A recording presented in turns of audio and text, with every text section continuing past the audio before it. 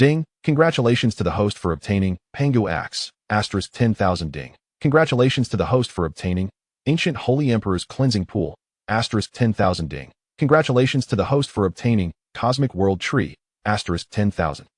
In the kingdom of Tianqing, at Kangwu Mountain, the grand assembly for recruiting disciples by the 7 major sects is underway. At the foot of the mountain, in a secluded corner, the atmosphere is starkly different from the bustling crowds elsewhere. It is profoundly tranquil. Stepping forward feels like entering a different realm, the contrast between motion and stillness creating a palpable sense of disconnection.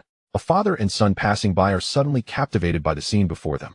Not far away, a strikingly handsome young man sits with his eyes closed, exuding an ethereal aura reminiscent of a celestial being. As if sensing their presence, Zhang Shu slowly opens his eyes and glances gently at the father and son. "You have arrived?" he inquires. "I have awaited your presence for quite some time." "Awaited us?" "He has been waiting here specifically for us." "How could this immortal know I was coming? What extraordinary power is this?" The middle-aged man, overwhelmed by the scene and Zhang Shu's words, finds his mind momentarily blank, panic and excitement flickering in his eyes. He hastily bows, addressing the white-clad youth with utmost reverence. Commoner pays respects to the immortal. Paying respects to the immortal. The boy, witnessing his father's reaction, also feels a surge of exhilaration, the scene before him resembling legendary encounters with reclusive sages. So familiar. The boy's heart races with excitement, secretly pondering if perhaps this is his destined opportunity. This immortal, with such an aura and gaze, must be a hidden master, waiting to accept him as a disciple and impart unparalleled wisdom. The more he contemplates, the more his excitement builds. "What is the purpose of your waiting for us, esteemed immortal?" The middle-aged man, though harboring suspicions, cautiously seeks confirmation. Zhang Shu offers a slight smile and replies, "Recently, I have been observing the celestial signs, and with a calculation, I discern that your child possesses extraordinary talent, destined to become a formidable figure renowned throughout the continent. If he remains concealed in this remote place, it would be a grievous waste of his gifts. My heart cannot bear it. Thus I have come here specifically to take him as my disciple and guide him carefully. May I inquire if you are willing?" Upon hearing this, the father and son are overwhelmed with excitement. "My son is a peerless genius, destined for greatness. Could it be that my son possesses the potential of an emperor?" The middle-aged man's heart swells with joy, hastily asking, "May I inquire the esteemed name of the immortal, and where is the immortal sect located? What conditions must my son fulfill to join?" Here it comes. Zhang Shu, upon hearing this, feels a surge of energy. If he can persuade them. No, if he can recruit a disciple with the talent for cultivation, he will successfully activate the system. Before sunset today is the final deadline. If he fails, he will permanently lose the opportunity to bind to the system and be condemned to a life of mediocrity. Having faced numerous failures, Zhang Shu feels a rush of excitement as he sees a glimmer of hope this time. Yet, he maintains an unperturbed demeanor, embodying the essence of a sage. With a composed expression and an air of transcendence, Zhang Shu gestures. 33 miles from here, there lies a sect that was once the foremost in the kingdom of Tianqing, revered even by the royal family, with profound heritage and countless strong practitioners, once akin to deities overlooking the masses. The eyes of the father and son widen with increasing brightness. The foremost sect, revered by the royal family. The boy can hardly suppress a gulp, feeling a rush of nervousness. Can he truly join such a sect? Until, this sect is none other than the Shenxiao sect. As the words fall, an unusual stillness envelopes the air at the mention of Shenxiao sect. The smiles on the faces of the father and son freeze abruptly. Shenxiao sect? The middle-aged man repeats uncertainly, fearing he has misheard. Zhang Shu nods nonchalantly. Indeed, it is the Shenxiao sect. It is actually the Shenxiao sect. What a disappointment. The boy's expression shifts, his smile fading, as if a beautiful dream has shattered. Ultimately, gazing at the retreating figures of the father and son, Zhang Shu can only manage a bittersweet smile, glancing at the setting sun with a sigh. Another failure. Zhang Shu does not belong to this world. In his past life, he was an ordinary wage slave, but upon transmigrating, he unexpectedly became the master of a sect in this unfamiliar realm. Shenxiao sect. The name is grand, yet it holds little significance. For this sect comprises only him. He is the master, the elder, the disciple, and the servant. Tragically, he even has to perform the menial task of cleaning the sect's premises. While other masters bask in glory, his situation is drastically different. In short, Zhang Shu has never witnessed a more dismal existence as a sect leader. AI. Zhang Shu sighed as he returned to the desolate Shenxiao sect, his eyes filled with a hint of unwillingness and solitude. The original owner of his body had been the young master of the Xinxiao sect, which in its prime was the undisputed leading sect in the kingdom of Tianqing. Even the royal family dared not show any disrespect to the Xinxiao sect. However, 3 years ago, an unforeseen calamity struck, leading to the sect's annihilation. Zhang Shu's father remains unaccounted for, and most elders perished. In a single night, the once mighty Xinxiao sect fell into disarray, with opportunistic wolves seizing the moment, betrayal within, and the sect's foundation plundered. The once illustrious Xinxiao sect became a mere ruin.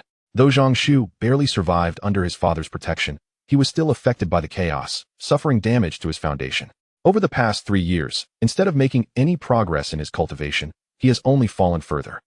From a once renowned genius who entered the condensing essence realm before the age of 15, he has been reduced to a figure of ridicule and scorn. Yet, Zhang Shu has not given up. With remarkable determination, he vows to break the chains of fate and restore the glory of the Xinxiao sect. Even after his cultivation plummeted from the condensing essence realm to the 4th layer of body refinement, enduring overwhelming pressure and the derision of countless onlookers, Zhang Shu remains resolute, refusing to surrender. Regrettably, destiny is relentless, and Zhang Shu ultimately succumbed. Unable to fulfill his grand ambition of reviving the sect, he fell into madness one fateful night, leading to his demise. When the people leave, the warmth fades. Without strength, one is nothing in this world. The lives of the weak are no more significant than weeds to true powerhouses. Zhang Shu gazes at the overgrown courtyard, feeling a sense of bitterness. The path of cultivation ascends through various realms, namely body refinement, condensing essence, Yuan Dan, Purple Palace, Radiant Sun, Nirvana, and Saint Realm, among many others. The law of the jungle prevails, and the strong reign supreme. It is said that the current royal ancestor of the kingdom of Tianqing is a terrifying powerhouse on the verge of entering the Nirvana realm, a strength that could be described as apocalyptic. Recalling the former glory of the Xinxiao sect, which rivaled that of the royal family, Zhang Shu's heart sinks once more. Now, the Xinxiao sect is so weak that it cannot even boast a single practitioner at the condensing essence realm. Pitifully weak.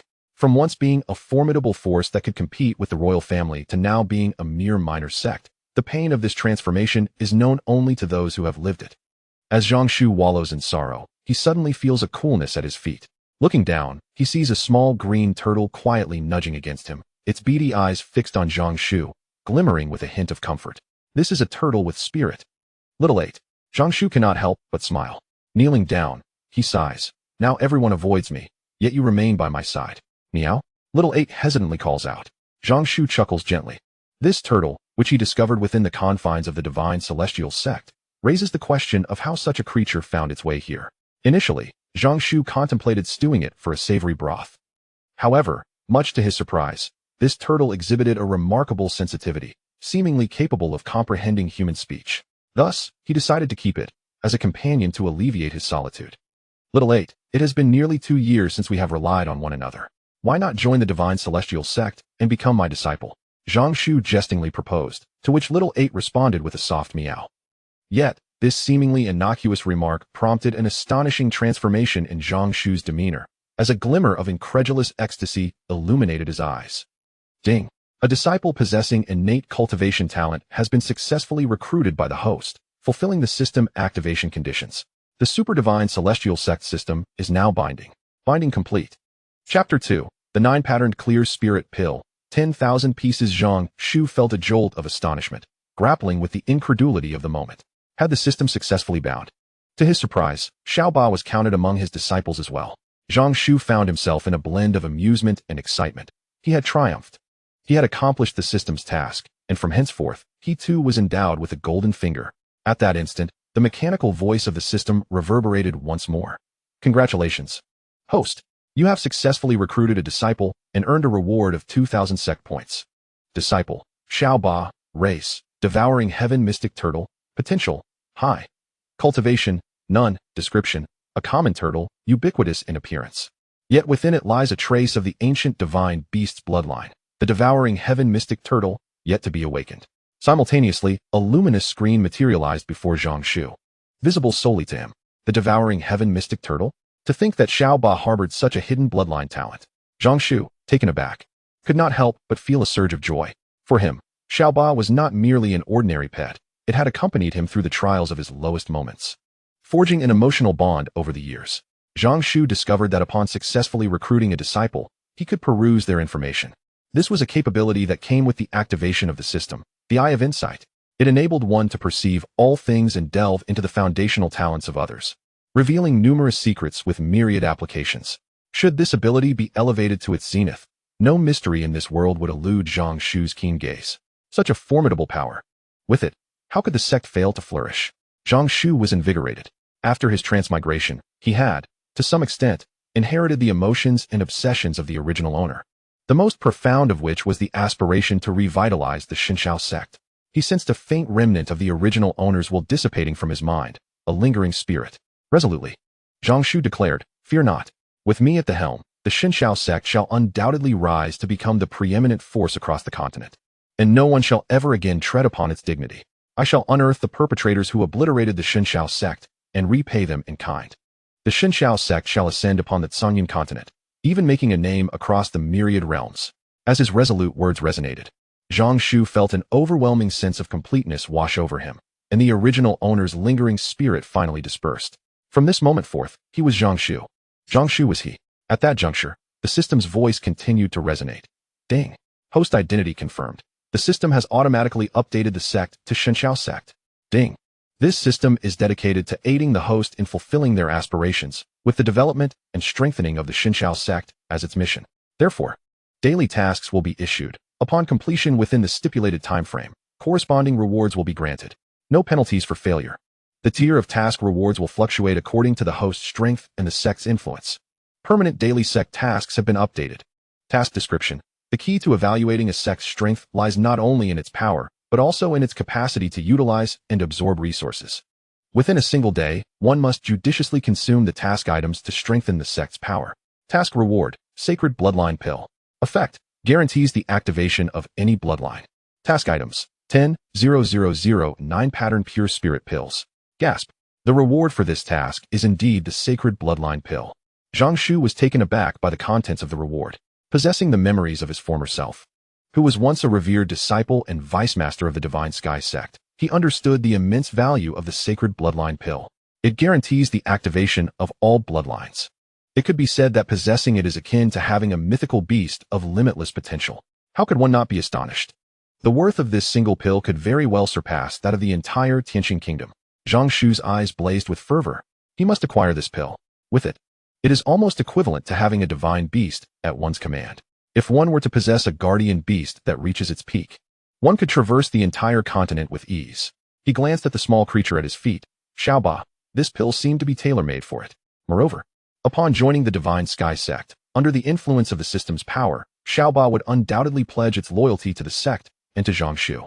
Thus, Zhang Shu could confidently elevate Xiaoba to the level of a divine beast. He envisioned activating the ancient sky-devouring turtle bloodline. After a brief moment of excitement, Zhang Shu began to regain his composure. Acquiring the Sacred Bloodline Pill would not be an easy feat. He must complete the daily tasks assigned by the system. Consuming all task items within a day requires a valid justification, implying that they could only be utilized on the disciples of his own sect. Zhang Shu pondered this and soon smiled. It is indeed the 9-pattern Pure Spirit Pill. Although merely a third-tier pill, its consumption can drastically enhance the cultivation aptitude of an ordinary person, transforming them in ways too numerous to count. The difficulty of refining such a pill is comparable to that of 5th-tier and even higher-grade pills. In the entire Tianqing kingdom, the number of individuals capable of crafting it is exceedingly rare. Only true disciples of significant sects have the opportunity to consume even the ordinary Pure Spirit Pill. What the system has provided is, astonishingly, the 9-pattern Pure Spirit Pill. 9 patterns, the highest quality. Its effects are likely exponentially more potent than those of an ordinary Pure Spirit Pill. This is no mere task. It is clearly a reward from the system for the sect. Consuming resources? This is no trivial matter. As he contemplated this, however, the next moment, upon noticing the figure of 10,000 associated with the 9-pattern Pure Spirit Pill, his expression of delight suddenly stiffened. Zhang Shu could hardly believe his eyes and rubbed them in disbelief. Upon reopening them, a chilling scream suddenly echoed throughout the Divine Sky Sect. 10,000. Who on earth could consume that many in a single day? There are only Xiao Ba and myself in the entire Divine Sky Sect. 10,000 9-pattern Pure Spirit Pills might just burst us both. It's all over. Zhang Shu's face darkened. Indeed, the Sacred Bloodline Pill is not easily obtained. There is no such thing as a free lunch in this world. Meow? Xiaoba tilted its head in confusion, unable to comprehend why Zhang Shu had suddenly lost his composure, shouting and wailing. Just when Zhang Shu thought this was the end, the system's voice suddenly resonated once more. Chapter 3. A Bountiful Newbie Gift Pack. Ding. The system detects that the host's current cultivation is exceedingly feeble, and their resistance to risk is alarmingly inadequate, which is detrimental to the grand plan of expanding the sect. Thus, a newbie gift pack is generously bestowed upon the host. Would you like to receive it immediately? The system's voice continued, and Zhang Shu was momentarily taken aback. What? Another newbie gift pack? Accept. He felt an overwhelming joy, realizing this was the true golden finger, blessings cascading one after another, making all his hardships over the years worthwhile. Ding. Congratulations to the host for successfully obtaining a newbie gift pack.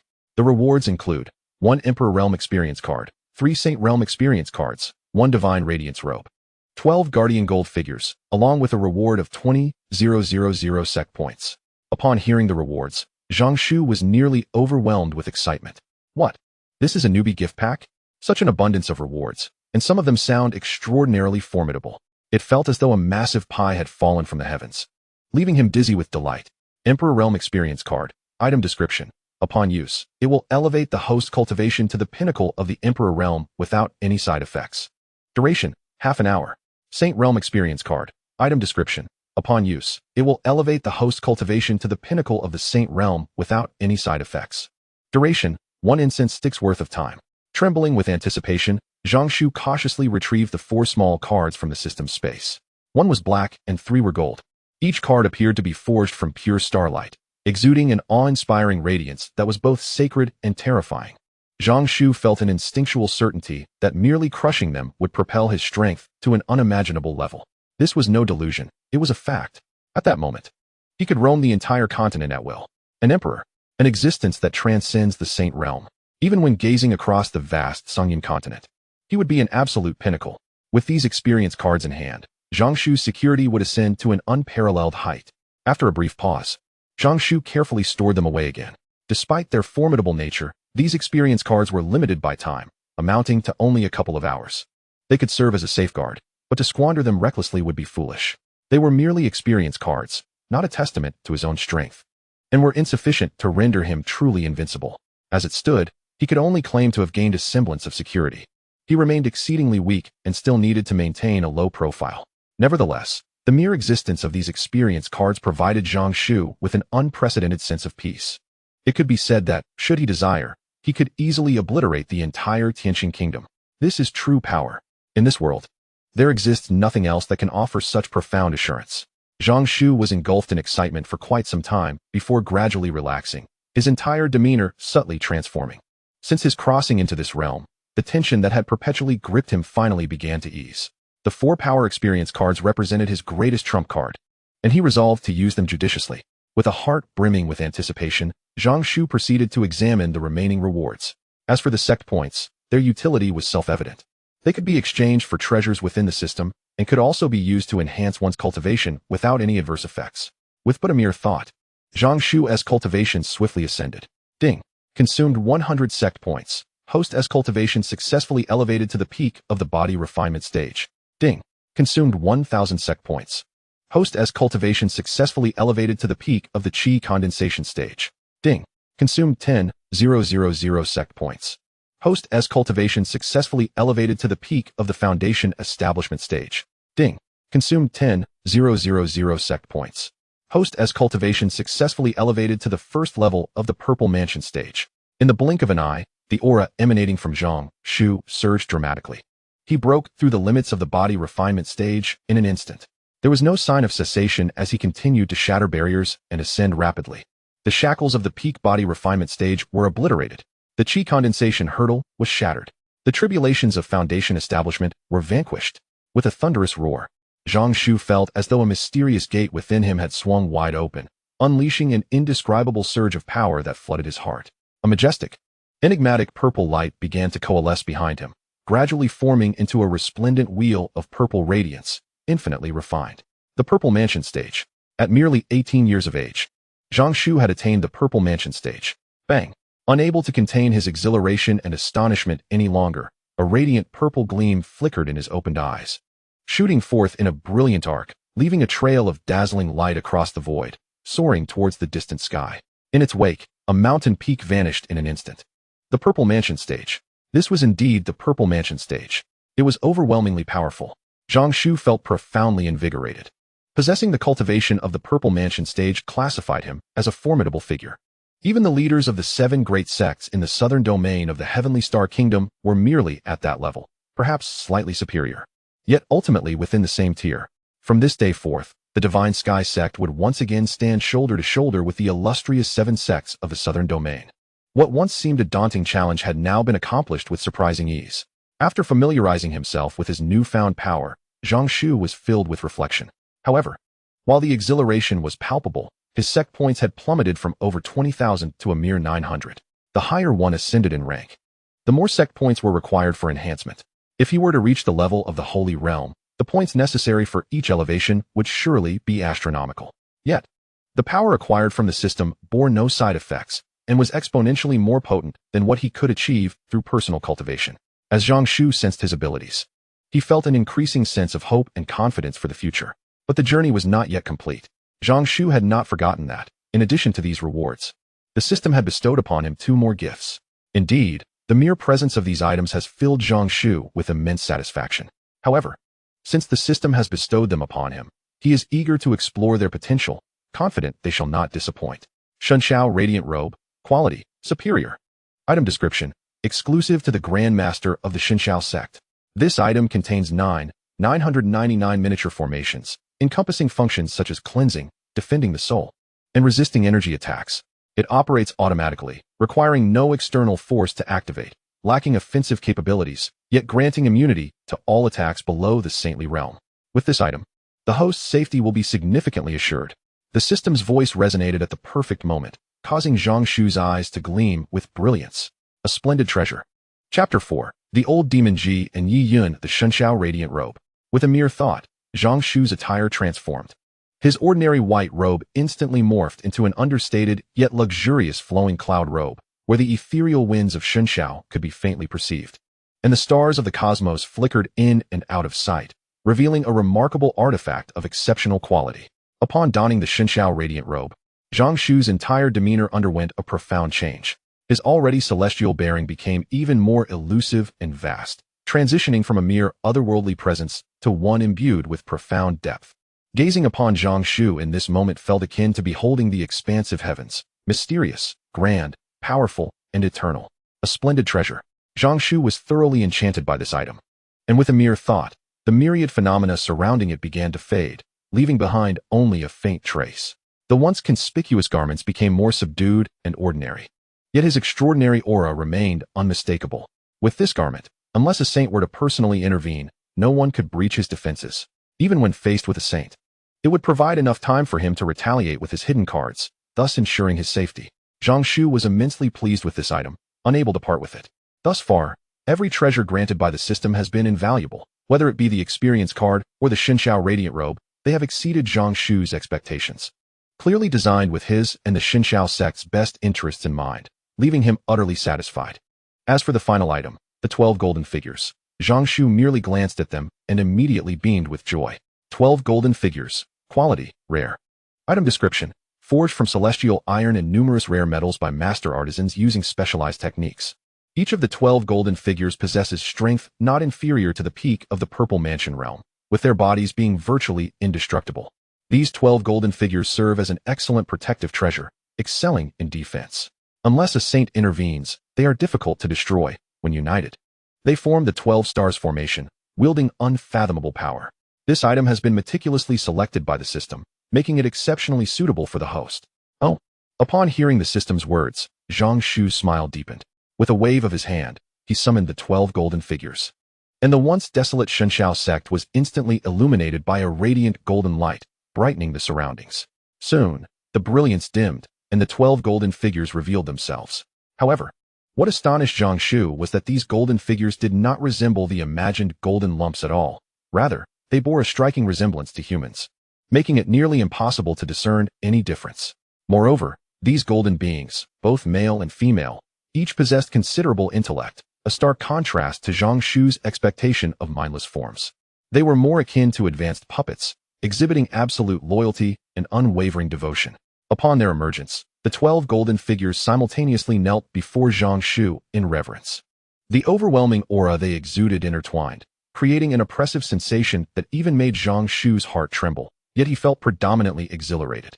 They were formidable. Indeed, from this day forth, you shall be entrusted with the safety of the sect. Zhang Shu smiled and nodded. The 12 golden figures responded in unison, "Yes, master. We shall vow to protect the Shenxiao sect with our lives, allowing no one to offend it in the slightest." Zhang Shu nodded, "I have faith in you." The 12 golden figures bowed once more, and with Zhang Shu's permission, transformed into streams of light, dispersing in all directions around the Shenxiao sect, some concealed, while others stood openly, safeguarding the entire sect from any infringement. Though the quality of these 12 golden figures was merely rare, they represented the most essential power for the current Shenxiao sect. With their presence, the sect truly possessed the capital for growth. Zhang Shu pondered deeply. These golden figures were not only powerful, but also tireless. They could serve as both a defensive force for the sect and as instructors for training disciples. After all, each golden figure not only possessed formidable combat strength, but also harbored terrifying battle experience, making them perfectly suited to serve as mentors for novice disciples, perhaps even underutilized. After a flurry of activity, it was already late at night. A few kilometers away from the Shenxiao sect, 3 figures swiftly darted beneath the moonlight, moving with incredible speed, one pursuing and the other fleeing. The pursuer was a shadowy, stooped elder with an extraordinarily sinister gaze that instilled fear with just a glance. The fleeing individuals, an elderly man and a young woman, were both panting heavily, their expressions filled with despair and urgency. "Ha! Yi Yun, surrender quickly. You cannot escape my grasp." A raspy voice echoed across the desolate wilderness, brimming with arrogance. "If you are wise, return with me to become my cultivation furnace, and perhaps I may spare your kin.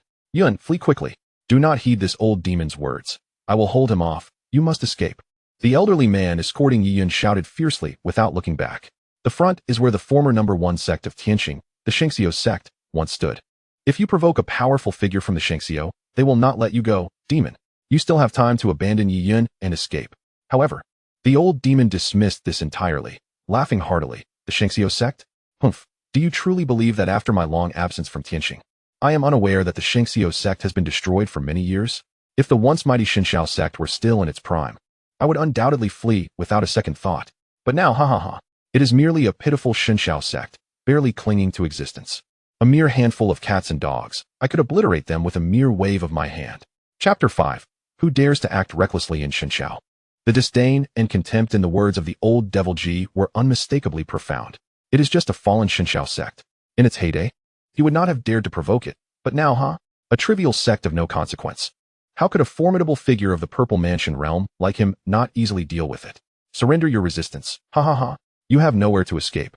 And even the 7 major sects of the southern region would not dare to offend me for the sake of 2 unrelated outsiders. The might of the Purple Mansion realm is beyond your imagination. The old devil Ji laughed heartily, his laughter brimming with arrogance. Upon hearing this, the expressions of the elder and the young girl darkened. Although Ji was arrogant, his strength was indeed formidable, rivaling that of the leaders and elders of the 7 major sections.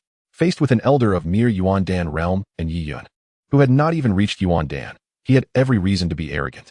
"Uncle Feng, do not concern yourself with me. Flee as far as you can. It is futile to take me with you." Yi Yun spoke with a look of despair directed at Uncle Feng.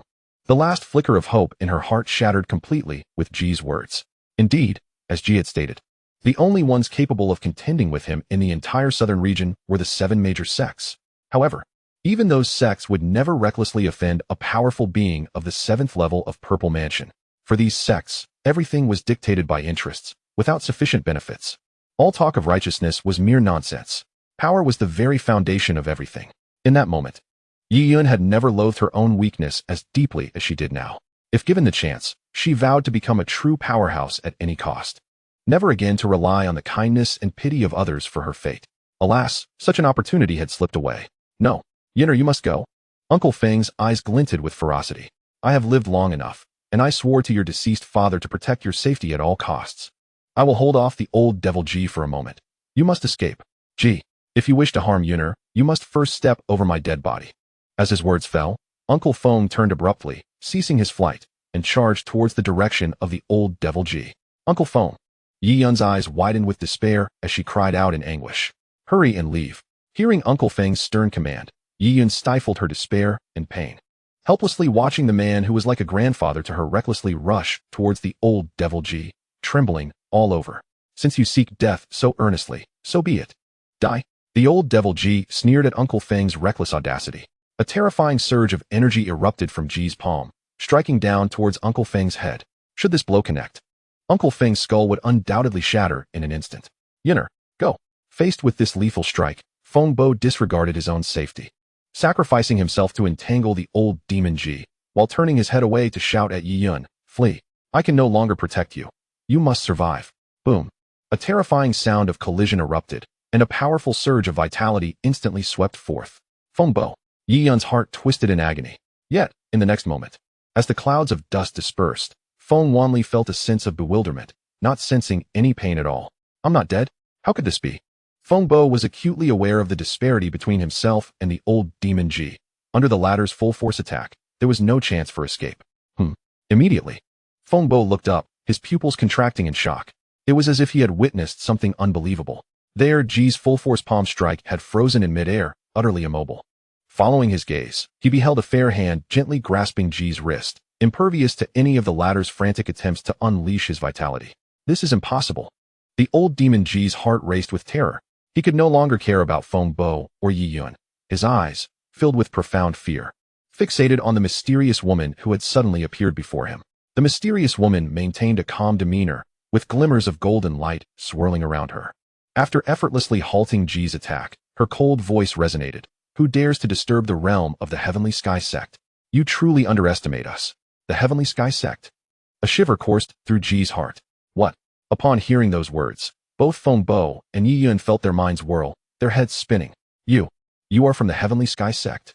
Feng Bo exclaimed in shock, his thoughts spilling forth.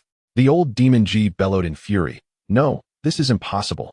The Heavenly Sky Sect has long since fallen, its powerful figures extinguished. There's no way such an existence could still be alive. It's a lie. It must be a lie. Who are you really? Humph. The mysterious woman cast a cold gaze at Ji, and in an instant, his entire arm exploded, his agonized screams piercing the air. The once arrogant figure now lay in utter disarray. Gulp. Witnessing the Purple Mansion's 7th-level demon Ji utterly overwhelmed by the mysterious woman, both Feng Bo and Yi Yun's hearts raced, hastily falling silent, fearful of provoking her inadvertently. The Heavenly Sky Sect is not to be questioned by the likes of you. The mysterious woman unleashed a swift strike, and before Ji could utter another cry, accompanied by a surge of terrifying vitality, he was obliterated into nothingness. Such formidable power. Could this woman be a terrifying existence of the Radiant Sun realm? Upon witnessing this scene, Feng Bo's eyelids twitched uncontrollably. He inwardly cursed. The rumors from the outside world were indeed unreliable. The Heavenly Sky Sect has fallen? Fallen my foot. Just this one Radiant Sun realm powerhouse, in the entirety of the Tianqing Kingdom, which forces would dare to provoke? Yi Yun's heart raced with excitement. A true powerhouse. This is what it means to be strong. She vowed to become a formidable existence like the mysterious woman in the future, although it is likely just a distant wish. Who can truly ascertain what the future holds? As the thoughts of the two individuals swirled in their minds, the mysterious woman who had dealt with the old demons suddenly turned to face them, her eyes radiating a chilling, murderous intent. Instantly, their expressions froze in terror. The next moment, her indifferent voice pierced through the air, enveloping them in a wintry dread. Now it is your turn. You dare to cause a disturbance on the territory of the Divine Sky Sect. Do you not regard us at all? Chapter 6. Life has become unbearable. Even the turtle has been brought to tears. Meanwhile, at the Divine Sky Sect, as time ticked away, Zhang's heart grew increasingly filled with frustration and reluctance, while gazing at the mountains of pills emanating a faint azure glow before him. Xiaoba, hurry up and eat. Don't stop. Why have you ceased? These are the extraordinarily rare spirit pills. Many would fight tooth and nail, weeping and wailing, to obtain just one. And yet you treat them with such disdain. Zhang scolded as he exchanged glances with the turtle. Meow. Having already consumed over 2,009 patterned clear spirit pills, Xiaoba looked at the pill offered to him with a hint of disdain in his emerald eyes. Silently extending a paw, he gently pushed the coveted pills away and curled up, clearly indicating his disinterest. This worthless thing, let anyone who desires it eat it. I certainly will not. You, Zhang, exasperated, forced a pill into his mouth. Wow, this is simply delicious. Xiaoba, you will definitely regret not eating this. Just as Zhang's words fell, he suddenly erupted into a fit of dry heaving. Xiao Ba, having just extended his head, retracted it silently with an expression of disdain. You think you can trick me? No way. Having consumed over 4,000, I haven't even reached half. As dawn approached, Zhang gazed at the towering pile of 9-patterned clear spirit pills, nearly in tears. He and Xiao Ba simply could not consume any more. Initially, the experience of eating the 9-patterned clear spirit pills was quite delightful. One pill would leave him feeling as if he could soar, with every pore opening to absorb the essence of heaven and earth, transforming his very being. The sensation was utterly exhilarating. Witness how Xiao Ba transformed from an ordinary turtle into a formidable creature with the cultivation level of a Yuan Dan realm due to the powerful effects of the 9-patterned clear spirit pills. Now, Zhang could confidently assert that just this turtle under his command could easily surpass 99 of the talented cultivators in the entire Tianqing kingdom. Compared to Xiao Ba, who had broken through several major realms in a single night, those so-called geniuses were utterly lacking. At this moment, both the human and the turtle had nearly rid themselves of all impurities. They were more refined than even an innate spiritual body. With thousands of 9-patterned clear spirit pills amassed, as long as they did not burst, even a pig could become an extraordinary prodigy. Xiao Ba, you must eat. Do you not desire the sacred bloodline pill? Do you not wish to become an ancient divine beast? Are you truly resigned to a mundane existence as an ordinary turtle, wasting away your life? You have matured into a seasoned tortoise, and it is high time you learn to procure your own elixirs. You cannot continue to languish in laziness. Zhang Shu glared at the motionless Xiao Ba, his heart swelling with frustration and sorrow. What a tragedy! Why have I exerted myself to consume these elixirs? Is it merely for my own sake? Am I indulging in mere gluttony? Am I seeking the thrill of extravagance? Xiao Ba felt increasingly aggrieved, recognizing that perhaps he had indeed been remiss and should strive harder. Yet, after hearing these words, he sensed something amiss, yet could not articulate it. Alas, enough of this. Why must he be subjected to such pressure? Meow? Xiao Ba reluctantly acquiesced. Zhang Shu's eyes gleamed with determination as he pressed on. Ultimately, is it not for your benefit? Is it not to fulfill the system's task, to obtain the sacred bloodline elixir, and thus liberate you from the shackles of fate? Embarking on the evolutionary path of an ancient divine beast? I have exerted myself so fervently for you. What right do you have to neglect your efforts? Consume it at once. Zhang Shu lamented deeply. Whether swayed by Zhang Shu's words, or simply exhausted from the relentless nagging, Xiao Ba timidly extended his head, begrudgingly grasped an elixir, and slowly swallowed it. Meow? Gag. Xiao Ba retched violently. In that moment, even with his tortoise temperament, tears welled in his eyes, cascading down. This life, it is unbearable. Gag. Who are you two, seeking to join the Divine Sky Sect? The mysterious woman was taken aback, not expecting such a response. Yi Yin responded without hesitation. Indeed, esteemed senior, we have traveled great distances, long admiring the illustrious name of the Divine Sky, eager to join the ranks of the sect. For this, we have faced relentless pursuit from the old demon Ji, and had it not been for your timely intervention, we would have surely met a tragic fate. We implore you to assist us. Upon hearing this, the mysterious woman appeared subtly moved. Feng Bo, observing, could not help but twitch his lips. To join the Divine Sky Sect? How was he unaware of this? He distinctly recalled that they had been relentlessly pursued, stumbling into this place in desperation. The tale was almost convincing. However, seeing the mysterious woman's demeanor, he realized that if a satisfactory explanation was not provided, they might not live to see another day. Causing a commotion within the territory of the Divine Sky Sect, where even the old demon Ji was swiftly vanquished, what chance did they have? Moreover, as Feng Bo contemplated, a sudden surge of excitement ignited within him. It appeared that the Divine Sky Sect was profoundly enigmatic, with even a random individual exuding the aura of a formidable being. If they could indeed gain entry into the Divine Sky Sect, it would undoubtedly be a tremendous boon for Yi Yun and the Yi family. How astute were Yi Yun's words. Realizing this, Feng Bo could not help but marvel at her quick wit. Had it been anyone else, overwhelmed by panic and unable to provide a satisfactory explanation to the mysterious woman, they would have likely met their end. Ah, now it is clear. I had misjudged you. Upon understanding the context, the mysterious woman's expression softened immediately. A faint smile graced her lips as she offered solace to the two individuals.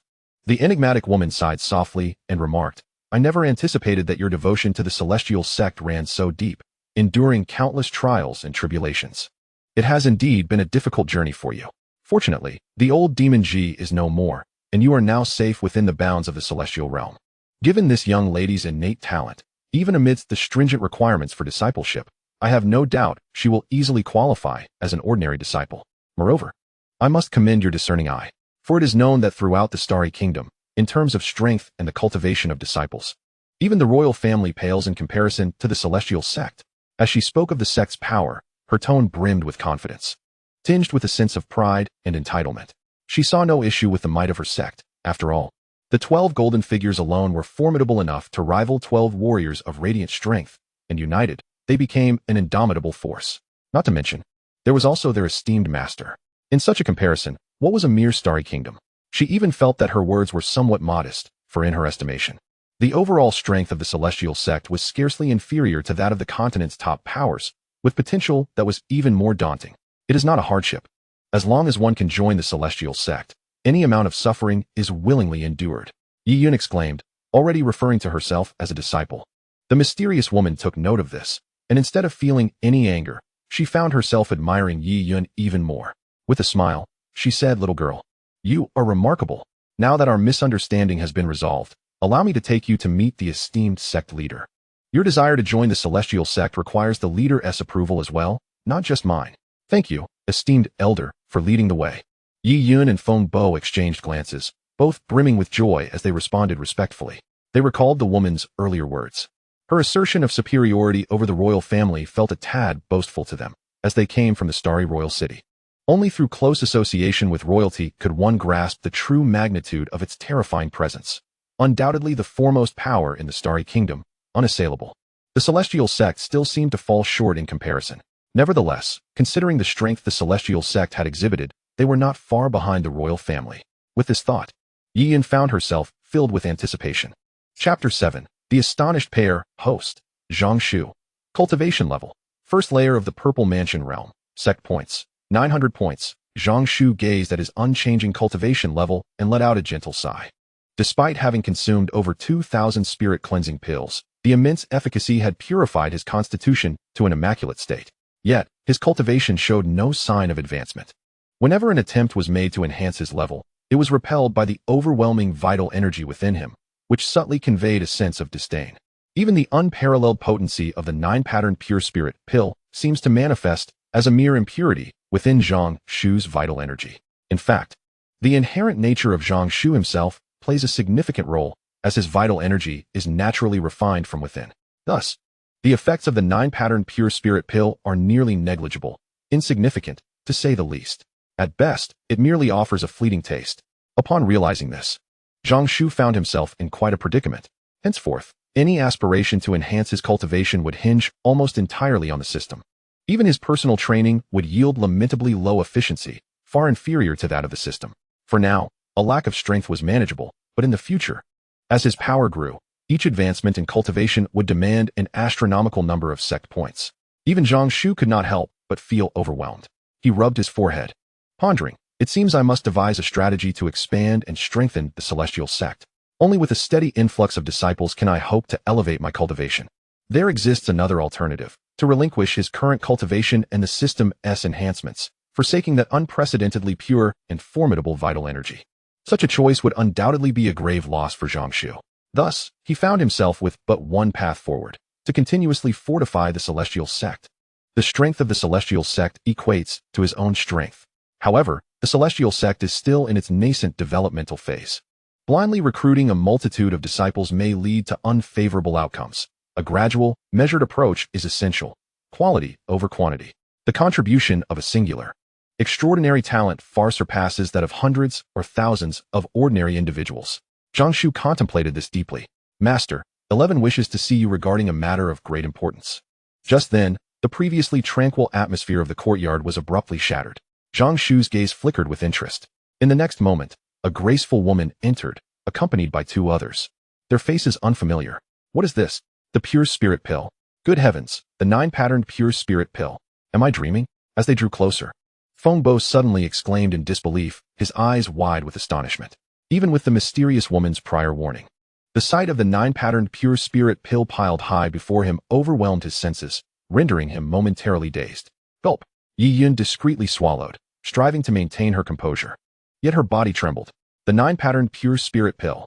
It truly exists. Yi Yun murmured in astonishment. The 9-patterned pure spirit pill, this legendary elixir, can it truly be crafted? And here it is, amassed into a small mountain. At that moment, they resembled beggars stumbling into a royal treasury, their eyes wide with shock. Indeed, they appeared even less dignified than beggars. Meanwhile, 11, witnessing the scene, felt no surprise, as one of the 12 golden figures. She understood all too well the magnitude of her masteress prowess. Nevertheless, even 11 was subtly moved upon seeing the mountain of 9 patterned pure spirit pills in the courtyard. They are. Zhang Shu glanced at 11, his mind racing with speculations, but he still sought clarification. Report to me. The two individuals aspired to join the Xinxiao sect, and seeing their sincere intentions, my subordinate boldly brought them forth for your esteemed consideration. Please make your decision. 11 respectfully knelt on one knee and spoke in a solemn tone. This scene startled the two bystanders. Witnessing even a powerful figure like the mysterious woman kneel down caused Yiyun and Fengbo to snap back to reality, their hearts pounding, and they too promptly knelt. Upon hearing 11 refer to the figure as master, Yiyun and Fengbo could not help but speculate on the identity of the person before them, who must surely be the leader of the Xinxiao sect.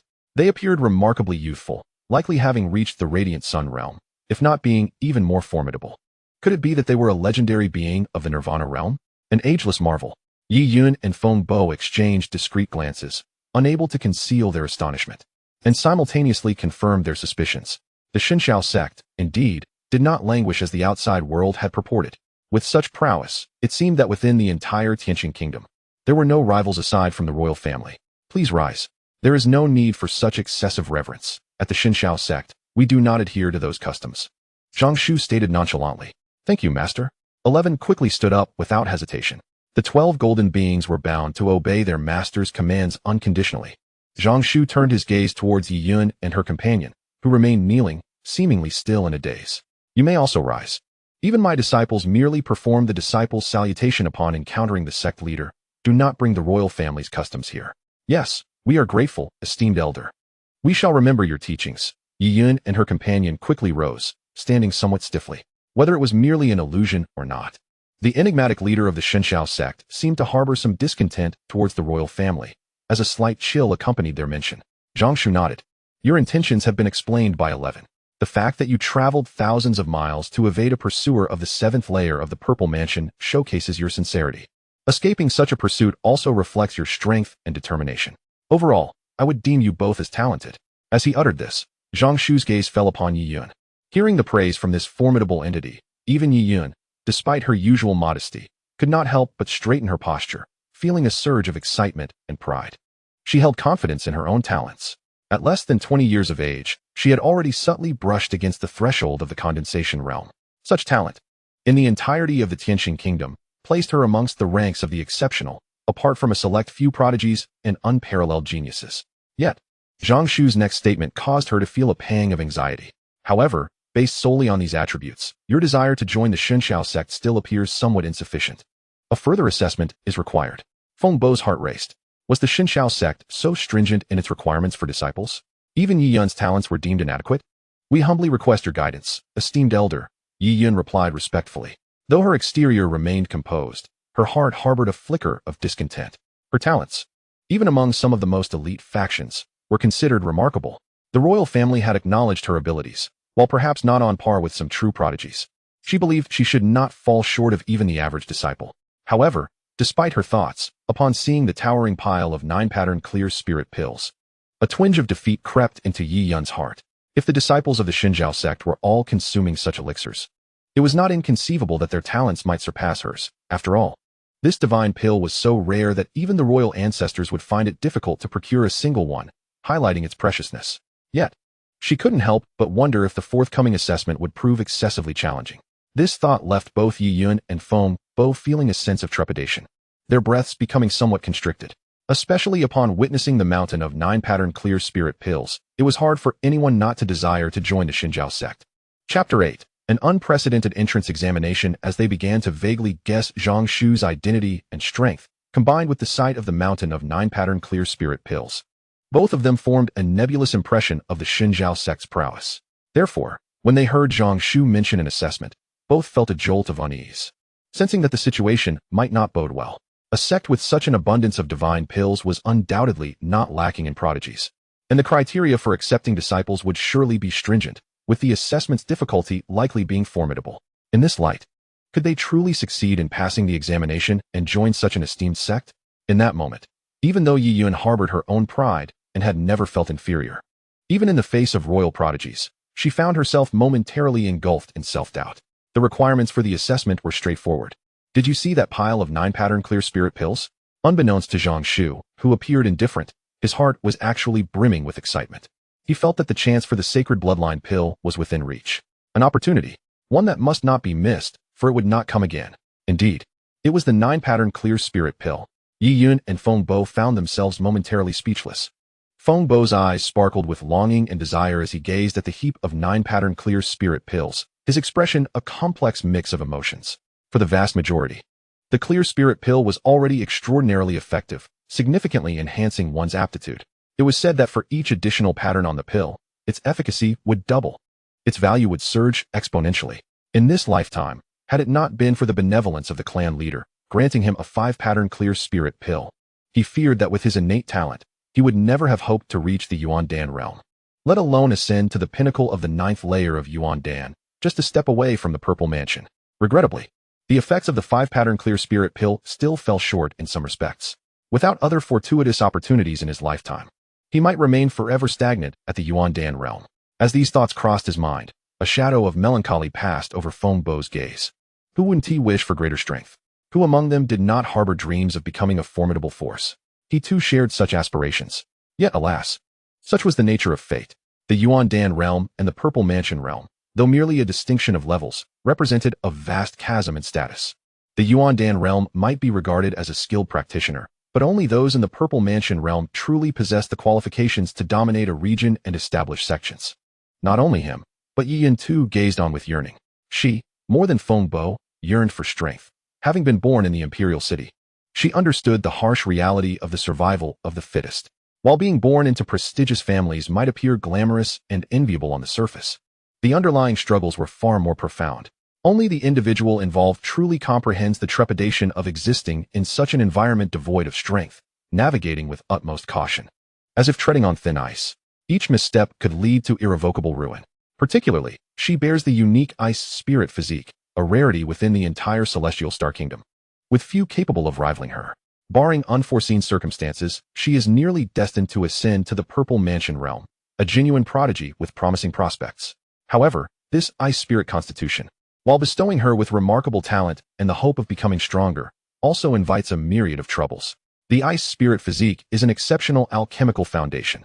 A practitioner fortunate enough to marry an individual possessing this rare constitution could experience meteoric advancements in their cultivation through special secret methods, proving invaluable for transcending certain thresholds. Even the royal family covets the ice spirit physique. Numerous times, powerful figures from the royal lineage have sought to propose marriage to the Yi family, and each refusal has placed immense pressure on both Yi Yun and the Yi family, leaving them in a state of constant trepidation. The Yi family does not wish to relinquish Yi Yun, their cultivation genius. It is not that they do not yearn for royal connections. Rather, Yi Yun represents the family's hope for resurgence. While the ice spirit physique can aid others in their cultivation, it poses a substantial risk to its bearer, potentially leading to complete loss of cultivation or, in severe cases, a drastic reduction in lifespan, culminating in sudden death. Outwardly, they face pressure from entities such as the royal family and the foremost families of the Imperial City. Behind the scenes lurk individuals like the sinister Elder G, who covet the ice spirit physique and resort to underhanded tactics. The anxiety of living in such a state has become unbearable for Yi Yun. Her desire to grow stronger is overwhelming. Only by fortifying herself can she ensure that no one dares to bully her, nor can they oppress the Yi family. Yi Yun harbors deep affection for her family, recognizing that had it not been for their resilience against the royal pressures over the years, she might have descended into a pitiful existence long ago. She understands the expectations the Yi family has for her, aware that their chance for resurgence rests upon her shoulders. Thus, for her own sake and for the revitalization of the Yi family, she is determined to strive for strength. If only she could possess the 9-pattern pure spirit pill, her cultivation speed would surely experience a significant boost. Alas, such a miraculous elixir, even if the entirety of the Yi family were sold off, would be unattainable. Yi Yun lets out a soft sigh, a bitter smile gracing her lips. This divine pill remains but a distant fantasy, akin to how ordinary people yearn for sudden wealth and the blissful life that follows. Yet, such dreams are mere thoughts. The stark reality is that it is altogether impossible. Yi Yun finds herself in a similar predicament. Even if the Yi family could afford such a pill, it would be a commodity without a market. The moment such a divine pill were to surface, it would undoubtedly be snatched away by various powerful factions and the royal family in an instant. If the Yi family were to possess such a treasure, it would likely spell disaster rather than fortune, as they are far too weak. Yi Yun, too, remains painfully weak. The harshness of reality is suffocating, oppressive, leaving one gasping for breath. One cannot help but ponder the identity of this esteemed leader of the Xinxiao sect, who has managed to acquire such an astonishing wealth of 9-pattern pure spirit pills. If this information were to circulate, it would likely unsettle even the royal family. Yi Yun's thoughts drifted. Feng Bo gradually regained his composure, his expression a tapestry of complexity, stealing a furtive glance at Zhang Shu. He also surveyed the impressive array of 9-pattern pure spirit pills. To display such a substantial collection of divine pills so brazenly, without fear of attracting calamity, speaks volumes of this individual's inscrutable intentions. Your task is quite simple, Zhang Shu said, calculating the time and glancing at the dimly lit sky, though urgency surged within him. His demeanor remained unflinching as he calmly declared, to join the Xinxiao sect, you must consume all of these pills before sunset today. Should you succeed, you will have passed the assessment. What say you? At this pronouncement, both Yi Yun and Feng Bo appeared as if struck by lightning, their bodies rigid with shock. They exchanged wide-eyed glances, disbelief etched across their faces. Consume all of them? 9-pattern pure spirit pills? Yi Yun and Feng Bo stammered, their astonishment rendering them momentarily speechless. Was this truly the case? Surely, this was no jest. Chapter 9. They had yet to grasp the gravity of the situation. Feng Bo cautiously regarded Zhang Shu, carefully weighing his words, lest he provoke the elder's ire. Senior, this jest is ill-timed.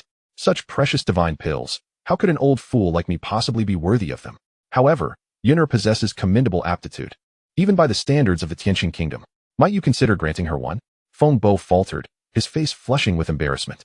He was acutely aware of the immense value of the 9-pattern pure spirit pills. Yet, if he could swallow his pride to secure one for Yi Yun, it would be well worth the sacrifice. With a subtle glance, he urged Yi Yun to beseech the elder, for perhaps fortune would smile upon them. Yi Yun felt a flicker of hope, but lacked the courage to voice her request. What did this mean? Was her plea too audacious? Nonetheless, the challenge posed by over 6,000 pills within a mere half-day was indeed formidable. Zhang Shu, noticing their hesitation, felt a pang of urgency. This was unacceptable. He relied on these two to assist him in acquiring the sacred bloodline pill. After a moment of silence, he scrutinized Yi Yun and Feng Bo's expressions for a few seconds before softening his tone, imbuing it with gravity. I understand that this assessment may appear daunting, but the Xinxiao sect is prestigious, with countless aspirants vying to join. Without certain thresholds, would it not be an open invitation for anyone to join? This challenge is, in fact, relatively lenient. Were it not for your sincerity, such a privilege would not have been afforded. For the sake of the sacred bloodline pill, Zhang Shu felt he had never been so accommodating. Under different circumstances, he would have undoubtedly raised the difficulty, demanding that one individual consume nearly 6,000 pills. With the current scarcity of personnel in the Xinxiao sect and the weighty daily tasks at hand, how could he expect new disciples to strive diligently? How would he secure greater rewards for the sect? How could he elevate his own cultivation? How could he grow stronger? Young individuals, do not always seek the path of least resistance. Strive and toil. With this thought, Zhang Shu's tone grew more severe. If you find it too arduous, then return whence you came. Those who cannot endure such minor tribulations shall not be sustained by my Divine Sky Sect. Upon uttering these words, Zhang Shu felt a slight flush creep upon his face. He recognized that this assessment was indeed quite challenging. Even he, after consuming 2,009 pattern pure spirit pills, suffered from severe gastrointestinal distress. To consume even more would pose a significant burden for him. Placing such a formidable task upon a young girl and an elderly man was, in truth, somewhat disheartening. Yet, there was no alternative. For the sake of the sect, for his own strength, and for the sake of the little one, he had to impose this on the two. As for the intrinsic value of the 9-patterned pure spirit pills, they might indeed be regarded as divine elixirs by others, precious beyond measure. However, to Zhang Shu, they were merely a hindrance, offering no benefit and severely impeding his cultivation. Were it not for the fact that he could not discard them, he would have long since buried them in the ground as fertilizer. Perhaps in the future, the sect could acquire some spiritual plants, Zhang Shu mused, finding the idea plausible. Otherwise, forcing someone to consume such a quantity of pills daily would inevitably lead to trouble. At this moment, Feng Bo and Yi Yun exchanged glances. Even the dullest among them could discern that Zhang Shu was not jesting. He truly intended for them to consume the pills, and in abundance. In an instant, a myriad of emotions surged within them, rendering them complex and bewildered. They seemed momentarily frozen in place. After several breaths, Feng Bo finally managed to speak, only to discover his voice had become unexpectedly hoarse. These 9-patterned pure spirit pills. Can I, an old man, truly partake in them? Is this for real? Zhang Shu nodded affirmatively. What I have spoken must surely be honored. Feng Bo felt a surge of gratitude, yet he recalled Zhang Shu's prior admonition against kneeling. Thus he could only offer a deep bow, solemnly declaring, from this day forth, my life belongs to you, esteemed sect master. For your command, I would traverse mountains of blades and seas of fire without a moment's hesitation. He then cast a somewhat apologetic glance at Yi Yun. Forgive me, Yinner. The sect master has bestowed upon me such profound grace. I, Feng Bo, need not elaborate further. You are correct. Yi Yun, equally moved, immediately bowed respectfully to Zhang Shu. Sect master, from this day forth, my life is dedicated to the Divine Sky Sect. Observing that both had now addressed him as sect master, Zhang Shu merely nodded lightly. For him, these pills held little significance. Yet for the hopeless Feng Bo and Yi Yun, these pills instilled a warmth within them, a feeling they had never experienced elsewhere, not even within their own families. In that moment, their sense of belonging to the Divine Sky Sect soared, vowing to repay the sect and its master with all their might. Determined not to disappoint the sect master's lofty expectations. Observing the two individuals, their eyes brimming with tears as they fervently consumed the elixirs, Zhang Shu quietly turned away. It was unbearable. The mere sight of the Qingling Dan was enough to induce a sense of nausea. Nearby, Xiaoba, witnessing the two in their emotional state, wept openly while relishing the deliciousness of the food, casting a sympathetic glance their way, as if to say, cherish this moment. For it won't be long before you truly comprehend the essence of cruelty and the threshold of the Xinqiao sect. It was too painful to watch. By tomorrow night, as they drift off to sleep, their blankets would likely be filled with the 9-patterned Qingling Dan. Yet, none of this seemed to deter the two from fervently swallowing the elixirs. In that moment, driven by gratitude and excitement, they remained blissfully unaware of the gravity of their situation, oblivious to the terrifying shadow that this so-called entrance examination would cast over them for a long time to come. Chapter 10. The acquisition of the divine bloodline. Pill time passed steadily. Yi Yun and Feng Bo, with tears in their eyes, continued to ingest the elixirs. With each pill consumed, an overwhelming yet gentle surge of pure energy permeated their internal organs, circulating through their meridians with remarkable efficiency, continuously transforming their physiques. Their auras steadily ascended. Among them, Yi Yun, the weakest, almost instantaneously broke through the threshold of the condensation realm, and she continued to ascend rapidly. The 9-pattern Qingling Dan not only aided in enhancing one's physique, but also significantly propelled their cultivation.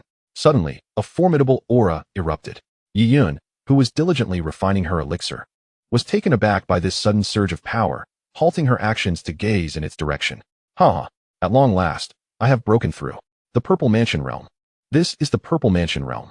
Splendid, simply splendid. Feng Bo exclaimed joyfully. In that moment, both Feng Bo and Yi Yun were overwhelmed with exhilaration.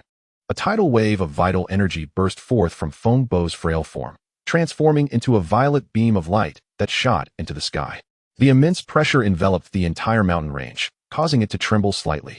After decades, Feng Bo had finally stepped into the coveted realm. With a swift motion, he ascended into the air, hovering in the void.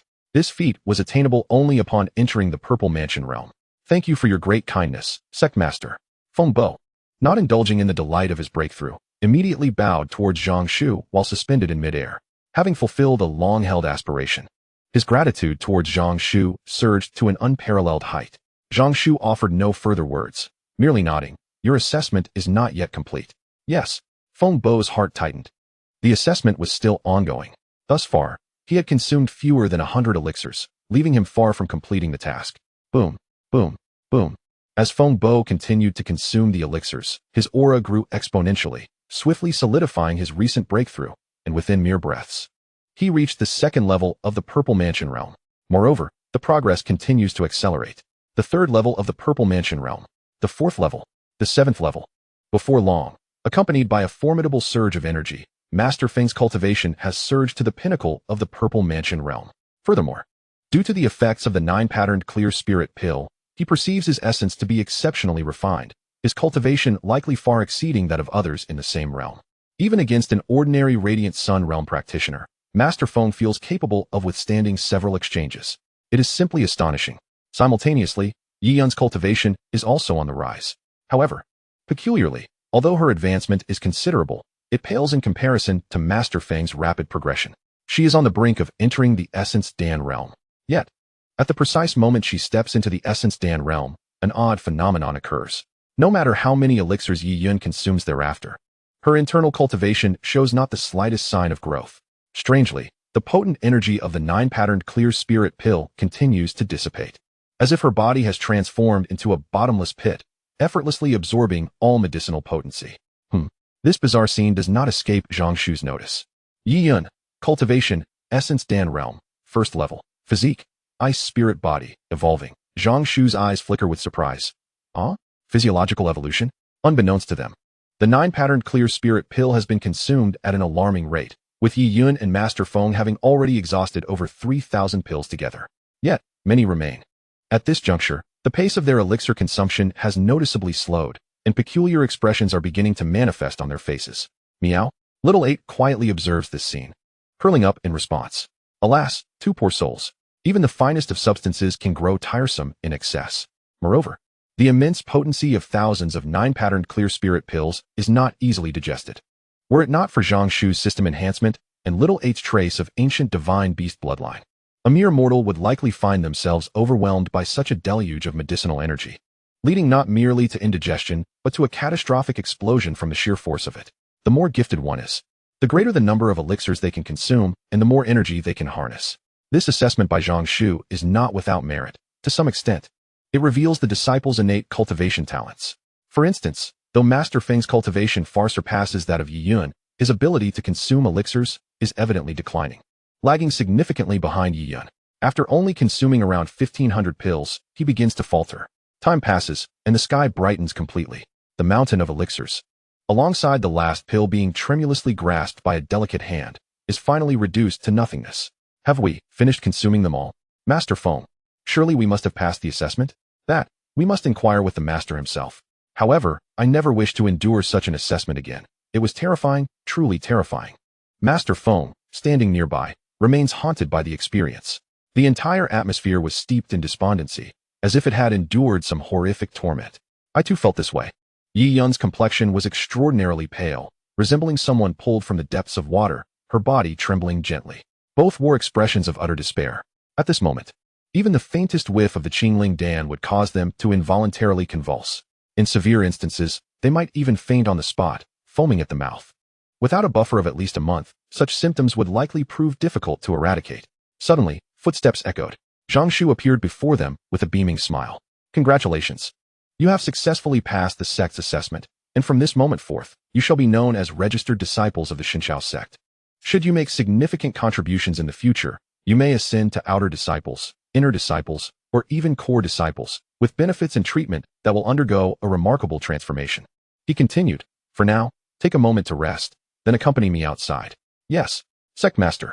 Yi Yun and Fengbo rose, their faces alight with joy as they promptly responded. Previously, they held little regard for the Xinqiao sect, the notion of being registered disciples, let alone core disciples or esteemed elders, hardly crossed their minds. Yet now, the situation had changed. The prospect of becoming registered disciples filled them with a sense of fortunate anticipation. If the treatment for registered disciples was this favorable, what might await them as outer disciples? Or even inner disciples? The thought of core disciples was almost too grand to entertain. In that moment, the image of the Xinqiao sect loomed ever more mysteriously and impressively in their minds, even overshadowing the royal family's stature. Disregarding the astonished duo, Zhang Shu could hardly contain his excitement. Ding! The host has successfully recruited 2 disciples with cultivation talent, earning a reward of 4,000 sect points. Ding! Congratulations, host. Registered disciple Yi Yun's physique has undergone a breakthrough, transforming from the ice spirit body to the 9-star celestial nether body. An additional reward of a sapling from the ancient life tree has been granted. Ding! Congratulations, host, for completing the daily task and receiving a system reward. 1 sacred bloodline pill. At last, it was within reach. Zhang Shu found a secluded pavilion, seated himself beside a stone table, and with a flash of brilliance, a small ancient wooden box appeared in his palm. The box was intricately engraved with an array of ancient patterns, appearing complex yet exuding an indescribable aura of awe and elegance. Opening the box revealed a scarlet pill, lying quietly at its center, accompanied by an overwhelming pressure akin to mountains and prisons. Even Zhang Shu found himself momentarily breathless. Meow?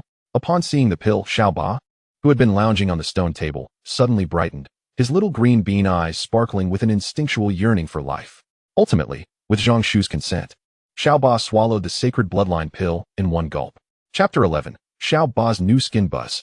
The moment Xiaoba consumed the sacred bloodline pill, an invisible force surged forth, enveloping the entire courtyard in an instant. Zhang Shu's gaze shifted, sensing an unprecedented sense of oppression. In an instant, it seemed as though all sounds in the universe had quietly vanished, plunging everything into a state of absolute silence. Faintly, the sound of a heartbeat could be discerned. This sensation caused Zhang Shu's heart to race anxiously, as if a terrifying primordial beast was gradually awakening, attempting to open its eyes and gaze down upon this world from the boundless expanse of time and space. The oppressive feeling was overwhelming. Was this the process of bloodline awakening?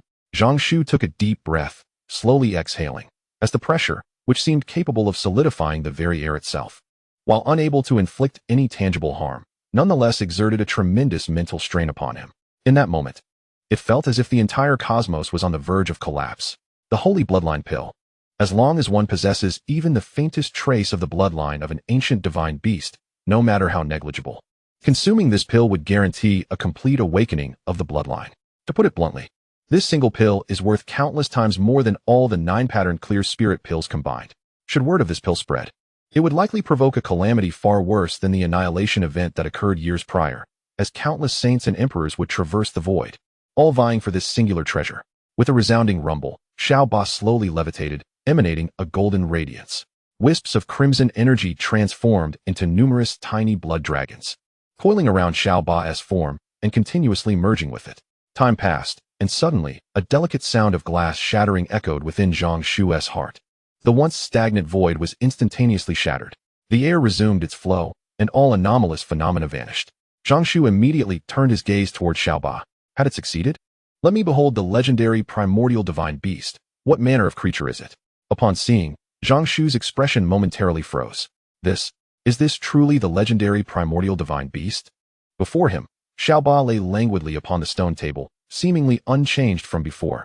If anything, it had transformed from a vibrant green to a resplendent gold. A golden turtle. Meow? Xiaoba's eyes appeared to sparkle with greater vivacity. Zhang Shu, momentarily dazed, could not resist grabbing Xiaoba and inspecting it closely. Incredulous as he exclaimed, "A primordial divine beast? Is this its form? What a jest! Is it not merely a turtle?" Meow? Xiaoba waved its paws in protest, demanding to be set down. However, the protest fell on deaf ears. Despite the evolution of its bloodline, Xiaoba remained no match for Zhang Shu, who easily held it captive. Xiaoba, race, devourer of the heavens tortoise, cultivation, third layer of the Yuan Dan realm. In terms of strength, there was hardly any change. Yet the race now indeed displayed as the devourer of the heavens tortoise. However, no matter how Zhang Shu looked at it, this creature was still a turtle. It bore no resemblance to the imposing image of the Xuan Wu he had envisioned. It was, to say the least, entirely unrelated. Meow? Xiaoba writhed desperately, attempting to escape Zhang Shu's grasp. Zhang Shu, feeling somewhat helpless, found his interest waning. After much anticipation, what was initially thought to be a golden legend turned out to be merely a tortoise. Casually discarding the small creature to the side, Zhang Shu surveyed the sect and promptly sought a random spot on the mountain. With a decisive stomp, he created a small pit and, seemingly from nowhere, produced a sapling which he planted within it. Strangely, at the very moment the sapling was introduced, the vitality of the surrounding world seemed to intensify dramatically. A gentle, luminous energy began to radiate, enveloping the entire sect. What had transpired? Such a rich aura of life. Could it be that a precious treasure had emerged? Feng Bo, astonished, soared into the air, his expression one of profound shock. Following the source of the aura, he realized it emanated from the depths of the Xinxiao sect. Before he could further investigate, a figure suddenly flickered into view from a distance. In the next heartbeat, Zhang Shu appeared. Startled, Feng Bo hurriedly bowed in respect, exclaiming, "Sectmaster."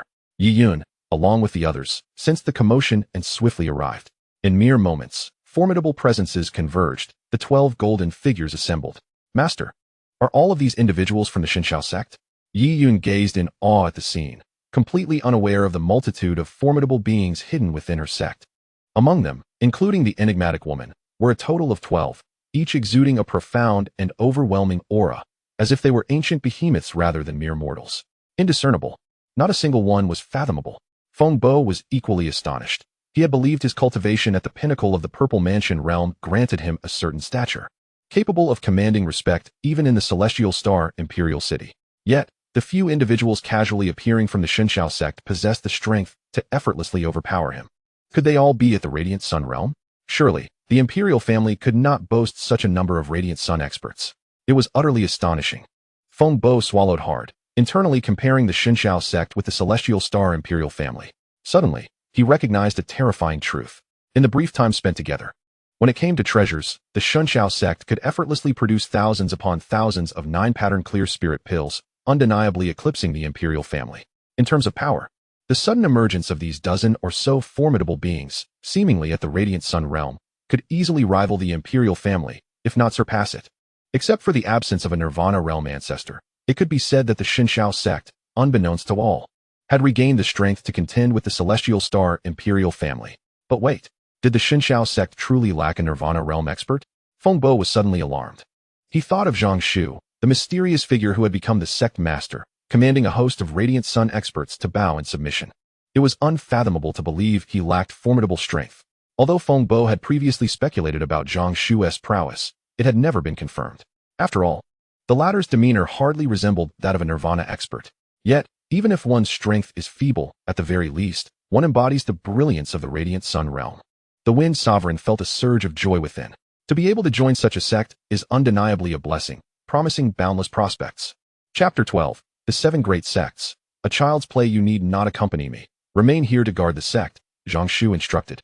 Slightly taken aback to find all 12 golden figures assembled before him, the 12 exchanged glances, and ultimately, 11 stepped forward, hesitating as he said, Master, might I accompany you along with 12? Our primary concern is your safety. Should we encounter any audacious miscreants, they may threaten the sect leader. Zhang Shu shook his head, replying, There is no need. No one in the entire Tianqing kingdom can harm me. With Yi Yun and the others by my side, that is sufficient. Upon hearing Zhang Shu's words, 11 and the others reluctantly retreated. Zhang Shu possessed the divine celestial radiance robe, making him impervious to any attacks below the sage level. Even a peak Nirvana expert would find it impossible to breach his defenses. This was the source of Zhang Shu's confidence. What audacious words! The Wind Sovereign and Yi Yun exchanged glances, evidently struck by Zhang Shu's nonchalant declaration. They could distinctly sense the confidence in his voice, which was not mere bravado. Perhaps only someone at the Nirvana level could dare to utter such audacious claims. In the entire Tianqing kingdom, there might be only that esteemed royal ancestor capable of speaking thus. They shook their heads, unable to ponder further. With a wave of his hand, Zhang Shu summoned a surge of vital energy, propelling the 3 of them swiftly toward the direction of Pangu Mountain. Indeed, Zhang Shu's destination was the Disciple Recruitment Conference. In his pursuit of swiftly enhancing his strength and acquiring more sect points, while also seeking to better develop the sect, Zhang Shu resolved to take a chance at the gathering. However, unlike in the past, this time he was genuinely confident, rather than relying solely on mere words to persuade others. Pangu Mountain hosted the triannual recruitment conference for the major sects of the southern region, lasting 3 months each time. The major sects occupied territories based on their strength. Naturally, the summit was claimed by the 7 great sects, while the second-tier sects occupied the mountainside. As for the lesser powers, they could only stake a claim at the foot of the mountain, recruiting a handful of adequate disciples to ensure the continuity of their legacy. After surveying the area, Zhang Shu ultimately chose to return to the old location. Master, are we not heading to the 7 great sects? Yin asked, astonished that Zhang Shu opted for the foot of the mountain. To her, the strength of the divine celestial sect could easily overpower the entire southern region. Why would he choose such a remote place and demean himself? Yunner, you misunderstand. At the Master S level, the 7 great sects are merely child's play. The Wind Sovereign interjected with a chuckle, shaking his head. With the Master S stature, how could he stoop to mingle with them? That would only tarnish and degrade his identity. Our illustrious divine celestial sect would not concern itself with such trivial prestige. Yi Yun's eyes brightened with understanding. So that was it. In all my years, this is the first time I have encountered someone bold enough to disregard the 7 great sects. Suddenly, a discordant voice pierced the air, accompanied by the sound of hurried footsteps. The surroundings inexplicably fell silent. Yi Yun and Feng Bo exchanged glances, their expressions shifting as they turned towards the source of the sound, where an elderly man approached with a grim countenance, advancing step by step towards them. The newcomer exuded an ominous aura. It seemed the crowd had sensed something, promptly quieting down and parting to form a pathway. It was a member of the Tianji sect, one of the 7 great sects. Good heavens, it was the Grand Elder of the Tianji sect. He had personally attended this disciple recruitment event. The Grand Elder of the Tianji sect? Is he formidable? Hush, speak softly. Such a powerful figure could easily obliterate us with a mere flick of his wrist. What do you mean by formidable? Remove that doubt. He is a mighty being of the 8th level of the Purple Mansion. Do you even need to ask if he is strong? What? At this revelation, some gasped in horror, their eyes widening in shock as they gazed at the Grand Elder of the Tianji sect. This individual was, in fact, a being of legendary status in the Purple Mansion realm. For most in the southern region, those at the Yuandan realm were already considered superlative, while the Purple Mansion realm was nearly invincible. Humph, who dares to make noise like an ant? Just then, the Grand Elder of the Tianji sect turned coldly, casting a glance that caused the speaker to bleed from all 7 orifices, collapsing lifelessly on the spot. Witnessing this scene, countless onlookers turned pale with fear, no longer daring to speak out. As the Grand Elder drew closer, Zhang Shu continued to methodically arrange his stall with his head bowed. In contrast, Yi Yun and Feng Bo adopted serious expressions, on high alert. Was it you who spoke ill of the 7 great sects? I shall grant you an opportunity. Now, completely deplete your cultivation, sever an arm each, and roll out of my sight, and I may spare your lives. With that, the Grand Elder of the Tianji sect abruptly raised his head, unleashing a terrifying pressure from the 8th level of the Purple Mansion that enveloped the area for hundreds of miles. Under the weight of this oppressive force, many felt as though a mountain had fallen upon them, and they promptly coughed up blood. Some, caught too close and unprepared, were directly crushed by the sheer pressure. Outrageous. Witnessing their friends and loved ones gravely injured or killed, some erupted in fury. Yet, with a single icy glare from the Tianji sect members, they trembled in fear, their anger silenced. The Tianji sect? What an overwhelming show of power. However, amidst the oppression from the Tianji sect, Feng Bo let out a furious laugh. A more potent and terrifying surge of vital energy rebounded fiercely against the Grand Elder of the Tianji sect. A perfected Purple Mansion realm. The Grand Elder's half-squinted eyes widened in shock and anger. This was impossible. Before he could finish his thought, a powerful wave of energy struck him squarely in the chest, catching him off guard. His body flew backward like a kite with its string cut, crashing into a mountain, which crumbled upon impact, finally bringing him to a halt. In that instant, the arena fell into a profound silence, the sound of a pin dropping distinctly audible. Countless individuals swallowed hard, their mouths agape, gazing in disbelief at the scene before them. The Grand Elder of the Celestial Supreme Sect, an invincible powerhouse at the 8th level of the Purple Mansion realm. How could he have been defeated in a single strike? All eyes were transfixed on the seemingly unremarkable Feng Bo, a wave of reverence surging within their hearts. Many sharp-eyed onlookers noticed Zhang Shu, who was setting up his stall, and speculated in hushed tones whether a reclusive sect had resurfaced to recruit disciples. An increasing number of people made this realization, their gazes igniting with fervor. What utter nonsense from the Celestial Supreme Sect, so unawares of their own limitations. Feng Bo's decisive blow had vanquished the Grand Elder of the Celestial Supreme Sect, after which he returned to stand faithfully behind Zhang Shu, no longer casting a glance at the chaos. Chapter 13. An opportunity awaits. Feng Bo stood quietly behind Zhang Shu, resembling a loyal guardian. Yet, no one dared to underestimate this guardian, who could effortlessly dispatch even an 8th-level Purple Mansion expert. The Celestial Supreme Sect, one of the 7 great sects, had suffered a significant loss at his hands. How could they provoke him?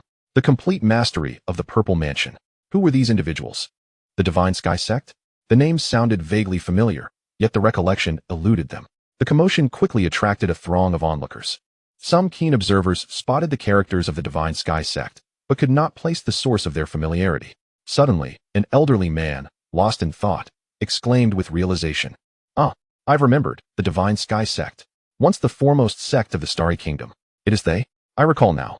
Indeed, it is the Divine Sky Sect. But wasn't this sect annihilated overnight 3 years ago? Who would have thought remnants still existed? And that old man appears to possess formidable strength. Indeed, the Divine Sky Sect. Even a withered camel is larger than a horse.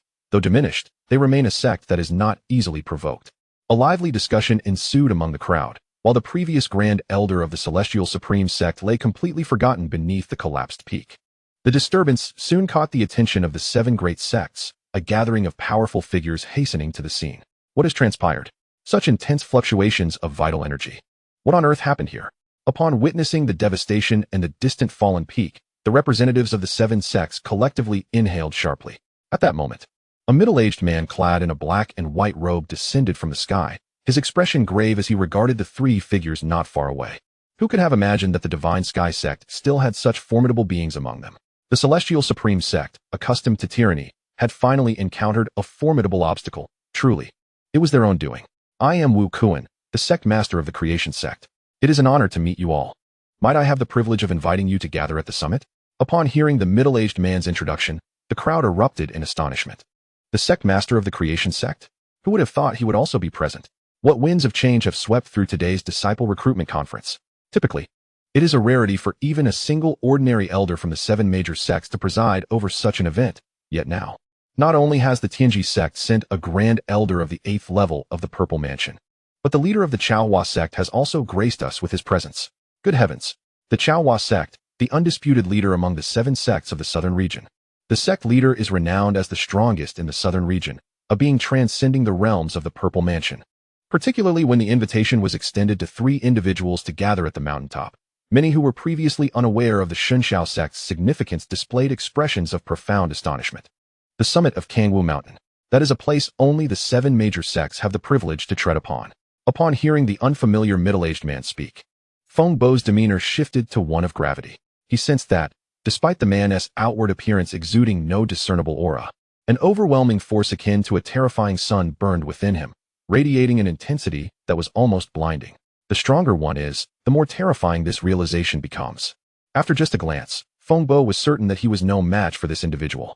However, he did not falter or succumb to fear. Instead, he maintained a vigilant gaze, prepared to act at the slightest hint of danger. The Chaohua sect. So it is you, Zhang Shu, who had long been indifferent to the outside world, abruptly halted his actions upon hearing this name.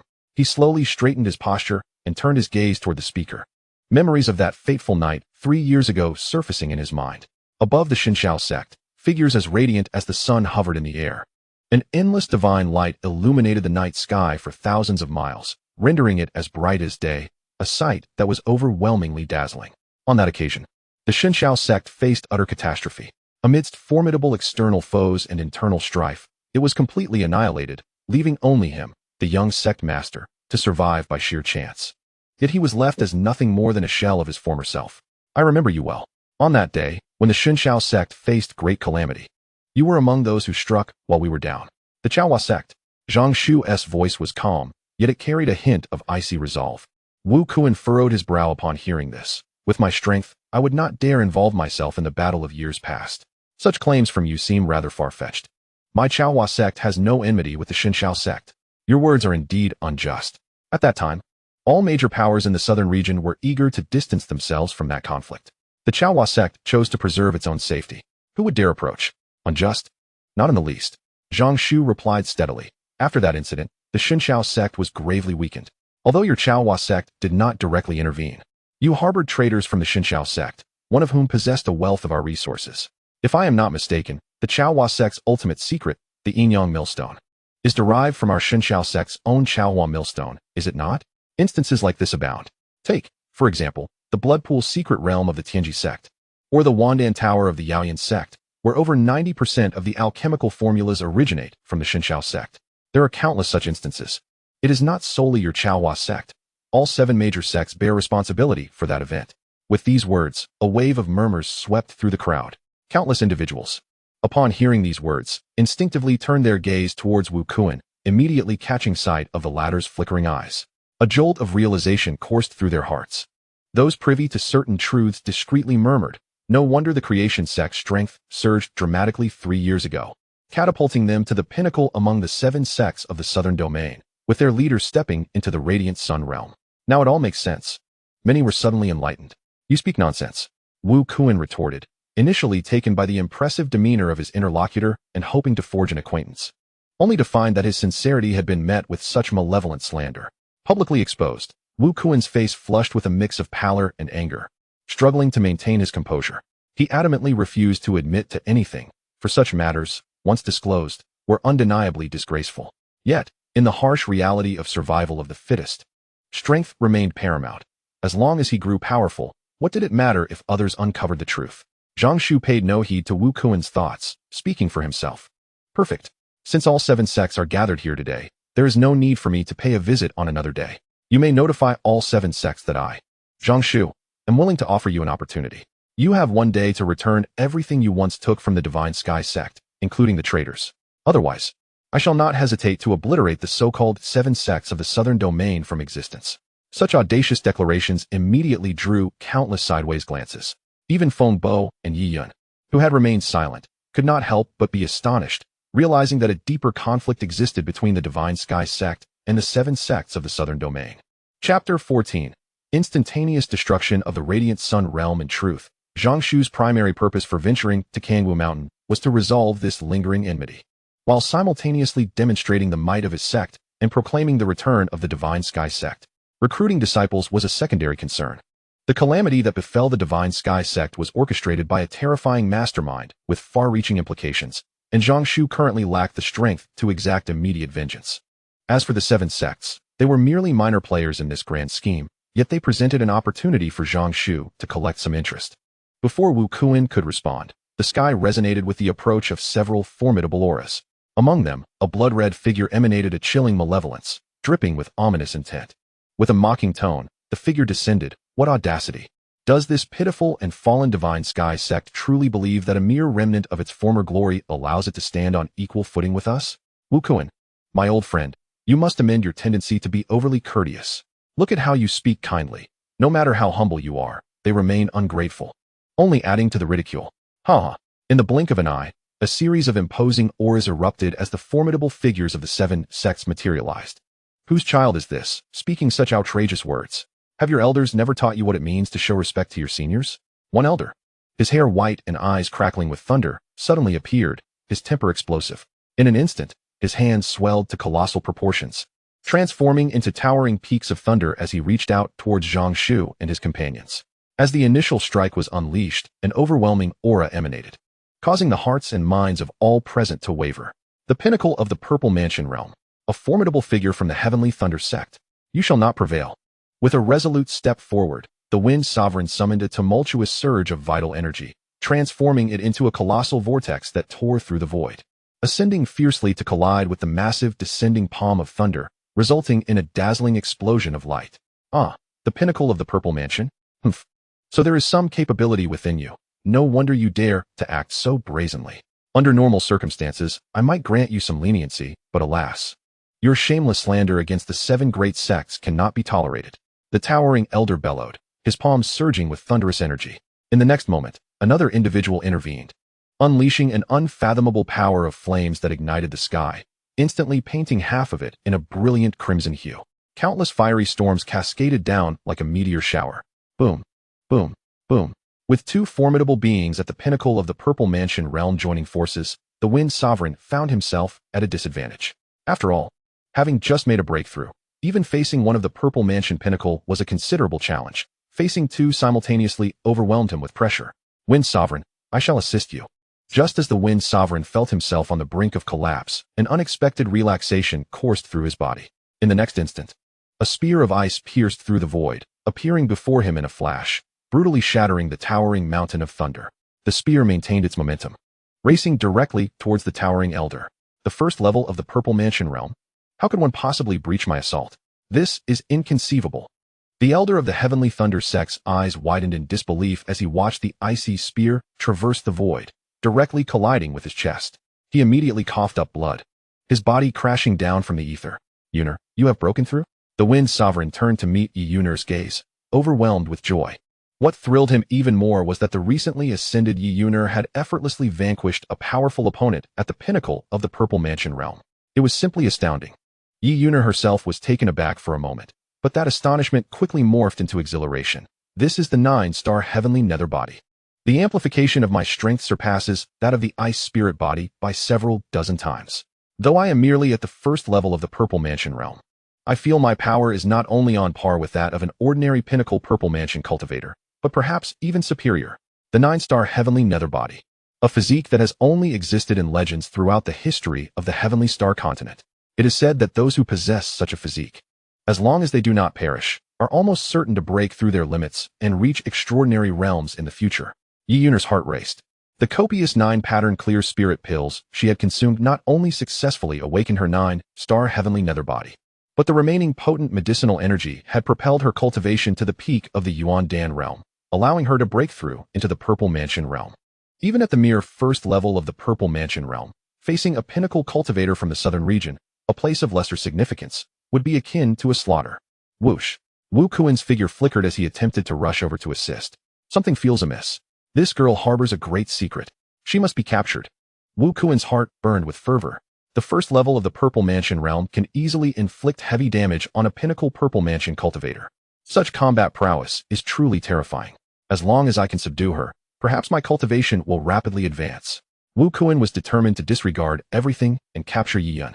But suddenly a figure obstructed his path. It was none other than Zhang Shu. Get out of my way, Wu Kuan roared, vowing to shred anyone who dared impede his formidable journey. Die! Zhang Shu let his arms hang loosely, allowing Wu Kuan's fist to strike his chest without resistance. Boom! In an instant, a terrifying surge of vitality erupted, manifesting as a colossal mushroom cloud that enveloped the surrounding area within a 1,000-meter radius, swallowing and crushing mountains. Many powerful beings caught unawares were swept away by the fierce energy, crashing violently into various surfaces, their fates unknown. Wu Kuan, however, remained indifferent, his gaze devoid of concern. A cruel smile playing at the corners of his mouth. You overestimate yourselves. Opposing me is tantamount to seeking death. Suddenly, as Wu Kuan continued, his pupils constricted in shock as he beheld the unyielding youth before him.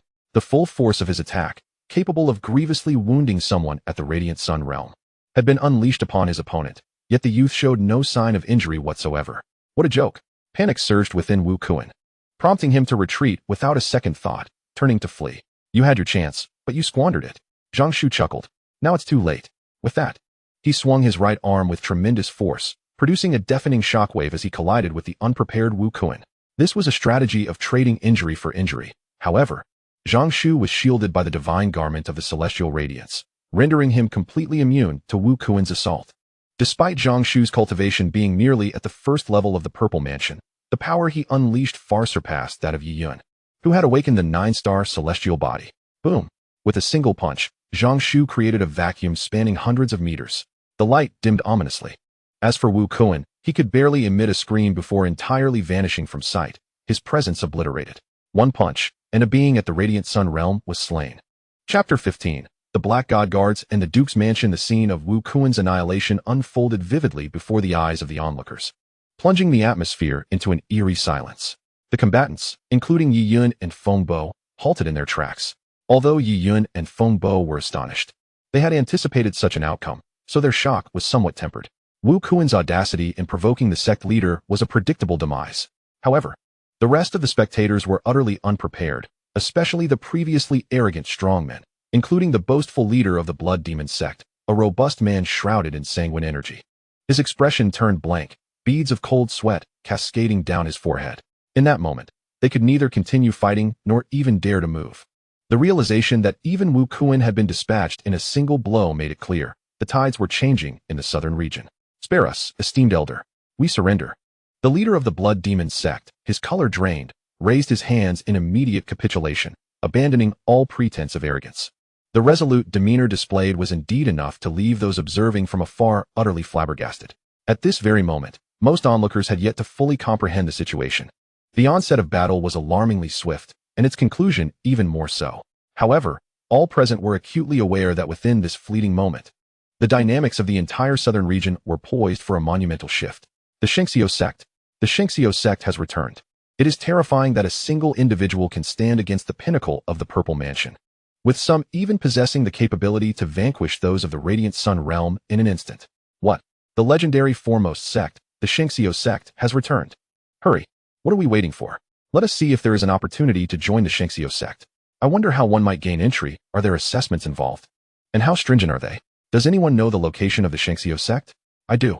500 spirit stones, no haggling. Speaking of which, do you think, with my cultivation at the 7th level of the Purple Mansion, I could manage to become an elder at the Shengxiu sect? For the majority, concerns about anything else paled in comparison to the pressing matter of securing a disciple's spot in the Shengxiu sect and the means to join. This is the crux of the matter. The fierce battle atop Kangwu Mountain not only failed to disrupt the disciple recruitment convention, but rather intensified its fervor to unprecedented heights. The reason is simple. One of the protagonists of this battle is none other than the Shengxiu sect, an entity that subtly eclipses the 7 major sects. As for Zhang Shu and his companions, after dealing with the 7 major sects and securing their promise to return everything and hand over the traitors, Zhang Shu spared them from total annihilation, save for a handful of formidable foes. With his current strength, he no longer regarded the southern region as significant. Were it not for past grievances, he would not have bothered with the 7 major sects at all. Soon enough, the trio returned to the Shengxiu sect, having no intention of lingering further, as there was no necessity. Following this encounter, the reputation of the Shengxiu sect had been indelibly established, and it was believed that henceforth they could simply remain at the sect and await the multitude of aspiring disciples to come knocking at their door, entirely unnecessary to exhaust themselves in recruitment efforts. Even the 7 major sects could not boast such privilege. Thus, Zhang Shu's leisurely stroll had accomplished its objectives with remarkable efficiency. Even Yi Yun and Feng Bo felt a sense of unfulfilled desire. It was rather unsatisfying. The strong from the southern region had proven to be too timid. The moment Wu Kuan perished, they were thoroughly cowed, lacking the courage or desire to continue the fight. Hence, the two could only regretfully withdraw.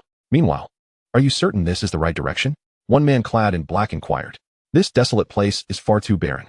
Would that ice spirit from the Yi family truly choose to hide in such a wretched locale?" He cast a disdainful glance at the surrounding wilderness. "Lord Duke is truly something else. He sends us, mere ants of the condensing origin realm, to handle this, and yet insists on bringing along that treasure. That artifact is of immense significance, even to Lord Duke himself. It is truly perplexing for the cloaked figures to utilize such resources merely to capture an insignificant ant. They surmise, however, that this precaution is likely unnecessary. The esteemed Duke's intent to ensure absolute certainty underscores his profound regard for the ice spirit body." One of the cloaked companions promptly replied, clutching an object resembling a compass in his hand. A semi-transparent red serpent writhed upon it, exuding a faint aura of bloodline power. This connection would enable them to trace the whereabouts of the ice spirit body. "Almost there, we are nearing our target," exclaimed the companion, invigorated by the prospect. Finally, after so many days of pursuit, they were on the verge of success, ready to return with their report and indulge in the comforts of life once more. Before long, the two figures halted abruptly, spotting a silhouette not far from their position. "Yi Yun, ha ha, we've finally caught you." The sight of Yi Yun filled the cloaked figures with exhilaration, though they found it somewhat perplexing that she had not attempted to hide, but rather boldly appeared in the wilderness. Upon sensing the aura of the two cloaked figures, Yi Yun turned to face them, momentarily taken aback before her expression hardened. "Cloaked figures? Are they approaching me?" The attire and aura belonged to the Duke's Black Guard. The instant she recognized the two members of the Black Guard, her demeanor shifted through various shades of emotion, seemingly recalling some unpleasant memories that chilled her countenance further. She had merely intended to find a secluded spot near her sect to test her abilities, never anticipating an encounter with these relentless adversaries who had pursued her all the way from the Imperial City. However, today was different, had it been in the past. Encountering the Black Guard would have meant only one thing: fleeing for her life. But now, facing merely two individuals of the Purple Mansion realm, she was eager to test her newly developed 9-star celestial body. With a calm demeanor, Yi Yun regarded the advancing Black Guards, feeling a surge of anticipation rather than fear. In the blink of an eye, the two Black Guards had closed the distance, moving with astonishing speed. "Ha ha, Yi Yun. Surrender and accompany us back to meet the Duke. Comply without resistance, and you may suffer less hardship. Otherwise," they threatened, their malice apparent. Chapter 16. The Breath of Nirvana. The two cloaked figures possessed considerable strength, both having attained the Purple Mansion realm. In the southern domain, they would undoubtedly be regarded as formidable opponents, even worthy of leadership within a sect. With a thunderous clash, both launched their assault simultaneously, and in an instant, purple light erupted. A formidable wave of purple mystic energy coalesced around them, manifesting as a tangible pressure that reverberated through the air. To think that the Duke would dispatch two Purple Mansion realm experts solely to capture me. He is indeed willing to invest heavily. However, this time, it seems you have miscalculated.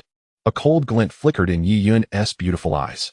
Had this been before, she would have fled at the sight of two Purple Mansion realm fighters. Even against two from the Essence Core realm, her only choice would have been to escape as far as possible. However, at present, one of them is merely at the 3rd level of the Purple Mansion, while the other is only at the 1st level. Killing you should indeed bring some sorrow to those scoundrels, albeit the impact may not be substantial. One might as well regard it as collecting a small interest. Die.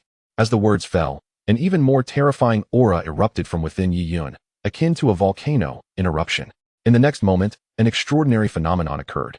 Ethereal starlight suddenly manifested around Yi Yun, faintly transforming into 9 mysterious and ancient stars, swirling protectively around her. Simultaneously, an indescribable sense of overwhelming pressure descended, akin to mountains and abysses. Boom. The 2 black-clad figures, caught off guard, were struck as if by lightning. Their bodies soared into the air, shaking violently, akin to birds with broken wings, plummeting to the ground and leaving a massive crater in their wake. What is this? One of the black-clad men was filled with stupor, shock, and overwhelming fear. What is this power? How could we possibly be defeated by a girl in her 20s? The peak of the body refinement realm? Is this what the esteemed Lord has described as the pinnacle of the body refinement realm? No more than an ant compared to the condensation realm? Esteemed Lord, I am filled with hatred. They have been schemed against. With just a single encounter, the opponent scarcely lifted a finger, and they had already lost their combat capabilities. Such terrifying strength cannot merely be the peak of the body refinement realm. Perhaps even the completion of the Purple Mansion realm is no match for this. At this moment, Yi stood with a vast cosmic tapestry unfurling behind her. She was enveloped entirely by a primordial and overwhelming force, a power radiating with an unparalleled heaviness, exuding a terrifying pressure reminiscent of the king of the underworld, rendering the 2 men utterly incapable of contemplating any form of resistance. Do you have any final words? If not, you may depart in peace. In your next life, remember to open your eyes and refrain from serving as the lapdogs of the Duke's mansion. As Ian spoke, she prepared to deliver the final blow to the 2 men. However, at that moment, one of the black-clad men, gritting his teeth, declared, "Do not be too complacent. I admit I underestimated you, but to kill us, you have yet to possess such capability." With that, the black-clad man suddenly crushed something in his hand. Buzz. In an instant, flames surged from all directions in the sky. These flames seemed to possess their own intelligence, transforming into colossal serpents that twisted and coiled, swiftly obscuring the entire sky. The immense commotion instantly drew the attention of countless individuals within a radius of several thousand miles. What is that? My heavens! What a terrifying phenomenon! Could it be that a great treasure has emerged? Hiss! I doubt that. It appears to be some formidable power at work. This scene seems somewhat familiar, reminiscent of something witnessed a few years prior, although that time was even more terrifying. At this moment, cultivators from various locations were abuzz with discussion. Each individual's eyes brimmed with shock, curiosity, and a hint of fervor. Could it be that a great treasure has truly appeared? In the Divine Sky Sect, in a tranquil courtyard, Zhang Shu sat upright, engrossed in his book. At present, his cultivation advancements rely almost entirely on the system, as his personal training efficiency has plummeted to an alarming degree. In moments of leisure, Zhang Shu often finds solace in the pages of a book, passing the time. Suddenly, he raises his gaze, sensing something profound, and is met with the sight of a crimson expanse in the distant sky. This aura appears to be even more formidable than that of the Radiant Sun realm. A being of Nirvana? No, that cannot be. It seems more like a projection of power, or perhaps a doppelganger. A flurry of questions races through Zhang Shu's mind. This aura is distinctly stronger than that of Wu Kuan from that day. Although the latter had just stepped into the Radiant Sun realm, the disparity is significant. How curious that such a powerful entity would manifest here, Zhang Shu muses. Activating his insightful eye, he notes that the source of the aura is not far from the Divine Sky Sect. Given his current strength, utilizing the insightful eye to observe the scene poses no great challenge. A being of Nirvana. Yet, he feels neither panic nor fear. After all, even in the face of a saint, he possesses means of balance. Of course, with no saint existing within the entirety of the Celestial Star Kingdom, such thoughts remain mere fantasies. Otherwise, he would indeed wish to test the might of the saintly realm. Thoughts flash through his mind like lightning. Upon discerning the unfolding events, his expression subtly shifts. He lightly taps the table, and a series of indistinct figures materialize. Save them, Zhang Shu commands succinctly, and the 12 golden figures vanish in an instant. In less than a breath, they arrive at the scene of the incident. Watching the 12 golden figures depart, Zhang Shu finally relaxes somewhat, though his gaze remains sharp. With a cold snort, he mutters to himself, "The Duke's residence remains as tyrannical as ever. Under the broad daylight, they dare to abduct others. They specifically come to my territory to bully my disciples. These ruffians have grown increasingly arrogant over the years. Since the great battle 3 years ago, various powers within the Celestial Star Kingdom have begun to disregard the Divine Sky Sect." As a thought crosses his mind, Zhang Shu's eyes grow even colder. Thunderous sounds reverberate. Yi Yun, sensing the pressure above, kicks aside 2 black-clad individuals. Ever since being pursued by the old demon Ji, she has developed an aversion to such arrogant figures. Without hesitation, she believes it prudent to strike first. Whoosh, whoosh, whoosh. Sound after sound echoes as figures radiating golden light appear from thin air. What is this? The aura of Nirvana. At that moment, the 12 golden figures simultaneously look skyward, completely disregarding the 2 black-clad individuals who lie barely alive beside them. Senior 11. Yi Yan spots the golden figure among the crowd and breathes a sigh of relief. Her heart swelling with joy.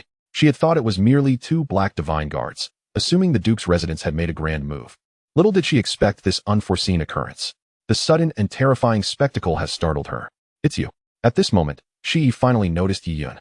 After casting a glance around and grasping the situation, he chuckled. It seems your luck is rather unfortunate, encountering such events repeatedly. Fortunately, this is near the sect, otherwise it could have been quite troublesome. Chapter 17. The Avatar of the Nirvana Strong. The enthralled 12 golden figures boom. The vast flames in the sky continually flickered. The blinding radiance illuminated the world, as if a second sun had emerged, with terrifying elemental fire spreading across the heavens and earth, threatening to scorch the land for miles into a barren wasteland.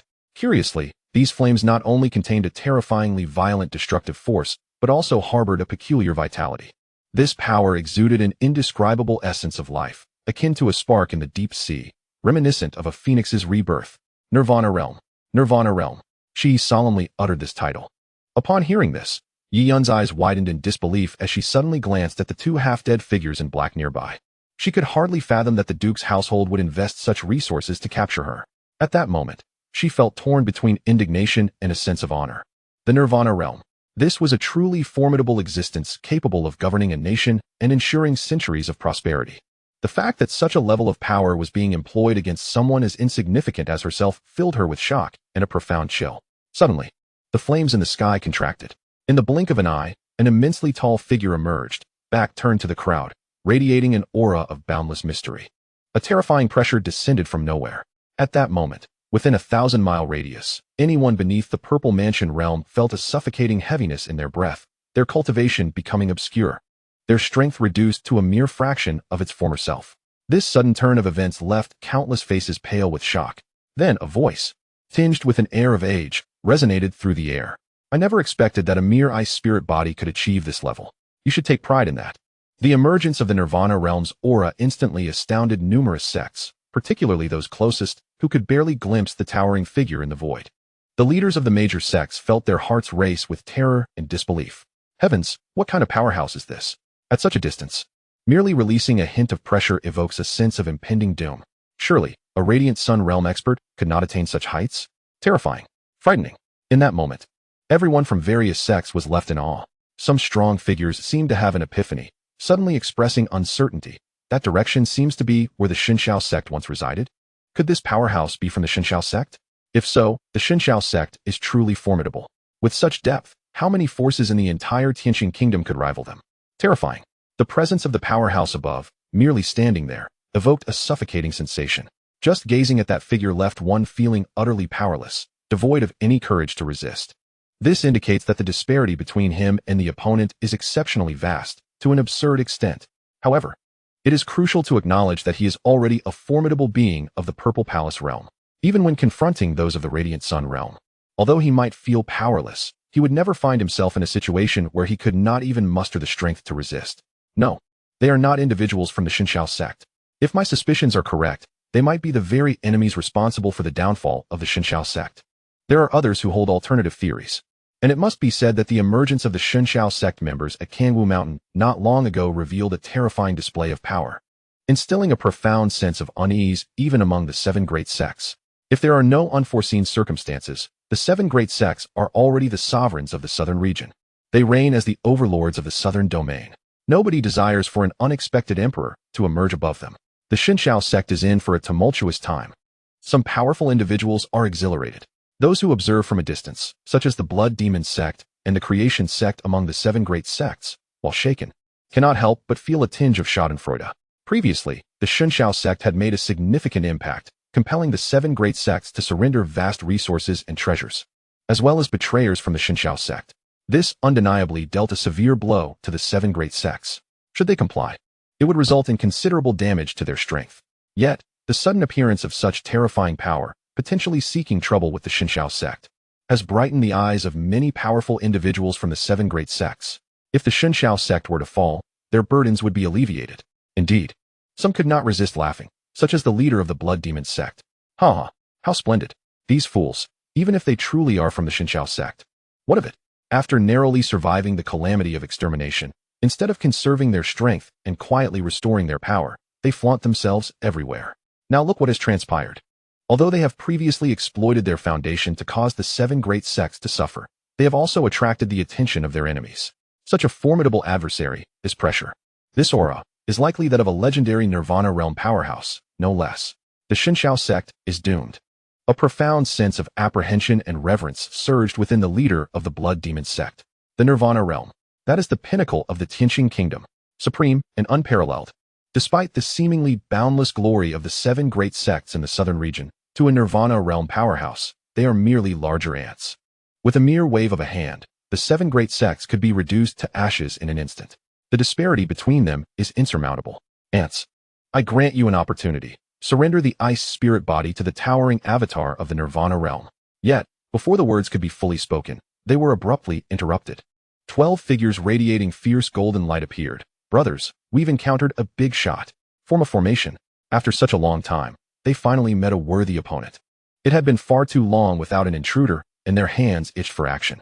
In the next moment, under the stunned gaze of Yi Yun and the Nirvana avatar, the 12 golden figures brandished their weapons. Harpoons, fishing nets, great sabers, long spears, the thigh bones of unknown creatures. An array of weapons lay before them. And to everyone's astonishment, a colossal sack labeled urea was produced seemingly from nowhere. With a swift movement, it was thrust over the head of the Nirvana avatar. Accompanied by ecstatic shouts, "Brothers, I've got him. Hurry, here they come. Charge. Kill, kill, kill." In Chapter 18, a friend comes from afar, must first endure hardship. A towering figure, several meters tall, wielded a leg bone of some unknown creature with wild abandon, striking the Nirvana avatar with fervor. The sound of each blow resonated like thunder in the void. The Nirvana avatar screamed in agony, entirely ensnared by the sack. Surprisingly, despite its tattered appearance, the sack emanated an enigmatic golden glow, and even the avatar's desperate struggles could not budge it. A cadre of powerful individuals relentlessly swung their weapons, delivering devastating blows. Their combined might, despite being merely at the Purple Mansion pinnacle, rivaled that of Nirvana itself. This spectacle left Yi Yun utterly astonished. Particularly striking was the sight of the frenzied figure, 11, wielding an enormous axe larger than herself. Once a figure of mystery and gentleness, she now appeared monstrous in her excitement, mercilessly hacking at the beleaguered Nirvana avatar. Witnessing this scene, Yi Yun instinctively took a few steps back, her throat constricting with trepidation. She was not alone. Even Zhang Shu, who was covertly observing the battle through his insightful eye, was taken aback by this turn of events. His expression was one of shock, mouth agape. Goodness, are these 12 golden men truly this ferocious? Where did that urea sack come from? Does such a thing even exist in this world? I can't believe 11 is capable of such brutality, wielding a leg bone as a weapon. And that monkey-esque theft is outrageous. I never expected this seemingly gentle giant to behave in such a manner. Zhang Shu's eyes widened as he realized he was witnessing a new dimension of combat. What defines battle? This is artistry. What material is that urea sack made from? Its quality is astounding. Even a Nirvana-level expert cannot break free. Zhang Shu's gaze was fixed on the sack firmly ensconced on the avatar's head, his eyes gleaming with excitement. Despite the opponent being merely an avatar, its formidable presence was undeniable. The fact that it could not escape even a tattered sack was astonishing. Zhang Shu marveled at the strength of the 12 golden men, realizing he had underestimated their prowess. Each of the 12 golden men had a unique appearance, and among them, the brawny man wielding the massive bone was bald, adorned with a string of large prayer beads. His muscular form sent the bones soaring with each strike against the Nirvana avatar's forehead, producing deafening sounds, accompanied by his boisterous laughter. Have you attained enlightenment, benefactor? Do not. Oh no. At this moment, the Nirvana avatar finds itself utterly speechless, engulfed in a perplexing haze. In the mere blink of an eye, darkness envelopes its vision, followed by a relentless barrage of fists and kicks. The abruptness of the assault is staggering. Furthermore, the wretched bag, crafted from an unknown material, proves to be astonishingly resilient. Even for him, escaping its confines is a daunting challenge. What? Still no enlightenment? Bang, bang, bang, bang, bang. Are you enlightened yet? Are you enlightened? The head of the Nirvana warrior reverberates with each strike, visible shockwaves rippling through the void. The burly bald man wears an expression of displeasure. wielding a massive bone club with wild abandon, causing the air to tremble and the ground to shatter beneath him. Just watching this scene, Yi feels a wave of dizziness wash over her. Truly, the brain of a Nirvana warrior is remarkably tough. Despite enduring such a frenzied onslaught, he seems hardly fazed. Enough already. Suddenly, a dignified middle-aged man steps forth, commanding everyone to cease their actions and gazing sternly at the bound figure, its head encased in a burlap sack, speared in the chest by a harpoon, and adorned with 3 daggers.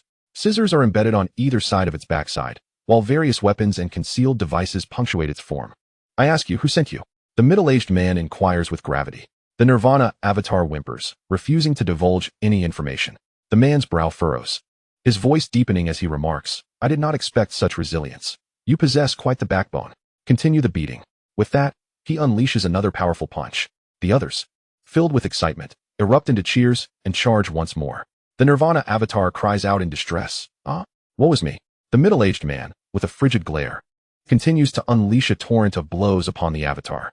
The critical damage escalates. Observing the frenzy, a petite woman among the 12 golden figures stands silently in the void, her face betraying a hint of embarrassment. Stealthily, she conceals the scissors and a severed tongue in her grasp. Yi retreats slightly, tilting her head away, unable to bear the violence. It is too brutal. Boom, boom, boom. The sounds of explosions resonate incessantly as 11 swings a colossal axe, his visage twisted in a fierce snarl as he hacks away with abandon. Meanwhile, the towering bald man grits his teeth, his bone club rising and falling incessantly, creating a cacophony of sound while he utters nonsensical phrases. The entire scene is a chaotic spectacle. Time elapses unmeasured until, with a resounding crash, the Nirvana avatar is utterly obliterated. The 12 golden figures gaze vacantly at the empty void, their fists clenched in a lingering sense of incompleteness. Is that all? 11 furrows his brow, visibly displeased. The burly bald man shares a look of regret, dropping his bone club and clasping his hands together, sighing, Congratulations, Seeker. You have finally grasped the path to enlightenment and may now ascend to blissful realms. Regrettably, it seems that in this lifetime, the monk shall find it exceedingly difficult to meet the benefactor again. A profound sense of sorrow lingers, akin to mourning the loss of a cherished friend as the remaining golden figures sigh in unison, gazing at the dissipating Nirvana avatar. Farewell, dear friend. The petite maiden, with a visage marked by melancholy, silently attempts to preserve a fragment of her severed tongue as a keepsake. Alas, before she can secure it, it completely transforms into radiant light and vanishes. The expression of disappointment upon her face is palpable. It is gone. That was a testament to her friendship. Having enjoyed such delightful companionship, she cannot fathom how long she must wait to encounter another such wonderful friend. Truly, it is lamentable. Zhang Shu, what manner of individuals are these? Chapter 19.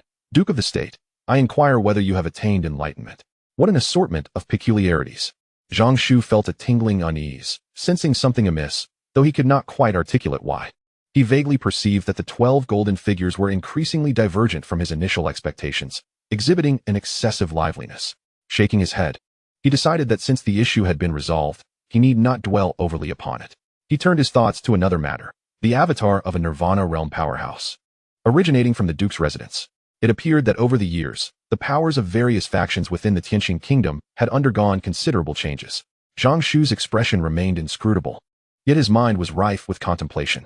The calamity that had befallen the Xinqiao sect remained a persistent thorn in his heart, a sect destroyed, relatives lost to the winds of fate, their lives or deaths unknown.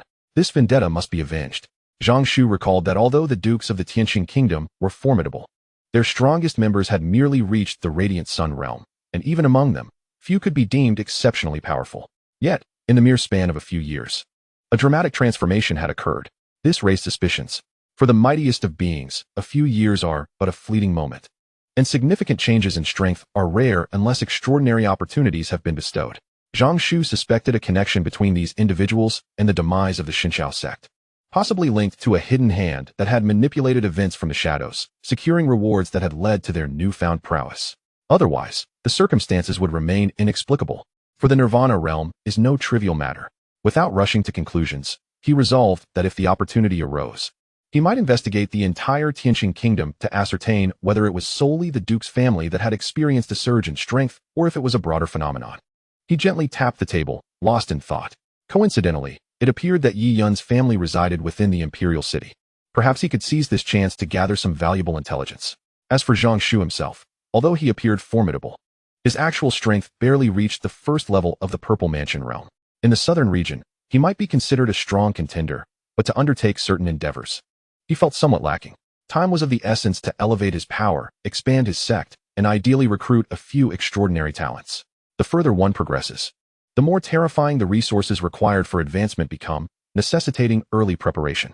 At the very moment the Nirvana avatar disintegrated, in a distant realm, the celestial star Imperial City, within an imposing and magnificent manner, in a concealed chamber, a tall man abruptly opened his eyes, spewing forth a mouthful of blood. His complexion pale.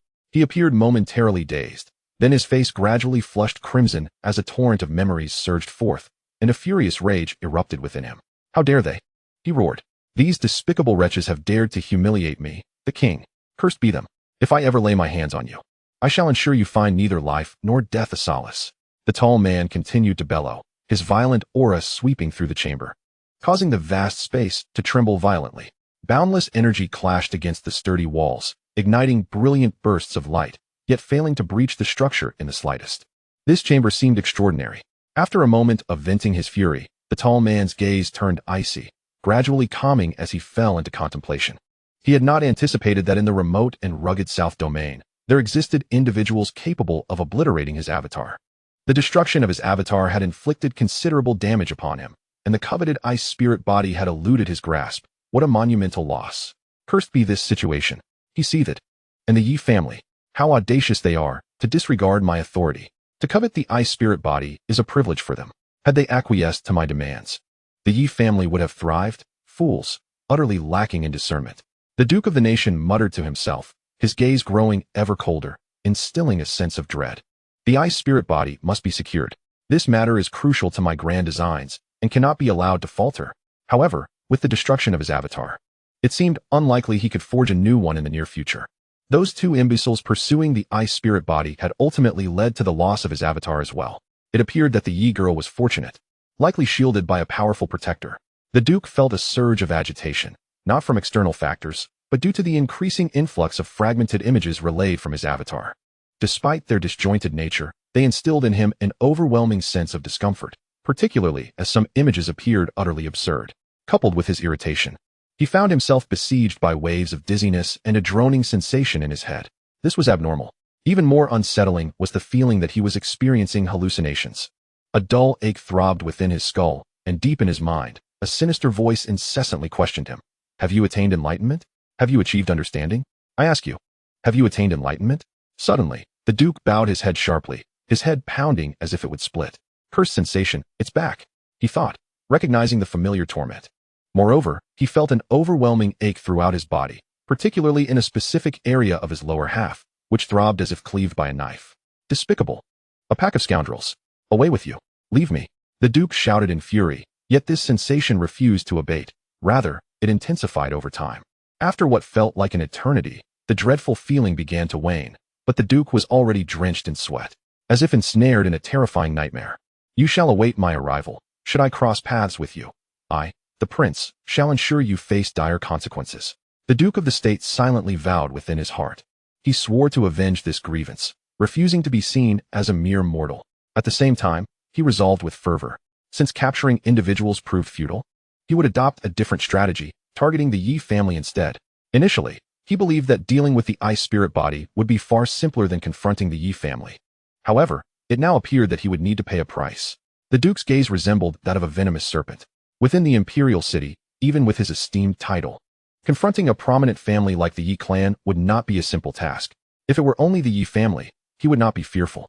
Yet, he worried about provoking unfavorable changes, awakening vigilance in other families akin to the Yi clan, which could lead to an alliance against him.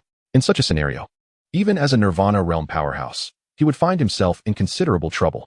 Perhaps, this time, he would need to seek the assistance of the Holy Envoy.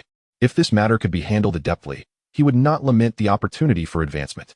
The mere thought of the Holy Envoy instilled a flicker of trepidation in the Duke's eyes, swiftly transforming into fervor.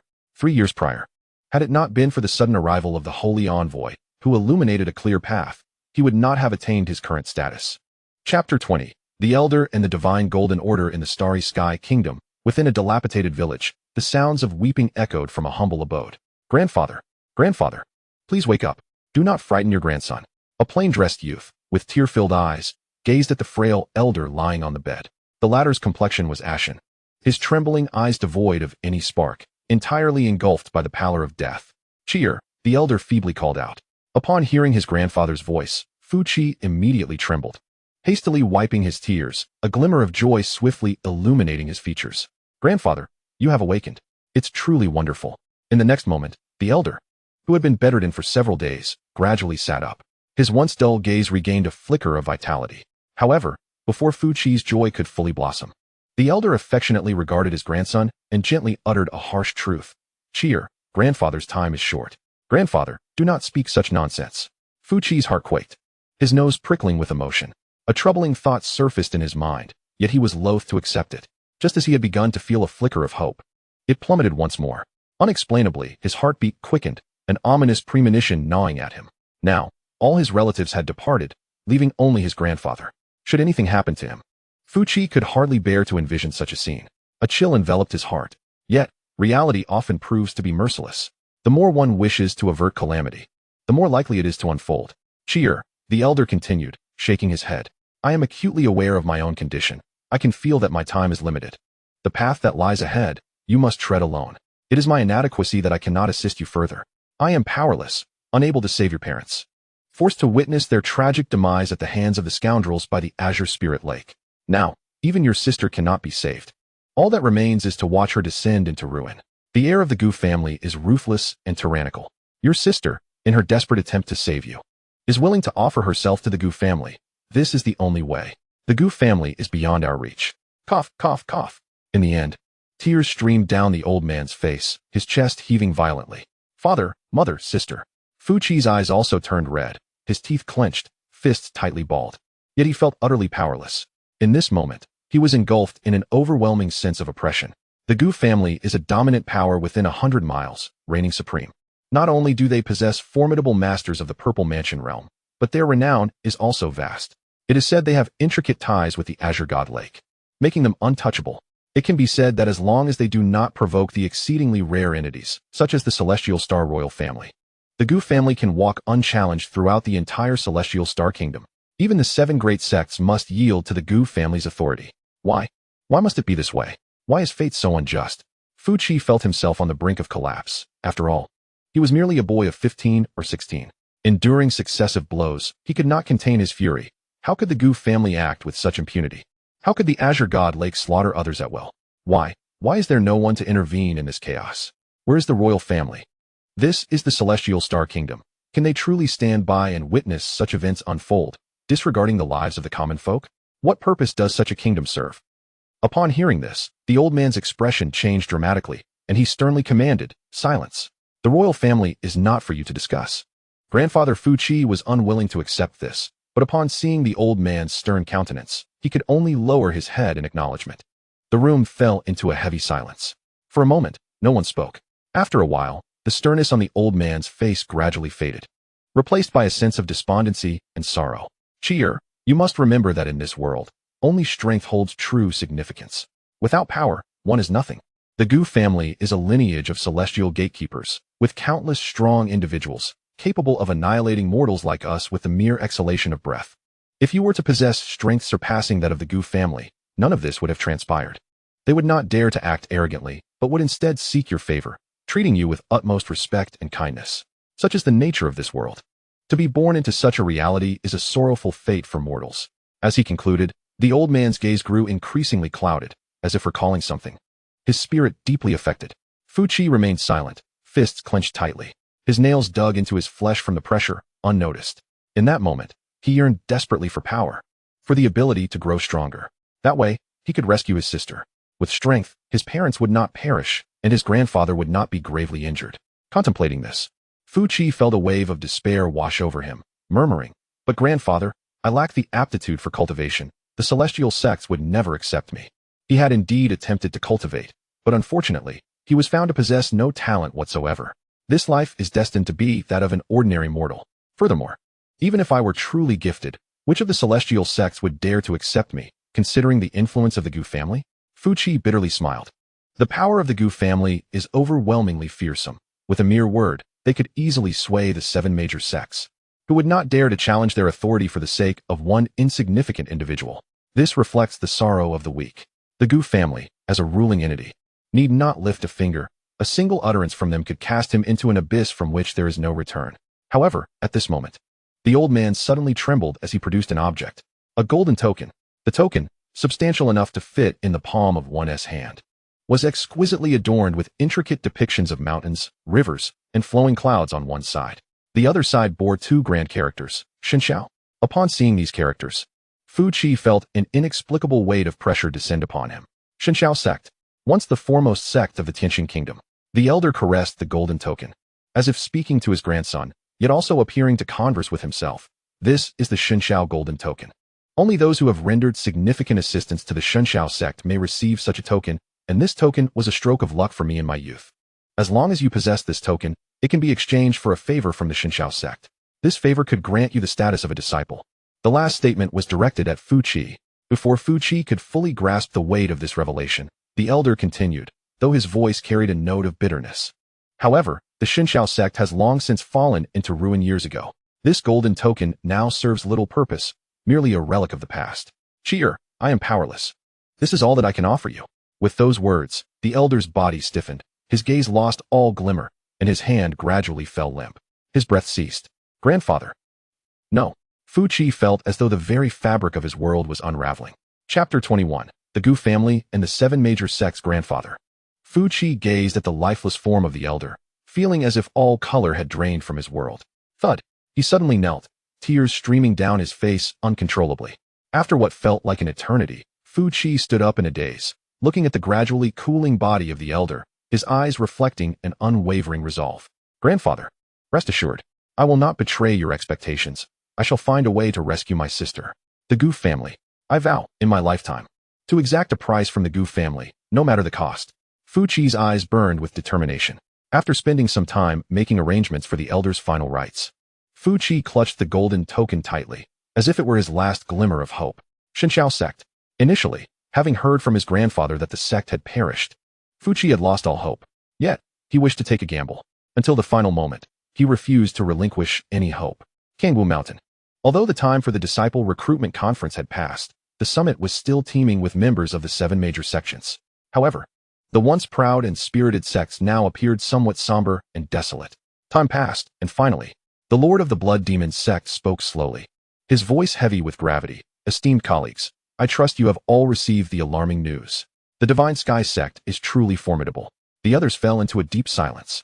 However, the astute Lord of the Blood Demon sect could perceive the subtle tremors of fear coursing through them, an overwhelming dread. In truth, the Lord himself harbored an even greater terror, for he had witnessed the harrowing battle firsthand.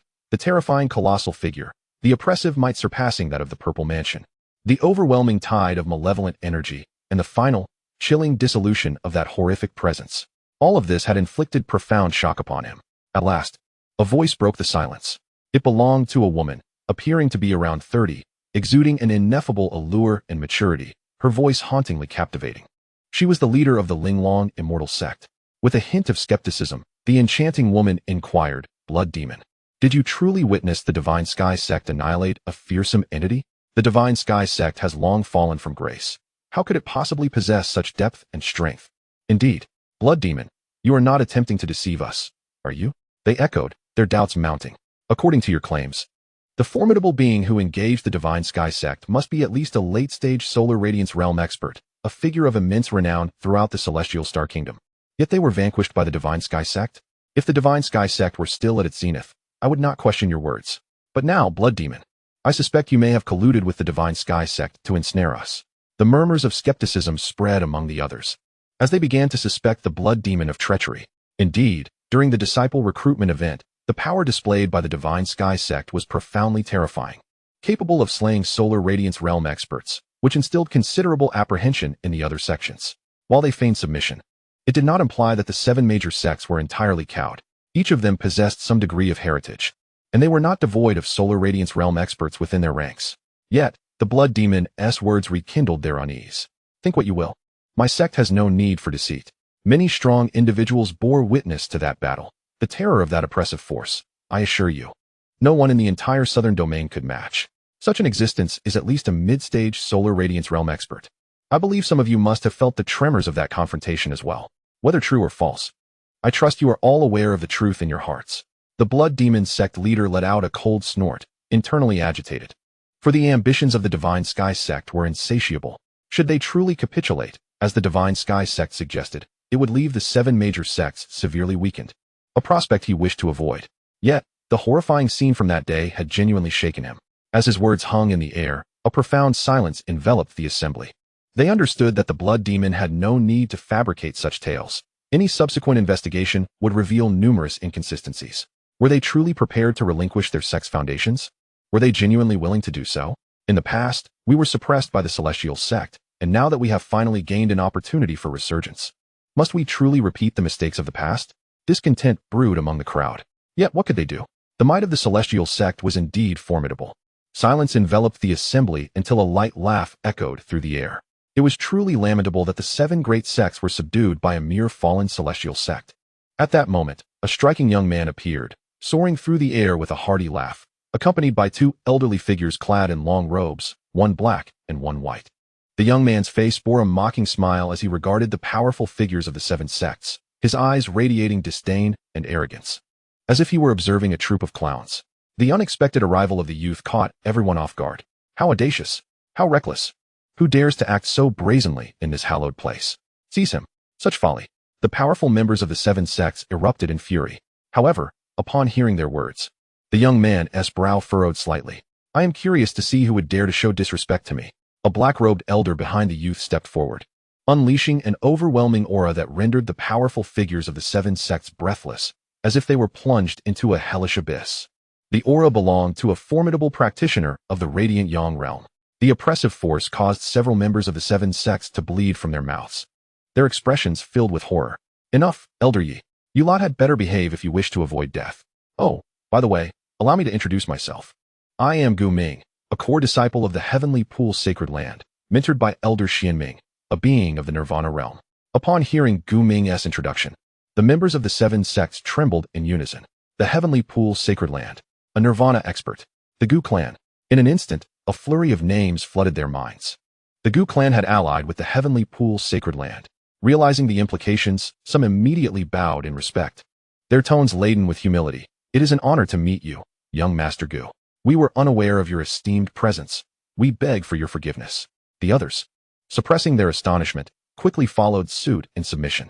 Very well, given that you are somewhat perceptive, I shall spare you for the moment, Gu Ming chuckled heartily, waving his hand with feigned magnanimity. Furthermore, I have come here to exact vengeance on your behalf, but there is one condition. You must all pledge your loyalty to me. The members of the 7 sects exchanged glances, ultimately bowing in unison. We shall follow your lead, young master. Chapter 22. Fuqi's Request in the Celestial Sect. Zhang Shu gazed at the updated content of the system. Ding, daily task items have been refreshed. Task items, 10,000 Heavenly Yang Thunder Talismans. Task reward, Ancient Saint Talisman.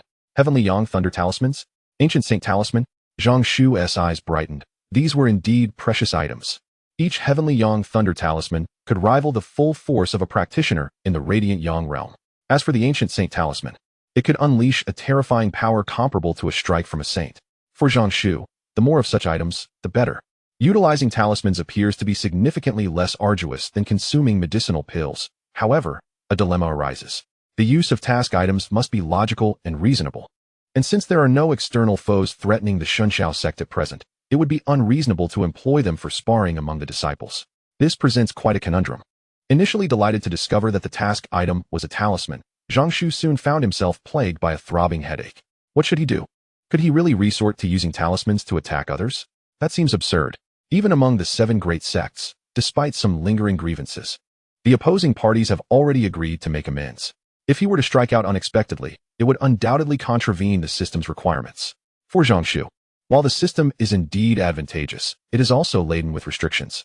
Alas, it seems this task is destined for failure. Well, one must not be too greedy. Obtaining 10,000 Tianyang 5 Thunder Talismans is already commendable. Zhang Shu has resigned himself to the likelihood of failure. The failure of a system task incurs no penalties.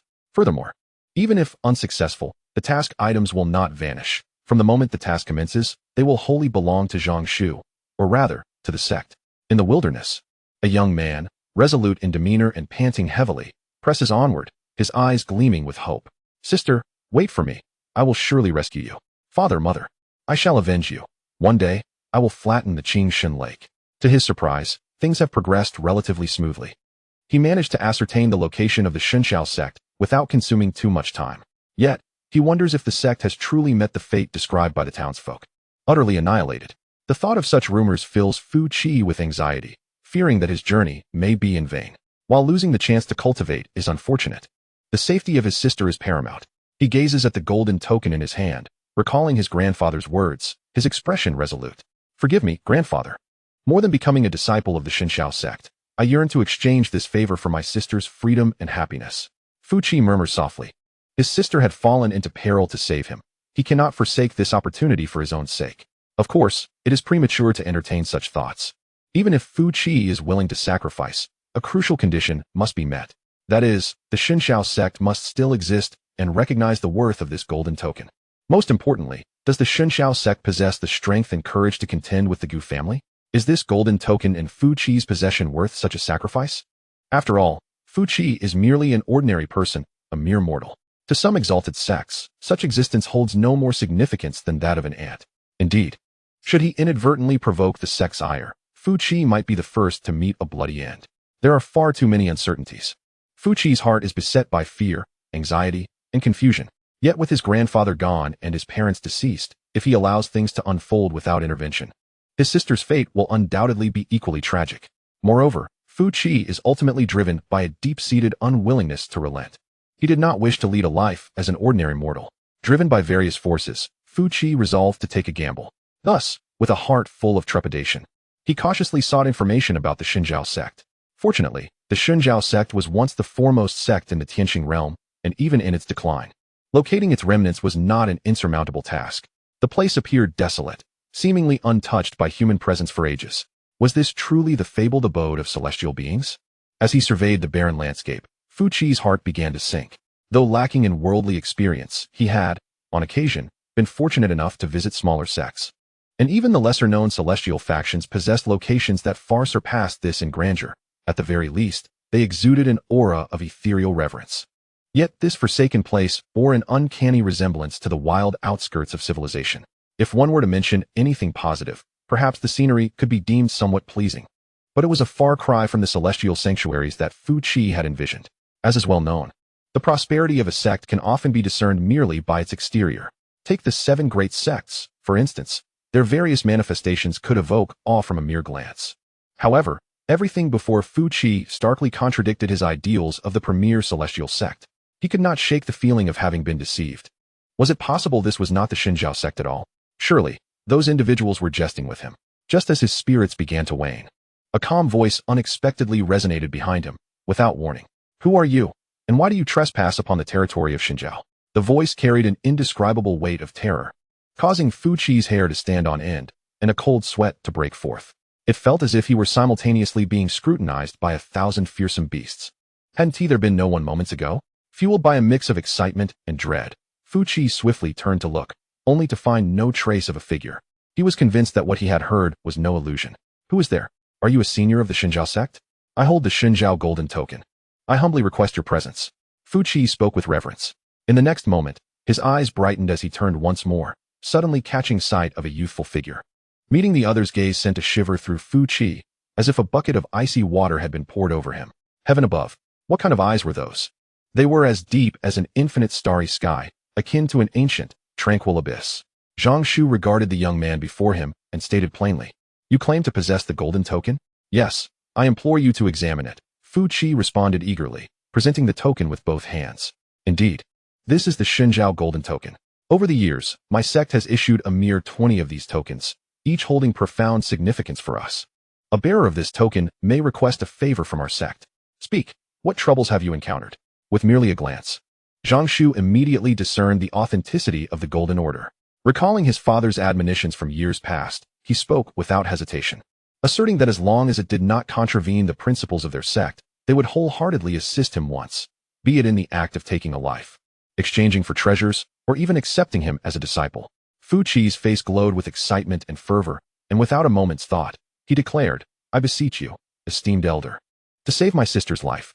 Chapter 23. I cannot bear witness to suffering upon hearing Zhang Shu's swift acknowledgement of the Golden Order's significance. Fu Qi exhaled a long sigh of relief, quickly followed by a surge of exhilaration. Esteemed elder, I implore you to save my sister's life. I would do anything if it means rescuing her. I earnestly beg of you. Without further ado, Fu Qi knelt and repeatedly bowed in reverence, as though grasping at the last thread of hope. Save your sister? Please rise. Let us discuss this matter calmly, Zhang Shu replied. Rest assured, since you have come to our sect with the Golden Order, I shall not let you down. With a wave of his hand, an invisible force emanated outward.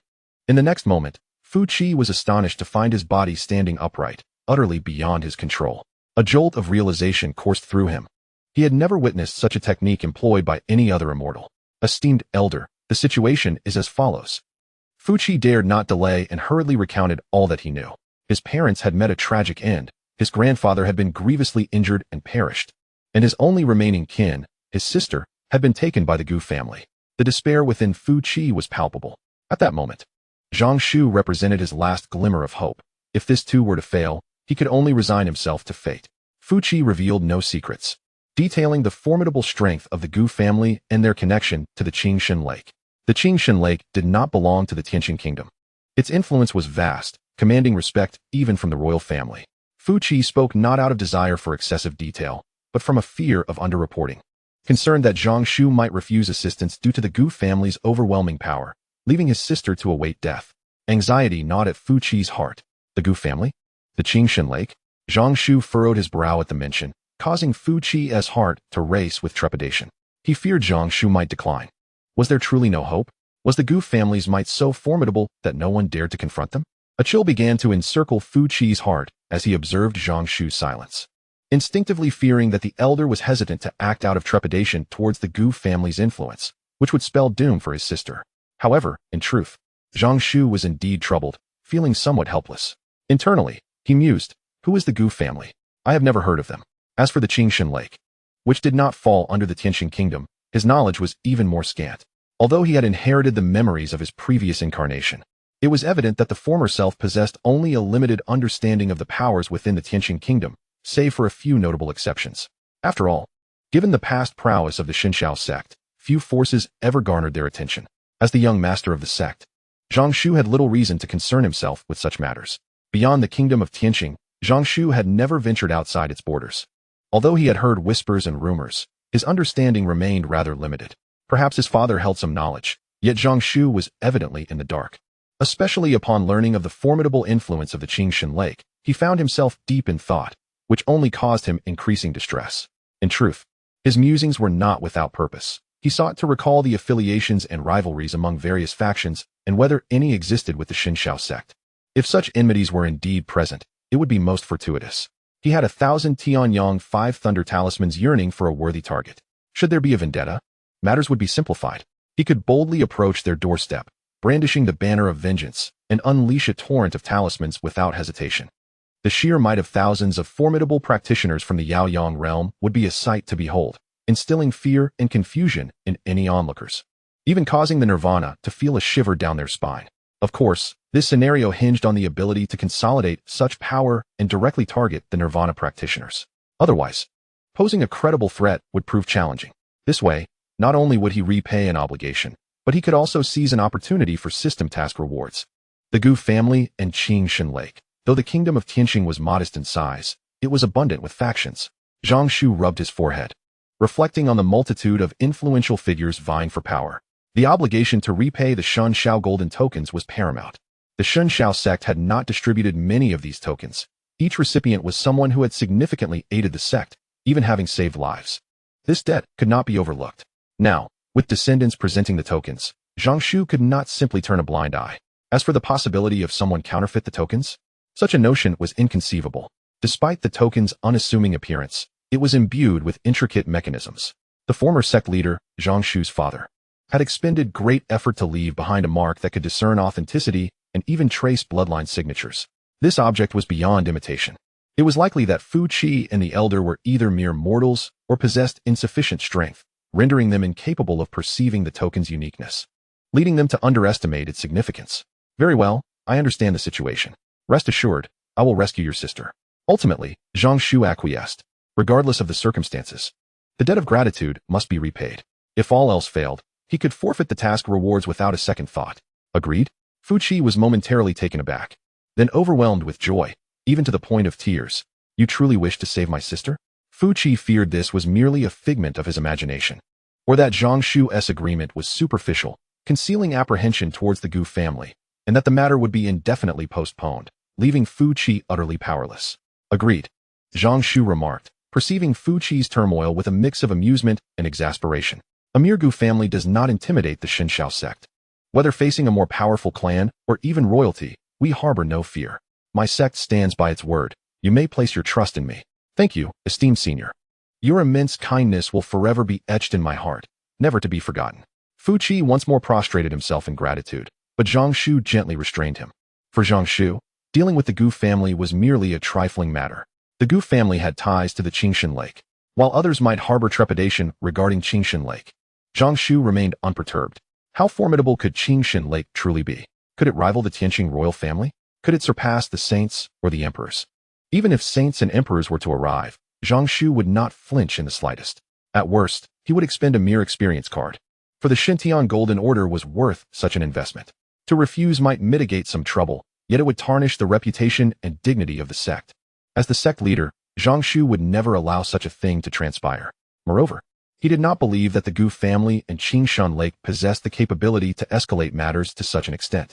Ding. The host's actions have triggered an increase in sect prestige, rewarding 20,000 sect points. Zhang Shu was suddenly taken aback. Then his expression transformed into one of disbelief. Sect prestige? A reward of sect points? Such fortunate tidings. Had he known earlier, Zhang Shu's demeanor instantly became grave, his gaze piercing as he observed the agitated Fu Qi, who was at a loss, eager to bow in reverence. He solemnly proclaimed, "Rest assured, my young friend. The actions of the Gu family are utterly reprehensible.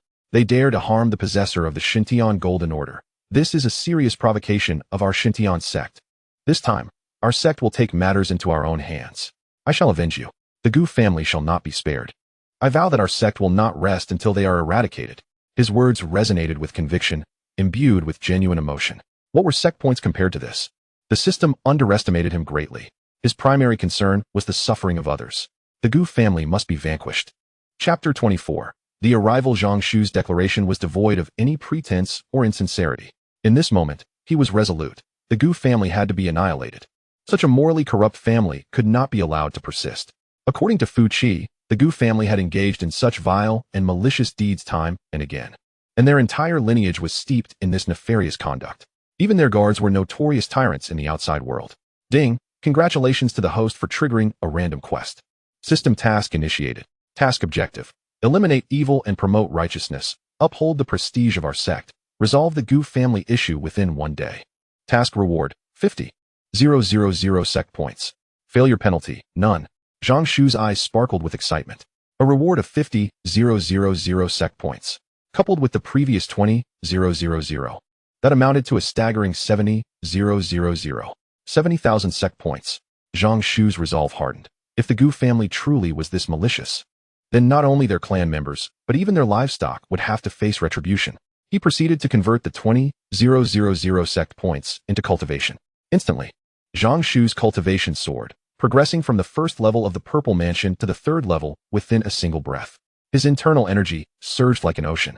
The Purple Mansion realm, compared to his previous state, boasted an unparalleled advantage in terms of internal energy reserves, which were vast. Zhang Shu's Purple Mansion realm was evidently distinct from that of others. Even at the third level, his combat prowess was sufficient to overpower any ordinary Yangyang realm practitioner. More importantly, the system does not merely enhance Zhang Shu's cultivation. It also imparts a wealth of combat experience and profound insights that can only be described as flawless. Furthermore, Zhang Shu is adorned with the Divine Radiance robe, which grants him immunity against any attack below the sacred realm. This means he can engage in combat without concern for his own safety, trading wounds with his adversaries at will. Consequently, his combat prowess becomes all the more terrifying. Within the realm of the Radiant Sun, none would dare to disregard Zhang Shu's assaults. Without further ado, he decided to set forth immediately. Without hesitation, Zhang Shu, accompanied by Fu Qi, soared into the air, propelling himself toward the distant horizon. Whoosh! A magnificent pillar of vital energy surged through the heavens, echoing across the vast expanse. Zhang Shu spared no effort, fully committing to the journey, maintaining his peak state at every moment. Even a Nirvana realm powerhouse would hesitate to expend vital energy so recklessly on travel. Such extravagance is rare. After all, unless one reaches the sacred realm and comprehends the power of the rules, a sage commands the very essence of the world, with vital energy flowing abundantly. Otherwise, no one would squander it so. However, Zhang Shu was different. Each time he consumed a portion of vital energy, the divine radiance robe would swiftly draw upon the external vital energy, replenishing his expenditure in the blink of an eye. This treasured garment, aside from its lack of offensive capabilities, is nearly flawless in all other respects.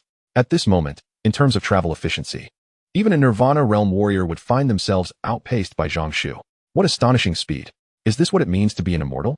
Fu Qi, carried along by Zhang Shu, could not help but widen his eyes in awe, experiencing such exhilaration for the first time in his life. At this moment, the world felt gentle, mountains and rivers appeared diminutive, and the sun, moon, and stars seemed within reach. Fu Qi was utterly captivated by this scene. We have arrived. Zhang Shu's voice rang out softly. Arrived? So soon? How could it be? Fu Qi quickly regained his composure, and his jaw dropped in disbelief. The arduous journey he had undertaken for half a day now seemed trivial. As they had reached their destination in less than the time it took to brew a cup of tea, Fu Qi swallowed hard, marveling at the immortal. This is what it truly means to be an immortal. The Gu family. Zhang Shu, elevated above, received certain guidance from the system after triggering a task. Before long, he pinpointed the location of the Gu family and descended directly upon it. Boom. The Gu family's domain spans thousands of acres, with countless powerful clan members. For tens of thousands of miles around, none would dare provoke them. Their ties to the Azure Spirit Lake are profound, and it is said that the second son of the Gu family has even entered the legendary sacred grounds. All of this contributes to the Gu family's unparalleled prestige. Even the 7 major sects would think twice before antagonizing them. The Celestial Star royal family must also show deference to the Gu family. Indeed, the city where the Gu family resides, along with several nearby large cities, has been designated by the Celestial Star royal family as the Gu family's private domain, a gesture to appease and win their favor. Within the Celestial Star Kingdom, the Gu family has become a transcendent force. No one dares to show them disrespect. Even if a mere dog from the Gu family were to venture out, no one would dare offend it. They must be treated with utmost care and respect. Otherwise, one must prepare for the inevitable reckoning from the Gu family as catastrophe looms. This entire situation has only served to inflate the Gu family's arrogance, leading them to act with increasing audacity and a complete lack of decorum. Yet, on this fateful day, a terrifying and boundless aura suddenly enveloped the Gu residents. An overwhelming surge of vital energy exploding forth like a blazing sun, instilling dread in all who bore witness. Boom. Zhang Shu did not engage in idle chatter. He opted for the most direct approach, an unyielding descent. Together with Fu Qi, he stood majestically in the void, surveying the vast expanse of the Gu estate. Where's the head of the Gu family? Come forth and face me. The booming voice transformed into rippling waves, instantly sweeping across the entire Gu household. The immense commotion immediately drew the attention of the entire estate. Numerous onlookers, including various factions and the officials of the Tianqing Kingdom, as well as the powerful lords of the city, were struck with pallor as they raised their heads in terror. Who possesses such audacity to intrude upon the Gu family with such impunity?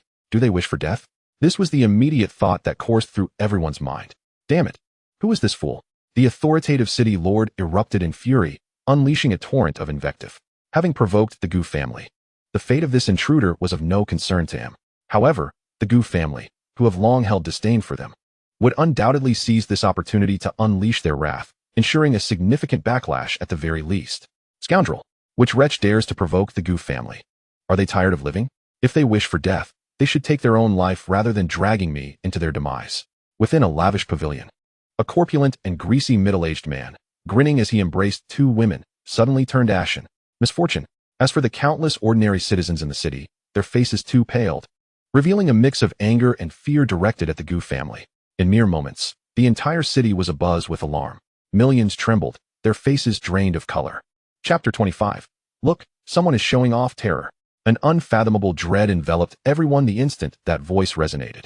It was not merely fear of the Gu family members, but rather an overarching fear of the Gu family itself. Following this incident, the Gu family would undoubtedly exploit it as a pretext to strike against all. For instance, should the Gu family be attacked, they would surely claim it was orchestrated by malevolent forces. No individual would dare confront the Gu family alone. Thus, it must be the work of an organized group. This individual's accomplices are certainly hiding elsewhere. When the time comes, the Gu family would unleash their wrath, ruthlessly exploiting the surrounding cities. Prominent families and powerful factions might suffer a significant loss, but it would not be catastrophic. After all, the Gu family understands the value of sustainable harvesting. One cannot reap the harvest all at once. Excessive exploitation would only lead to depletion. However, the ordinary populace would face dire consequences. Countless lives would be lost due to this event, and many virtuous women would become mere playthings for the Gu family's wrath. Despair etched itself on countless faces. One could only numbly observe everything before them, a similar scenario having unfolded numerous times over the years. Some indeed came seeking vengeance, yet they were effortlessly subdued by the Gu family. Others were orchestrated by the Gu family themselves, merely a ploy to reap benefits. Within a radius of 10,000 miles, few remained oblivious to the Gu family's machinations. Nevertheless, what could one do upon gaining this knowledge? Confront the Gu family? Absurd. Yet, what alternative existed? Other powerful factions dared not provoke the Gu family, nor was there any necessity to do so. After all, the Gu family was not excessively harsh upon them. They merely required a share of the spoils, a tacit agreement. If the current Gu family were to vanish, another would inevitably rise. Perhaps even the royal family. Regardless of the changes, the outcome remained largely the same for them. It sufficed to manage their own affairs. Moreover, their losses could ultimately be recouped from the common populace. The issue was trivial. Thus, any faction thriving within the Gu family's domain was, to some extent, connected to them. To challenge them? That would be tantamount to courting death. Beyond this, was there another path? Would one dare to approach the royal family? Ridiculous. The realm of the Tianqing kingdom is vast beyond measure, making it difficult for the royal family to maintain control. Furthermore, could the royal family perform better than the Gu family? In this world, where the celestial and the mundane are distinctly separated, without strength or rapid ascension, mortals must live in trepidation, merely getting by. A moment's misstep could lead to untimely demise. What could these individuals do? It was merely the law of the jungle. Gu family head, come forth and face me. At that moment, all present heard those words. A subtle undercurrent of murderous intent permeating the calm. Countless faces turned pale, silently praying to remain unscathed. Others muttered curses under their breath, while some gazed on with indifference, mockery dancing in their eyes. Before long, with a resounding crash, the entire city shook violently. Columns of magnificent light suddenly erupted from various locations within the Gu family estate, transforming into figures enveloped in radiance, exuding an aura of formidable terror. The weakest among them had reached the Purple Mansion realm, while the mightiest even possessed the strength of the Radiant Sun realm. Such power, even when viewed across the entirety of the Tianqing kingdom, was indeed fearsome. Suddenly, as Zhang Shu's voice fell, an ancient, indifferent voice echoed forth, imbued with a sense of disdain for all living things and an air of superiority. It has been far too long since I encountered such audacity in a youth. I commend your courage. Among past members of the Gu family, your boldness is unparalleled. Everyone looked up to see the void tremble, and soon an elder clad in a simple robes began to materialize from the ether, as if he had torn through the fabric of reality to descend upon this place. His words reverberated, and the Gu family's powerful figures glared coldly at Zhang Shu, their murderous intent boiling over. It had been far too long since anyone dared to challenge the Gu family in such a manner. Even those who once sought to provoke trouble now approached with a heart laden with fear and resignation, drawing the gaze of countless onlookers as they stepped forth to challenge the grand entrance of the Gu family. No one possessed the audacity to descend from the heights above. Such an act demanded immense courage. Gulp. Witnessing this scene, Fu Qi could not suppress a shudder. The overwhelming pressure of vitality was terrifying for an ordinary person like him. It felt akin to being ensnared in a hellish abyss, surrounded by countless mountains of blades and seas of fire, with these blades incessantly grazing his skin, threatening to extinguish his life at any moment. Terrifying. Is this truly the Gu family? It is no wonder that the formidable figures of the Purple Mansion who dared to challenge the Gu family met such utter defeat. Even the legendary Tai, sword immortal, perished. So, this is the true strength of the Gu family. At this moment, Fu Qi shared the sentiments of the majority. The Gu family had never before revealed such a terrifying foundation. A rough estimation suggested they boasted nearly 100 individuals at the Purple Mansion level. This power was utterly fearsome. Furthermore, the Gu family had concealed their might so deeply that, to outsiders, they appeared strong, yet limited to merely a few members of the Purple Mansion. The disparity was indeed staggering. Tai, sword immortal, once an adversary of the Gu family, was a perfected being of the Purple Mansion, who even once suppressed the Gu family. Eventually, believing he had a substantial advantage, he sought vengeance, only to mysteriously vanish without a trace. At the time, many speculated it was merely an unfortunate incident, secretly attributing the Gu family's fortune in narrowly escaping calamity. However, it is only today that one realizes the Tai sword immortal likely fell at the hands of the Gu family. Were it not for Zhang Shu's audacity today and the Gu family's prolonged dormancy, feeling the time was ripe, one wonders if they would have revealed their true capabilities so readily. Meanwhile, numerous formidable figures, such as the city lord, leaders of major merchant guilds, and powerful clans, directed their gazes toward the Gu family, their expressions shifting with trepidation and profound apprehension. The Gu family had grown so formidable, the city lord murmured to himself, suddenly shivering. In the past, while there was respect for the Gu family, it was largely due to the influence of the Azure Spirit Lake and the second son of the Gu family being recruited by the sacred grounds. Yet now, the mere strength of the Gu family itself was suffocating. Over 100 at the Purple Mansion level, many more at the Radiant Sun level. The Gu family's hidden depth, after years of dormancy, now unveiled, instilled a deep-seated unease in all present. A foreboding of an approaching storm. The Gu family was poised for significant action. Elder, what should we do? Fu Qi trembled as he looked to Zhang Shu. Yet Zhang Shu maintained a calm demeanor, casting a casual glance at the multitude of Purple Mansion figures, then at the elder who seemed to tear through the void, and softly scoffed, "Pretentious tricks." Chapter 26. The Essence of Truth and Reason. Pretentious tricks. Fu Qi waited in anticipation, only to be met with Zhang Shu's words, leaving him momentarily stunned. He widened his eyes, sensing a profound disdain in Zhang Shu's tone. "Senior, what do you mean by that?" Fu Qi couldn't help but inquire cautiously. Zhang Shu chuckled and responded. It seemed that this old man intended to seize the opportunity to fully display his prowess, orchestrating such a grand spectacle. He even resorted to using formations to create the illusion of traversing the void. Breaking through the void is no trivial matter. This old man was merely at the third level of the Radiant Sun realm. Even if he leveraged formations to amplify his strength, it still fell woefully short. Traversing the void is not something within the reach of such a being, Zhang Shu remarked with a smile. To shatter the void and traverse it, one must possess an exceptionally profound mastery over spatial forces. Even those at the Nirvana realm might not achieve this feat unless one is a sage.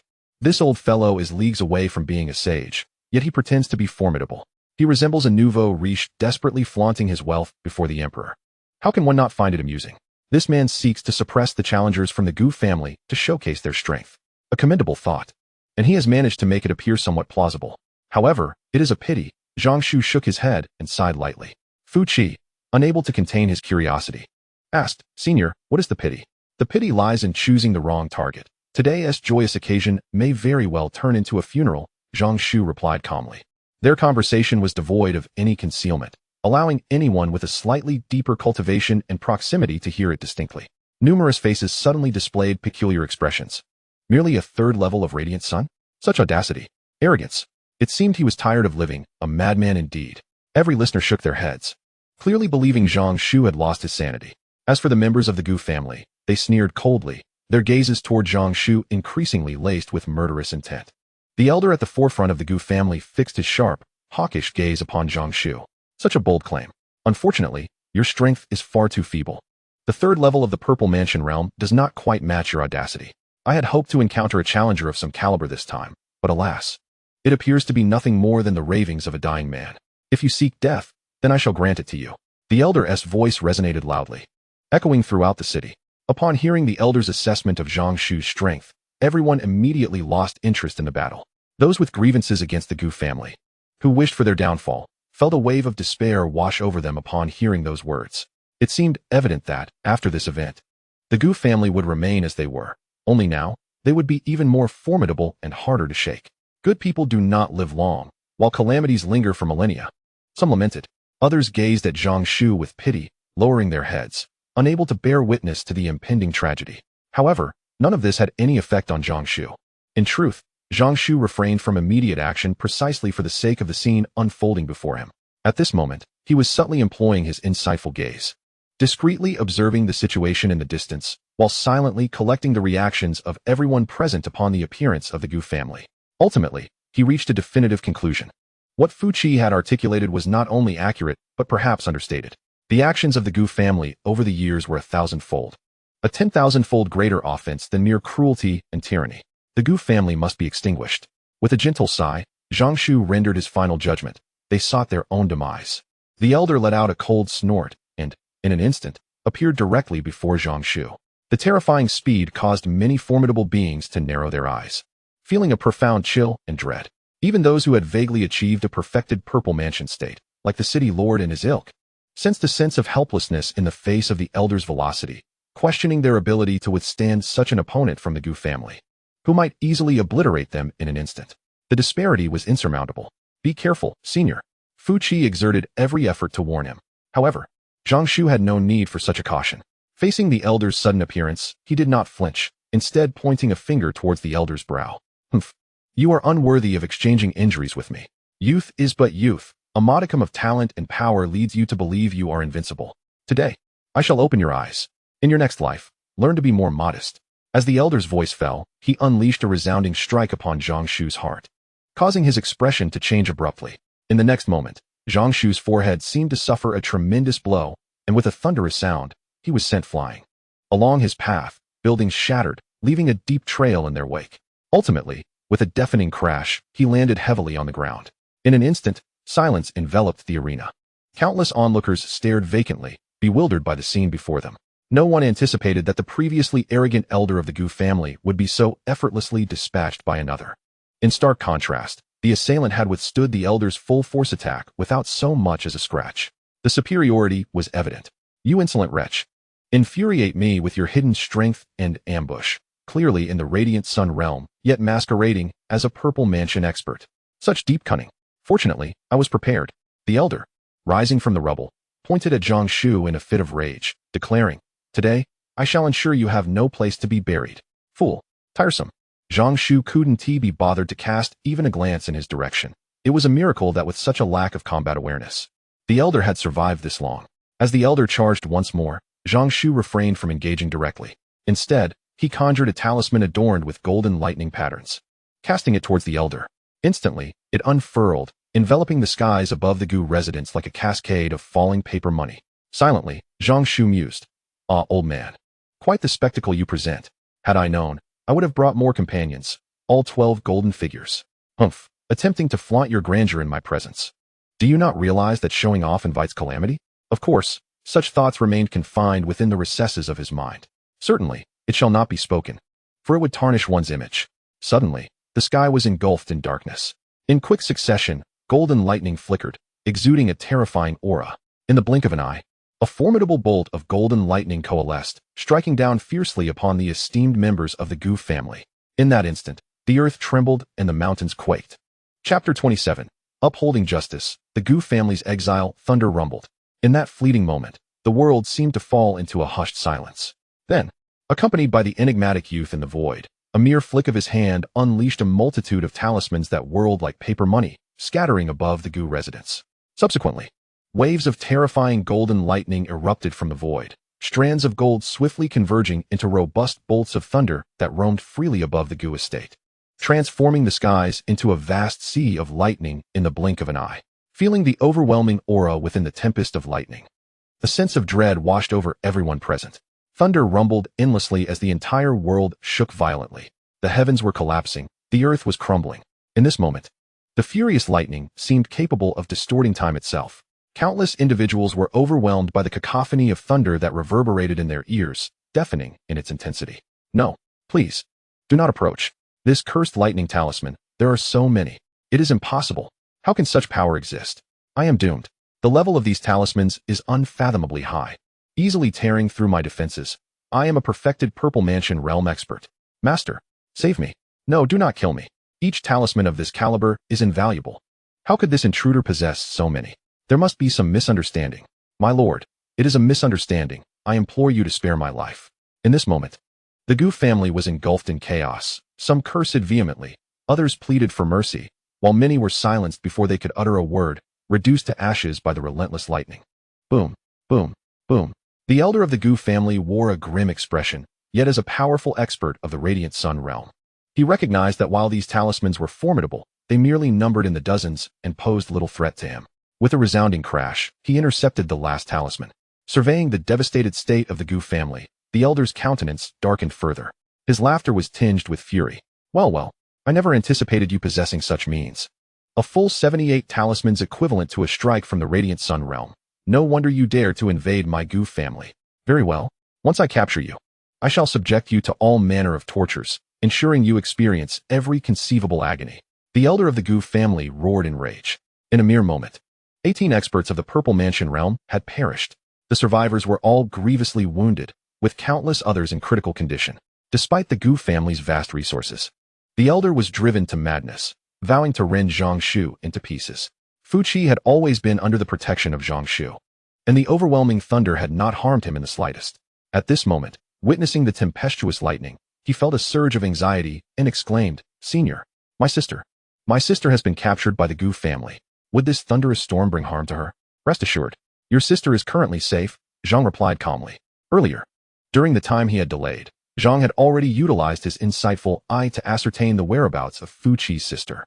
Locating her through their bloodline connection was not overly challenging. Furthermore, as a member of the Fu family, she undoubtedly shared a faint link to the Divine Shaojin order. This faint connection made the search significantly simpler. Moreover, the most crucial factor was the guidance provided by the system. Zhang chose not to confront the Gu family directly, nor did he recklessly infiltrate their stronghold. Ultimately, while he harbored no fear of the Gu family, his own strength was not overwhelmingly formidable, and a reckless intrusion carried the risk of failure. Thus, he opted to create chaos first. Seizing the moment when the Gu family's formidable members were preoccupied, Zhang swiftly appeared at a certain location within the Gu manor, locating Fu Qi's sister and bringing her out without delay. "Sister." Upon seeing his sister safe and sound before him, Fu Qi's eyes instantly reddened. However, he soon discerned something amiss. His sister lay in a state of unconsciousness, her complexion flushed, restlessly writhing, yet unable to awaken.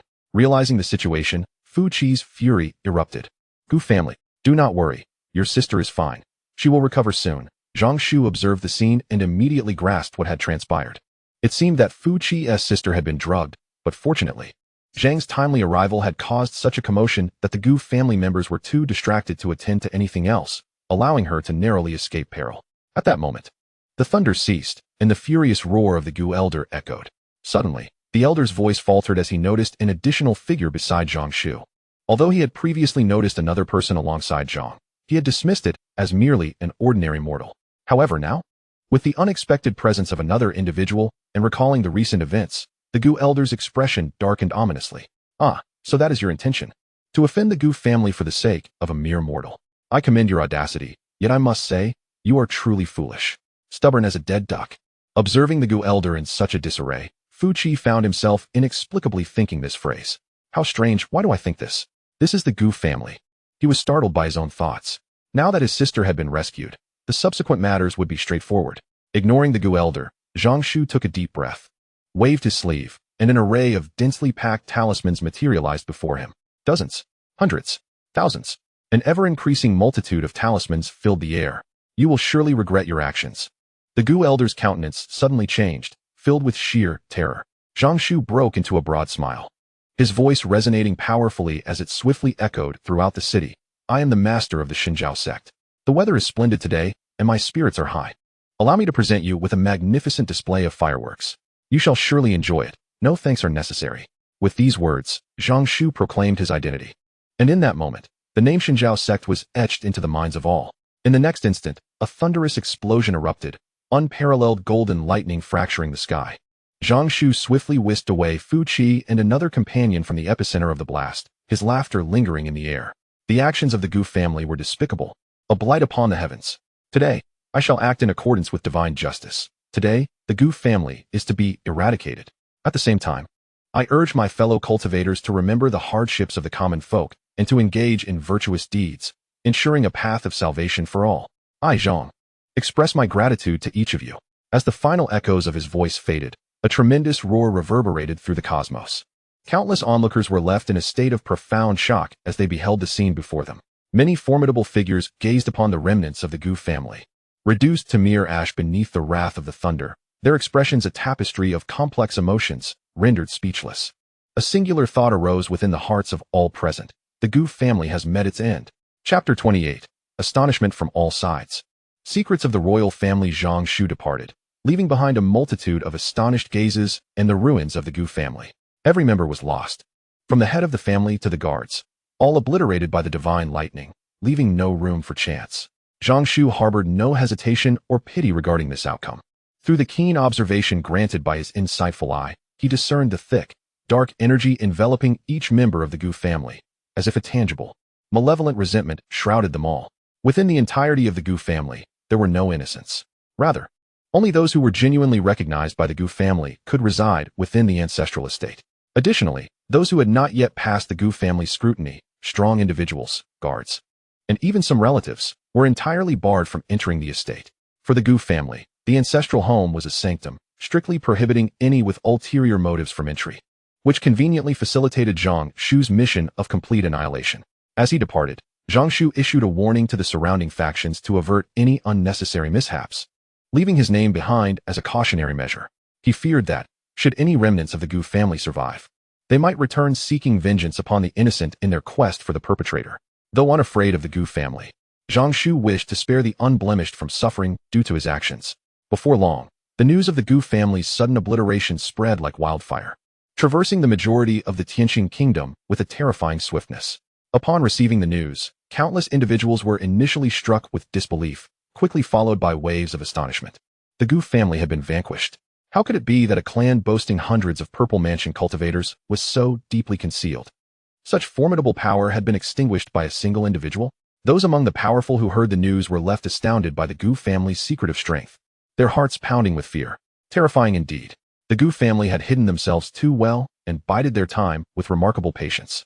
It is worth noting that prior to this, although the Gu family possessed some degree of strength, they were merely regarded with a sense of caution by truly formidable factions, rather than fear. However, the power that the Gu family has recently unveiled has undoubtedly left everyone profoundly astonished.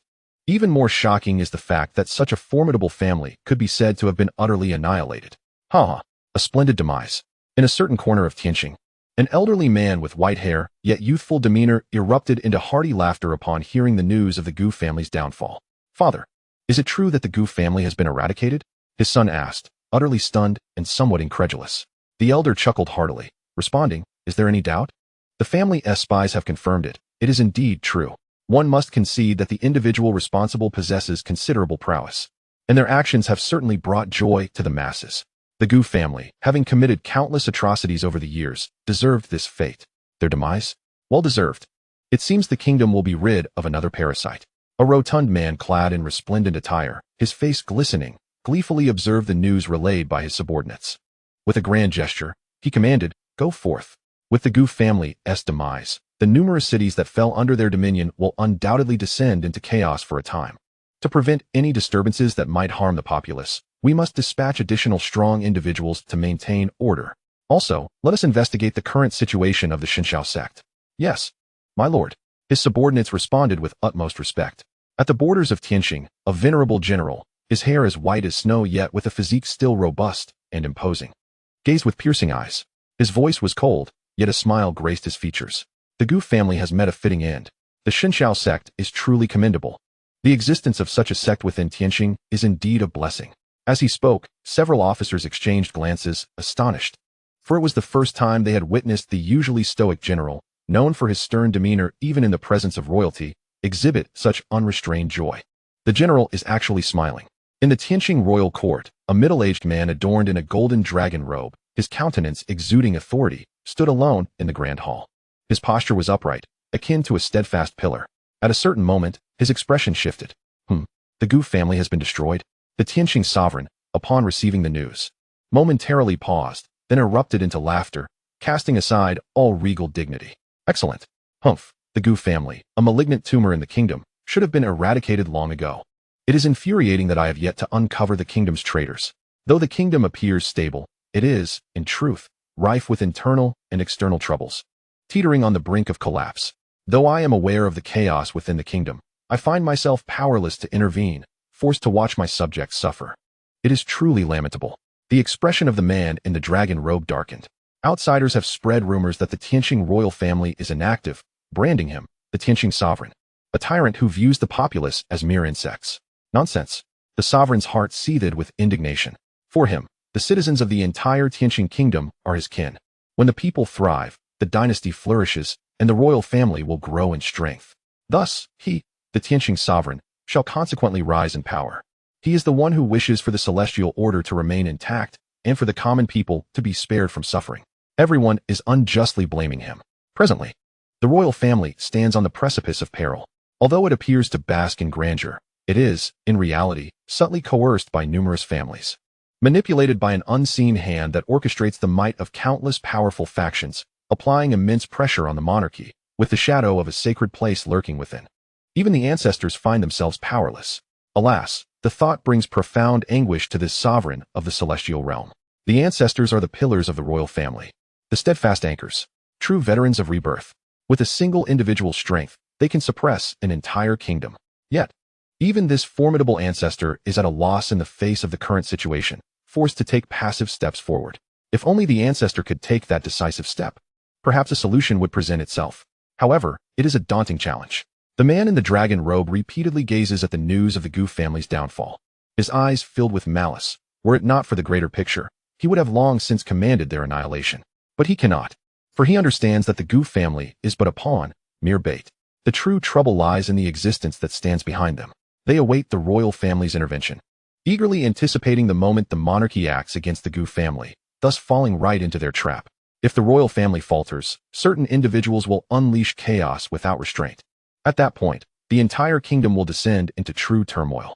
The common people currently endure only slight hardships and a modicum of fear. Yet, overall, they have not suffered significantly. However, once the royal family collapses, and the celestial realm loses its final bastion of protection, that will herald a time of genuine despair for the populace, with corpses littering the land. The man in the dragon robe has repeatedly felt the urge to intervene. Yet he must restrain himself. He must endure, for the stakes are not only the royal family's fate, but also the lives of millions in the celestial realm. It is an affront to him as a sovereign. He cannot allow such a calamity to unfold. Suddenly, the man in the dragon robe glimpses a name. Brother Zhang of the Shenxiozing, I wonder how you fare now. With a sigh, he reflects on how the world believes the downfall of the Shenxiozing to be connected to him, and indeed, it is. However, the reality is far from what many presume. Conversely, had the royal family not acted covertly, the fate of the Shenxiozing would have been far graver than mere destruction. The previous leader of the Shenxiozing and several of its members would likely have faced certain demise. Moreover, to rescue the Shenxiozing, even the royal ancestors sustained grave injuries, nearly perishing. Had it not been for that severe injury, which compromised their foundation, perhaps the ancestor would have taken that pivotal step, leading to an entirely different outcome. Chapter 29. Rewards in Hand. 8th level of the Purple Mansion realm. Contemplating this, the man in the dragon robe bears a complex expression. Memories of the battle from 3 years prior flood his mind, and he cannot help but tremble slightly. A shiver of fear. Having never personally experienced that battle, one can hardly fathom its sheer terror. The man in the dragon robe could never have imagined how the Xinxiao sect became entangled with such fearsome entities, nor why they would pursue them with such relentless fervor. It can be said that had it not been for the intervention of the royal ancestor, the entire Xinxiao sect would have met with certain demise. Yet, even with the ancestor's aid, the preservation of the sect proved to be a Herculean task, and rescuing others was exceedingly arduous. The ancestor himself nearly fell in the fray, a testament to the formidable and terrifying nature of their adversaries. Alas, the royal family has done all it could, and now it is left to fate. With a soft sigh, the man in the dragon robe turned his gaze once more to the 3 characters of Xinxiao sect. Were the people of Xinxiao sect truly returning? Or had someone obtained the sect's legacy and re-established the order? If it were the latter, that would be acceptable. However, if it were the former, the man fell silent for a moment. Should those individuals truly return, it would likely herald more misfortune than fortune. This time, if the previous enemies were to be provoked again, even the ancestor's intervention might not prove significantly beneficial. Regardless, he must investigate. If someone had indeed inherited the legacy of the Xinxiao sect, that would be one matter, but if it were truly Brother Zhang's return, the man inhaled deeply, feeling compelled to lend a hand. After all, the royal family owed several significant favors to the Xinxiao sect, and given his close bond with the former sect master, he could not simply stand idly by in the face of danger befalling the sect. However, he could not depart. Although the royal family had many strong individuals, only a select few could truly bear the weight of responsibility. The ancestor was currently in seclusion, and he needed to remain at the royal court to deter any nefarious elements and prevent any substantial upheaval. The powerful allies at his side could not be mobilized freely, as the current resources of the Heavenly Star were exceedingly strained. Otherwise, he would not have allowed a mere Gu family member to roam unchecked for so long. With this thought, the man in the dragon robe began to pace back and forth, suddenly halting. Send word to summon Xiaoqi and instruct him to visit the Shenxiao sect. Find a plausible excuse for the outside world, and be sure to conceal our true intentions to avoid drawing the attention of the observant. Meanwhile, Zhang Shu was unaware of the events that transpired following the fall of the Gu family. As he made his way back to the Shenxiao sect with Fu Qi and his sister, the journey did not consume much time. Ding! Congratulations to the host for completing the daily task, earning the reward of an ancient saint talisman. Ding! Congratulations to the host for completing a temporary task, earning a reward of 50,000 sect points. Rewards in hand, Zhang Shu felt a surge of joy and could not help but smile. Upon arriving at the sect, Zhang Shu commanded 11 to settle Fu Qi and his sister. Although the latter was not a disciple of the Shenxiao sect, she was, after all, a holder of the Golden Order. Zhang Shu could not simply expel her. Furthermore, it was not in Zhang Shu's character to disregard a valuable ally. Soon, Zhang Shu found himself alone in the courtyard. This courtyard was uniquely his. He had lived here for most of his life. While not excessively large, it was certainly spacious enough. Beside the courtyard lies a small lake, upon which a pavilion has been erected. The banks are rather barren, prompting Zhang Shu to consider planting more trees in the future, though for now, he has only planted saplings of the ancient life tree.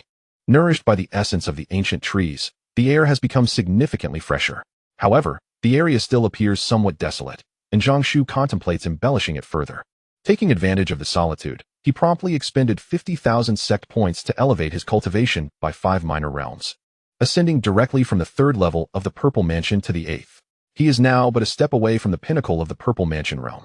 In an instant, an overwhelming sense of power surged within him, causing his vital energy to multiply several times and enhancing his strength by several tiers. With his newfound prowess, Zhang Shu's spirits soared even higher.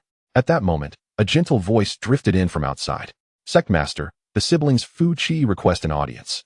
Let them in, Zhang Shu replied, and at his behest, the 12 golden men began to address him as Sect Master. He found the title somewhat peculiar, perhaps a reminder that he was not entirely accustomed to this otherworldly existence. Nonetheless, the others had no objections. After all, he held the title of Sect Master, and his word was law. Greetings, esteemed elder. Thank you for your life-saving grace. Soon, the siblings Fu Qi appeared before Zhang Shu, with Fu Hongyi expressing her heartfelt gratitude upon their first meeting. Fu Hongyi, the sister of Fu Qi, may not have been breathtakingly beautiful, yet her appearance was striking, exuding a resilience uncommon among women. Zhang Shu found himself admiring her fortitude. Very commendable. Fu Qi chimed in. Thanks to the elder's benevolence, my sister has recovered. She rushed over to express her gratitude as soon as she regained consciousness. I hope we have not disturbed you. It's no trouble at all. Zhang Shu replied with a smile, clearly in good spirits, for if it were not for the siblings Fu Qi, he would not have amassed such a wealth of sect points or fulfilled his daily tasks. In essence, it felt akin to acquiring an ancient sage talisman at no cost, thereby augmenting his advantages. Thus, a combination of factors led Zhang Shu to adopt a notably amiable demeanor toward the pair. Elder, I wish to join the Shenxiao sect. May I inquire about the requirements? Fu Hongyi suddenly declared. Fu Qi looked at his sister in surprise. Sister, you, little Qi, through this ordeal, I have come to realize that in this world, without strength, ordinary individuals are merely prey for others. Only by becoming formidable can one escape a wretched fate. Fu Hongyi asserted. She then turned her earnest gaze toward Zhang Shu, her demeanor respectful. Elder, I understand that joining the Shenxiao sect is no simple feat, but I am willing to take a chance. This opportunity has presented itself before me, and I do not wish to miss it and live with regret for the rest of my life. I humbly ask for your favor. Fu Hongyi was exceedingly anxious. Having encountered such a rare opportunity, she feared that if she hesitated to voice her desires, she would forever be unable to forgive herself for letting it slip away. The worst that could happen is rejection. Surely, such a senior would not punish her for that. The most unfavorable outcome would simply be a return to her previous life, which could hardly be any worse than it already was. What is there to fear? Upon hearing her sister speak, Fu Qi gritted his teeth and followed suit, declaring, Senior, I too wish to give it a try. I earnestly request an opportunity. Witnessing this scene, Zhang Shu was not at all surprised. Rather, it felt quite normal. Very well. In light of your sincerity, I shall grant you the chance to join the Shenxiao sect. At this time tomorrow, I will set forth a trial here.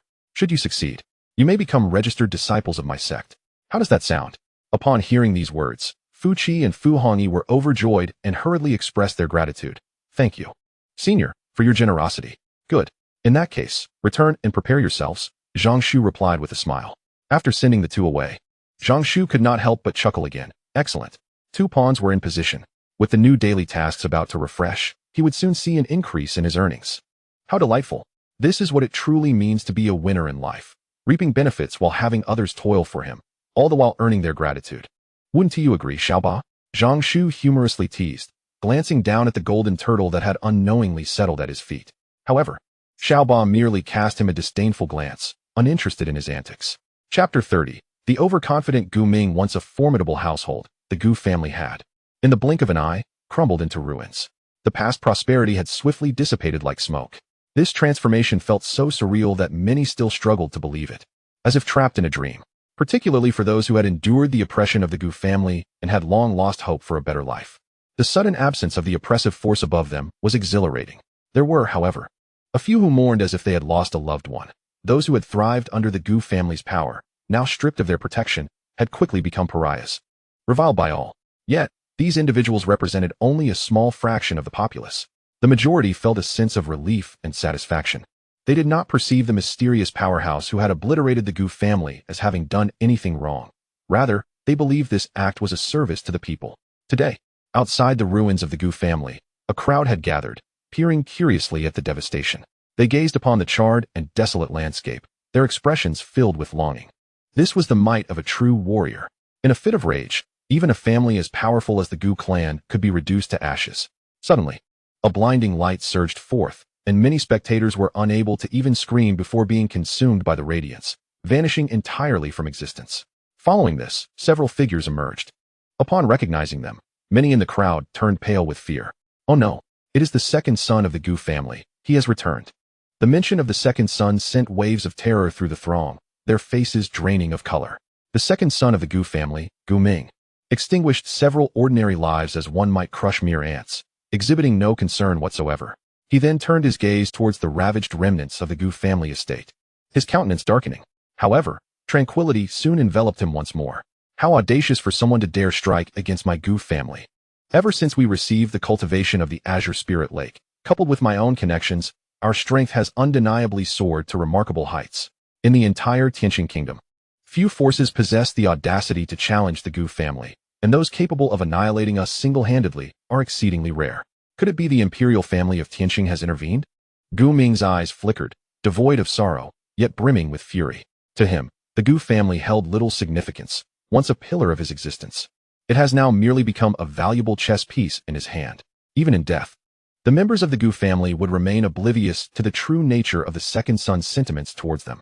Nonetheless, he was ultimately a member of the Gu family, and for someone to annihilate them without his consent was a direct affront to his honor. Gu Ming's expression hardened. Having been publicly humiliated, he would ensure that whoever dared to act would pay a price tenfold or even 100-fold. Have you uncovered the truth, old ye? To so effortlessly obliterate the Gu family, the perpetrator must at the very least be a formidable figure of the Radiant Sun realm, likely aided by external forces.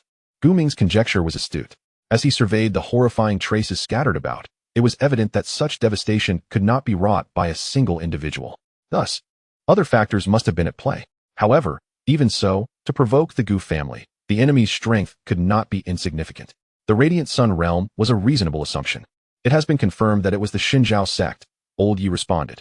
Gu Ming's fury erupted, unable to contain himself as he roared, the Xinjiao sect, once again. How could such a fallen sect possess such formidable capabilities? Old Yi nodded gently and replied, the once mighty Xinjiao sect has long since been obliterated. No one could have survived. Perhaps a few fortunate souls have managed to acquire some legacies, such as powerful thunder talismans, which aligns well with the conditions at the scene. However, legacies are merely that, limited in depth. After extinguishing the Gu family, it is likely that these inheritors of the Xinjiao sect's legacy have squandered much of what was once the greatest sect's foundation. What remains is of little consequence. After stating this, Old Yi confidently drew his conclusion, even shaking his head with a sigh. Ultimately, they were merely a handful of fortunate individuals. With their inheritance, they lacked the wisdom to remain low-key and patient, only inviting disaster upon themselves. Foolish. Utterly foolish. Oh, upon hearing this, Gu Ming's gaze flickered momentarily. At this juncture, Old Bai also chimed in, clearly in agreement with Old Yi, remarking with a smile, I just surveyed the scene and noticed that much of the thunder's power was squandered, recklessly wielded. Such potent talismans could rival the might of the Radiant Sun realm with a single strike. The traces here suggest that the adversary must have expended hundreds of talismans. More than 70% is simply wasted. The reasons for this are manifold. One reason is that these individuals possess such meager abilities that they cannot accurately control the talismans, resorting instead to indiscriminate attacks. Furthermore, there exists a tendency towards ostentation or the inability to manage emotions, leading to reckless expenditure, regardless of the motivation. It is evident that the new disciples of the Shunshao sect lack ambition and are intellectually shallow, rendering them insignificant. In my view, allowing such individuals to maintain control over the Shunshao sect's legacy is nothing short of an insult to its grandeur.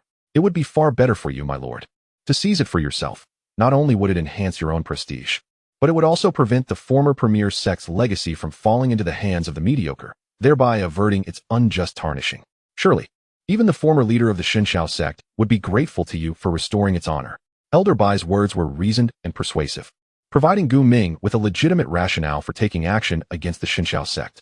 Indeed, it is a disgrace for the illustrious legacy of the former number 1 sect to be held by such petty individuals. Thus, I shall take action to reclaim the legacy and, in the future, bestow it upon a worthy successor, thereby restoring the dignity of the Shunshao sect, Gu Ming stated calmly. Elder Bai and Elder Yi exchanged knowing glances, sharing a smile as they chorused, "Your righteousness is commendable." Rest assured, the Shunshao sect, as a once great sect, is nearly equal in strength to the imperial family. Reclaiming its legacy will undoubtedly yield benefits for both of you. With a sweeping gesture, Gu Ming made grand promises, clearly exuding confidence in his ability to seize the Shunshao sect's legacy. In his estimation, those few fortunate individuals who had stumbled upon the legacy were merely insignificant compared to him. If they were wise, perhaps he would even grant them leniency, possibly recruiting them as subordinates and offering them some meager rewards. However, should they fail to recognize their position, then he would not hesitate to employ ruthless measures. Of course, those responsible for the downfall of the Gu family, along with their accomplices who are aware of these matters, must not be spared. Not only must they be eliminated, but they should also endure the most excruciating tortures before their demise. Gu Ming had not entertained the slightest notion of failure. Failure? What a joke. How could a handful of fortunate fools compare to him? The legacy of the Shunshao sect was already within his grasp. Thus, Gu Ming's true concern never lay with the Shunshao sect itself. Rather, he was preoccupied with how to implement his subsequent plans after acquiring the legacy. His ultimate target was the imperial family. Chapter 31. The Mortal's Limit Trial. Little Eight's new nest, the Shunshao sect. Ding. The system's daily tasks have been refreshed. Task items. 10,000 Premium Spirit Stones. Task rewards. Super Premium Spirit Stone Vein X1. Zhang Shu glanced at the refreshed daily tasks, his brow twitching slightly. Premium Spirit Stones. Another 10,000. Truly, the system is abundantly generous, Zhang Shu mused. In terms of value, while Premium Spirit Stones may not be as outrageous as the 9-pattern Clear Spirit Pill, they are undeniably tangible spirit stones. Across the continent, spirit stones, as a universal currency, also possess varying grades. From low to high, the classifications of spiritual stones are inferior, medium, superior, and exceptional. The exchange rate is 1 to 100. This means that a single exceptional spiritual stone is equivalent to 1 million inferior spiritual stones, nearly equal to the total spiritual stone income of a small sect over 6 months. 10,000 exceptional spiritual stones represent a considerable fortune. If this news were to spread, even the 7 major sects would be envious and frantic. However, how could such a vast quantity of spiritual stones be consumed in a single day? Zhang Shu fell into deep contemplation. Should he exchange them for resources? Yet, the resources obtained would still require utilization. Or would the mere act of exchange be considered the completion of the task? Zhang Shu was uncertain and had no intention of trading them, for it seemed unlikely that any force in the southern region could afford such a transaction. Even if they could, it would undoubtedly consume a significant amount of time, which he could not afford. Only 1 day remained. What should he do? Should he urge everyone to hastily absorb the energy? Another idea struck Zhang Shu. The energy contained within exceptional spiritual stones is remarkably pure and could be utilized directly for cultivation. However, there lies a concern. This approach is unreliable. The reason is simple. Consuming 10,000 9-pattern Clear Spirit Pills is feasible, but it does not imply that the same can be said for exceptional spiritual stones. In equivalent quantities, the energy contained within exceptional spiritual stones far exceeds that of 9-pattern Clear Spirit Pills. Not even the current members of the Shunshao sect could manage it, let alone 10 times that number. This plan would not suffice. He needed to conceive another method that maintained a semblance of reason. Zhang Shu rubbed his forehead, feeling a bit of a headache. He scanned his surroundings, silently pondering a solution when suddenly his gaze landed on the little creature beside him. Xiaoba? Meow? Xiaoba felt a shiver run down its spine under Zhang Shu's intense gaze. Zhang Shu offered a warm smile and was suddenly inspired by a splendid solution. Xiaoba, bewildered by Zhang Shu's stare, began to ponder. A new home? That seemed quite appealing. As for residing in a doghouse, that was a thing of the past. It was now an ancient divine beast. How could a divine beast dwell in a doghouse? However, reflecting on the matter, it was indeed true. Even the ancient divine beast Tang Tang lacked a proper residence. Lying under the heavens and resting on the earth was somewhat embarrassing. No, disgraceful. Meow? Xiaoba exclaimed, expressing its enthusiastic approval. Quickly, let it have a new abode. Zhang Shu chuckled. Rest assured, someone will come to build your house soon. As he spoke, he waved his hand gently, and before him emerged a majestic peak, entirely composed of exceptional spiritual stones, radiating brilliance. It was not long before the appointed time arrived. Fu Qi and Fu Hongyi appeared punctually, and even Yi Yun and Feng Bo curiously followed, eager to witness the spectacle. Are there new arrivals? Yi Yun exclaimed with delight. In recent days, Yi Yun has been utterly bored. Aside from cultivation, there is nothing entertaining within the entire Xinjiao sect, which pales in comparison to the grandeur of the imperial city. To make matters worse, aside from a few of them, not a single soul can be seen. The sect leader, Shun Long, remains elusive, while the 12 golden men are nowhere to be found. It seems that only Shi and Feng Bo are left in the Xinjiao sect. At last, new arrivals have come. Yi Yun feels a flicker of anticipation and joy. Feng Bo gazes at the siblings, Fu Hongyi and Fu Qi, with a warm smile, his aged eyes reflecting kindness. Upon seeing the newcomers gathered, Zhang Shu wasted no time and directly announced the assessment details. The task for both of you is quite simple. Do you see that pile of spirit stones over there? You have one day to construct a cave dwelling using these stones. Success will mean you have passed. As Zhang Shu's voice faded, they gradually sensed something amiss. Turning their gaze toward the luminous mountain not far away. Could it be that all of those are spirit stones? The richness of spiritual energy, the luster, indeed. They are all top-tier spirit stones. Feng Bo was astounded. Top-tier spirit stones. So many? While others may not be aware of their rarity, he certainly understood. Though a single top-tier spirit stone could be exchanged for 100 superior spirit stones, the reverse is utterly impossible. Only a fool would make such a trade. Despite being merely one tier apart, the disparity is immense. Top-tier spirit stones are imbued with pure vitality. Not only useful for cultivation, but also vital for healing injuries and even breaking through cultivation shackles. Additionally, top-tier spirit stones possess numerous extraordinary applications, rendering them invaluable. Are all of these truly top-tier spirit stones?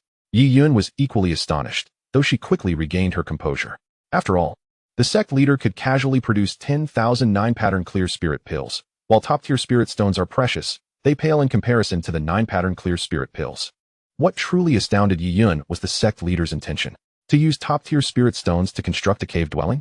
Gulp. At this revelation, everyone couldn't help but swallow hard. Even though Fu Qi and Fu Hongyi were mere mortals, it did not imply they were unaware of the value of top-tier spirit stones. Merely standing there, doing nothing.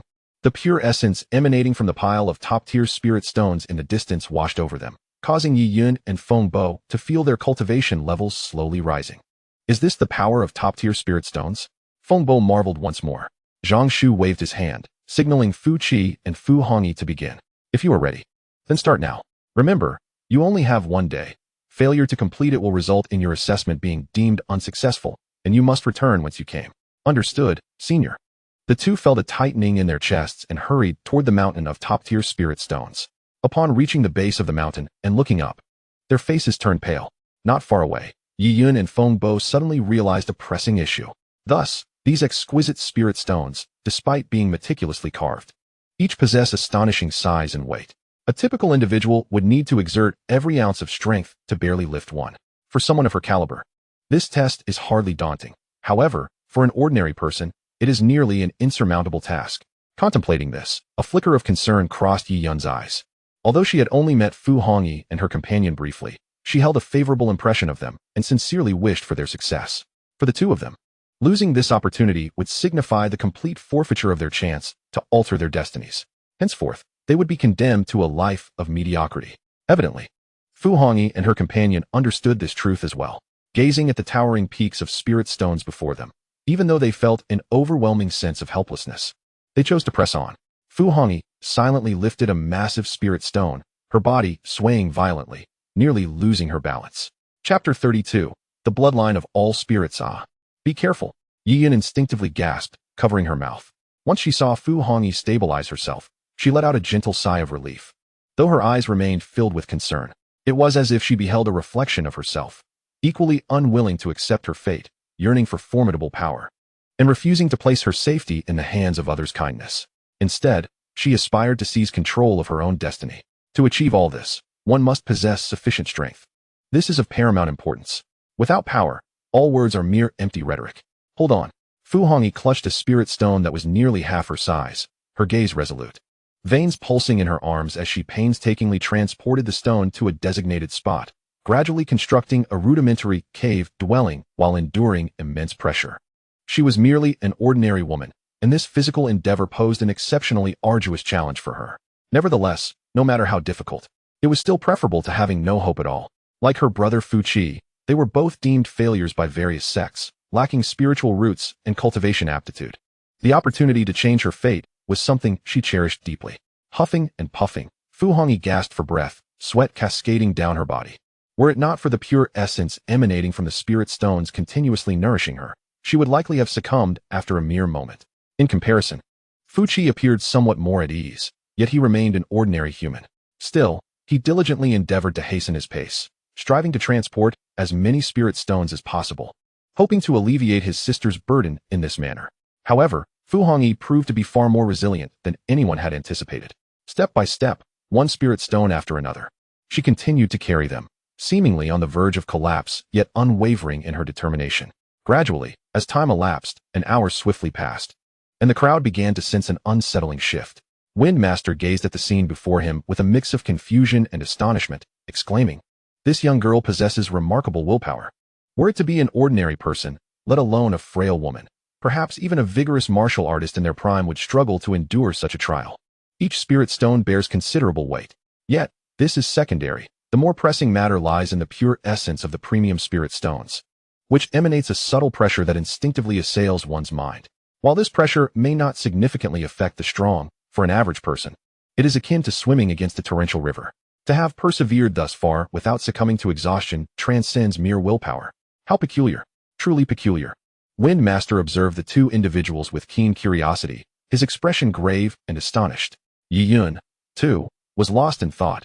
She discreetly glanced at the silent sect leader, noting his unwavering silence as he quietly observed the unfolding scene, his gaze as still as a deep well, seemingly indifferent to the events at hand. Though her curiosity was piqued, she hesitated to voice her inquiries. Suddenly, a wave of spiritual energy surged through the arena, drawing the attention of all present. Even Zhang Shu lifted his gaze, a spark of intrigue igniting within his eyes. Fu Hongyi, myriad spirit bloodline, blessed by the heavens, inherently possessing a companion spirit source, endowed with unparalleled talent for cultivation. Status, not activated. The myriad spirit bloodline. Those who possess such a lineage are invariably prodigies of cultivation. With an innate companion spirit source, their path is devoid of obstacles, rendering them almost natural-born powerhouses. A person of such extraordinary talent, if born into a prominent sect, would undoubtedly be regarded as an exceptional genius. However, it is unfortunate that Fu Hongyi is not a saintess of any great power, nor does she boast a formidable background. Apart from a grandfather who has barely entered the condensation realm, she lacks any formidable allies. The celestial beings from lesser sects evidently failed to recognize Fu Hongyi's uniqueness. Merely concluding that she was a natural-born cripple, her meridians completely obstructed, hindered by an inexplicable force, rendering her unable to circulate her spiritual energy or cultivate. This condition is strikingly similar to that of an ordinary person with unresponsive meridians, yet far more severe, hence the term crippled meridians. Consequently, various sects regarded Fu Hongyi as a waste. Nonetheless, what none realized was that the energy obstructing the flow of her meridians was not a misfortune, but rather a tremendous opportunity. The spirit source, should she manage to cultivate, these spirit sources would, in a remarkably brief period, directly transform into her own cultivation level. It can be asserted that, as long as her realm is sufficient, Fu Hongyi's strength could ascend without limits or constraints until the spirit source is entirely exhausted. However, this bloodline is both a boon and a bane. Should she fail to refine the spirit source in a timely manner, instead of soaring to greatness, she would be devastated by the increasingly potent pure energy, leading to her demise within a few short years. In other words, had Fu Hongyi not encountered Zhang Shu, her lifespan would have been reduced to merely a few years. At present, Fu Hongyi has regrettably missed the optimal age for cultivation. leading to a terrifying accumulation of energy within her. Initially, it was merely necessary for a powerful elder to assist her in opening her bloodline power with their own vital energy, thereby facilitating her entry into the path of cultivation. However, that is no longer feasible. The magnitude of this power has reached an almost insurmountable limit, akin to a water-filled bucket that cannot accommodate any additional liquid. Any external vital energy introduced would only cause this already filled bucket to burst instantaneously. Thus, an alternative approach must be sought. By harnessing the pure, natural vital energy inherent in exquisite spirit stones, combined with the immense pressure exerted during their transportation, she aims to gently stimulate her bloodline power. At this moment, it appears she has succeeded. Boom. Just as Fu Hongyi was on the verge of exhaustion, she suddenly felt a formidable force erupting from within her, enveloping her entire being in an instant. Her fatigue dissipated rapidly, replaced by an indescribable sense of strength that surged within her. She stared incredulously at her palm, which had transformed from the weighty spirit stone to something as light as a feather. This abrupt shift left her momentarily stunned, as a shocking thought flickered in her mind. One she dared not fully entertain. Could it be that she had become an immortal? Despite Fu Hongyi's profound unwillingness to accept her fate and her desire to grow stronger, a lifetime spent as a mortal instilled in her an instinctual distance and reverence for the term immortal. How could she not be astonished by such a sudden transformation? Yet, amidst her astonishment, she remembered she was still undergoing an assessment. Suppressing her excitement, she continued to fulfill her task. This time, however, her actions were markedly more effortless. The once insurmountable mountain of spirit stones now seemed diminutive in comparison to her newfound strength. With varying levels of power come different perspectives and mindsets. Sister, what on earth are you doing? Fu Qi gazed at her, astonished, as she effortlessly lifted the enormous spirit stone as if it were a mere piece of paper. Fu Hongyi, in high spirits, glanced at her brother with a gentle gaze and encouraged him, keep striving, do not lose hope. She chose not to hastily clear the mountain of spirit stones, but instead maintained a steady pace. Realizing that what seemed like a simple task of transporting spirit stones concealed immense significance and the potential for profound transformation. Thus, she decided to proceed slowly, not out of a desire to hinder Fu Qi's progress, but rather to ensure that her actions would not inadvertently harm him. Chapter 33. The Supreme Expert of the Xinxia Sect. Little 8. What is this? A fluctuation of vital energy. Has someone broken through? In that instant of Fu Hongyi's breakthrough, both Yi Yun and Feng Bo sensed the occurrence, their expressions reflecting profound astonishment. A mere mortal, lacking any cultivation heritage or innate talent, has managed to break through through arduous labor? When did cultivation become so uncomplicated? As Feng Bo regarded Fu Hongyi, a mix of surprise and envy stirred within him. Moreover, he faintly sensed a terrifying aura emanating from Fu Hongyi, one that sent a shiver down his spine. However, this essence was deeply concealed and did not significantly affect him.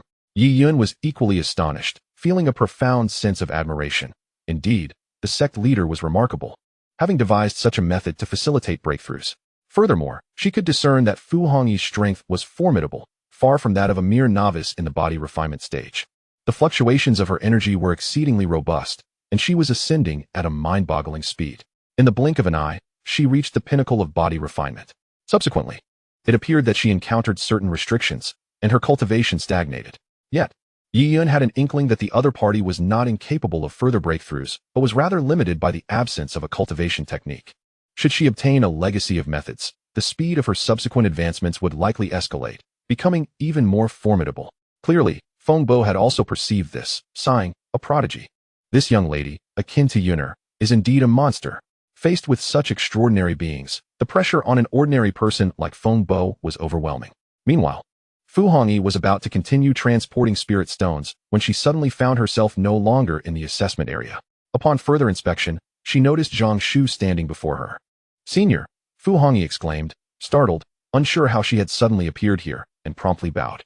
Zhang Shu smiled and nodded, remarking, indeed, the Wanling bloodline possesses significant advantages on the path of cultivation. There are virtually no shackles to hinder progress. However, one must not become prideful or arrogant. A solid foundation is paramount, and one must avoid impatience. Zhang Shu then briefly explained the Wanling bloodline. Upon grasping the whole situation, Fu Hongyi felt even more grateful, realizing that he had saved her life. From this moment forth, you shall be my registered disciple at the Xinxia sect. Should you make significant contributions or experience a breakthrough in strength, you may be promoted to an outer disciple. Zhang Shu gestured, dismissing the matter. Regardless of who it was, All who joined the Shenxiao sect began as registered disciples. This had always been the sect's rule, not to suppress disciples, but primarily to temper their character, among other reasons. If a disciple was found to have no significant flaws in character, then being a registered disciple was merely a formality, and they would soon be elevated. This was also to avoid admitting those of dubious origins or malevolent characters who might exploit the sect's reputation to oppress others, leading to the tragic fates of countless innocents. And tarnishing the name of the Shenxiao. Such conduct was absolutely intolerable to the higher-ups of the Shenxiao sect. Therefore, the recruitment of disciples prioritized character above all else. No matter how exceptional one's cultivation talent or vast background might be, these were not of utmost importance. One's disposition was paramount. After all, the Shenxiao sect once wielded tremendous influence within the Tianxing realm, even causing the imperial family to tread cautiously, if not carefully vetted and strictly controlled. Allowing unscrupulous individuals to abuse the sect's renown would not only bring calamity to the region, but also disgrace the illustrious name of the Shenxiao. This was something the higher echelons of the Shenxiao sect would never permit. Thus, even though the Shenxiao sect has now fallen into decline, with a dwindling number of disciples, Zhang Shu remains steadfast in adhering to this principle, regardless of one's innate talents. Entry into the sect must commence as a registered disciple. With Fu Hongyi having departed, only Fu Qi remains on the scene. Upon witnessing his sister complete the assessment, Fu Qi feels a surge of urgency. If she succeeds while he fails, how embarrassing that would be. Resolutely, Fu Qi grits his teeth and intensifies his efforts in the laborious task at hand. Sweat cascades down his brow. On the ground lies a resplendent golden tortoise. Astonishingly standing upright, its claws raised in a regal manner. It struts alongside Fu Qi, seemingly supervising him, its small, bean-like eyes glimmering with satisfaction. Observing the gradually taking shape of the crystal cave, Little 8 grows increasingly jubilant. Not far away, Fu Hongyi, finally afforded a moment's respite, unexpectedly notices the previously overlooked Little 8. Upon this realization, she is momentarily taken aback, her mind swirling with a cascade of questions. Her mouth slowly agapes, her gaze vacant. What on earth is this? A tortoise? A golden tortoise? At this moment, Zhang Shu also becomes aware of something, directing his gaze towards Little 8, and cannot help but twitch his lips at the sight of its proud gait. As he observes, Zhang Shu's expression gradually shifts. What is going on? In just a few days of inattention, has this tortoise ascended to the heavens? Little 8, species, sky-devouring mystic tortoise, cultivation, Nirvana realm, first level Nirvana realm, first level? Zhang Shu finds himself momentarily stunned. How can this tortoise's strength have escalated so rapidly in such a short span? Is this truly an ancient divine beast? Preposterous. Suddenly struck, Zhang Shu's expression becomes peculiar. Though reluctant to acknowledge it, it appears that the most formidable entity within the Shenxiao sect is indeed this tortoise. Upon reflection, it seems undeniably true. At least, it is the most powerful in plain sight. According to the unwritten rules among the major sects, the strongest within the sect is typically the ancestral figure. Zhang Shu's expression grows increasingly strange. The ancestral figure of the sect? A golden tortoise? Imagine if one day, the ancestral figures of various sects convene for tea. Others might present venerable elders with celestial demeanor or enigmatic youths, while from his own sect, a golden tortoise might suddenly appear. Zhang Shu takes a deep breath, unable to continue with such thoughts. It is simply too outrageous. If such a scene were to transpire, he could hardly guarantee that he wouldn't lose control, shattering the Emperor Experience card and transforming into an unparalleled Emperor, annihilating the entire continent in one fell swoop. Exhausted, let it all be destroyed. It is too humiliating. However, whether Zhang Shu wishes to admit it or not, it seems that this tortoise truly reigns supreme within the Shenxiao sect. In one-on-one confrontations with the 12 Golden Men, aside from being able to endure blows, it is likely that none could match this tortoise. As for others, there is no need to mention them. Even Zhang Shu himself, without employing any additional means, would likely find it exceedingly difficult to contend with this tortoise. As his thoughts wrestle within him, he indulges in a moment of self-amusement. Zhang Shu did not pay much attention to this matter. After all, it was merely a Nirvana realm, insignificant in the grand scheme of things. Even if this turtle were to ascend to sainthood, what difference would it make? Ultimately, it would still have to heed its own master. Refusal? A swift demise would suffice. Yet, he could not suppress a chuckle, sighing in resignation. Truly, the heavenly swallowing Xian turtle, an ancient divine beast, exhibits an astonishingly rapid increase in strength upon the activation of its bloodline. Its power can soar to unimaginable heights simply by consuming. However, this initial surge in growth would eventually taper off. Once it reached the Nirvana realm, the residual energy from the sacred bloodline elixir would be nearly depleted. Henceforth, advancing in cultivation would not prove to be so effortless. Zhang Shu shook his head, feeling a pang of regret. He genuinely wished for little 8 to strengthen further. But alas, such desires were but folly. Even the ancient divine beasts could not infinitely augment their own power. Chapter 34. The innate soul of great strength. The examination continued unabated. Fu Qi, panting heavily and drenched in sweat, clutched spirit stones, his body on the brink of collapse. Yet, the overwhelming pure essence of the top-tier spirit stones prevented him from succumbing entirely, allowing him to persist. Huff, huff. I'm so exhausted. I long to cease this struggle. I cannot endure any longer. No, that cannot be. How could I harbor such thoughts? I must not surrender. I must persevere. Through Fu Qi's relentless efforts, the imposing mountain of spirit stones visibly diminished, now reduced to approximately 1/3 of its original size. However, he was nearing total exhaustion. Zhang Shu observed the unfolding scene with calm eyes, his thoughts inscrutable. Beside him, Fu Hongyi and Yi Yun were visibly anxious, fearing that Fu Qi might falter and collapse at any moment. Fu Qi. Cultivation level, condensation realm. First layer, soul, an excessively potent soul force coupled with an exceedingly frail physique. The soul's pressure on the body was overwhelming, resulting in a naturally weak constitution. Fragile meridians unable to withstand the flow of essence. Zhang Shu's gaze flickered as the system's description materialized in his mind. He had just employed his insightful eye to scrutinize the information of Fu Qi and Fu Hongyi repeatedly, realizing that both siblings were far from ordinary. Each harbored significant secrets and possessed formidable cultivation talents.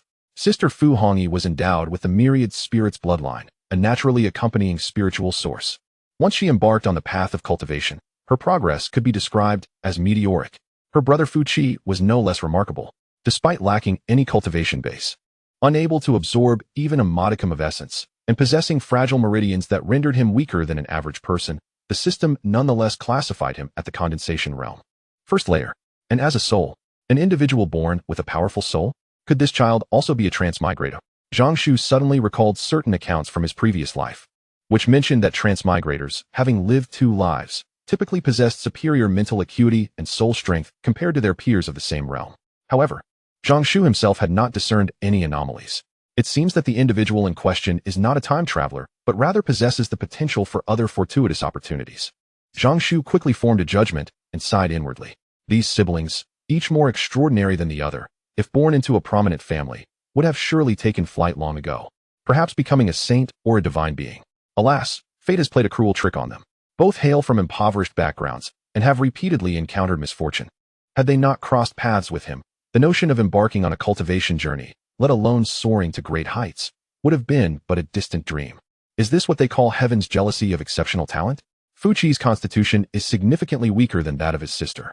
Although the vitality within these exquisite spirit stones is somewhat diluted, it remains exceptionally pure and gentle, making it ideal for Fu Qi to improve his physique. Through the arduous task of transporting spirit stones, though laborious and exhausting, he can better temper his body and more efficiently absorb the elemental essence. Zhang Shu continuously assessed Fu Qi's condition in his mind. Ultimately, addressing Fu Qi's predicament would require a method akin to that employed for his sister. By fortifying his physical body and allowing this pristine vitality to gradually nourish his meridians, they could eventually refine him to a level capable of fully accommodating the power of the soul, thus solving all obstacles with ease. His perseverance is commendable. If he can endure, the challenges should not be insurmountable. However, should he falter midway, Zhang Shu chose not to dwell further on these thoughts. Instead, observing quietly as Fu Qi, drenched in sweat, continued to transport the spirit stones. Within Zhang Shu's line of sight, faint threads of energy could be seen continuously merging into Fu Qi's body, slowly circulating and enhancing his constitution. Suddenly, at a certain moment, a loud thud resonated. All present felt a jolt as Fu Qi, unable to withstand the pressure any longer, collapsed to the ground while clutching the spirit stone. Little Qi. Fu Hongyi gasped in horror, yearning to assist, but resolutely holding back. She remained rational, aware that her intervention would only lead to Fu Qi's failure in the assessment, thereby harming rather than helping him. Ultimately, Fu Hongyi could only watch the scene unfold with a heart full of anguish. As an elder sister who had taken on a maternal role following the untimely death of their parents, Fu Hongyi regarded Fu Qi almost as a son. Witnessing this moment was undoubtedly heartbreaking for her. Could he possibly hold on? At that moment, Zhang Shu's calm voice reached Fu Qi's ears. With great difficulty, Fu Qi managed to move, gritting his teeth as he slowly rose, his body trembling slightly. Do not worry, I can still endure. I will not give up easily. This declaration was evidently directed at Fu Hongyi. Then, Fu Qi resumed his efforts. Struggling to carry a spirit stone nearly half his height, he trudged forward step by step, placing the stone in its designated spot, repeating this process tirelessly. Throughout it all, Fu Qi did not utter a single word of fatigue. Finally, at a certain instant, Fu Qi suddenly sensed a warm current coursing through him. The aches and weariness that had engulfed him dissipated significantly, and this realization instantly invigorated his spirit. What is this sensation? Fu Qi suddenly lifted a massive spirit stone, only to discover that its weight seemed to have significantly diminished. No, it was not the weight that had lessened. Rather, his strength had amplified. A spark ignited within Fu Qi's mind. More astonishing events unfolded as the stone unexpectedly slipped from his grasp and began to levitate in midair. This spectacle, undoubtedly, caught the attention of everyone present. All were momentarily stunned, save for Zhang Shu. Fu Hongyi gazed at her brother in amazement, pondering the nature of this newfound ability. Yi Yun, deep in thought, suddenly realized, I understand now. I have read about something akin to this in the ancient texts of our clan, formless and intangible, the ability to manipulate objects from afar. This is psychic power. But wasn't it said that only those who reached the Nirvana realm could awaken such abilities? What is happening? Yi Yun was equally perplexed. A mortal awakening psychic power? A monster, yet another anomaly. Feng Bo clutched his chest, wearing a wry smile as he observed the scene. Such a blow to the spirit. Ever since joining the Xinxiao sect, Feng Bo felt he had endured more shocks in these few days than in his entire lifetime. His heart could scarcely bear it. Can I control objects from a distance now? Fu Qi's face radiated with joy as he attempted to harness his psychic power to manipulate the spirit stones, swiftly directing them to their intended location. In no time, a tall crystal cave took shape, its efficiency vastly improved compared to the previous sluggish efforts. Little one, congratulations on successfully passing the assessment. From this moment forth, you shall be a registered disciple of the Xinxiao sect, Zhang Shu announced with a smile. The others also chimed in with their congratulations. Xiao Ba, sauntering with an air of dignity, ambled over to Fu Qi, extending a paw to pat his pant leg, nodding in satisfaction. Very good. This house, this cave, it greatly pleases me. Little one, you have a promising future. Chapter 35, The Emergence of the Divine Mind. A phenomenon in heaven and earth. With the assessment concluded, the Xinxiao sect welcomed 2 new registered disciples. Now, alongside Yi Yun and Feng Bo, the sect had a total of 4 disciples. By mere numbers, it was pitifully scant.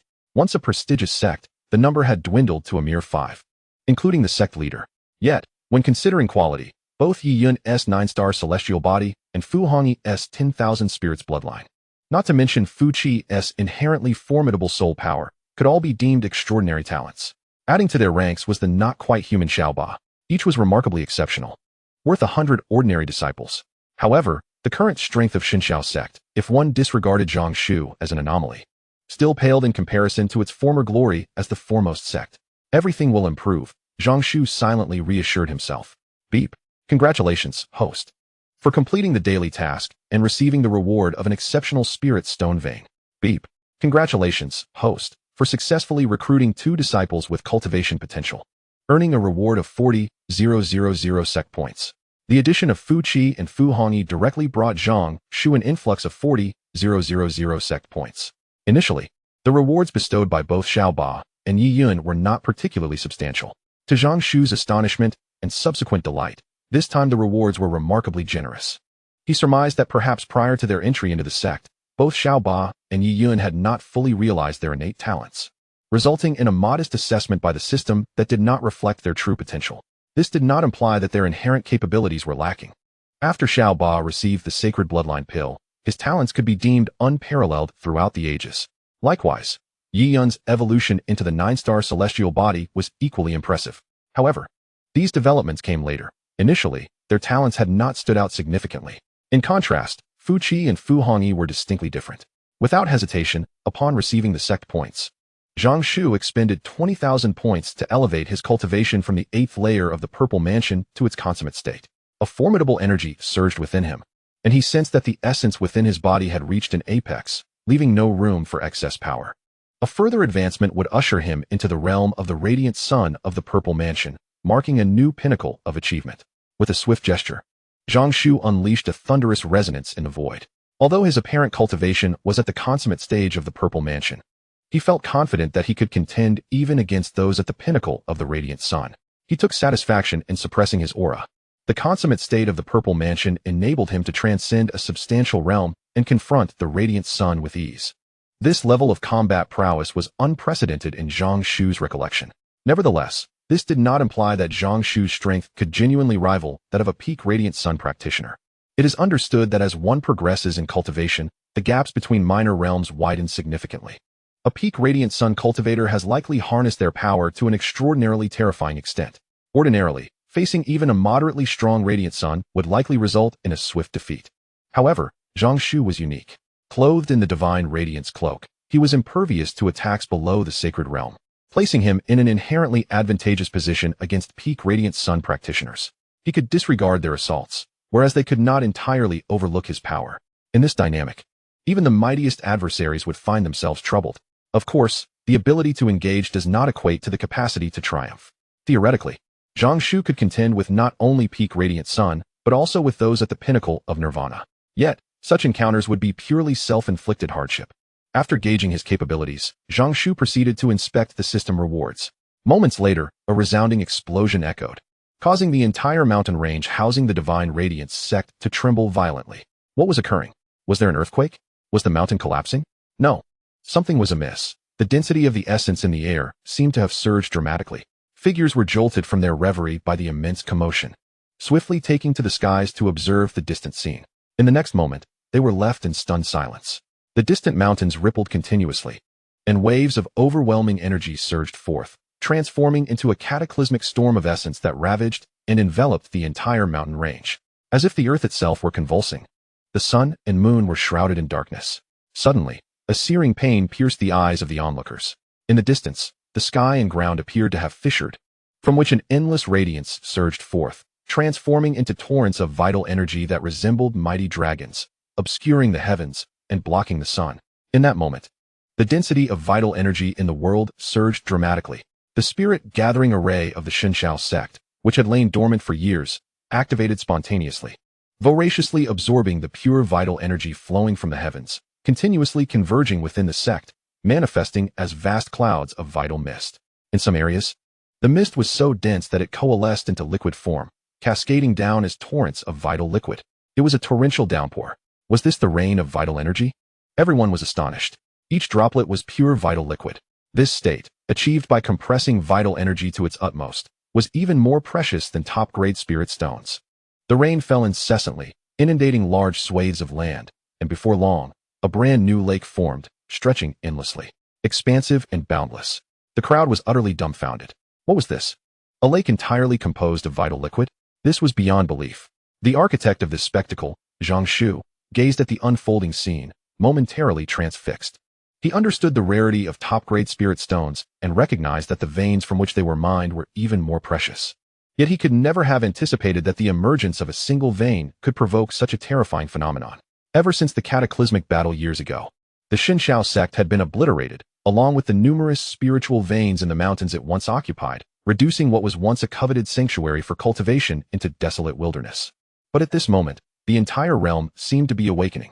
In the blink of an eye, the concentration of vital energy surpassed even its peak moments from the past, and it continued to escalate at a terrifying pace. A colossal tempest of vital energy gathered, forming an immense lake that seemed to stretch into infinity. The extraordinary sights erupting now could be vividly observed, even from a great distance. The scope was so vast that it affected the entirety of the Tianxing kingdom. At this moment, countless factions were astounded. Numerous powerful beings were drawn to this spectacle, rushing heedlessly toward the Shenxiao sect. In the hearts of many, a singular thought resonated. When the heavens manifest extraordinary phenomena, a grand treasure must surely emerge. Chapter 36. Striking at Shenxiao, the enraged Zhang Shu almost simultaneously. Near the Shenxiao sect, is this the emergence of an extraordinary phenomenon? Such a rich wave of vital energy must signal the appearance of something remarkable. Gu Ming, intending to head toward the Shenxiao sect, paused, captivated by the downpour of vital energy, his expression greedy. Following Gu Ming were two elders, one clad in black and the other in white, resembling the duality of life and death. They were Elder Yi and Elder Bai. Both were formidable experts of the Radiant Sun realm, powerful subordinates of the Xianming Elder from the Heavenly Pool Sanctuary, dispatched specifically to ensure Gu Ming's safety. Oh, the reign of vital energy? Within the diminutive confines of the Celestial Star Kingdom, an extraordinary sight has emerged, coinciding perfectly with the arrival of the young master. It appears that this soon-to-be-born treasure is indeed destined to be intertwined with his fate, remarked the venerable Elder Yi with a grin. Despite his formidable strength, his status pales in comparison to that of Gu Ming. Ha ha, well said. Gu Ming responded with hearty laughter, unable to restrain his enthusiasm. What are we waiting for? Fortune favors the worthy, and this moment brings double delights, both the inheritance of the divine sky and the acquisition of a rare artifact. Should I present it to my master, my standing will be further solidified. His eyes gleamed with fervor, though he often parades about, brandishing the banner of the Holy Land. In truth, Gu Ming is merely a minor figure within the Tianqi Holy Land, hardly even worthy of being called cannon fodder. In fact, his master, Elder Xianming, boasts numerous disciples who far surpass him in capability. This reality gnaws at the ambitious Gu Ming, who has exhausted his resources to curry favor with Elder Xianming, hoping for a mere glance that would grant him a modicum of status. Those closest to him are aware of his predicament. This slight elevation in status serves only to intimidate outsiders. In the presence of ordinary factions, he may bask in temporary glory. Yet even the mightiest entities within the Celestial Star Kingdom regard him with indifference. Consequently, he strives relentlessly to showcase his worth, even daring to set his sights on the royal family, risking perilous gambles.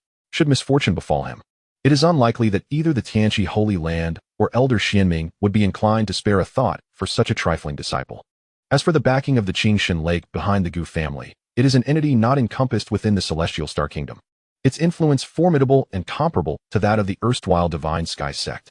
While it may be said that the Gu family shares a profound connection with Qingshan Lake, the truth is more unflattering.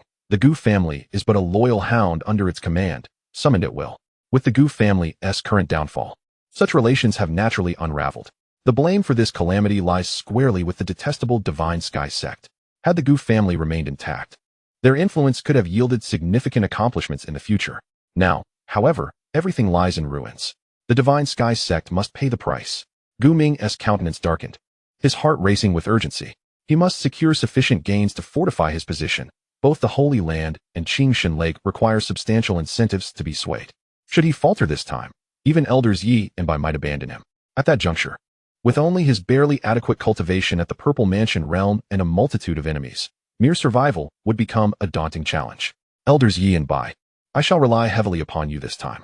If I can successfully elevate my standing in my master's eyes upon my return, I shall undoubtedly present the promised Yangji pill with both hands, to ensure his standing and to motivate the two elders to lend their unwavering support. Gu Ming began to weave grand promises. Upon hearing the mention of the Yangji pill, both Elders Yi and Bai's eyes immediately brightened. This is an object that can significantly enhance their cultivation. However, given their status, it is utterly impossible for them to acquire such a treasure.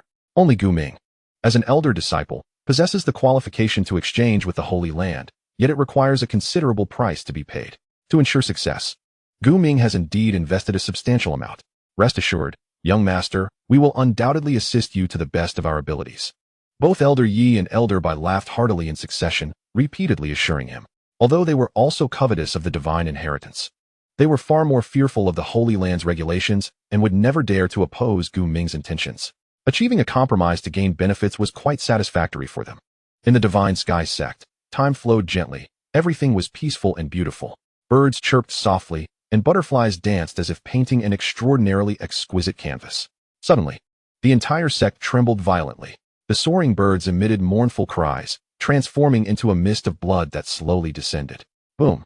Divine Sky Sect, heed the command. The Holy Land has arrived. Why do you not hasten to kneel and welcome? A chilling and unfamiliar voice thundered above the sect, and the terrifying pressure of vital energy roared like the blazing sun, causing numerous plants to wither instantly, the earth to crack, and buildings to emit mournful cries under the unbearable burden. In a moment of surprise, those cultivating, including Yi Yun and others, were abruptly interrupted, and they spat out blood from the backlash of vital energy. Their faces turned ashen, gazing in terror at the sky. Within the Divine Sky Sect, several structures crumbled into dust under this terrifying pressure. The domineering vital energy rampaged without any intention of restraint. You have 10 breaths of time to come out quickly, or face merciless slaughter. Elder Ye's voice was laced with a chilling intent to kill. Elder Feng's face turned pale, Under this terrifying vital energy pressure, he could scarcely move. Blood continuously oozing from the corners of his mouth. With another roar of vital energy, Elder Feng spat out another mouthful of blood, teetering on the brink of death. The complete radiant sun? Elder Feng gaped, unwillingly staring at the sky. In that moment, the entire Divine Sky Sect fell into a profound silence. Whether it was Yi Yun or the Fu siblings, they were all rendered immobile under the weight of this dreadful pressure. Their strength was simply too weak, despite their talents. Without power, they were utterly impotent in such a scenario. Yi Yun's expression was one of despair. At that moment, the pressure released by Elder Yi alone was comparable to that of the Nirvana incarnation from that day. If combined with Elder Bai, it would be even more terrifying than the Nirvana incarnation itself. Watching the Divine Sky Sect tremble and crumble, Gu Ming's face radiated unparalleled excitement. Elder Yi and Elder Bai were twins who had cultivated together since birth, their minds intertwined. Each possessed the strength of a complete radiant sun.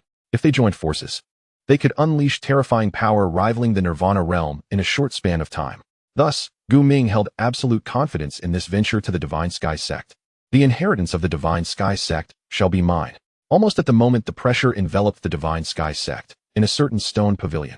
As Zhang Shu leisurely cradled a tome, his expression abruptly transformed, and a glimmer of light danced in his eyes, as if he had glimpsed something extraordinary. His demeanor turned icy, sending chills through the air. Zhang Shu lifted his gaze towards the expanse beyond the Xinshao sect, remaining silent. Yet a primordial talisman materialized in his hand. With a sudden, forceful motion, he shattered it. Chapter 37. The Trembling Gu Ming. A saint stands guard at Xinshao in the void above. 3 figures stood proudly. One was a defiant young man, flanked by 2 elderly men clad in black and white robes. The aura emanating from the 2 elders was as blinding and radiant as the sun, causing ordinary onlookers to squint in pain, as if their very eyes were being scorched. The pinnacle of the radiant sun realm. 2 of them. An overwhelming pressure enveloped the entire Xinshao sect in an instant.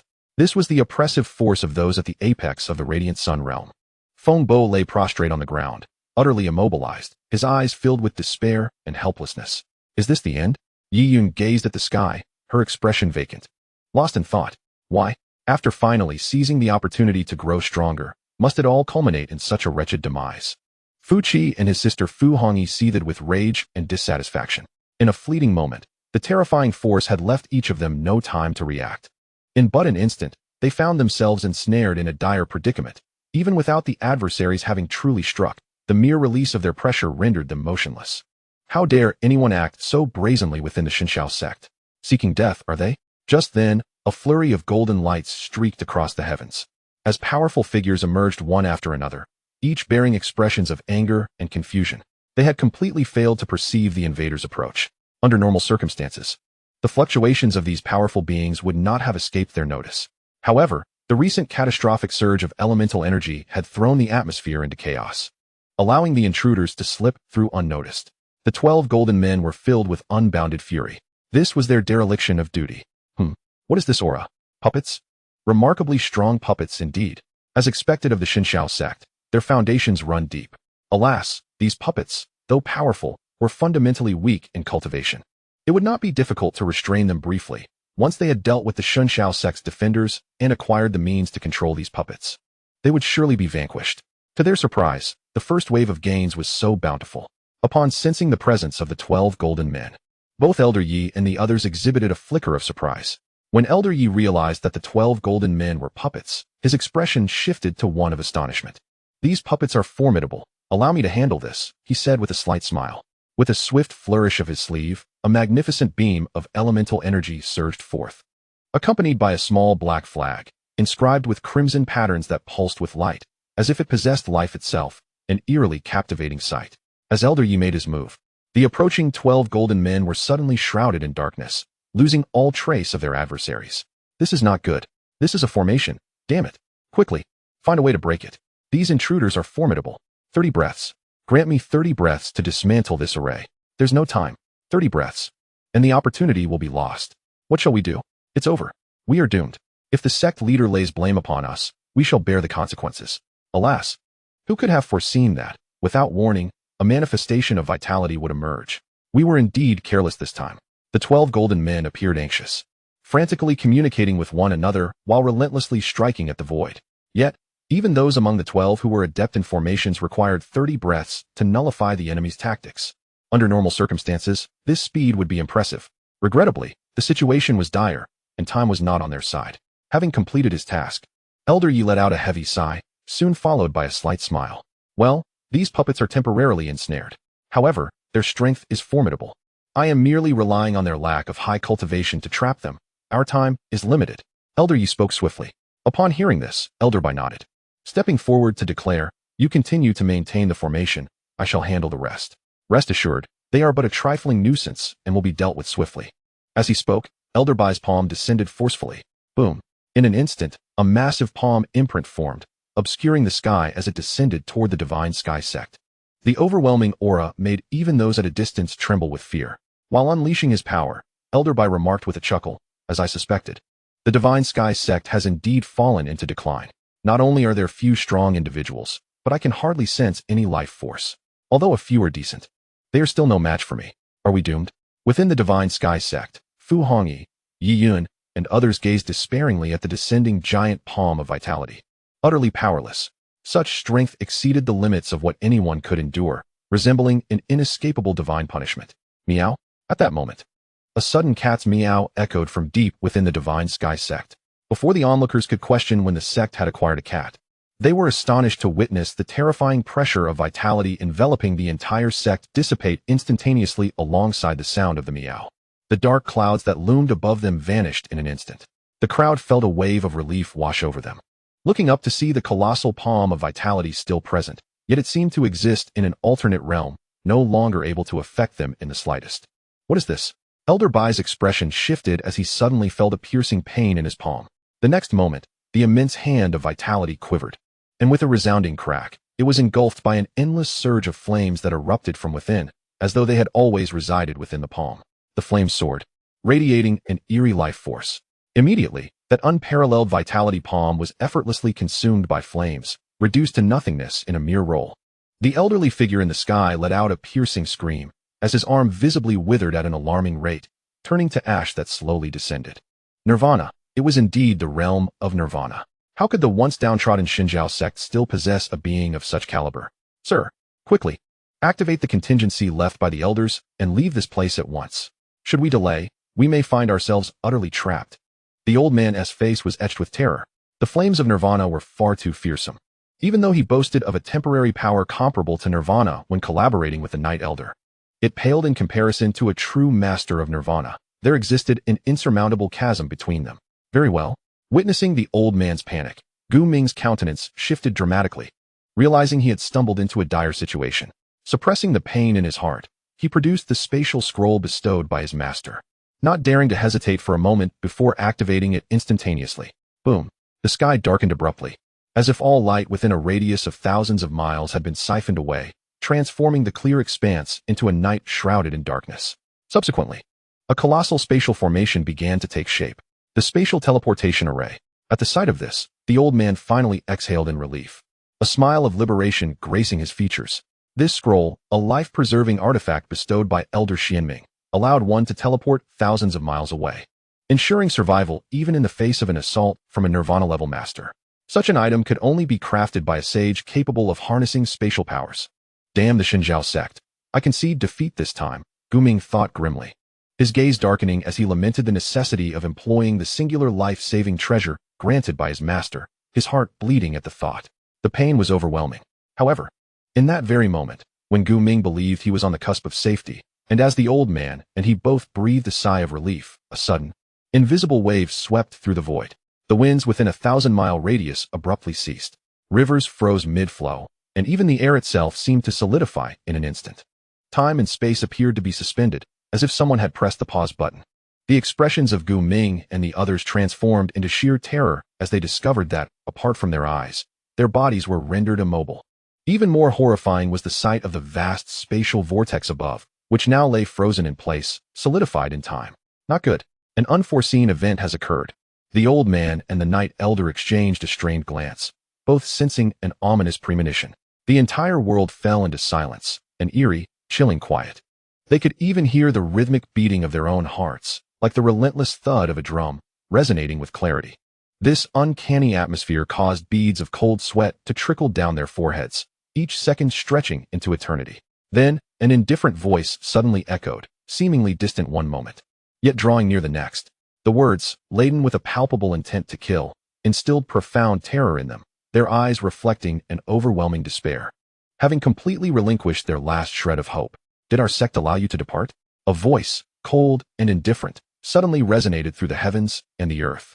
With its utterance, all forces in the universe frantically retreated, plunging everything into silence. Even the natural essence of the world trembled in fear, as if it sensed an impending calamity. The colossal vortex in the sky, resembling a tornado, now appeared akin to a frozen whirlpool at the ocean's depths, solidifying in an instant as if someone had pressed the pause button. A saint. Elder Ye's voice quivered hoarsely, his heart racing with dread. Only a saint could freeze the void and instantaneously disrupt a space transmission scroll. Could it be that a saint was concealed in this remote corner? In that moment, Elder Ye felt as though he could weep without tears. A saint. Despite his long tenure in the sacred grounds, he had never had the fortune to behold one, only to stumble upon a saint while accompanying the young master for training in this secluded place. This was not merely stepping on a hard surface. It was akin to being struck by an iron plate. How could it be? How could it be such a coincidence? It was impossible. Why had the transmission scroll failed? It was crafted by a saint's own hands. Even a powerful Nirvana realm expert could not have thwarted it. Gu Ming was terrified by this bizarre scene, his heart filled with regret 1,000-fold. Why had he idled away his time at the Divine Sky Sect? Why had he sought to covet the legacy of the Divine Sky Sect? Was he not akin to an old man eating arsenic, seeking a longer life? Now, he had provoked a saint, and no one could save him. Not even his revered master, Elder Xianming, who usually commanded great respect, would remain unyielding in the face of a saint. He would surely become more submissive than a grandson. Boom. An endless radiance gathered, and a towering golden giant materialized above the Divine Sky Sect. Its visage obscured, it radiated a divine light. In that moment, countless individuals gazed upward in astonishment. Every movement of that colossal figure could effortlessly stir the essence of the entire star kingdom. Many were horrified as they beheld the sky, most unaware of the specifics of the unfolding events, yet intuitively sensing an unparalleled terror descending upon them.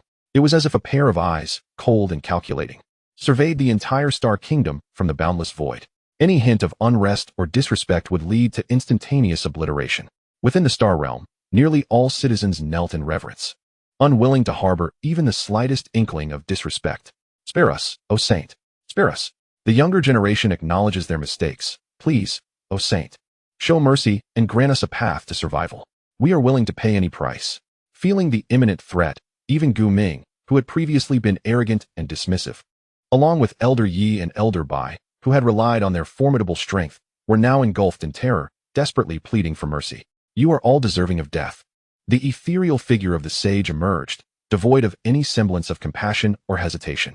With a resounding thud, the entire realm erupted with a terrifying, awe-inspiring sanctity. Boom. In an instant, the world spun uncontrollably. The natural order of heaven and earth was upended, and the sun and moon lost their regularity. A formidable force descended like a vast meteor shower, elevating the sky to unimaginable heights and burdening the earth with unprecedented weight. Immediately, two powerful energies surged towards the three individuals who were frozen in place, crushing them utterly. Boom. Accompanied by a resounding wail that echoed throughout the universe. The three were gradually consumed within an endless radiance, the process lasting several breaths before they vanished entirely. With a single strike, the space where they once stood was enveloped in darkness, as if even the light had been utterly shattered. A sage indeed, a sage? On the ground, several individuals, gradually regaining their composure but still appearing pale, instinctively looked up to behold a towering figure of immense stature.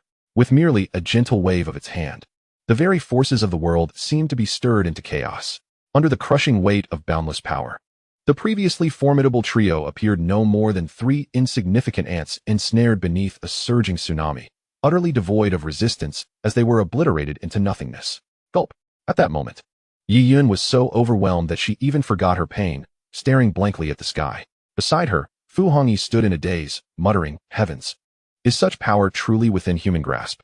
It resembles divine retribution, utterly terrifying. Even if I were to become 1,000 times stronger, I fear I would be but a fraction of such power." Suddenly, Fu Qi exclaimed in astonishment, "Wait, sister, Yi Yun, have you noticed that this terrifying figure's voice bears a striking resemblance to our sect leaders?"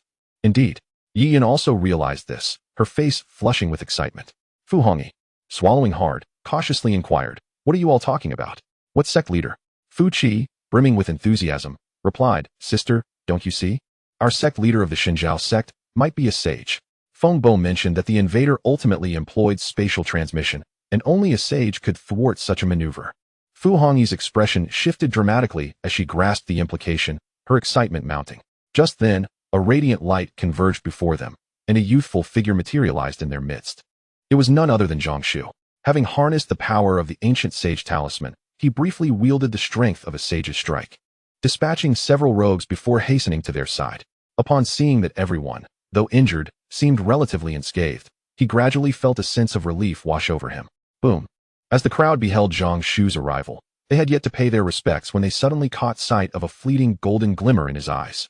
In an instant, an overwhelming sage-like aura enveloped their hearts, rendering them all momentarily entranced. After what felt like an eternity, they finally regained their senses. A sage. It truly is a sage. My heavens. The Xinjiao sect indeed has a sage in its midst. Our sect leader is, without a doubt, a sage. In that moment, everyone was overwhelmed by an instinctual sense of formidable pressure, akin to the terrifying aura emanating from the saintly apparition. The crowd, devoid of any doubt, recognized that the recently manifested saintly figure was indeed their own sect leader. This revelation astonished them, simultaneously instilling an unparalleled sense of pride. A saint. Their leader was a saint. With this realization, wasn't he the Xinjiao sect a veritable holy land? Were they not disciples of the sacred domain? Contemplating this, everyone present felt as though they were caught in a dream. Zhang Shu appeared, surveying the crowd. Yi Yun, Fu Hongyi, Fu Qi, and Feng Bo promptly bowed without hesitation, respectfully proclaiming, "We pay our respects to the Saint Venerable." The title of Saint Venerable is an honorific for a saint. No need for such formalities, remember. This matter must remain confidential, Zhang Shu calmly instructed. He understood that the crowd had misconstrued his strength. However, such matters could not easily be clarified. He could only admonish them to maintain discretion. After all, he was not a true saint, and should trouble arise, managing it would be quite a headache. "We shall adhere to the Saint Venerable's decree." The crowd responded hastily, not daring to exhibit any hesitation. It is crucial to understand that they were in the presence of a genuine saint. Chapter 39, 100,000 sect points, Radiant Sun Realm. Very well. Since all is well, you may disperse, Zhang Shu gestured nonchalantly. Let a few remain to tidy up, while the rest may return to their cultivation or attend to their affairs. Yes, as the power of the ancient saint talisman dissipated, the overwhelming authority surrounding Zhang Shu gradually receded, allowing the gathered individuals to breathe a sigh of relief. After all, facing a saint's pressure was considerably daunting. Watching the departing crowd, Zhang Shu's expression softened. This encounter, perhaps, was not entirely detrimental for the younger individuals, devoid of life-threatening danger. They would become acutely aware of their own limitations and strive harder in their cultivation. Yet, it was somewhat regrettable that the ancient saint talisman had been squandered. If he were a true saint, such complications would have been unnecessary. Zhang Shu shook his head, lamenting inwardly. In truth, he could have allowed the few individuals to leave unchecked, but that would severely undermine the Xinjiao sect's authority, leaving a heavy shadow in the hearts of the disciples, which would not bode well for their cultivation. Moreover, who could tolerate such disrespect? Nevertheless, it was merely an ancient saint talisman. If lost, it would be lost. Putting aside those thoughts, Zhang Shu furrowed his brow, contemplating another matter. At the moment he had invoked the saintly power, he sensed an impending significant event on the horizon, suggesting that this continent was on the brink of turmoil.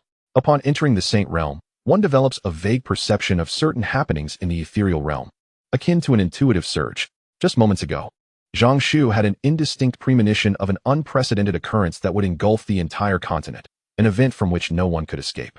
Regrettably, the duration of the saintly power was too fleeting, leaving Zhang Shu unable to discern anything with clarity. Uncertain of what may unfold next, whether it be fortune or misfortune, the Xinjiao sect must nonetheless prepare for all eventualities. A myriad of thoughts flitted through the mind, appearing to stretch for an eternity, yet in reality, it was but a fleeting moment. At that instant, a notification resonated. Ding. Host has completed the task of demonstrating our sect's might. Reward, 100,000 sect points. Zhang Shu was momentarily taken aback, then a smile of joy illuminated his face. Despite the loss of an ancient saint talisman, he had at least secured 100,000 sect points, a small consolation. System, expend 100,000 sect points to enhance my cultivation. With a mere thought from Zhang Shu, the recently acquired sect points vanished in an instant, and he felt an exhilarating surge of power within him. The resplendent purple realm inside him, akin to a starry sky, suddenly erupted with a blinding radiance, illuminating the entire space. The sun blazed brilliantly, resplendent, and boundless. He had finally stepped into the radiant sun realm, advancing a step closer to his modest goal of reaching the saint realm. With this elevation and cultivation, Zhang Shu's spirit soared. The emergence of saintly pressure sent the entire Tianqing kingdom into a state of panic and turmoil. Fortunately, this oppressive force was transient, dissipating swiftly without causing significant disruption. Most powerful beings speculated that it was merely a passing saint who inadvertently released a fleeting aura of pressure, thus instigating the subsequent turmoil. However, the external conjectures did not dampen the fervent enthusiasm of the Shunxiao sect's members. A saint. The Shunxiao sect was graced with the presence of a saint. They had even had numerous close encounters with the saint and witnessed firsthand the terrifying power of their actions. This exhilarating news left Yi Yun, Fu Hongyi, and others brimming with excitement, eager to proclaim it far and wide. Yet, mindful of Zhang Shu's caution, they restrained themselves from recklessly spreading such news. For who could withstand the wrath of a saint should they be angered? As time progressed, days passed, and the Shunxiao sect gradually returned to tranquility. Each day, the system refreshed new tasks and items, including pills, divine weapons, and numerous martial arts manuals. Predictably, only a portion of these tasks could ultimately be completed, with some resulting in failure. Nevertheless, Zhang Shu remained undeterred. After all, regardless of task completion, he was assured a profit. During this period, many individuals sought to join the sect, but after rigorous selection, only a handful were accepted as nominal disciples. The existing nominal disciples, Yi Yun, Feng Bo, Fu Qi, and Fu Hongyi, were all promoted to outer disciples. Unlike nominal disciples, outer disciples receive the sect's official recognition, allowing them to proudly identify themselves as disciples of Shunxiao, thus representing the sect's image to a certain degree. As for the 12 golden men, they had faced Zhang Shu's reprimand following their previous failure in protection duties. On ordinary days, one is not only responsible for safeguarding the sect's safety, but also for instructing disciples. Moreover, Zhang Shu frequently conducts assessments of their progress. Should any disciple fail to meet standards, both the disciple and the 12 golden men, who serve as their mentors, must face punishment together. Currently, the entire Shunxiao sect has gradually regained its vitality. The once desolate sect now resonates with laughter and joy, no longer shrouded in gloom. Zhang Shu revels in this vibrant atmosphere. At that moment, a voice echoed from outside. Disciple Yi Yun requests an audience with the sect master. Come in. Zhang Shu replied without lifting his gaze from the scroll he held, seated at a stone table. Yi Yun entered, her expression a blend of reverence and admiration. Instinctively glancing around the courtyard, a life-giving ancient tree, its branches resembling exquisite jade, emanated a hazy divine light, casting a mystical hue over the entire courtyard. A strikingly handsome young man sat quietly at the stone table, engrossed in his reading, while a languid turtle lounged at his feet.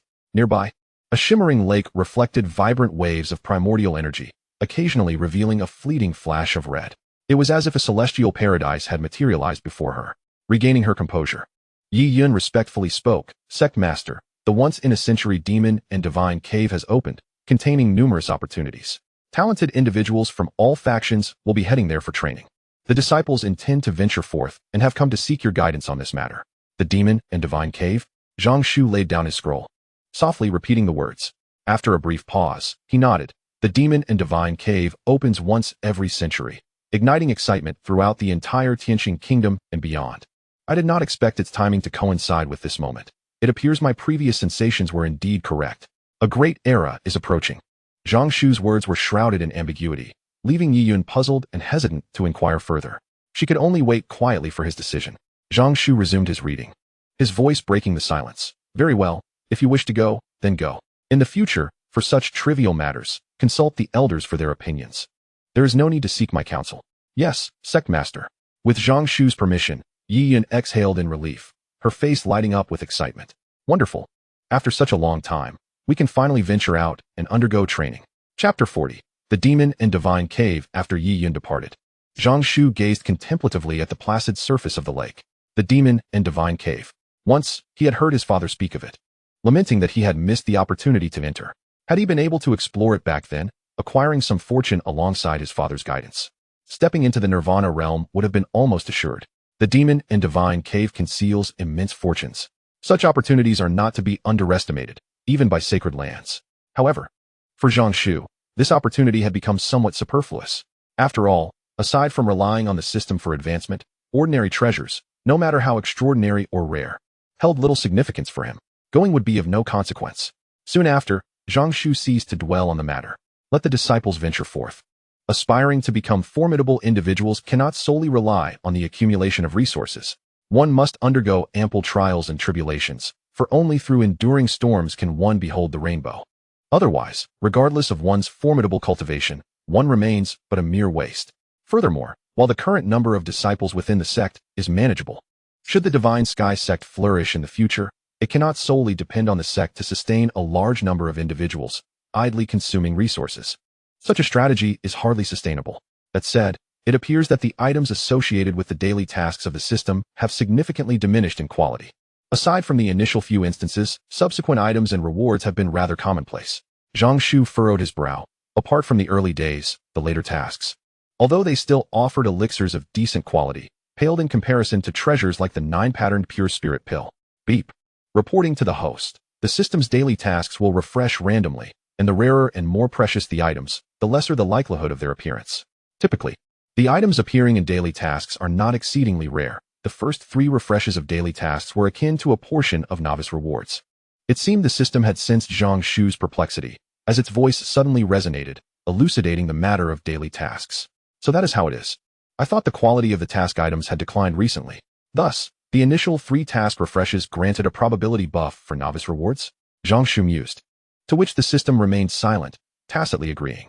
Yet, Zhang Shu did not feel disheartened. Although the quality of the items and daily tasks had notably dropped, the task rewards remained impressively substantial. He discerned a pattern. The rewards were nearly a superlative enhancement of the task items, generally equating to 10-fold or even 100-fold in value, or even more. Therefore, overall, Zhang Shu found himself at no loss. What he truly sought were the task rewards. While the task items were typically handled by the disciples of the sect, upon reflection, it made sense. Whether it be the sacred bloodline elixir, the ancient saint talisman, or the superlative or vein, all were exceedingly rare treasures. To acquire even one would be tantamount to extraordinary fortune, let alone obtaining them all. Nature's law dictates that with gain comes loss. This is an ancient principle. The system's adherence to such rules aligns with the balance of all things, which is not a bad outcome. Otherwise, relentless extraction would inevitably lead to problems. Having resolved this final query, Zhang Shu once again immersed himself in his tomes. He discovered that while his cultivation could not be elevated for the time being, the continuous reading of books honed his soul and realm. At the very least, it alleviated his boredom. In recent days, the sect had been flourishing, actively enrolling disciples, and bolstered by the ongoing repercussions of the saint's oppressive event. The Divine Sky Sect's reputation had been subtly propagated.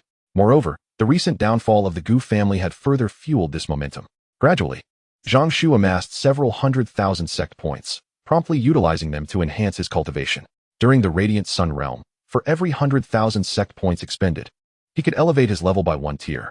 In just a few short days, one has ascended from the first level of the Radiant Sun realm to the 7th level, expending a staggering 600,000 sect points in the process. At this rate, it will not be long before reaching the pinnacle of the Radiant Sun realm. Simultaneously, Zhang Shu eagerly anticipates that his disciples will showcase their abilities in the forthcoming expedition to the Divine Demon Cavern, an extraordinary event that offers a rare opportunity to elevate the reputation of the Divine Sky Sect. The potential outcomes could rival the cumulative effects of previous events, resulting in a significant influx of sect points. Upon receiving Zhang Shu's approval, Yian promptly relayed this news to the disciples of the Divine Sky Sect, inciting overwhelming joy among them. The Divine Demon Cavern. For anyone from the Starry Kingdom, especially those with connections or who have joined a sect, the significance of these 4 words is well understood. How delightful! It is truly unexpected that the Divine Demon Cavern would open in this generation. It is rumored that as long as one can surpass 6 trials within the cavern and avoid falling during the process, there exists a high probability of becoming a Nirvana realm powerhouse. Furthermore, overcoming 7 trials guarantees one's ascendance to Nirvana. A newly initiated disciple of the Divine Sky Sect, brimming with excitement, enthusiastically shared details about the Divine Demon Cavern with those around. My goodness, is this truly the case? 100% chance of becoming a Nirvana master? Does that not place one on par with the royal ancestors? Such delightful news elicited gasps from the female disciples, their eyes sparkling with envy and desire. The Nirvana realm represents the pinnacle of power within the kingdom. However, one must not rejoice too soon. Traversing the Divine Demon Cavern is not as simple as it may seem. The very entrance comes with numerous restrictions, one of which prohibits individuals over the age of 20 from entering. This cautionary note came from Zhang Yuan, a disciple who had previously educated the others. Zhang Yuan ranks among the top 3 in terms of talent among this generation of named disciples and possesses considerable strength, having attained the 3rd level of the Essence Condensation Realm, a notable feat among his peers. Under ordinary circumstances, such a level of cultivation would have been nearly impossible.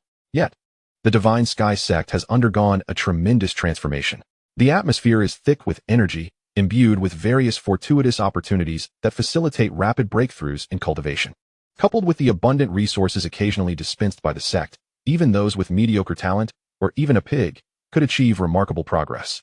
In fact, Zhang Yuan's 3rd level of the Essence Condensation Realm is a result of his deliberate restraint under the Elder's guidance. Otherwise, his capabilities would be even greater.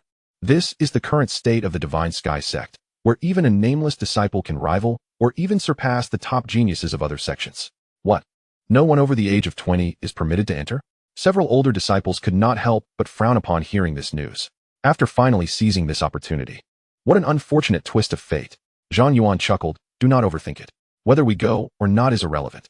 Even if we could attend, given our current abilities, it would be quite challenging to achieve any noteworthy results.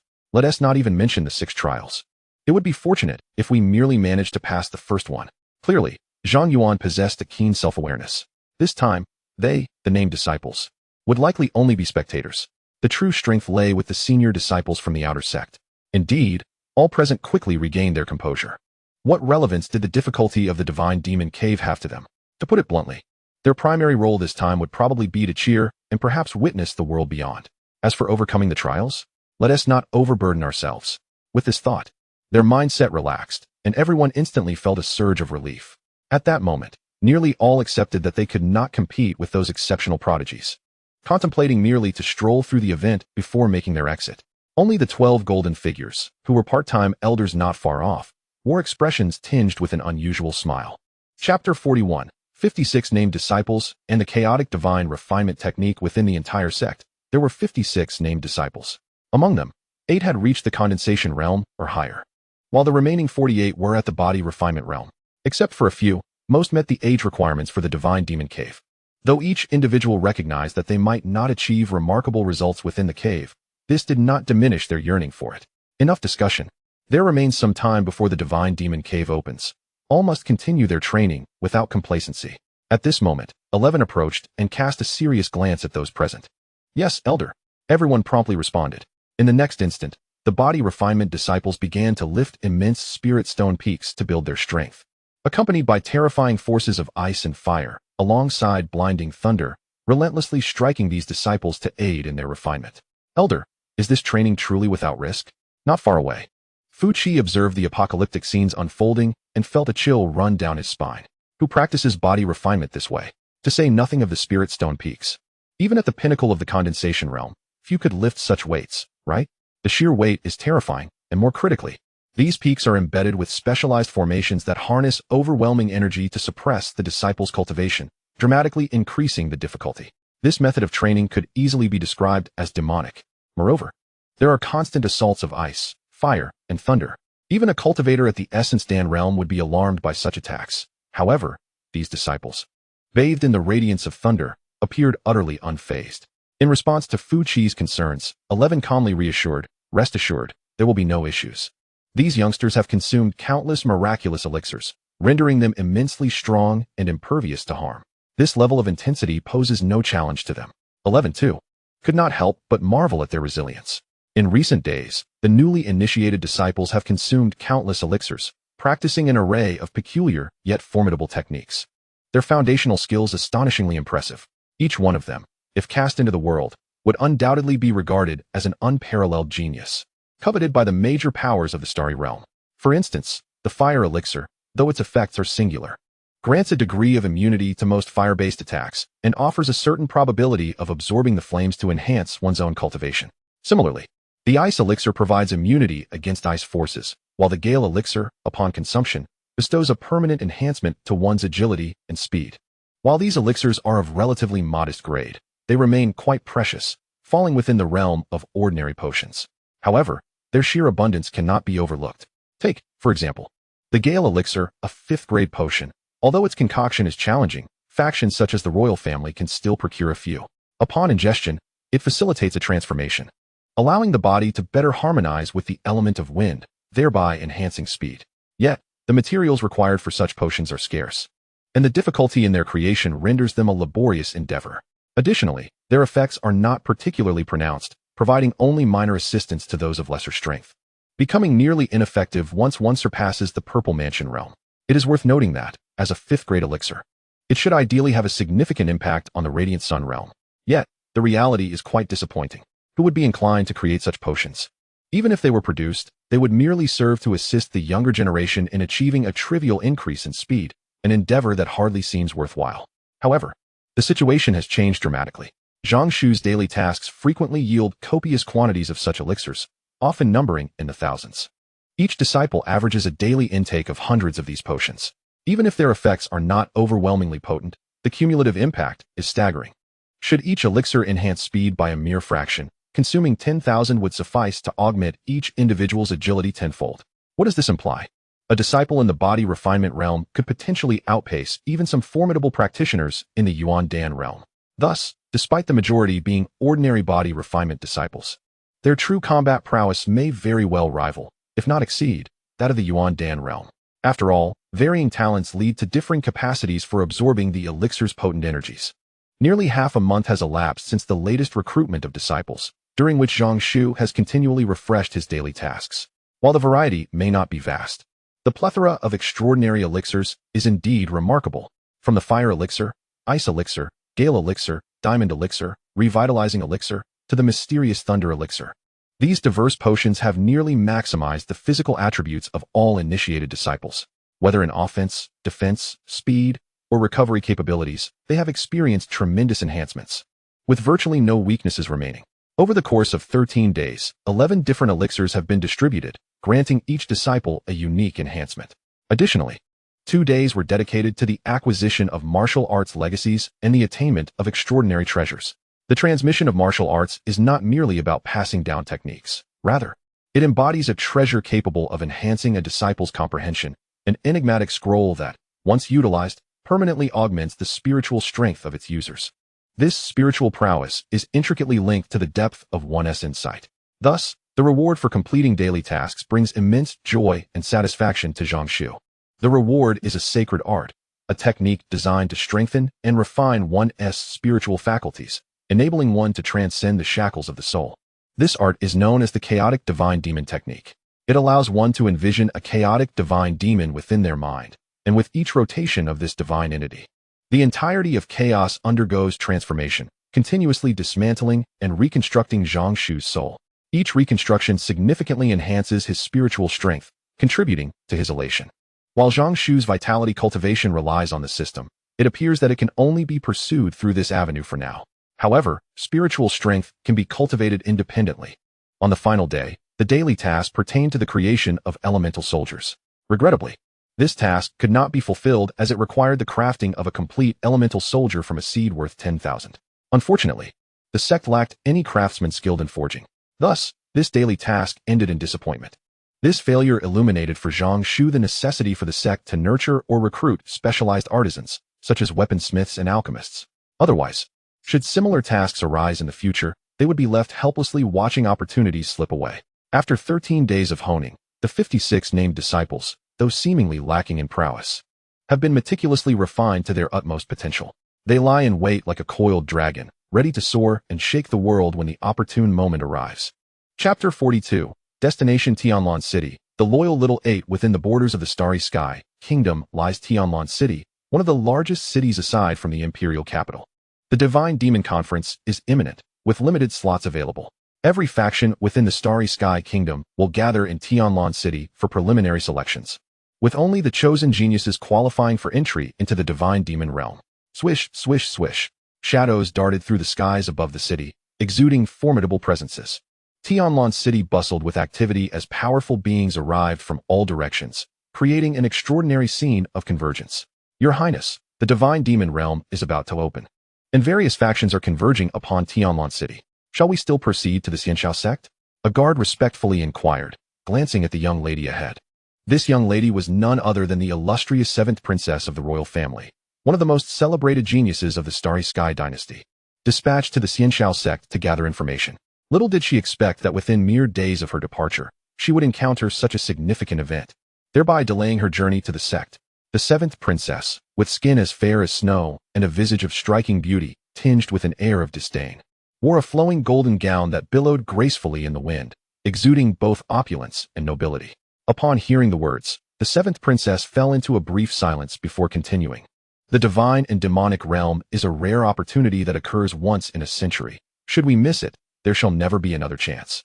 The journey to the Divine Sky Sect is also of great significance, yet it can wait for the time being. Once the divine and demonic realm concludes, we can proceed without haste. Furthermore, with the opening of the divine and demonic realm, the Divine Sky Sect will likely arrive at Tonlan City. If we chance upon them, it would provide an excellent opportunity for engagement. Thus, both matters can progress without delay. Upon hearing this, the guard's eyes brightened immediately, and he praised, "Your Highness, the 7th princess is indeed wise. I shall dispatch someone to keep watch, and the moment there is news from the Divine Sky Sect, I will report it to you without delay." "Go ahead," she replied. "Yes," the guard acknowledged. The opening of the divine and demonic realm was an opportunity that the Divine Sky Sect would undoubtedly seize. However, currently, the divine and demonic realm is jointly held by numerous factions, including the Starry Kingdom, making it nearly impossible for outsiders to gain entry. Therefore, to obtain a place within, one must first travel to Tonlan City and pass the preliminary selection. Is it about to commence? In the courtyard, Zhang Shu stood with his hands clasped behind his back, gazing skyward. The opening of the divine and demonic realm was a significant event. Prior to its commencement, various signs would emerge, intensifying as time progressed. Particularly as the opening drew near, when the unique fluctuations became increasingly difficult to conceal.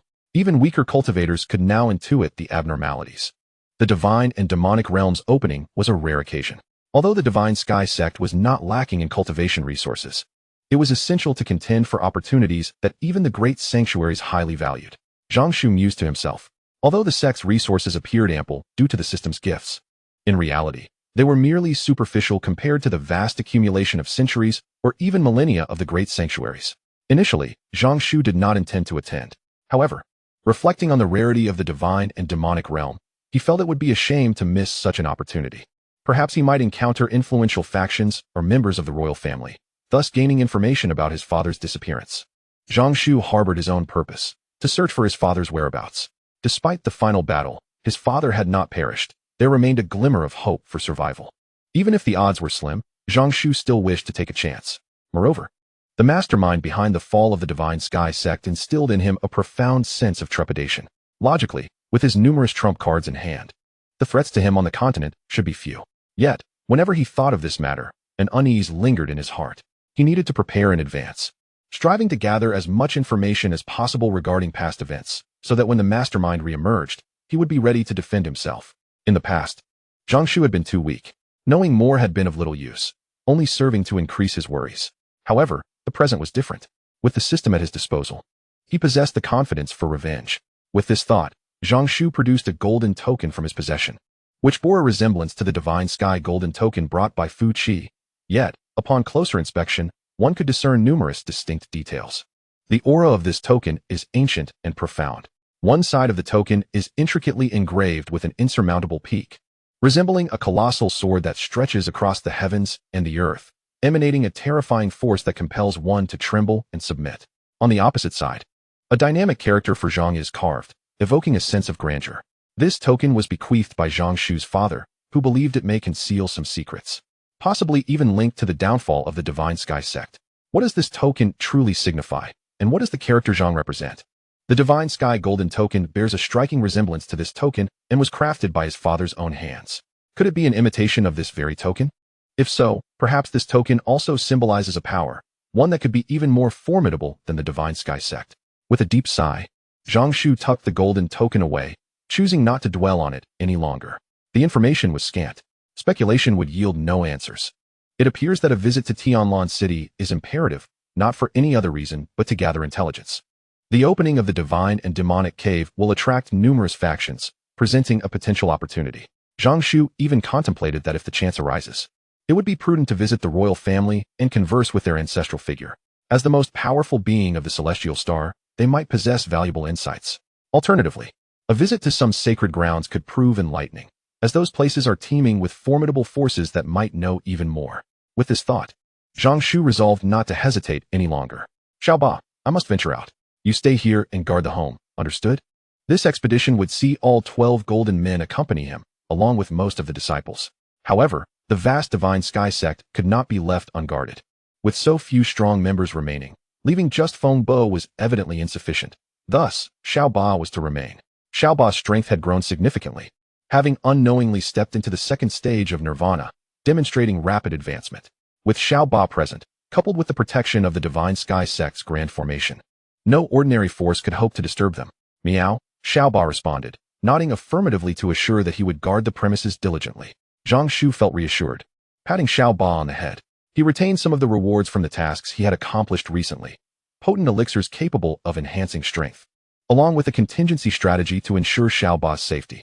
With these, Xiaoba's power would be further augmented, allowing him to guard the sect with greater confidence. The next day, at the Divine Sky Sect, on the broad expanse of the plaza, Zhang Shu stood atop a high platform, surveying the throngs below. The square was filled with eager figures, each face alight with excitement. Today marked the departure to Tonlan City, and the journey towards the divine and demonic cave. All disciples were brimming with enthusiasm. Aside from the guardians, Xiaoba, Feng Bo, and 7 named disciples over the age of 20, the 12 golden men, 3 outer disciples, and 49 named disciples were all present and accounted for. Esteemed colleagues, today we shall journey to Tonlan City to partake in the inaugural selection ceremony of the divine demonic caverns. You are all expected to exert your utmost efforts, for we must not tarnish the illustrious reputation of the Divine Sky Sect. Should anyone bring shame upon us during this ceremony, do not blame me for casting them out of the sect. Is this understood? With Zhang Shu's authoritative voice resonating, all disciples straightened their posture and collectively declared, "Rest assured, sect leader, we shall not fail to meet your expectations, nor the nurturing of the sect." Among them, Yi Yun, Fu Qi, and Fu Hongyi exuded confidence, determined to elevate the name of the Divine Sky Sect to new heights. "I have faith in you," Zhang Shu continued. "Perform admirably, and exceptional individuals shall be richly rewarded." Upon hearing this, Zhang Shu nodded slightly, acknowledging their commendable spirit. Having uttered a few simple words, Zhang Shu turned to the 12 golden figures and communicated telepathically. "Upon our arrival at Tonlan City, I may be required to depart for a period. During that time, you will be responsible for ensuring the safety of our disciples. Is that clear?" "Yes, sect leader. With us present, unless a Nirvana realm expert intervenes, no one shall harm them," the 11 assured promptly. The Nirvana realm represents formidable power. Such beings usually occupy high positions and, barring extreme provocation, would never deign to confront the younger generation directly. With all preparations finalized, Zhang Shu surveyed the assembly. The 12 golden figures, serving as the 12 elders, took their places at the forefront, while the 3 outer disciples and the 49 named disciples lined up in an orderly fashion behind them. With everything in place, we shall set forth. Boom. A powerful surge of vital energy soared into the sky as Zhang Shu waved his sleeve. The vast expanse of energy transformed into ethereal clouds, enveloping the assembly and propelling them skyward, a magnificent beam of light streaking towards the horizon at an astonishing speed. With Zhang Shu's cultivation at the 7th level of the Radiant Sun realm and his boundless pure energy, the velocity he unleashed was utterly terrifying. As they traversed the skies, the clouds 1,000 miles away were viciously torn apart. It was as though invisible hands were ripping apart all obstacles in their path, which vanished in an instant. What a terrifying speed! How astonishing! Is this truly the legendary swiftness of the wind and lightning? The sect leader is indeed a sage. This velocity surpasses us by dozens, even hundreds of times, and yet we feel not a shred of pressure. Truly remarkable. How I envy such mastery. When will I attain this level of cultivation? The disciples gazed in awe at the rapidly shifting scenery, their expressions filled with wonder. Particularly, Yi Yun, Fu Hongyi, and Fu Qi, who understood the true extent of Zhang Shu's power, could not help but chuckle inwardly at the ignorance of their fellow disciples regarding the sect leader's formidable prowess. A sage, a true entity capable of wielding the power to obliterate heaven and earth. What is this speed in comparison? It seems that the sect leader is merely being considerate of us, not exerting his full strength. Otherwise, it is said that sages can traverse the void at speeds unimaginable, covering vast distances in the blink of an eye. Now that would be speed indeed. At present, it is still early, although astonishing. It is by no means the zenith of the sovereign's capabilities. A group of uninformed individuals, Fu Qi inwardly murmured. These people are entirely oblivious to the sovereign's prowess. He yearned to reveal it and witness their astonished expressions. Alas, to do so would incite the sovereign's wrath, and everyone would face dire consequences. Yi Yun and Fu Hongyi evidently harbored similar thoughts. In their eyes, the sovereign was a true deity, capable of commanding the winds and rains, moving mountains and filling seas, truly omnipotent. Were it not for Zhang Shu's strict orders, they would have divulged the truth to this group long ago. It is lamentable that these named disciples, dwelling within such a formidable sect, remain unaware, cloaked in their own ignorance. Roar! Roar! Zhang Shu pinpointed the location of Tonlan City, opting for a direct approach without the slightest hesitation. Consequently, they inevitably traversed some treacherous beast-infested mountains, where powerful beasts sensed their presence and immediately bellowed in rage. A colossal golden python, with vertically slit pupils gleaming with a chilling light, fixed its gaze upon Zhang Shu and his companions. In an instant, as they passed by, the golden python unleashed a fierce surge of energy, its body swelling uncontrollably, transforming in the blink of an eye into a massive mountain. With its mouth agape, it lunged toward Zhang Shu and his companions, greedily watching as its prey fell into its maw, emitting a deafening shriek of excitement. Ah, what a monstrous serpent! This is bad. It's coming for us. It intends to swallow us whole. Oh no, why has the sky darkened? No, we've been consumed by the giant python. Help! A group of disciples, caught off guard, instinctively cried for help as they were devoured by the creature, while only Yi Yun and her two companions remained composed, even casting disdainful glances at their panicked peers. What is all the fuss about? Have you not seen the sovereign present? This python has quite the audacity, daring to provoke a saint. In this moment, Yi Yun and her companions felt not a shred of fear, but rather a flicker of pity for the python. As anticipated, an even more terrifying surge of energy erupted from within the golden python. Wicked beast! Zhang Shu scoffed coldly, unleashing a devastating wave of energy without mercy. The golden python, having just swallowed Zhang Shu and his companions, had not yet savored its triumph when a look of sheer terror flickered in its vertical pupils. In the next moment, its massive body exploded. A brilliant golden light pierced through the serpent's form, encountering no resistance whatsoever. How dare a mere purple realm beast obstruct my path? Seeking death, are we? As the golden python met its demise, the remaining beasts fled in terror, and Zhang Shu chose not to pursue them further, shaking his head in disappointment. Although these creatures were formidable, their intellect seemed lacking. Despite the overwhelming pressure I exerted, they still chose to charge at me. Having effortlessly vanquished a complete purple realm beast that dared to block his path, Zhang Shu remained unaffected and continued onward. Chapter 44. What haunts your dreams so relentlessly? With Zhang Shu leading the way, as long as they did not encounter any Nirvana realm obstacles, there was nothing to impede their progress. The journey ahead was unimpeded. Along the journey, although they occasionally encountered some ferocious beasts blocking the way, they were swiftly dispatched by Zhang Shu, who made short work of them, rendering them too fearful to approach again. Consequently, the atmosphere became significantly more tranquil. The group of designated disciples was utterly astounded at this moment. From their initial unease and trepidation, they had gradually adopted a demeanor of calm composure. Clearly, they had grown accustomed to this. Is this the might of a top-tier powerhouse? It is truly formidable. One might wonder, what level of strength does our sect leader possess? It must be at least that of the Purple Mansion realm, if not more.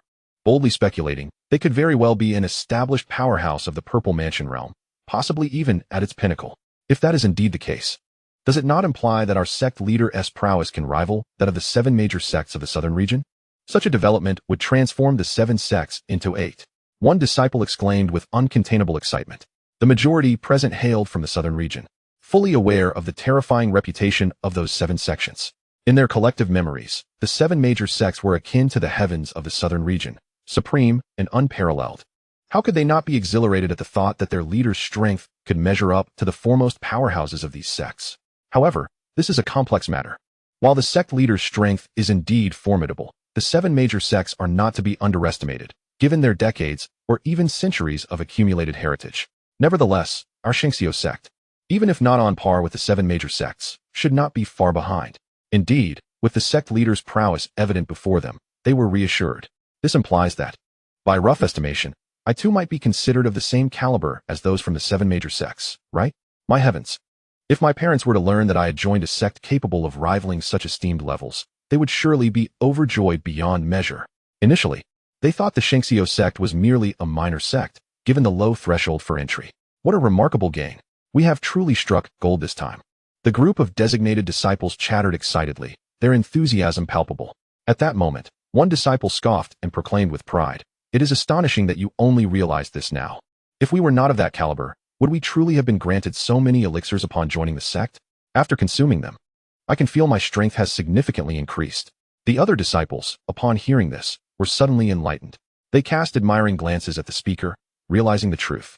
Speaking of which, do you know the extent of Senior Sister Yi's strength? It seems to surpass ours by a considerable margin. Perhaps this time, she might seize an opportunity within the Divine Demon Cave and soar to great heights. A female disciple remarked enviously. For these newly joined disciples, Yi Yun and her companions were their idols. Particularly for the female disciples, they regarded Yi Yun and Fu Hongyi as paragons, aspiring to reach such heights one day. Well, I'm not sure about that. Zhang Yuan should possess more insight on such matters, given his esteemed family background and inherent cultivation foundation. He must be privy to some secrets. As this conversation unfolded, all eyes turned to the silent Zhang Yuan. A female disciple excitedly urged, "Zhang Yuan, please, share your thoughts with us." The others chimed in enthusiastically, expressing their curiosity about the cultivation achievements of the three senior brothers and sisters. However, they had only recently embarked on their cultivation journey and were acutely aware of their own limitations, feeling a vast distance from the realm of true strength. Zhang Yuan, however, was different. Hailing from the Zhang family, he might have ancestral ties to the sect leader from countless years ago. Although the Zhang family was not exceptionally powerful, they were a lineage of cultivators, surely privy to numerous secrets. Zhang Yuan maintained a degree of restraint compared to the others. Upon hearing their inquiries, he nodded thoughtfully. After a brief pause, he discreetly glanced at Yi Yun and her companions, who seemed oblivious to the discussion, and lowered his voice. "To be honest, I'm not entirely sure. However, Senior Sister Yi and her peers have been in the field longer than us, so their strength must be significantly superior. The strongest among us is merely at the condensation realm, while they have likely at least reached the Yuan Dan stage." The crowd gasped in astonishment. The Yuan Dan stage? Is that true? Though they lacked deep understanding, they recognized that condensing a Yuan Dan was a significant threshold in the cultivation path, marking a clear distinction between levels of power. Zhang Yuan nodded affirmatively. They must have condensed their Yuan Dan. The strength of those senior brothers and sisters is clearly beyond our reach. I have sparred with the senior sister, and even at the 9th level of the condensation realm, I found it to be no match.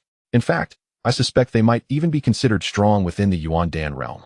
The crowd erupted once more in awe, filled with envy. Yet, they couldn't help but remark on their youth. According to ancient texts on cultivation, anyone who condenses a Yuan Dan before the age of 20 is an unparalleled genius, and some of them are even younger than us. One disciple remarked sourly. The envy was palpable. Among them, the eldest was already 19, and the prospect of condensing a Yuan Dan within a year seemed utterly implausible. It was impossible not to feel envious. Zhang Yuan, at the tender age of 16, had already reached the 3rd level of the condensation realm, perhaps still holding a glimmer of hope for a breakthrough. The others, however, were unlikely to achieve such feats. The Yuan Dan realm, what a formidable existence. The crowd sighed collectively. Meanwhile, on the other side, Yi Yun and her companions appeared indifferent but had attentively absorbed every word spoken by the group. Upon hearing the last comment, Fu Qi could no longer contain herself and whispered to her sister Fu Hongyi and senior sister Yi Yun. These people are truly ignorant. Not only do they exaggerate their achievements, but they also dream too grandly. Fu Hongyi couldn't help but interject. What is even more ludicrous is that they believe the sect leader is at the Purple Mansion level and dare to compare us to the 7 major sections. Do they truly think they are worthy? If they knew that the pitiful individuals who delivered goods just days ago were the leaders of those 7 sects, I wonder what expression would grace their faces. I recall that some of them even offered tips out of pity. Truly, it was beyond words. These individuals were utterly astounding. Unaware of the fortune they possessed, the pills they consumed upon entering the sect could easily incite fierce competition among the 7 major sects, yet here they were, envying others. They were blissfully ignorant of their own good fortune. Yi Yun could no longer restrain herself. What manner of people are these? After a brief pause, Yi Yun continued. We senior brothers and sisters have somehow become the so-called Yuan Dan realm in their eyes, and after consuming so many precious elixirs, which among them lacks the strength of the Yuan Dan realm, and yet they still envy others. Yuan Dan realm? Fu Qi couldn't help but chuckle, transmitting. If I recall correctly, senior sister Yi Yun, you just broke through to the 1st level of the Radiant Sun realm the day before yesterday, right? With your 9-star celestial body, your strength must be even more formidable. A mere Yuan Dan realm would be easily crushed, wouldn't it? Yuandan Realm? Radiant Sun Realm? There are countless levels of difference between them. Listening to this group of named disciples chat was simply too amusing. I could hardly contain myself. Not only Yi Yun, but Fu Hongyi had also reached the pinnacle of the Purple Mansion realm and would likely break into the Radiant Sun realm soon. As for Fu Qi himself, although he had just reached the first level of the Purple Mansion realm, his mental prowess was exceptionally strong. In a full display of his abilities, even those of the Radiant Sun realm would think twice before underestimating him. A typical Purple Mansion pinnacle would hardly be his match. Chapter 45. Lihu Fu Qi couldn't help but feel a mix of laughter and tears. It was indeed a bittersweet realization. He then pondered that had he not joined the Shenxiao sect, had he not brought his grandfather's Shenxiao Golden Order to the sect, he might be in a worse position than they are now. No, it's not a matter of possibility, it's a certainty.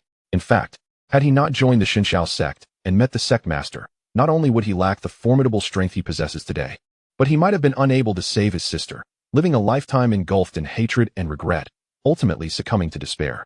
Reflecting on it now, everything seemed like a dream. With this thought, Fu Qi gazed at Zhang Shu's silhouette ahead, his heart suddenly filled with gratitude and an indescribable emotion. Though he had only recently embarked on the path of cultivation, he was aware of the realities within the cultivation world, such as the principle of the strong dominating the weak. In this realm, the powerful truly crush the feeble, lacking strength renders one inferior to even ants. It is already a rarity for the strong to refrain from oppressing or casually eliminating the weak, even within the same sect. Even among masters and disciples, or fathers and sons, the strong often maintain an inherent sense of hierarchy over the weak. Of course, there are exceptions. However, Fu Qi had never heard of any powerful figure, any sage, who was as unpretentious as Zhang Shu, willing to take action for the safety of his disciples and personally escort them to their training grounds for such trivial matters. Fu Hongyi noticed her brother's gaze and followed it, falling into silence herself. In truth, she too often felt fortunate. Meeting Zhang Shu and joining the Shenxiao sect was the greatest stroke of luck in her life. As for Yi Yun, it goes without saying. Had it not been for the Shenxiao sect, her current fate would likely be even more tragic than Fu Hongyi's past. On the other side, the 12 golden men were fervently exchanging thoughts. These little fellows certainly underestimated people, comparing the sect master with those of the Purple Mansion realm. How audacious! If the sect master were to hear this, would there be consequences? Furthermore, can the combined strength of the 7 major sects even compare to our esteemed Shenxiao sect? They are entirely on different tiers, indeed. 11 could not help but voice her disdain repeatedly. Currently, everyone is roughly divided into 4 circles, one for the registered disciples, another for Yi Yun and her 2 companions, a third for the elders, and as for Zhang Shu, no one dares to disturb him. Everyone was quite animated. However, the registered disciples exhibited their weakness, and their fluctuating temperaments were all too apparent. In contrast, the elders maintained a more reserved demeanor. Although they appeared expressionless, they were continuously communicating through sound transmission.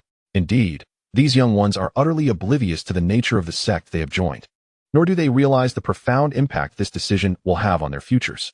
Currently, they might feel indifferent, but in the future, they will undoubtedly express gratitude to their present selves, as one of the 12 golden men remarked with a smile. 11's voice resonated once more. Joining the Shenxiao sect is the wisest decision they will ever make, and I believe they will feel fortunate in the days to come. Let us not dwell on this. These youngsters lack a clear understanding of their own abilities, but isn't that what makes it intriguing? I eagerly anticipate their forthcoming performances. This time, our Shenxiao sect shall suppress all rival forces. The divine and demonic cave will undoubtedly be our stage for a solitary dance. 11 beamed with delight. The other golden men chimed in with playful banter. Could you refrain from laughing so loudly? It makes us seem like the villains. 11, still smiling, chuckled heartily. You are merely envious. You must remember, I am the true mentor to these youngsters. How much have you truly guided them? Most of the work still falls upon my shoulders, does it not? Go ahead, revel in your pride. The rest of the golden men grumbled in indignation. 11 laughed joyfully. Youth is indeed filled with vitality.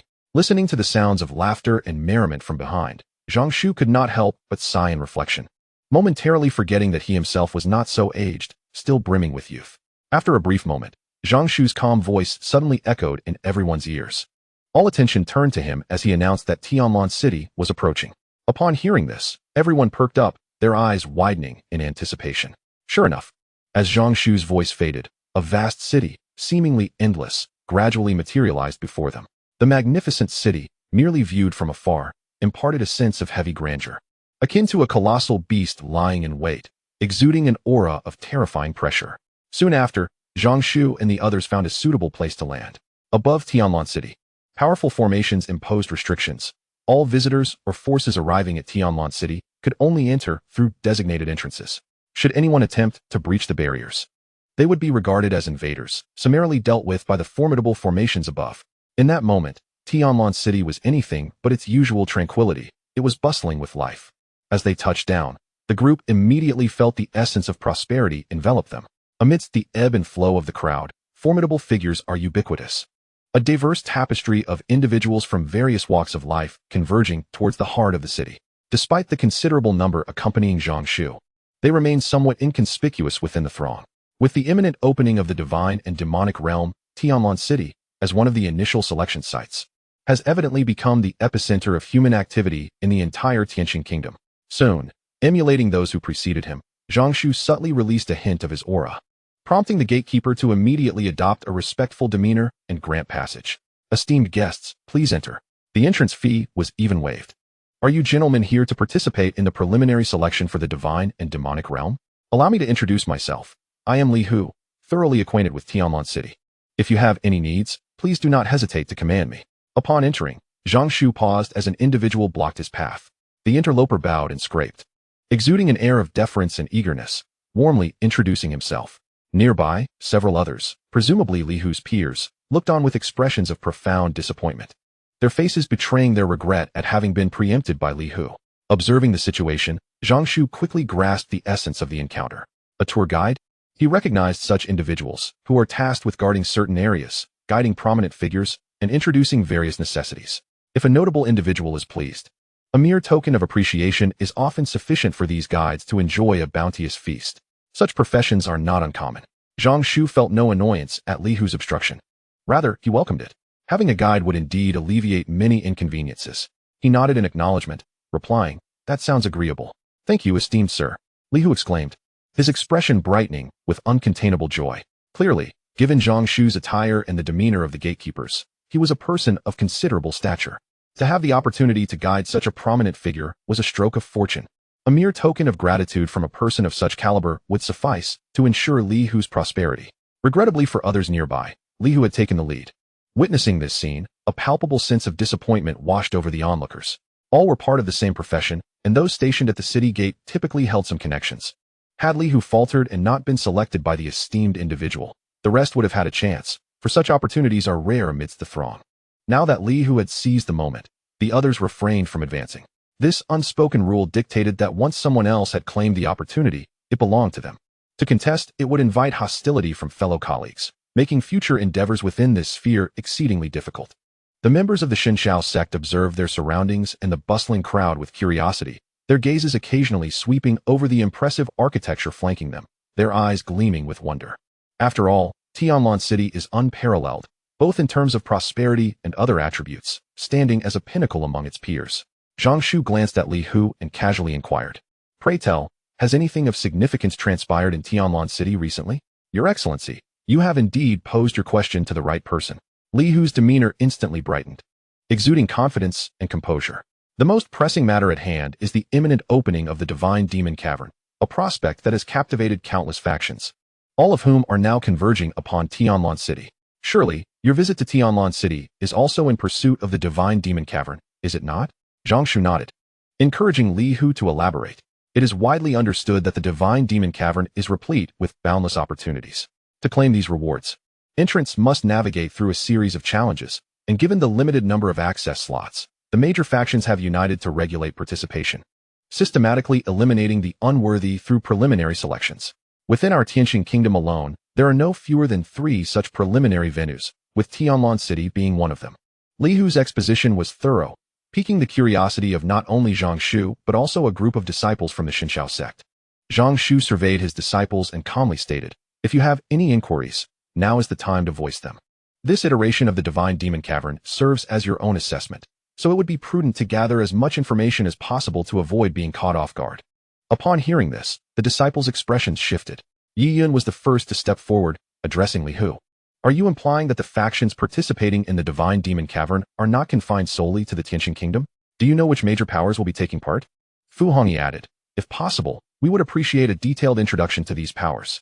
As she spoke, Fu Hongyi discreetly offered Li Hu a piece of exquisite spirit stone. Exquisite spirit stone. Li Hu's body trembled with excitement, his expression brimming with fervor. He had never anticipated that such young individuals would be so generous. A single exquisite spirit stone was worth the fruit of his labor over half a month. Of course, serving esteemed individuals is my duty. Li Hu's entire demeanor transformed, radiating enthusiasm. The Divine Demon Cavern, situated atop an ancient battlefield, is a secret realm imbued with innumerable opportunities, shrouded in mystery. Legends suggest that even saints are unable to force their way in, having to adhere to the cavernous rules. Thus, access to the Divine Demon Cavern has become a coveted prize among all factions. Only those who possess an entry slot may gain access. A hard and fast rule that even saints cannot contravene. This ancient battlefield lies precisely at the intersection of various major factions, encompassing nations like our own Tianqing Kingdom, as well as some transcendent powers. However, the most critical aspect concerns the two sacred grounds. At the mention of the two sacred grounds, Li Hu's expression grew serious, his eyes reflecting profound reverence. The two sacred grounds. Fuqi echoed, curiosity illuminating the faces of those present. Li Hu nodded. The two sacred grounds are the Tianqi Sacred Ground and the Hongqian Sacred Ground.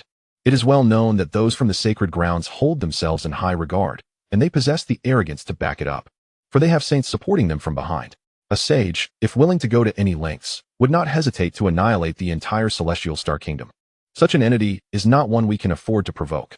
I share this as a reminder to all present, within Tonlan City. There exist individuals from the two sacred grounds, drawn here by the allure of opportunities within the Divine Demon Cave. For your own safety, it is imperative that you avoid any conflict with these sacred grounds. Otherwise, not only will you face dire consequences, but your respective sects may also suffer catastrophic repercussions. Li Hu spoke with utmost seriousness. The authority of the sacred grounds is not to be underestimated. Even the celestial star royal family must tread lightly in the presence of these two sacred entities, wary of incurring their wrath. The expression of the numerous registered disciples grew tense at Li Hu's words. However, Yi Yun, Fu Qi, and Fu Hongyi exhibited no visible change in demeanor, remaining non-committal regarding Li Hu's caution. Zhang Shu, too, maintained a tranquil countenance. Upon hearing this, he calmly remarked, "As long as the individuals from the sacred grounds do not provoke us, we will not seek them out for trouble. Yet, should we be wronged? As long as we are in the right, what can the sacred grounds do? The sacred grounds are indeed a force to be reckoned with." At these words, Li Hu's expression shifted dramatically, but given Zhang Shu's stance, he felt it unwise to press further. Whether it be the sacred grounds or the individuals before him, he felt somewhat outmatched, and seeing Zhang Shu's assertion, he could only refrain from agreement, shaking his head with a wry smile. As for Yi Yun and her companions, they appeared invigorated, as if they had come to a realization, while others may be unaware. They were acutely aware that their sect leader's strength was not significantly inferior to that of a sage.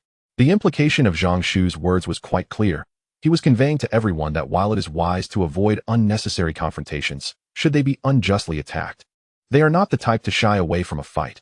If the sacred grounds were to intervene, their leader would certainly take charge. With this thought, the expressions of the trio brightened with delight. While others may fear the sacred grounds, the Xuanjiao sect did not share that trepidation. Reflecting on their leader's words filled them with pride. The sense of having formidable backing was truly exhilarating. They promptly voiced in unison, "Disciples, obey your command." Zhang Shu nodded, choosing not to elaborate further. Observing this, Li Hu refrained from dwelling on it, continuing to address the queries and concerns of the gathered individuals. Chapter 47. The Xuanjiao Disciples. Truly impressive, indeed. Tonlan City spans a vast expanse, bustling with countless formidable beings.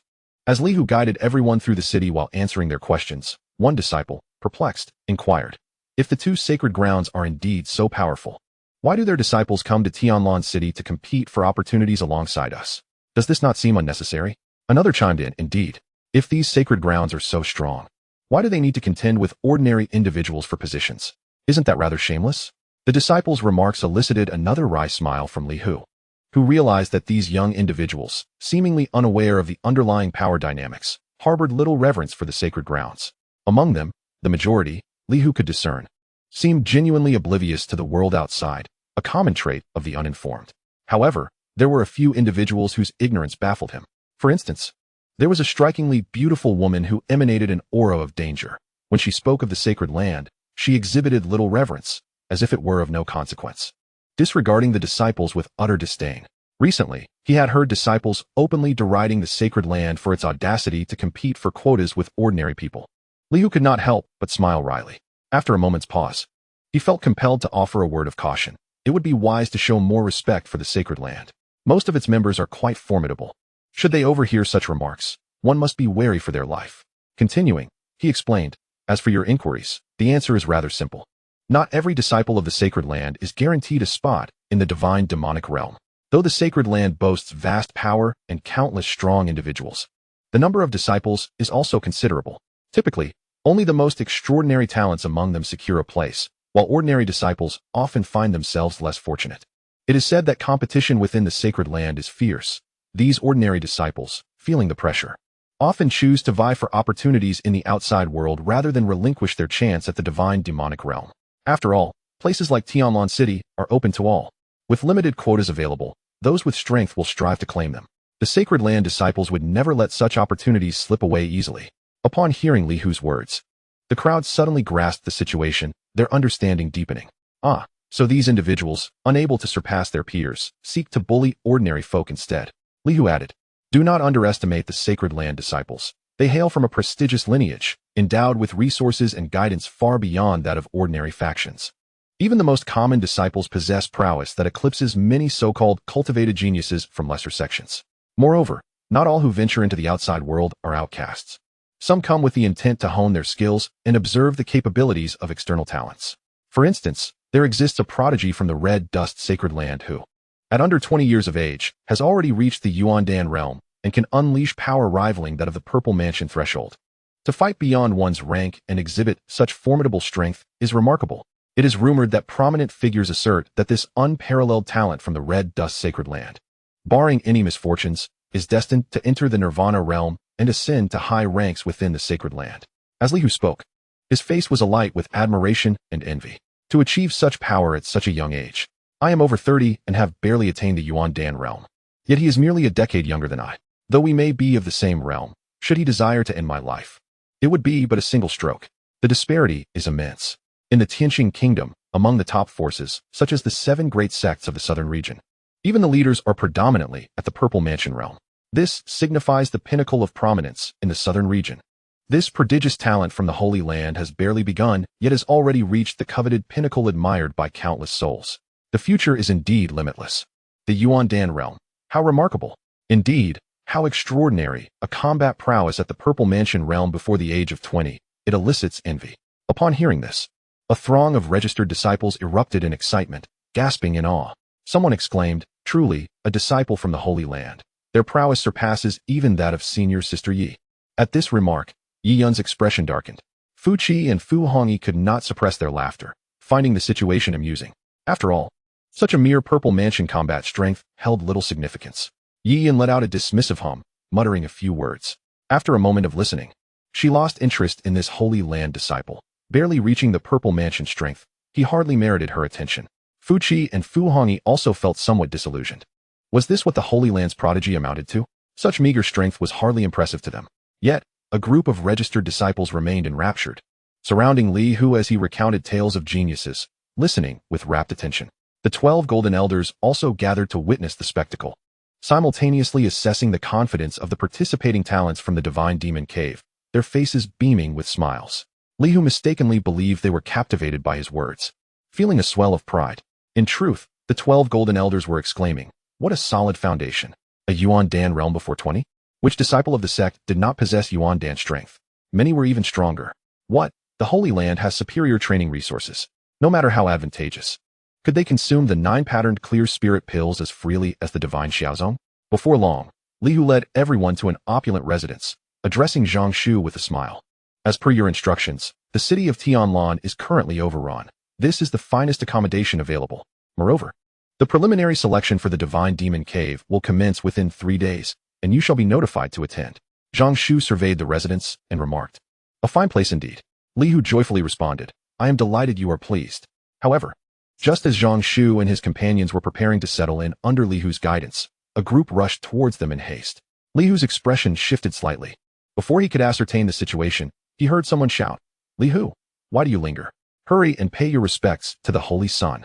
Furthermore, This Tian residence is already occupied. His Holiness intends to take up residence here.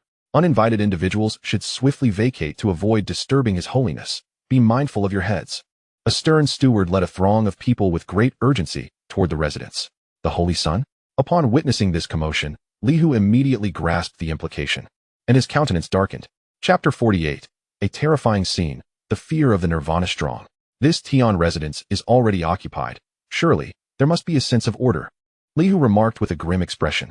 Steward Lu furrowed his brow and bellowed, audacious. Did you not see that the Holy Sun has arrived?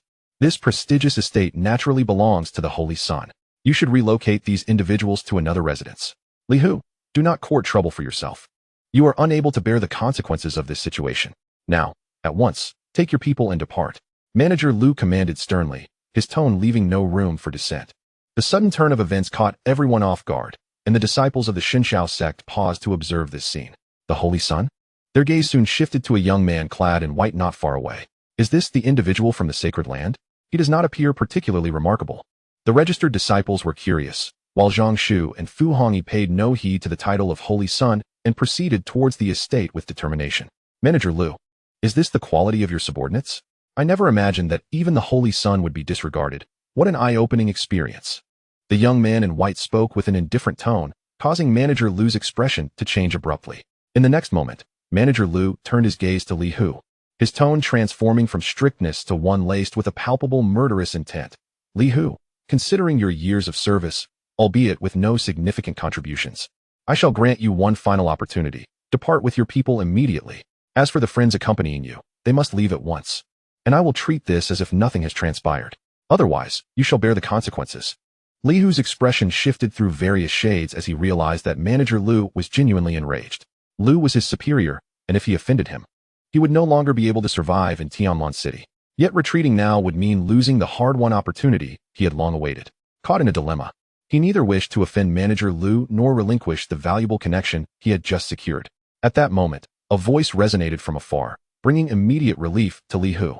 Very well, Li Hu, you may withdraw. This matter does not concern you. Yes, my lord. Li Hu ceased to resist and promptly stepped aside. Observing Li Hu's retreat, Manager Lu's expression softened slightly as he turned to Zhang Shu, saying, I kindly request that you vacate this location immediately. This esteemed estate belongs to the Holy Sun, who hails from the Red Dust Sacred Land. Powerful individuals from the Sacred Land are nearby, and I hope you will show some respect. Though Manager Lu appeared polite, an undercurrent of warning and threat was unmistakable. Firstly, not every disciple from the Sacred Land is worthy of the title of Holy Sun. Only those with extraordinary talent, recognized by the sages, are granted such a distinction. Furthermore, the formidable beings from the Red Dust Sacred Land are not far off, and should conflict arise, they would undoubtedly arrive without delay. Zhang Shu stepped forward slowly, his hands clasped behind his back, gazing down at Manager Lu and the Holy Sun with an air of superiority. His eyes, calm yet indifferent, bore into them. In that instant, both Manager Lu and the Holy Sun felt an inexplicable jolt of unease and oppression, their bodies trembling involuntarily. In the next moment, Zhang Shu's calm voice resonated, questioning the origins and destinations of one's actions. Do not act recklessly, lest you invite calamity upon yourself. His words carried a subtle yet potent pressure of vitality. Instantly, both Manager Lu and the Holy Sun of Red Dust turned pale, spitting a mouthful of blood and staggering backward. You dare to attack the Holy Sun? Manager Lu exclaimed, a mix of astonishment and fury in his tone. The Holy Sun's complexion was ashen as he fixed a fierce gaze upon Zhang Shu. Yet he refrained from uttering another word, seemingly awaiting something. Manager Lu looked at Zhang Shu with pity, while Li Hu appeared to recall something, his expression alarmingly frantic.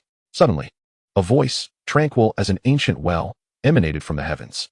You possess quite the audacity, publicly humiliating our Holy Sun of Red Dust. Do you presume our holy land to be easily trifled with? A streak of light flashed, revealing a mysterious figure in a black robe, a stern-eyed elder. The moment the elder appeared, his piercing gaze locked onto Zhang Shu, releasing an overwhelming aura of terror. Nirvana Realm. Elder Tianxuan. This person has committed an act of violence against our Holy Sun in public. If we do not eliminate him, it would be a disgrace to our holy land. It was only upon the elder's arrival that the Holy Sun finally raised his voice. An assassination attempt on the Holy Sun? This is an affront to our holy land, deserving of the gravest punishment. He must be executed. The elder granted Zhang Shu no time for explanation. The light surrounding him dimmed instantaneously. and boundless black snowflakes began to fall. Anything touched by the snowflakes transformed into ice sculptures the moment they made contact. An overwhelming coldness enveloped the entire realm. As the elder uttered the word execute, a terrifying vortex of icy chill had already enveloped Zhang Shu entirely. Die. Remember, this is the fate that befalls those who dare to disrespect the Holy Land. The elder's demeanor was cold and merciless, exuding confidence as though Zhang Shu's demise were inevitable. However, as a second passed, the elder's indifferent gaze suddenly narrowed. An indescribable horror spread across his aged face, shock evident as he looked towards the front of the mansion. There stood Zhang Shu, unperturbed amidst the dreadful ice storm that even the Nirvana realm dared not underestimate. One hand rested behind him, while the other extended outward, seemingly reaching for the falling snowflakes, exuding an air of tranquility. The terrifying icy tempest failed to inflict even the slightest harm upon him. An invisible barrier surrounded him, keeping all the storm at bay, not even a corner of his garment disheveled. Noticing the elder's gaze, Zhang Shu calmly met his eyes. The elder trembled uncontrollably. As if trapped in a state of paralysis, his focus fixated on the blank space surrounding Zhang Shu, his mind blank. Is this the realm of laws? Impossible. This cannot be. The elder could scarcely believe it. The realm of laws was something only a sage could comprehend and possess. How could this individual before him possibly wield the realm of laws? However, aside from the realm of laws, the elder could scarcely fathom what force the opponent could wield to so effortlessly withstand his assault. Before he could ponder further, the voice of Zhang Shu pierced the air, startling the elder into a tremor. I have long advised you not to act with reckless obstinacy, for courting your own demise is truly unnecessary. Chapter 49, Hitting a Brick Wall. Zhang Shu's sigh echoed, instilling a palpable chill among all present, particularly affecting the elder from the sacred land. Despite his Nirvana realm cultivation, he could not suppress his fear. My lord, it's a misunderstanding, a grave misunderstanding. The elder quivered, desperately pleading for mercy. He suddenly realized he might have struck a nerve and inwardly cursed the holy son of the mortal realm. Cursed be, how could this fool be so blind?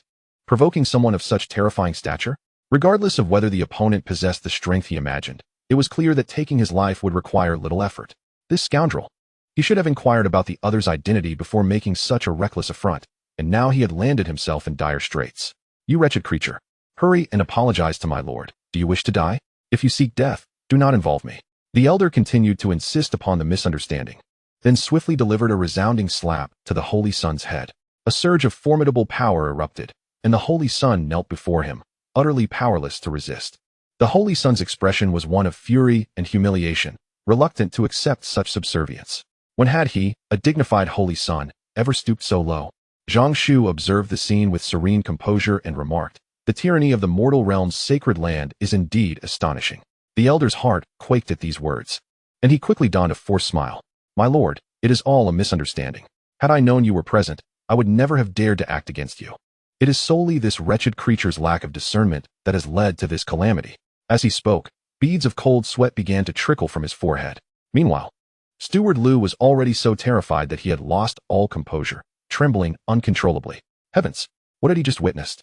The sacred land, with its esteemed status, had seen its holy son kneel before another? And this elder of the Nirvana realm displayed such deference to this stranger? How could this be? Liu's lips turned pale as he realized his predicament. He trembled as he looked at Zhang Shu, his face blanched. Realizing he had previously spoken harshly to one whom even the sacred land feared, and had even threatened him. Upon this realization, Liu coughed up a mouthful of blood and fainted on the spot. Nonetheless, this trivial incident failed to attract anyone's notice. All eyes were now fixed upon Zhang Shu. Liu was unable to contain his astonishment, staring blankly at the calm visage of Zhang Shu, his mind racing with disbelief. Heaven! What kind of terrifying entity have I brought here? This is a stroke of fortune, a true windfall. In this moment, Liu felt an immense sense of relief. He was profoundly grateful to his former self for not cowering upon first encountering Steward Liu, but rather, for boldly standing his ground. Initially, he had believed that after this encounter, he would undoubtedly face dire consequences. However, it now appears that this predicament may not only be a misfortune, but rather a monumental opportunity, an extraordinary stroke of good fortune. It feels as though one has been struck by a pie from the heavens. Liu was so exhilarated that he nearly leapt from his seat. Meanwhile, behind Zhang Shu, a group of disciples stood in a daze, their minds clouded with disbelief. The people from the sacred land were apologizing to their sect leader? Zhang Yuan stared at the scene before him, his mind in a state of paralysis, unable to comprehend the gravity of the moment. While the other disciples may lack an understanding of the terrifying nature of the sacred land, Zhang Yuan was acutely aware. Coming from a prestigious family of cultivators, he held a certain status and was well versed in matters of cultivation. He understood all too well the implications of the term sacred land. Even a powerful royal family, capable of wielding immense influence in the Tianqing kingdom, must bow its head in deference to the sacred land. His family, in the face of such a force, would be regarded as mere ants. No, not just his family. Even the 7 major sects of the southern region, titans in the eyes of countless individuals, would dare not breathe a word in the presence of the sacred land. A careless misstep could provoke their ire and result in utter obliteration from the continent with but a mere wave of a hand. This is the sacred land, a formidable titan in the realm of cultivation, capable of determining the fate of all beings with a single thought. Yet now, such a formidable entity appeared to harbor considerable trepidation, showing profound respect towards their sect leader. Moreover, the fearsome ice storm they had previously encountered, due to their protection under Zhang Shu, they had remained unaffected. But the numerous ice sculptures surrounding them spoke volumes of the terrifying power at play. Zhang Yuan had no doubt that without the leader's protection, merely brushing against a single flake of that black snow would lead to his instantaneous demise. There was no room for error. Was the sect leader truly at the Purple Mansion stage? And what of that elder from the sacred land? What was his true strength? That seemingly formidable holy son appeared somewhat familiar. Could he possibly be the talented individual from the Red Dust sacred land that Li Hu had mentioned earlier? Questions surged within Zhang Yuan's mind, overwhelming him. While he understood the sacred land's might, his knowledge of true power was limited, merely grasping the titles of the various realms. When faced with actual figures, he found himself unable to distinguish their prowess. Ultimately, it was a limitation of perspective. However, Yi Yun, Fu Hongyi, and Fu Qi were not similarly constrained. They could clearly sense the elder's terrifying presence. The overwhelming pressure they felt was far more daunting than the 2 perfected Yang Enlightenment cultivators who had descended upon the Shengxiu sect days prior. They belonged to entirely different realms. Nirvana realm. This elder was undoubtedly a superlative powerhouse of the Nirvana realm, which explained the arrogance of the seemingly inept holy son. He was merely relying on the strength of his backing. Alas, that backing seemed rather insubstantial, didn't it? Those from the sacred land, known for their arrogance and disdain for others, had now encountered an insurmountable obstacle. Yi Yun exhibited no sign of anxiety. Instead, wearing a look of schadenfreude. Having come from the royal city, she had encountered disciples from the sacred land before. Their haughty demeanor was deeply ingrained in her memory. These individuals from the sacred land regard outsiders with utter disdain, scarcely acknowledging their existence. As memories of past unpleasant experiences resurfaced, a gleam of delight shone more vividly in Yi Yun's eyes. Serves them right. Everyone murmured in their hearts, yet none dared to voice their thoughts at that moment. Zhang Shu gazed calmly at the elder, who had long since abandoned his previous, lofty demeanor and now appeared exceedingly respectful. However, the question of how to deal with these individuals lingered. Zhang Shu speculated. This elder possesses at least the cultivation of the Nirvana realm, perhaps even a formidable figure within it. Although my strength is considerable, confronting someone of the Nirvana realm remains a precarious endeavor. To eliminate this elder would be a challenge. Unless I were willing to expend a Sacred Realm experience card to attain true sage-level power, dispatching him would be effortless. Yet, it hardly seems worthwhile to squander a trump card on such a minor character, akin to using a cannon to swat a fly. Far too extravagant. Nonetheless, I cannot simply let them go. Otherwise, what becomes of the dignity of my Divine Sky Sect? Zhang Shu's thoughts churned.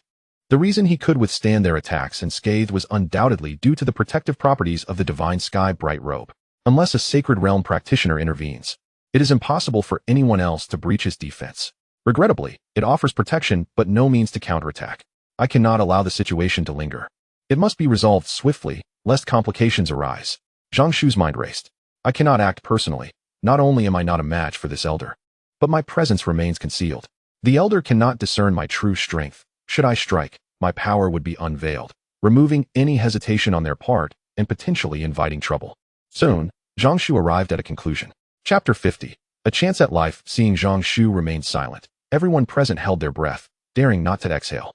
The atmosphere was thick with tension. The silence was palpable. The holy son of Red Dust began to sense an undercurrent of fear, realizing that matters were not as they seemed.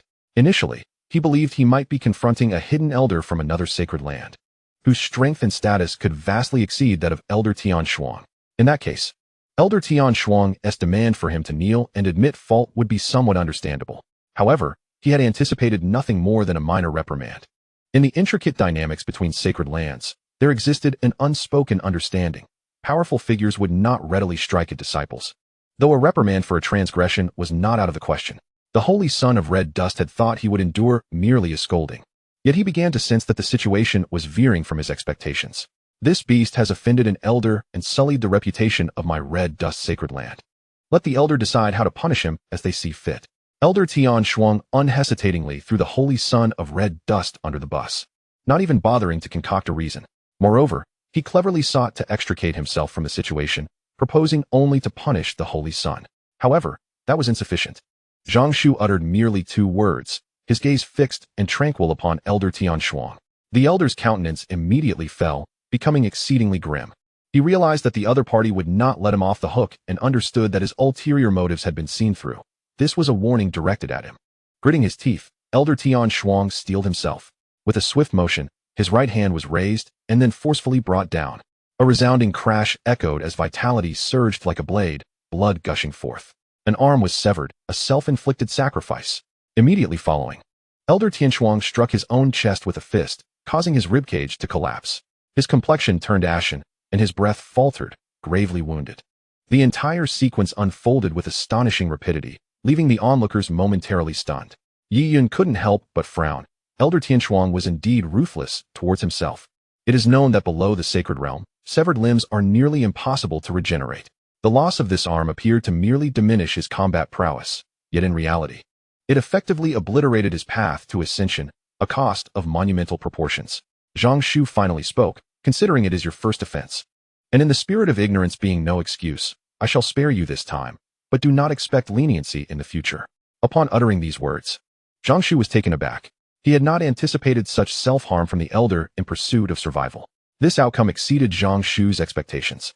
After all, had the elder chosen not to act thus, or had he left with the sacred son of red dust without an apology, Zhang Shu would have been powerless. For he would not squander his opportunity for minor grievances, far too trivial to merit such an expenditure. Thank you, esteemed elder. Elder Tian Shuang's pallid visage revealed the gravity of his sacrifice as he pressed his remaining arm against his chest and bowed in apology to Zhang Shu. Simultaneously, his gaze towards the sacred son of red dust was filled with a chilling resentment. Had it not been for that fool, he would not have been reduced to such a state. For Elder Tian Shuang, although the loss of his chance at ascension pained him, he had never held great hope for it. Thus, it merely severed his aspirations. What truly tormented him was the loss of his arm, the severity of which he alone could comprehend. The sacred son of red dust's lips turned pale. This is bad, he thought. At that moment, he finally grasped the peril he was in. If even Elder Tian Shuang was willing to pay such a price, what did that say about his own status? While he might be called a sacred son, in truth, without having matured into a true genius, he was hardly significant. The value of an elder far surpassed his own. Now, witnessing the elder's drastic sacrifice for survival, he felt a surge of dread.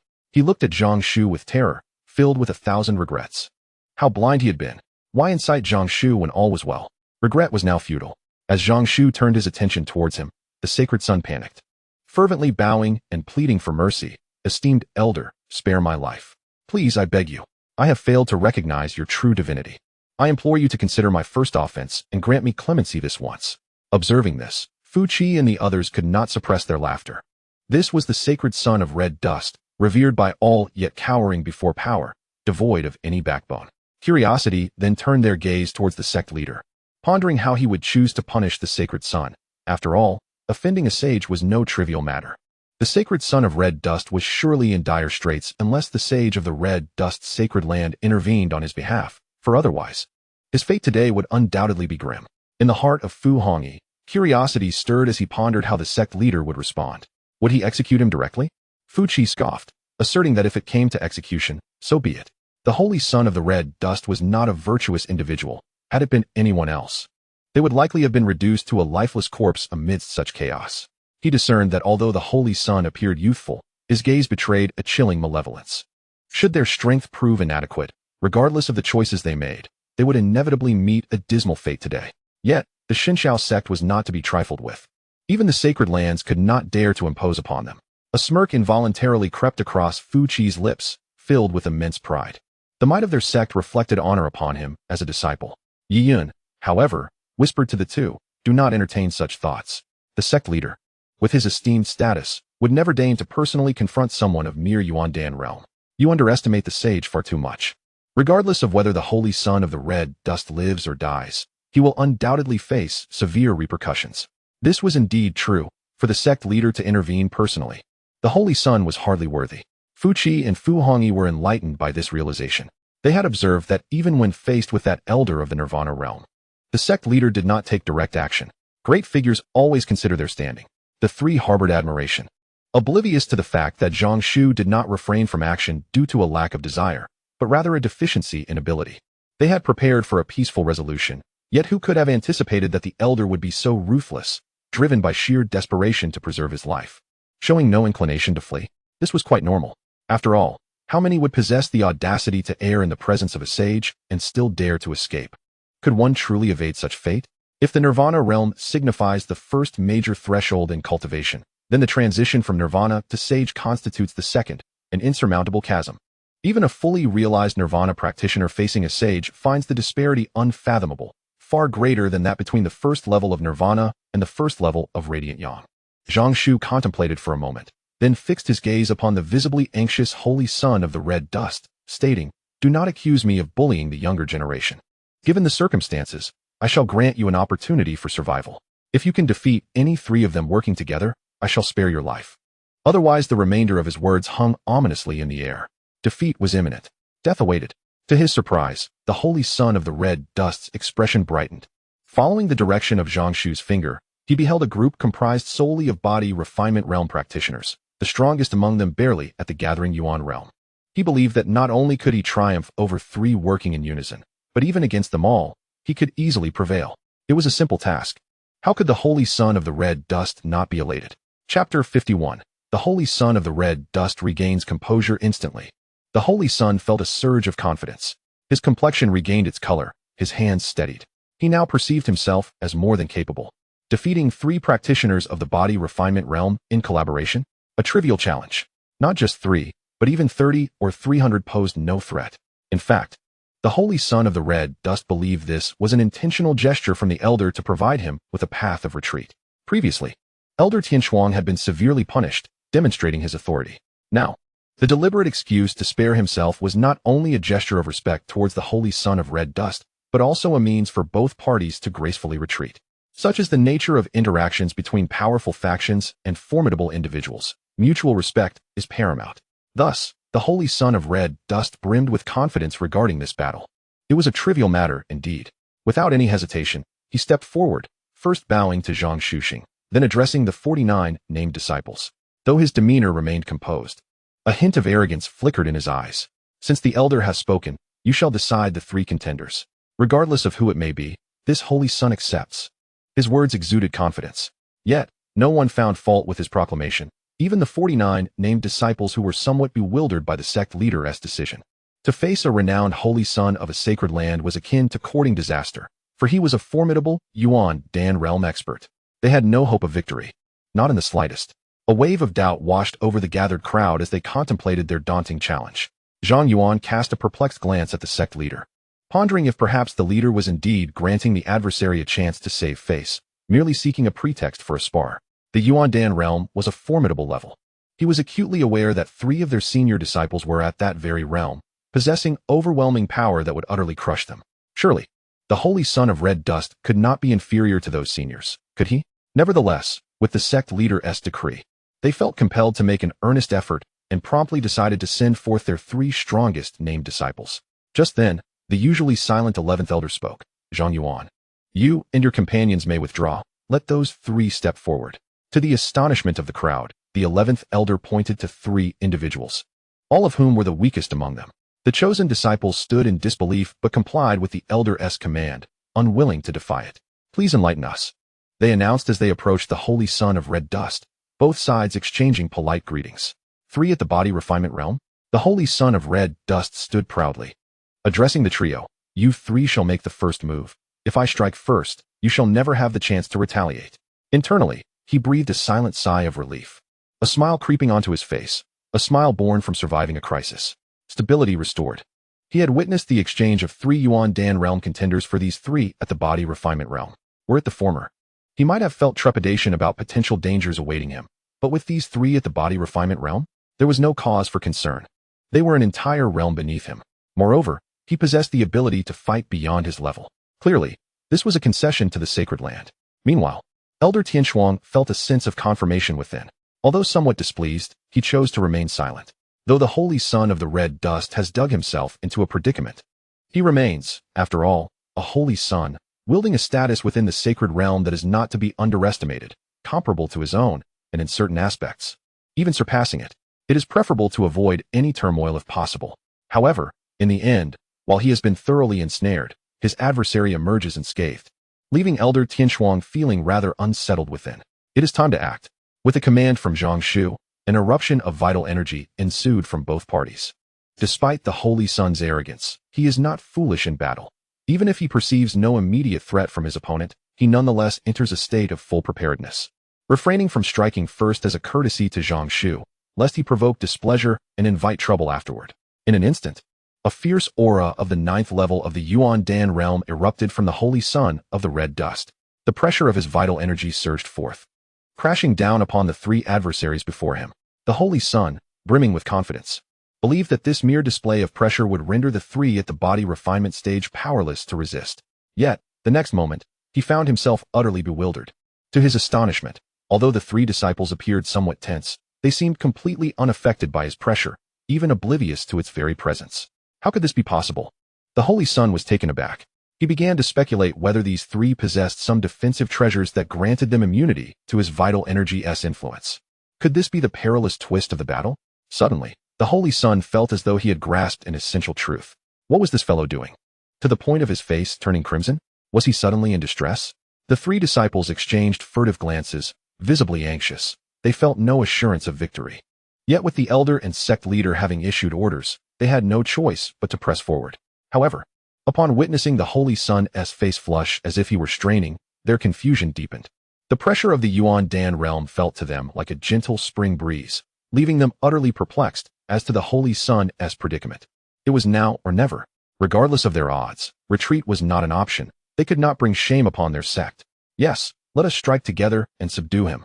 With a shared glance, the three cautiously moved to encircle the Holy Son. The pressure had proven ineffective? Very well, it seemed a mere victory would not suffice. They would have to exert themselves. The Holy Son snorted, observing the encroaching trio, and with a swift motion, he appeared before one disciple, delivering a palm strike aimed at his chest. The speed of this strike was akin to lightning. Even a fellow powerhouse within the Yuan Dan realm might struggle to react in time. The Holy Son had already envisioned the next steps in his mind. After vanquishing this disciple, he would swiftly eliminate the other two, having previously shown restraint. It was now time to assert his prowess. A commendable plan, yet the very next moment, he felt a sharp pain in his palm, as if it had been caught in an iron grip, rendering him immobile. In stunned disbelief, he turned his head, only to be met with a blinding flash. What? Without time to react, the Holy Son was suddenly struck with great force, his entire form sent hurtling backward, crashing to the ground with a resounding thud. Silence enveloped the arena. All of this transpired far too swiftly. As the scene unfolded, many were momentarily taken aback. The spectators stood in astonishment, clearly caught off guard by the unexpected sight. What? The Holy Son of the Red Dust was sent flying by a single punch? Li Hu rubbed his eyes, doubting the reliability of his own vision. Nearby, several disciples wore expressions of shock and confusion. What had transpired? How could the Holy Son of the Red Dust have been propelled away so effortlessly? In the arena, the three named disciples were equally bewildered, particularly the one responsible for sending the Holy Son flying, who stared blankly at the unfolding spectacle, glancing between his own fist and the fallen figure of the Holy Son not far away, his brow furrowing in confusion. What was happening? Was it a staged act? I hardly exerted any force. Could it be that the Holy Son was feigning defeat to spare the sect's dignity? After much contemplation, this seemed to be the only reasonable explanation. Otherwise, there was no way to rationalize the current scene. As for other possibilities, impossible. Absolutely impossible. How could a mere cultivator at the body refinement stage genuinely send a prodigy of the Holy Land flying? Chapter 52. Questioning existence. How could this be possible? The Holy Son of the Red Dust was utterly stunned by the punch. Even now, his mind struggled to comprehend the situation. Was this really a body refinement stage practitioner? Could such strength truly exist? Perhaps this was a guise for a higher realm? No, it was merely a moment of carelessness on my part. I must rise again. The Holy Son flipped himself upright, this time adopting a fully defensive stance, his expression grave as he regarded the three opponents before him. Indeed, even if it was a deliberate act to provide the Holy Land a way to save face, there was undoubtedly something amiss and perilous about it. The strength of these three individuals was not to be underestimated. Realizing his earlier lapse, the named disciple who had previously suspected the Holy Son of staging a fall now relaxed his furrowed brow. So that was it, he thought. How could a prodigy of the Holy Land, especially one rumored to possess the combat prowess of the Purple Mansion realm before the age of 20, be so easily bested? It made sense now. It was his own misunderstanding. Everyone, be cautious. The disciples of the Holy Land are formidable. We are likely outmatched. However, even in defeat, we must not falter or bring shame upon our sect. One of the named disciples declared solemnly to the others. The others nodded in agreement. Rest assured, this time, even if it costs me my life, I shall not retreat a single step. The disciple who had initially sent the Holy Sun flying boasted with bravado, "Fear not. Though I may not match either of you, I have at least once sent the Holy Sun flying. I shall not disgrace our sect." With a fierce battle cry, the three named disciples charged toward the Holy Sun of the red dust.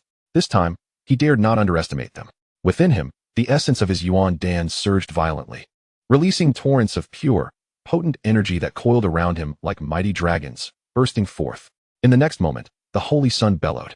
Witness the supreme techniques of the Red Dust Holy Land, one of our three most powerful arts, the Heavenly Dragon 9 Transformations Golden Body. Upon achieving perfection in cultivation, one becomes impervious to calamities and immortal through countless generations. To be defeated by this single strike is indeed your honor.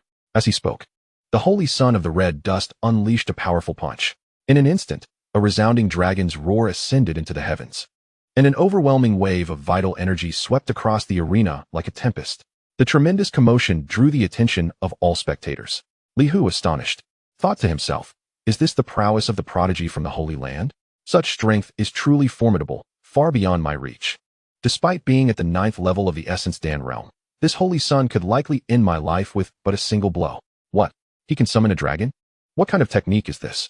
The three named disciples, witnessing the emergence of the dragon, were momentarily taken aback, yet they steeled themselves and charged forward, vowing not to retreat. With courage, fear not, for I shall show mercy and will not slay you outright. However, severe injury is inevitable. The Holy Sun of the Red Dust brimmed with confidence.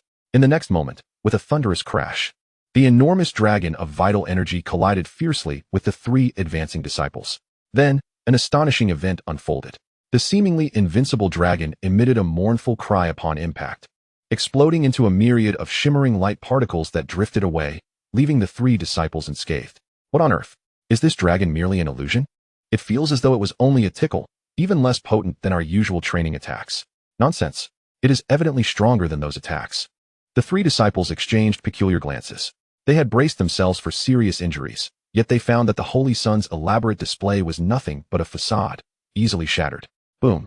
Bang. Bang.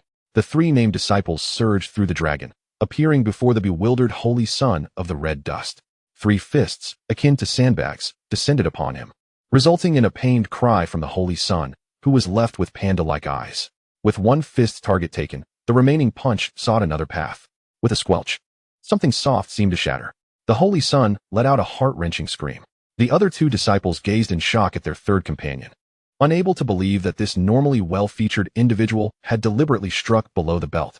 Many spectators felt an inexplicable chill in their lower bodies, a sense of horror washing over them.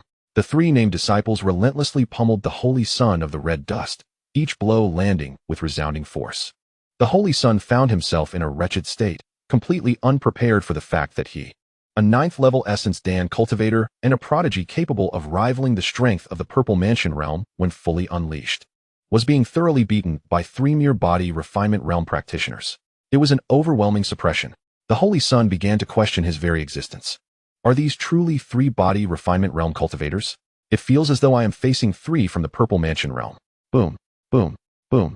The three disciples, initially somewhat restrained, became increasingly exhilarated as they fought, feeling an inexplicable rhythm coursing through them, compelling them to continue.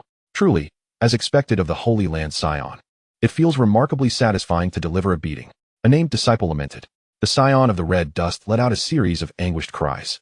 Monsters! A pack of monsters! You! How dare you disregard martial ethics and deliberately conceal your true strength? The Red Dust Scion protested, his pride wounded.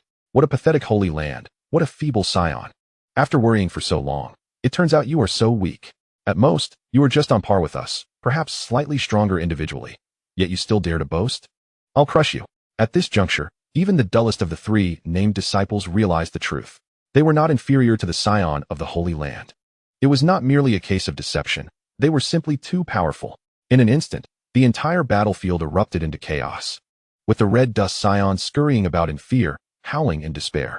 Elder Tian Shuang had long been rendered speechless, his mouth agape. How is this possible? 3 mere body refinement realm cultivators can unleash such terrifying power? No. They must be concealing their true abilities, intentionally hiding their strength. What appears to be 3 body refinement realm practitioners is, in reality, a trio of geniuses from the core formation realm, or even the purple mansion realm. Devious, utterly treacherous. Elder Tian Shuang finally grasped the situation. He felt vindicated in his assumptions, for this scene was simply too absurd. How could ordinary body refinement realm cultivators possess such formidable power? What a joke. As for the possibility that these cultivators had consumed countless precious elixirs to attain such strength, that notion had never crossed Elder Tian Shuang's mind. Nonsense.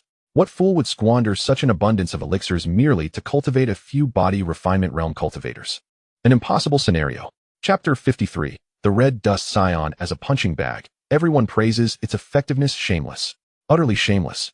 To employ 3 concealed purple mansion realm cultivators masquerading as body refinement realm practitioners to deceive others.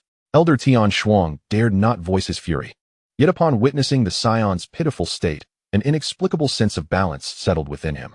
Perhaps this was not so bad after all. After all, this rascal had duped him. Without this incident, how could a venerable elder of the Holy Land, a Nirvana realm expert, have fallen to such depths? Considering this, Elder Tian Shuang's gaze shifted resolutely. Strike. Beat him to a pulp. Better yet, kill him outright. In doing so, not only would I avenge my grievance, but the scion's demise would also incite the Holy Land's wrath. In the name of preserving their honor, they would undoubtedly hunt down these culprits, allowing me to exact revenge for both grievances. Thus, in that moment, Elder Tian Shuang fervently wished for the red dust scion to perish here. Only then would he truly find relief from his frustrations. Amidst the scion's heart-wrenching cries of despair, the 3 named disciples finally relented, albeit reluctantly. They were acutely aware that should they continue their assault, they risked crossing a line that could lead to fatal consequences. They were not foolish, after all. The scion was still a scion, backed by the Holy Land and supported by the mighty saint. While the sect leader had not called for a cessation, they understood the necessity of restraint. The sect leader's thoughts were his own. They could not knowingly invite trouble upon the sect. Ultimately, the 3 named disciples withdrew with lingering reluctance. There is a certain nostalgia for the tactile sensation experienced moments ago. This device is undoubtedly more comfortable than the sandbag or the resilient stone peak. Not only is it soft and gentle on the hands, but it also allows for striking with a delightful rhythm. Moreover, with every punch delivered, one can distinctly sense a powerful surge of vital energy rebounding, significantly enhancing their cultivation. In just a brief period, the 3 named disciples felt as though their cultivation had noticeably advanced. Before long, they should be able to break through to the essence-gathering realm. The Holy Son of Red Dust could scarcely fathom the situation unfolding before him. How could this be possible? It was inconceivable. As the prodigious talent of the Holy Land, how could he be defeated by 3 mere disciples of the body refinement realm? This was unacceptable. Collapsing to the ground, tears welled in his eyes, a tumult of anger and regret swirling within him. 1,000 regrets plagued his mind. Why did he choose to come here? Why provoke that formidable youth? How much better it would have been had none of this transpired. The Holy Son of Red Dust was engulfed in humiliation, especially at having been bested by 3 body refinement disciples, which left his countenance devoid of luster. The pride that once filled his heart lay in tatters, more painful than death itself. Alas, there is no remedy for regret in this world. The path he chose must be traversed, even if he must do so on his knees. Enough, he declared. The outcome has been determined. Cease hostilities. As the situation appeared to reach a conclusion, the 3 named disciples complied. A hint of regret flickered in Zhang Shu's eyes. This Holy Son of Red Dust truly possessed remarkable resilience. How was he not yet vanquished? However, given the circumstances, the disciples had already halted their actions. To order them to continue would undermine their authority, so Zhang Shu chose to turn the page on this incident. The 12 elders of the Golden Men also displayed an expression of unfulfilled desire. What a pity. Fu Qi shook his head, remarking, "The Holy Son of Red Dust has narrowly escaped with his life. Offending a sage has merely resulted in a beating. He has truly profited." Yi Yun maintained a calm demeanor, stating, he has benefited from this. Elder Jinren 11 lamented, these three youngsters did not strike hard enough. They have already engaged in the fight. This scoundrel took direct actions against us without a word of explanation. His heart is worthy of condemnation. It would have been better to eliminate him outright. 11 felt a profound sense of loss.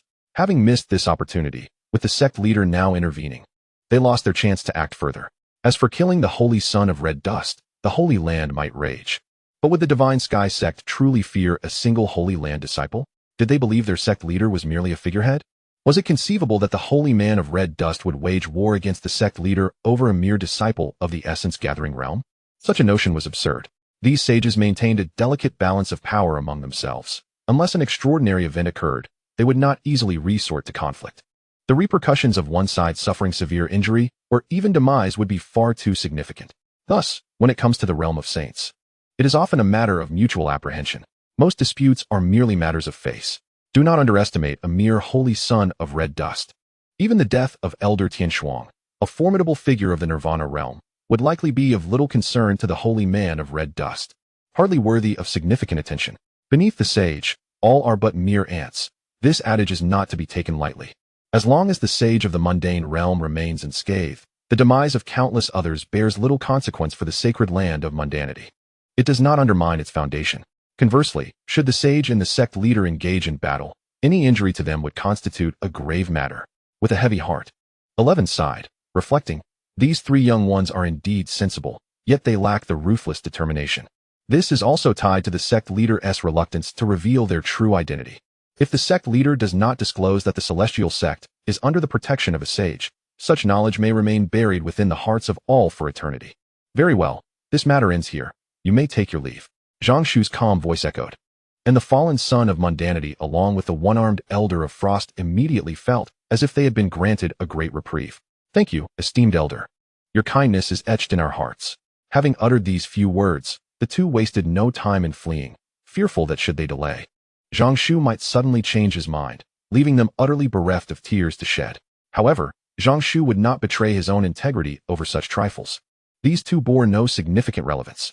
To go back on his word or to deliberately inflict harm would only paint him as petty, diminishing his stature in the eyes of others. With the matter resolved, Zhang Shu strode purposefully towards the residence, his voice resonating in the ears of the gathered crowd. You need not linger here. Attend to your own affairs. Just remember this. As members of the celestial sect, we shall not bully the weak, nor shall we allow ourselves to be maliciously humiliated. Should a similar incident arise again, it matters not if the adversary belongs to a sacred land or stands as a sage. The reputation of the celestial sect must not be tarnished. Is that understood? Upon hearing his words, all disciples appeared invigorated, bowing earnestly in response. Yes, we shall heed the sect leader's command. With that, Zhang Shu had already vanished from sight. The group of disciples exchanged glances, their expressions filled with exhilaration, their cheeks slightly flushed. The unfolding events had evidently left a profound impact on their spirits. One disciple, proud and uplifted, declared, "This is the celestial path I envision for our sect." Chapter 54. The most joyous and painful moments in life. Ding. Congratulations, host, on completing the task of asserting our sect's prestige, earning a reward of 100,000 sect points.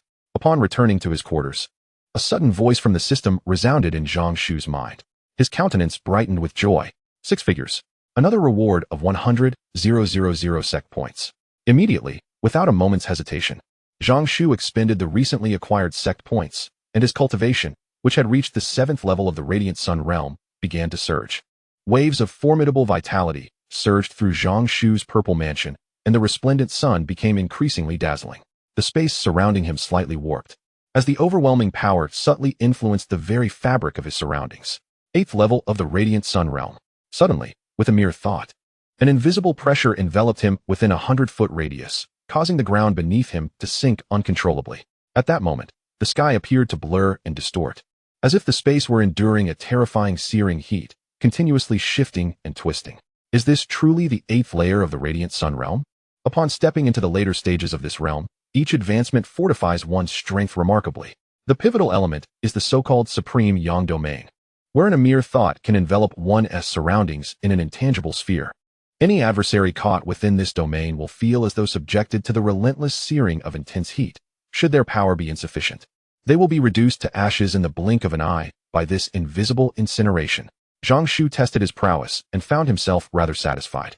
The Supreme Yang Domain, while referred to as a domain, is essentially a fragmented form of pressure that embodies a terrifying burning characteristic. The closer one approaches the pinnacle of the Radiant Sun realm, the more formidable this domain becomes. One day, should the domain reach its zenith, the Purple Mansion's Great Sun will undergo a transformation, and the terrifying power of the Radiant Sun will evolve, giving rise to a flicker of nirvana flame.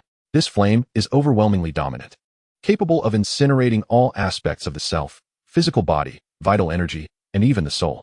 It perpetually dismantles while simultaneously restoring. During this process, the practitioner will endure unfathomable agony. Should they persevere through the trials of nirvana, they will ascend to a new realm, beholding an entirely different world. However, failure to transcend will result in being reduced to nothingness by the nirvana flame, vanishing completely from existence. This marks the crucial step in the transformation from the perfected Radiant Sun realm to the Nirvana realm, a trial that strikes fear into the hearts of countless practitioners. Upon reaching the Nirvana realm, each step is akin to a rebirth. Experiencing cycles of life and death 9 times is the only path to achieving sanctity and realizing the supreme path. To attain sanctity, one must first endure the trials of nirvana. It is imminent. Only 2 realms remain before I can break through to the Nirvana realm. Zhang Shu's expression brightened. The Nirvana realm. Only upon reaching this realm can one truly be deemed a formidable being. Though the current environment may seem adequate beneath the Nirvana, in the grand scope of the continent, it is insignificant. The kingdom of Tianqing is vast, spanning an immeasurable expanse. By Zhang Shu's estimation, this kingdom alone is comparable to half a planet from his past life. It is immensely grand. Moreover, entities similar to the kingdom of Tianqing are not in short supply across the continent, though they may not be as numerous as grains of sand. In comparison to the entire continent, the kingdom of Tianqing is merely a trivial fragment. Zhang Shu understands that the road ahead remains long. Setting aside other matters, in his pursuit of his father's whereabouts and the investigation into the perpetrators responsible for the downfall of the Xintian sect, he estimates that he must attain at least the strength of the sacred realm for assurance. Even the Nirvana realm feels precarious. The 8th layer of the Radiant Sun realm has only been traversed for less than a month. If given a few more years, the sacred realm will undoubtedly be within reach.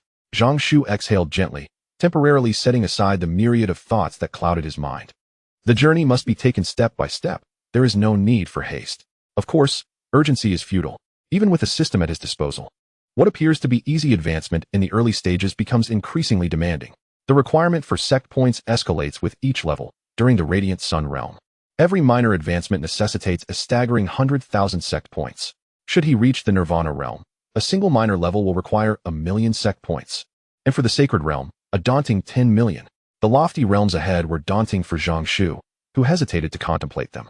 Acquiring points within the sect was no trivial pursuit. It was fraught with peril, and a single misstep could lead to irretrievable ruin. Yet, Zhang Shu understood that even in the face of such dangers, he could not afford to falter. The path of cultivation was akin to navigating against the current. Stagnation meant regression. If he were to retreat now, succumbing to complacency, then in times of crisis he would be stripped of any capacity to resist, reduced to a mere insect awaiting inevitable demise, devoid of any means to alter his fate. Zhang Shu refused to accept such a future for himself.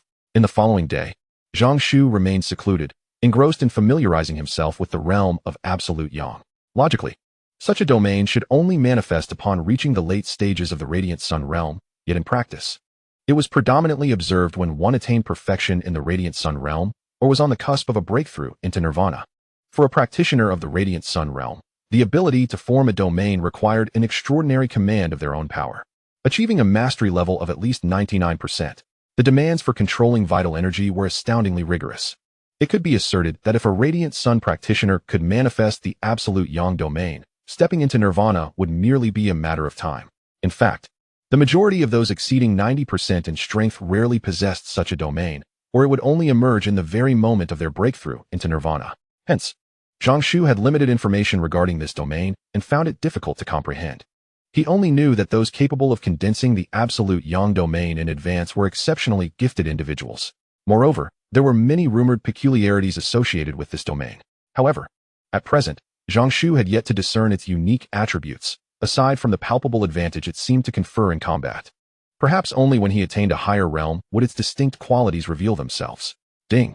Daily task has been refreshed. Task item, 9-leaf Ghost King Flower X99. Task requirement, refine all 9-leaf Ghost King flowers into elixirs within a day.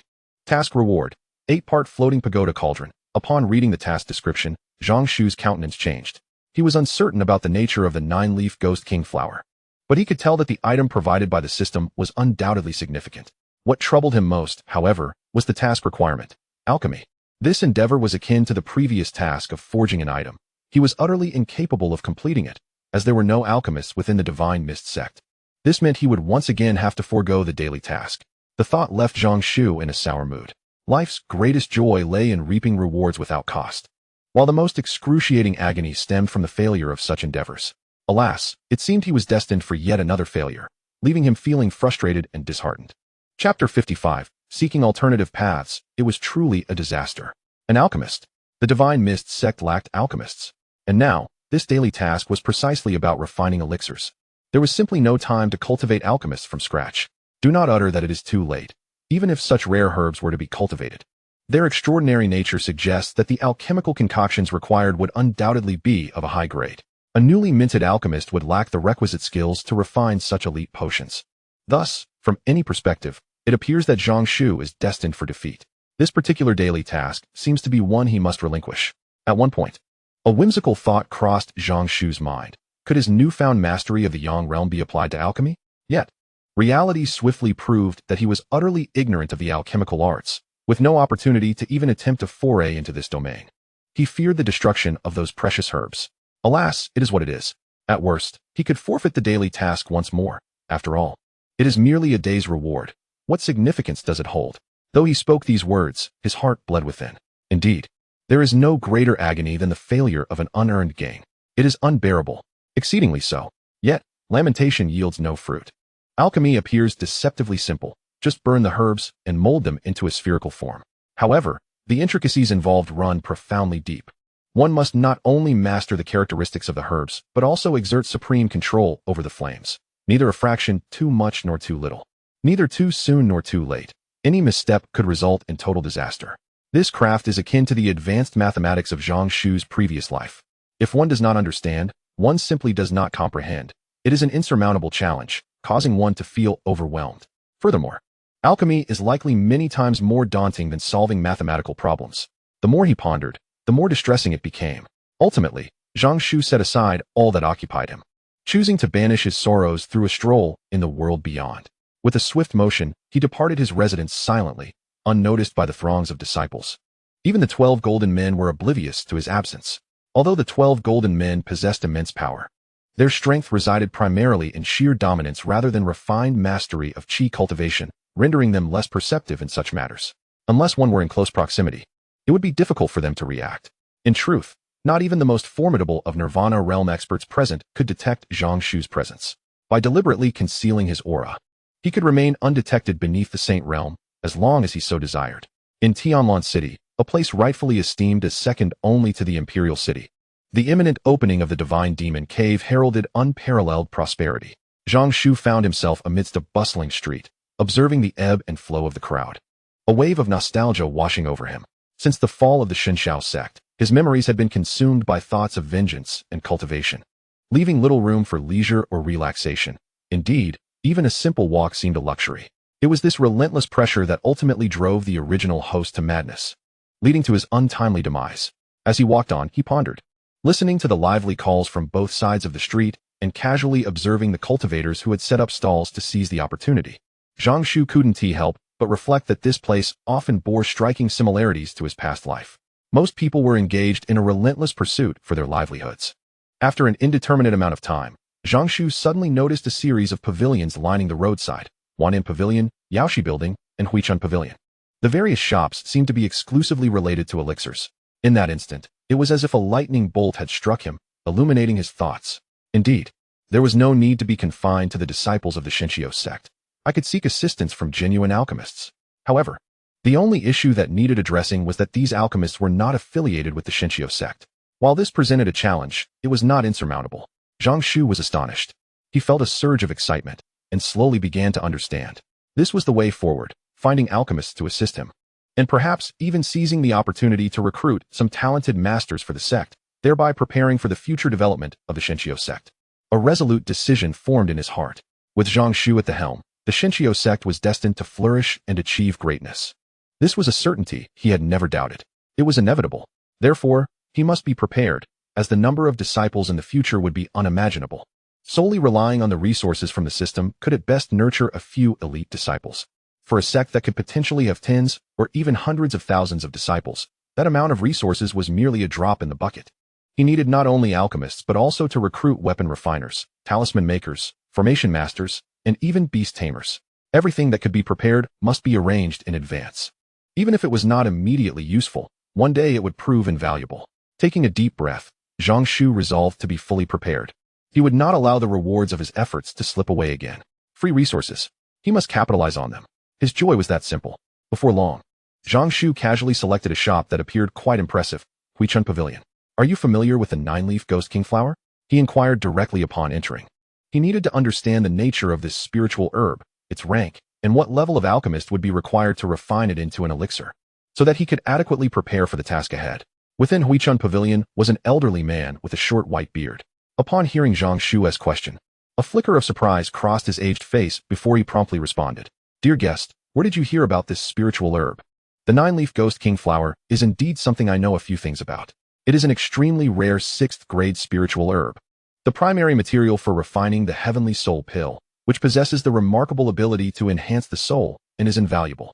As for the 9-leaf ghost king flower, it is said that it adds a leaf every 1,000 years, with its potency exponentially increasing. However, the ghost king flower is rather unique. Typically, reaching 3 leaves is already considered an extreme limit. Once, it was rumored that the royal family had come into possession of a 7-leaf ghost king flower, attracting countless nirvana practitioners who sought the precious herb. The outcome of their endeavors remains unknown. However, given the rarity of such a spiritual medicine, it is undoubtedly coveted for the crafting of the celestial soul pill, which holds immense significance for those in the nirvana realm. The ancestors of the royal family belong to this exalted state, making it improbable that such a treasure would be easily bestowed upon others. Dear guest, do you wish to purchase the ghost king flower, or perhaps you have one to sell? The elder responded with an abundance of words, his demeanor imbued with a smile, displaying not the slightest hint of impatience. Chapter 56. The Threat of Death, the Celestial Soul Pill. This item is known to Zhang Shu in part. Upon reaching the nirvana realm, igniting the nirvana fire awakens one's spiritual power, enabling the manipulation of objects from afar. With a surge of spiritual energy, one can effortlessly suppress practitioners of lower realms. The distinction between possessing spiritual power and lacking it is akin to the difference between heaven and earth. Without the awakening of spiritual power, confronting the overwhelming force of mental suppression leaves one utterly defenseless. While vital energy offers some resistance to spiritual power, it is woefully inadequate. Unless one is naturally endowed with formidable spiritual strength, like Fu Qi, ordinary individuals standing against a nirvana master beneath that realm face near certain death. This is precisely why the nirvana realm serves as the first significant watershed on the path of cultivation. Upon entering this realm, the cultivation of vital energy remains crucial, yet the training of spiritual power assumes even greater importance. Regardless of how vigorous one's vital energy may be, a single manifestation of my spiritual power could penetrate your defenses, either suppressing you outright or shattering your spirit, rendering you a mere living corpse, or worse, leading to complete mental annihilation. This exemplifies the terrifying nature of spiritual power, serving as a formidable weapon for those in the nirvana realm. However, it is widely acknowledged that the cultivation of spiritual power is exceedingly slow. Methods for cultivating spiritual energy across the continent are exceedingly rare, unless one belongs to an ancient lineage. Even the most revered holy sites seem to have scant knowledge of spiritual cultivation techniques. Thus, practitioners must rely on self-training, painstakingly honing their spirits. After all, not everyone is as fortunate as Zhang Shu, who possesses a system that grants access to top-tier techniques such as the Chaos Divine Demon Art, which not only aids in the cultivation of spiritual power, but also provides defense and offensive capabilities. Yet, Zhang Shu's current prowess is insufficient to fully unleash the power of this technique. In summary, for those in the nirvana realm, spiritual power is of paramount importance. Should one's spiritual strength falter, even the most robust vital energy becomes mere facade. A practitioner who reaches the pinnacle of nirvana may still fall victim to weaker opponents endowed with superior spiritual power. Hence, assessing the strength of a nirvana practitioner necessitates consideration of not only their vital energy, but also the extent of their spiritual cultivation. if spiritual power is lacking. An increase in vital energy does not necessarily translate to enhanced cultivation. This is not solely due to the inherent weakness of spiritual power, but also because insufficient spiritual strength, combined with excessive vital energy, can lead to a lack of precise control over one's own energy, resulting in internal conflict and potential madness. Without adequate spiritual power, one cannot ascend to higher realms.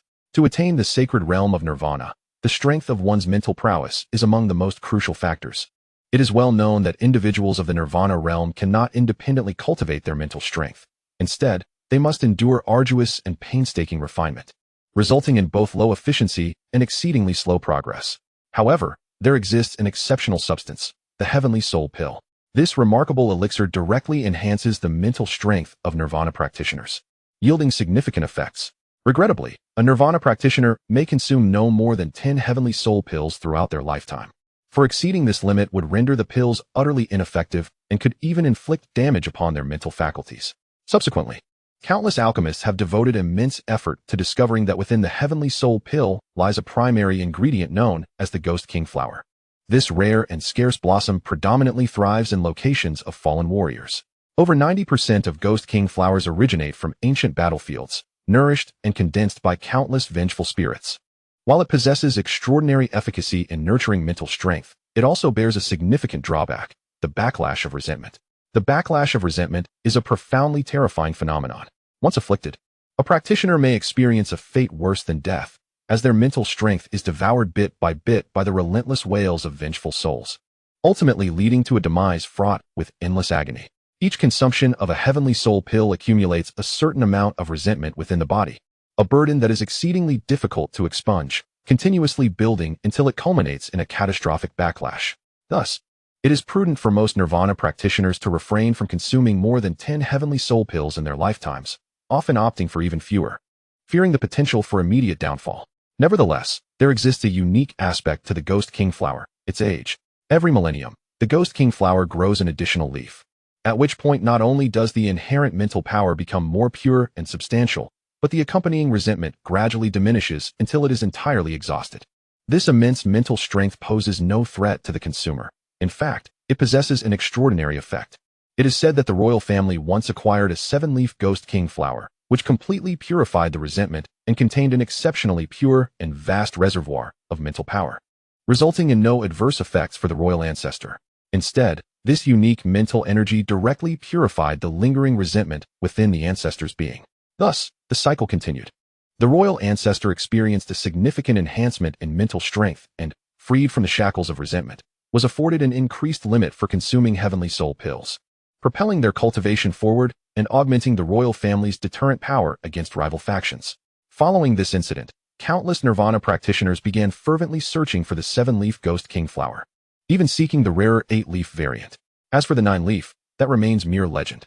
Having listened intently to the elder from the Revitalization Pavilion recount such a lengthy tale, Zhang Shu gained a clearer understanding of the Ghost King flower's value, recognizing that the 9-leaf variant is undoubtedly a treasure, a true gem. Should word of its existence be disseminated, it would likely incite a frenzy among nirvana practitioners. Observing the young friend's demeanor, could it be that there is a Ghost King flower for sale? The elderly man's eyes squinted as he spoke with a cheerful demeanor, exuding an aura of warmth. Zhang Shu remained silent for a moment before inquiring about the existence of alchemists capable of crafting the heavenly soul pill in Tonlan City. He had already determined that to fulfill the system's quest, he needed to refine all 9 leaves of the Ghost King flower into the heavenly soul pill. However, the creation of such a potent elixir required at least a 6th-tier alchemist. The status of individuals at this level was hardly inferior to that of those in the nirvana realm, and in some respects, they were even more esteemed. Noticing Zhang Shu's brevity, the old man, displaying discernment, refrained from further questioning. He promptly responded, "Tonlan City holds a significant position within the entire kingdom, and indeed, there are 6th-tier alchemists here. Moreover, given the recent commotion surrounding the Divine Demon Cave, the city is currently home to no fewer than a handful of 6th-tier alchemists. Among them, 3 stood out as particularly renowned." The old man meticulously relayed information about these alchemists. After expressing his gratitude, Zhang Shu left behind a precious spirit stone as a token of thanks and departed. Moments after his exit, the old man's amiable expression gradually faded, replaced by a palpable greed. Chapter 57. The greedy master of the Rejuvenation Pavilion. Upon exiting the Rejuvenation Pavilion, Zhang Shu pondered the information regarding the alchemists he had received. All 6 were 6th-tier alchemists. Each possessed the capability to concoct the heavenly soul pill, though their success rates varied significantly. While this information was indeed crucial, Zhang Shu was equally focused on another aspect, the need to recruit one of these alchemists to the Xianxiao sect. Completing the system's quest necessitated that the alchemist be affiliated with the Xianxiao sect. Otherwise, his efforts would be in vain. In a different time, it would have been almost impossible to find such a number of 6th-tier alchemists in Tonlan City. However, with the impending opening of the Divine Demon Cave, the city had become a nexus for numerous factions and formidable individuals. Among these alchemists were those of considerable combat prowess. Bringing their disciples for training was entirely reasonable. Zhang Shu resolved to seek them out one by one, hoping for a smooth process. He understood the urgency of his mission. He had less than a day to accomplish it. Unbeknownst to him, as he contemplated, he instinctively gravitated toward a secluded area. In the blink of an eye, he found himself in a rarely trodden part of the city. Although Tonlan City buzzed with activity, this was primarily confined to certain regions. The city was vast, and not every corner thrummed with noise and crowds. Notably, some prominent figures preferred the tranquility of quieter locales. For instance, the previous ruckus involving Zhang Shu and the elder from the Holy Land had hardly attracted any attention. With so many powerful individuals in Tonlan City, disputes often arose, and brief displays of their prowess were commonplace. The city could not possibly manage everyone. It neither had the capability nor the inclination. Thus, more often than not, it chose to turn a blind eye.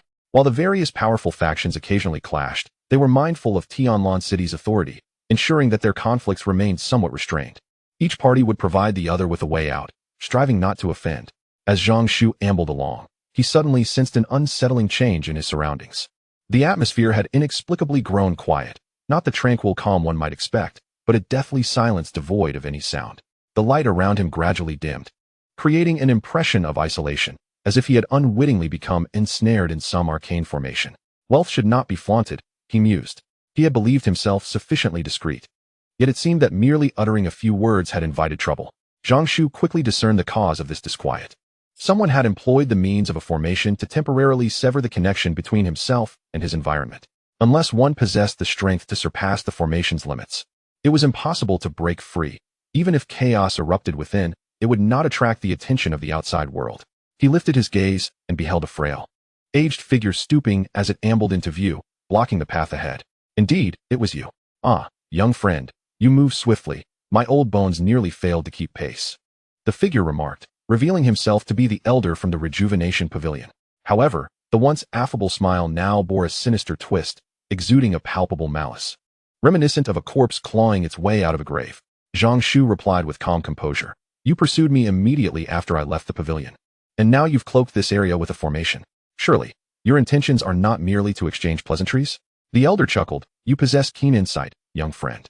After a brief pause, he continued. In truth, I harbor no ill will. I merely wish to engage in a business transaction. I have been stagnating at the peak of the Yang realm for over 2 centuries, and as my time draws near, if I do not break through, I fear I shall become naught but dust. Zhang Shu responded, life and death are matters of fate. This has no bearing on me. Such words are misguided.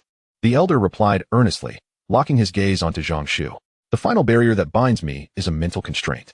My vital energy is sufficient, yet my mental fortitude has yet to meet the transformative standard. I can only grind away at it little by little. Shaking his head, he sighed. Time is no longer on my side. I sense the essence of the Ghost King flower within you, and it is remarkably pure.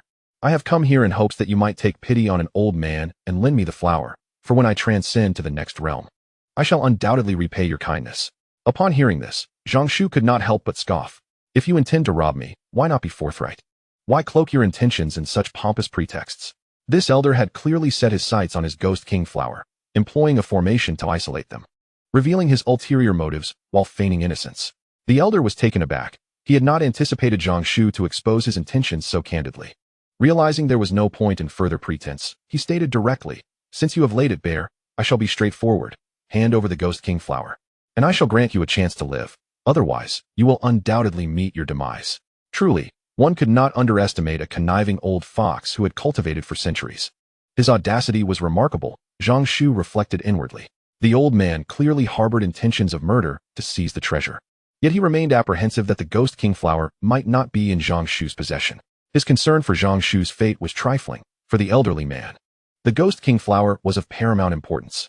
Once he acquired it, he could expend his entire fortune to enlist a sixth-grade alchemist to concoct the Heavenly Soul Pill. With the Heavenly Soul Pill, he would transcend the current shackles of his mental prowess and strive for the Nirvana realm. Below the Nirvana realm, one's lifespan would not exceed 400 years. Upon reaching Nirvana, each cycle of life and death would extend one's lifespan. Not to mention, merely breaking through would grant the old man at least an additional century of life. Under the shadow of death, he would not hesitate to commit heinous acts, even murder, to attain the treasure. Is this what you seek? Zhang Shu offered no further words. Instead, he opened his palm to reveal a ghost-face flower, radiant and pristine, emanating a crystalline glow. Its base was connected by 9 leaves, which pierced the old man's vision, rendering him both dazed and ecstatic. The 9-leaf Ghost King flower. It was indeed the legendary 9-leaf Ghost King flower. Ha ha ha. Truly, heaven has aided me. The old man trembled with excitement. At first glance, he realized that not only could he concoct the Heavenly Soul Pill, but he could also directly consume the 9-leaf Ghost King flower to achieve a breakthrough. You are audacious. Young man, you dare carry such a treasure with you, and it astonishes me that you have actually discovered it. The old man declared. Now I offer you one final opportunity. Relinquish it to me, and I assure you shall leave this place alive. His greedy gaze was fixated solely on the 9-leaf Ghost King flower, his eyes flickering with malice as he threatened Zhang Shu. Chapter 58. The demon servant Zhang Shu shook his head slightly. The robbery had come to his doorstep. Unlike ordinary Ghost King flowers, which are dark and ominous, the 9-leaf Ghost King flower seemed to have undergone a unique transformation. The mere hint of its presence, cultivated over nearly 10 millennia, left the master of the Rejuvenation Pavilion gasping for breath. Young man, you must seize this opportunity. Otherwise, you will find yourself with no burial ground. Do not blame me for not granting you a chance. The old man's gaze bore into Zhang Shu, filled with malevolence. Nearly uncontainable. Were it not for his fear that Zhang Shu might destroy the treasure in his final moments, he would have acted long ago. If you possess the ability, come and take it yourself. Zhang Shu was disinclined to engage further. He trusted not a single word from this old rogue. Anyone else, faced with such a scenario, would likely meet a fatal end even after surrendering the 9-leaf Ghost King flower.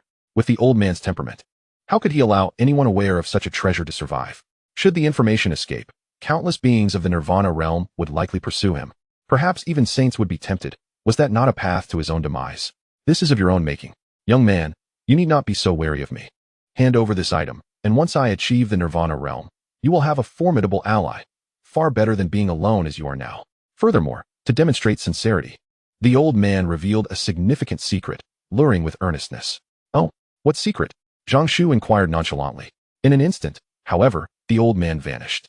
The secret is that you are about to die. Suddenly appearing behind Zhang Shu, the old man's menacing eyes sparkled with malevolence, while his gnarled hands, with elongated black nails, seemed capable of effortlessly tearing through the hardest iron. With incredible speed, accompanied by a fierce whistle, he lunged towards Zhang Shu's back. Merely a petty trick. Zhang Shu shook his head once more. His reason for waiting was to gauge his own strength against the old man's ability. He feared that a direct attack might annihilate the old man in an instant.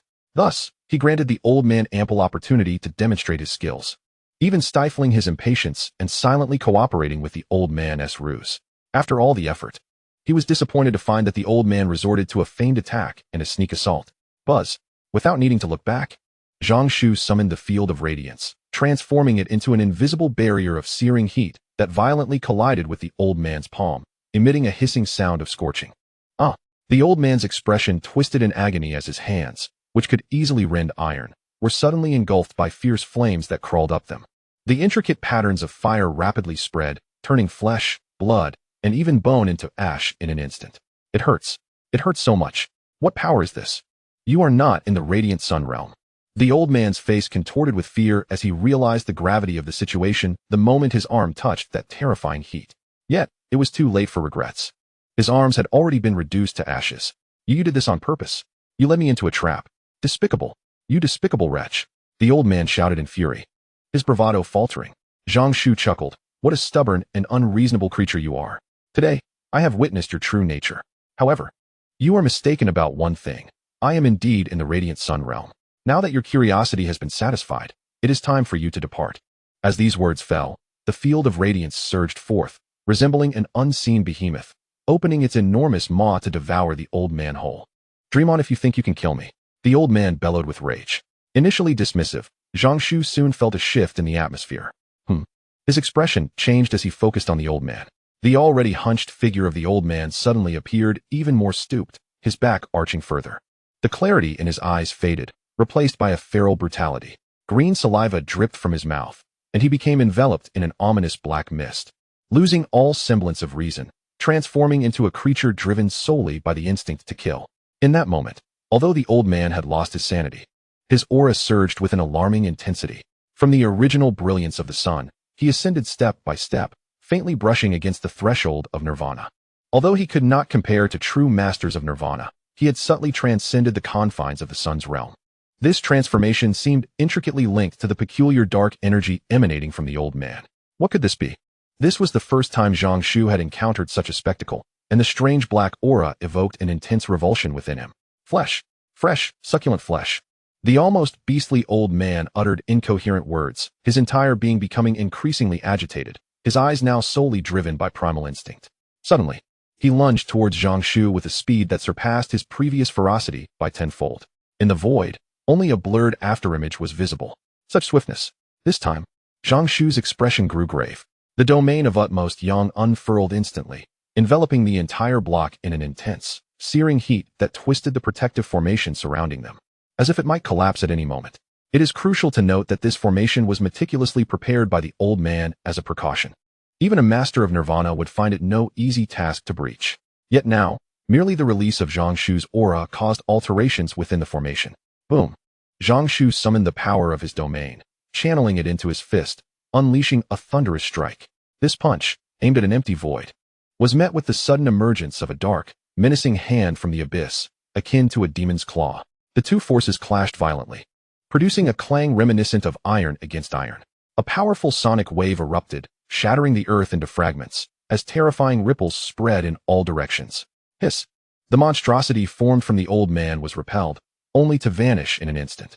It transformed into a series of afterimages, flickering in the void, while Zhang Shu, bolstered by the might of his domain, met this creature head-on, refusing to yield. He even appeared somewhat at ease. Boom, boom, boom.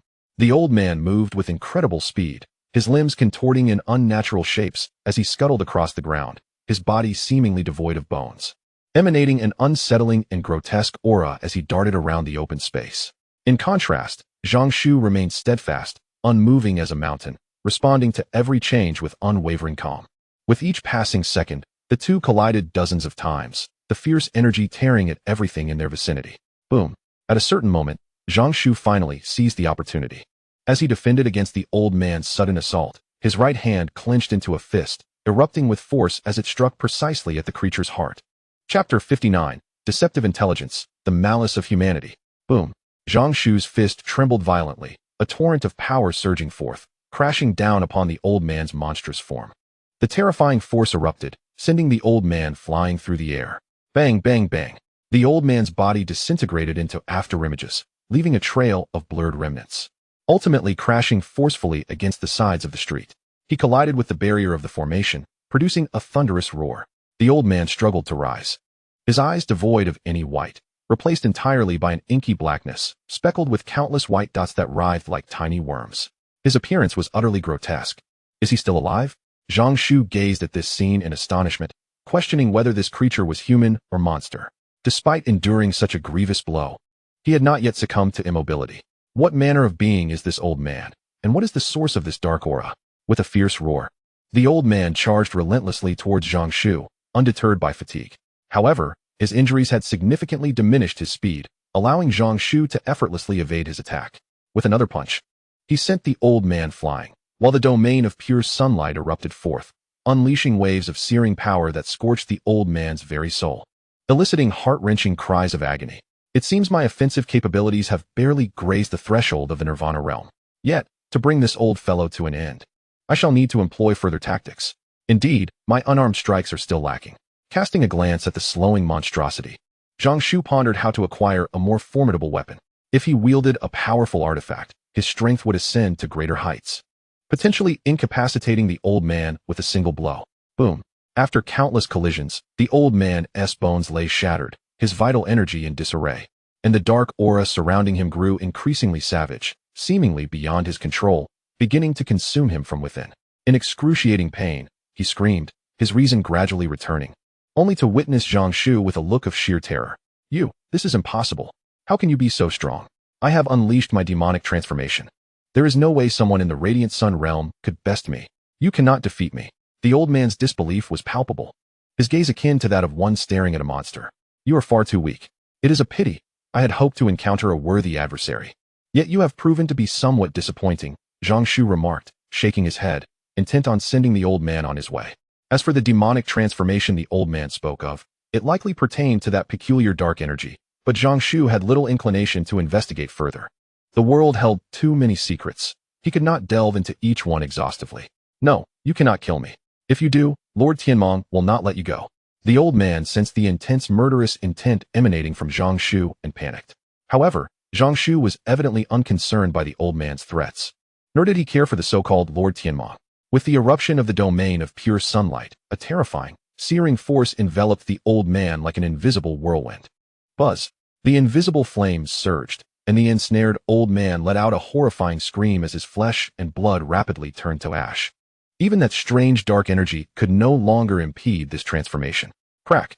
The moment the old man fell, the array enveloping the entire block shattered into fragments. A violent buzzing echoed in his ears, followed by the cacophony that had previously dissipated returning once more. Zhang Shu glanced around, realizing he had escaped the confines of the formation and had returned to Tonlan City. Not far from him lay scattered remnants of ash. Clearly the aftermath of the elder's demise. How foolish. Zhang Shu muttered a brief remark before vanishing in an instant. To him, the elder's fate was merely an interruption. His true concern lay in the completion of his daily tasks and the whereabouts of the sixth-grade alchemists. According to the elder's earlier claims, there were supposedly 6 sixth-grade alchemists congregated within Tonlan City. However, after witnessing the previous scene, Zhang Shu harbored doubts about the elder's information. Thus, he visited several other establishments, seeking out individuals knowledgeable about alchemists to inquire further. Ultimately, he compared the garnered intelligence with the elder's assertions and felt a wave of anger wash over him. Upon thorough verification, he discovered that none of the elder's information was accurate. Not only was the number of alchemists incorrect, but the names and addresses provided were also erroneous. The elder had deliberately supplied misleading information, aiming to lead him through obscure locations to facilitate his own schemes. In that moment, Zhang Shu had been overly confident in his abilities and had failed to perceive the underlying treachery. Reflecting back, he recognized the elder's cunning. While there were indeed some sixth-grade alchemists among the elder's claims, they were not located in Tonlan City, but rather thousands of miles away. Many of the names were mere fabrications. How sinister. Was this a ploy to probe his background, banking on his ignorance to exploit him? Zhang Shu couldn't help but chuckle in indignation. Typically, the elder believed that if Zhang Shu hailed from a significant power, he would possess some knowledge of these renowned alchemists, even if he did not recognize their names. The elder had even intentionally misrepresented several names, incorporating those of high-ranking alchemists not belonging to the Tianqing kingdom, which anyone with a modicum of discernment could easily recognize as erroneous. Zhang Shu had previously focused primarily on his cultivation, neglecting such matters, and thus failed to detect the peril in the elder's words. However, the elder had ultimately sealed his own fate, stumbling upon a formidable opponent. The world is a treacherous place, Zhang Shu sighed. He gathered the information he had obtained anew. In recent days, as his cultivation advanced and various factors came into play, his perspective had broadened. Nevertheless, he had overlooked an undeniable reality. Whether they were Nirvana realm experts or those comparable to such beings, they were exceedingly rare. It was impossible to find them in abundance. Particularly among alchemists, their numbers paled in comparison to cultivators. Although the Divine Demon Cavern offered great opportunities, it primarily attracted cultivators, holding far less allure for alchemists. Thus, within the entirety of Tonlan City, there was but a solitary sixth-grade alchemist. The disparity was staggering. That wretched elder deserved his fate. Zhang Shu seethed with indignation. Originally, I believed that Tonlan City was home to a multitude of high-ranking alchemists. However, I was disheartened to find that there was only one. This stark contrast left much to be desired, as a smaller number of practitioners implies fewer opportunities and a diminished likelihood of successfully completing daily tasks. Furthermore, most alchemists possess an air of arrogance and are entangled with various factions, potentially being elders from certain sections. Under such circumstances, convincing them to switch allegiances would be a formidable challenge for Zhang Shu. Nonetheless, he resolved to give it a try. Success would be ideal. Yet if he were to fail, he would simply seek alternative methods. Chapter 60, 6th-rank Alchemist, Master Yuzhan in Tonlan City. There resides the sole 6th-rank alchemist, Master Yuzhen. As the only practitioner of her rank, Master Yuzhen holds an exalted position, commanding respect even from those at the Nirvana stage, as alchemists are regarded as formidable forces across the continent. Surprisingly, this esteemed master is a woman. A female 6th-rank alchemist, while not entirely unheard of, is certainly a rarity. However, what troubles Zhang Shu most is the unsettling rumor that Master Yuzhen harbors an aversion towards men. It is said that for reasons unknown, very few men dare to approach her residence. Even those of high standing find themselves turned away, regardless of their intentions or status. Indeed, alchemists are known for their peculiar temperaments. Zhang Shu hesitated, realizing that by this account, his visit would likely result in rejection. Yet, the thought of not attempting to see her left him feeling somewhat dissatisfied. In all of Tonlan City, there exists but one 6th-rank alchemist, and with less than a day remaining, he could not afford to let this opportunity slip away. Ultimately, Zhang Shu steeled himself. He decided that failure was a risk worth taking. Without trying, he would never find peace. For someone as prideful as Zhang Shu, making this decision required considerable courage. Yulu, the residence of Master Yuzhen, is situated in the heart of Tonlan City. Despite its central location, it is surprisingly tranquil, devoid of the usual clamor, resembling a serene paradise. However, before Zhang Shu could draw near, he was intercepted. Stop! The obstructing figure was a woman who, upon seeing Zhang Shu, displayed an unmistakable disdain. His unease intensified. With the guards predominantly female, it appeared that Master Yuzhen truly did not favor men. Excuse me, I am Zhang Shu. Here to pay my respects to Master Yuzhen, he said, striving to maintain composure. To his astonishment, the woman regarded him with haughty disdain, her eyes reflecting utter contempt. Without hesitation, she uttered a single word, leave. Master Yuzhen does not entertain visitors. Depart at once, or beware of the consequences. Zhang Shu frowned immediately. Such a manner was excessively rude. In response, his demeanor grew cold, and without uttering another word, he turned to leave. Since he was not welcomed, he had no desire to linger, and at worst, he could abandon his daily tasks. What rubbish. The female guard scoffed upon seeing Zhang Shu leave. This is excessive.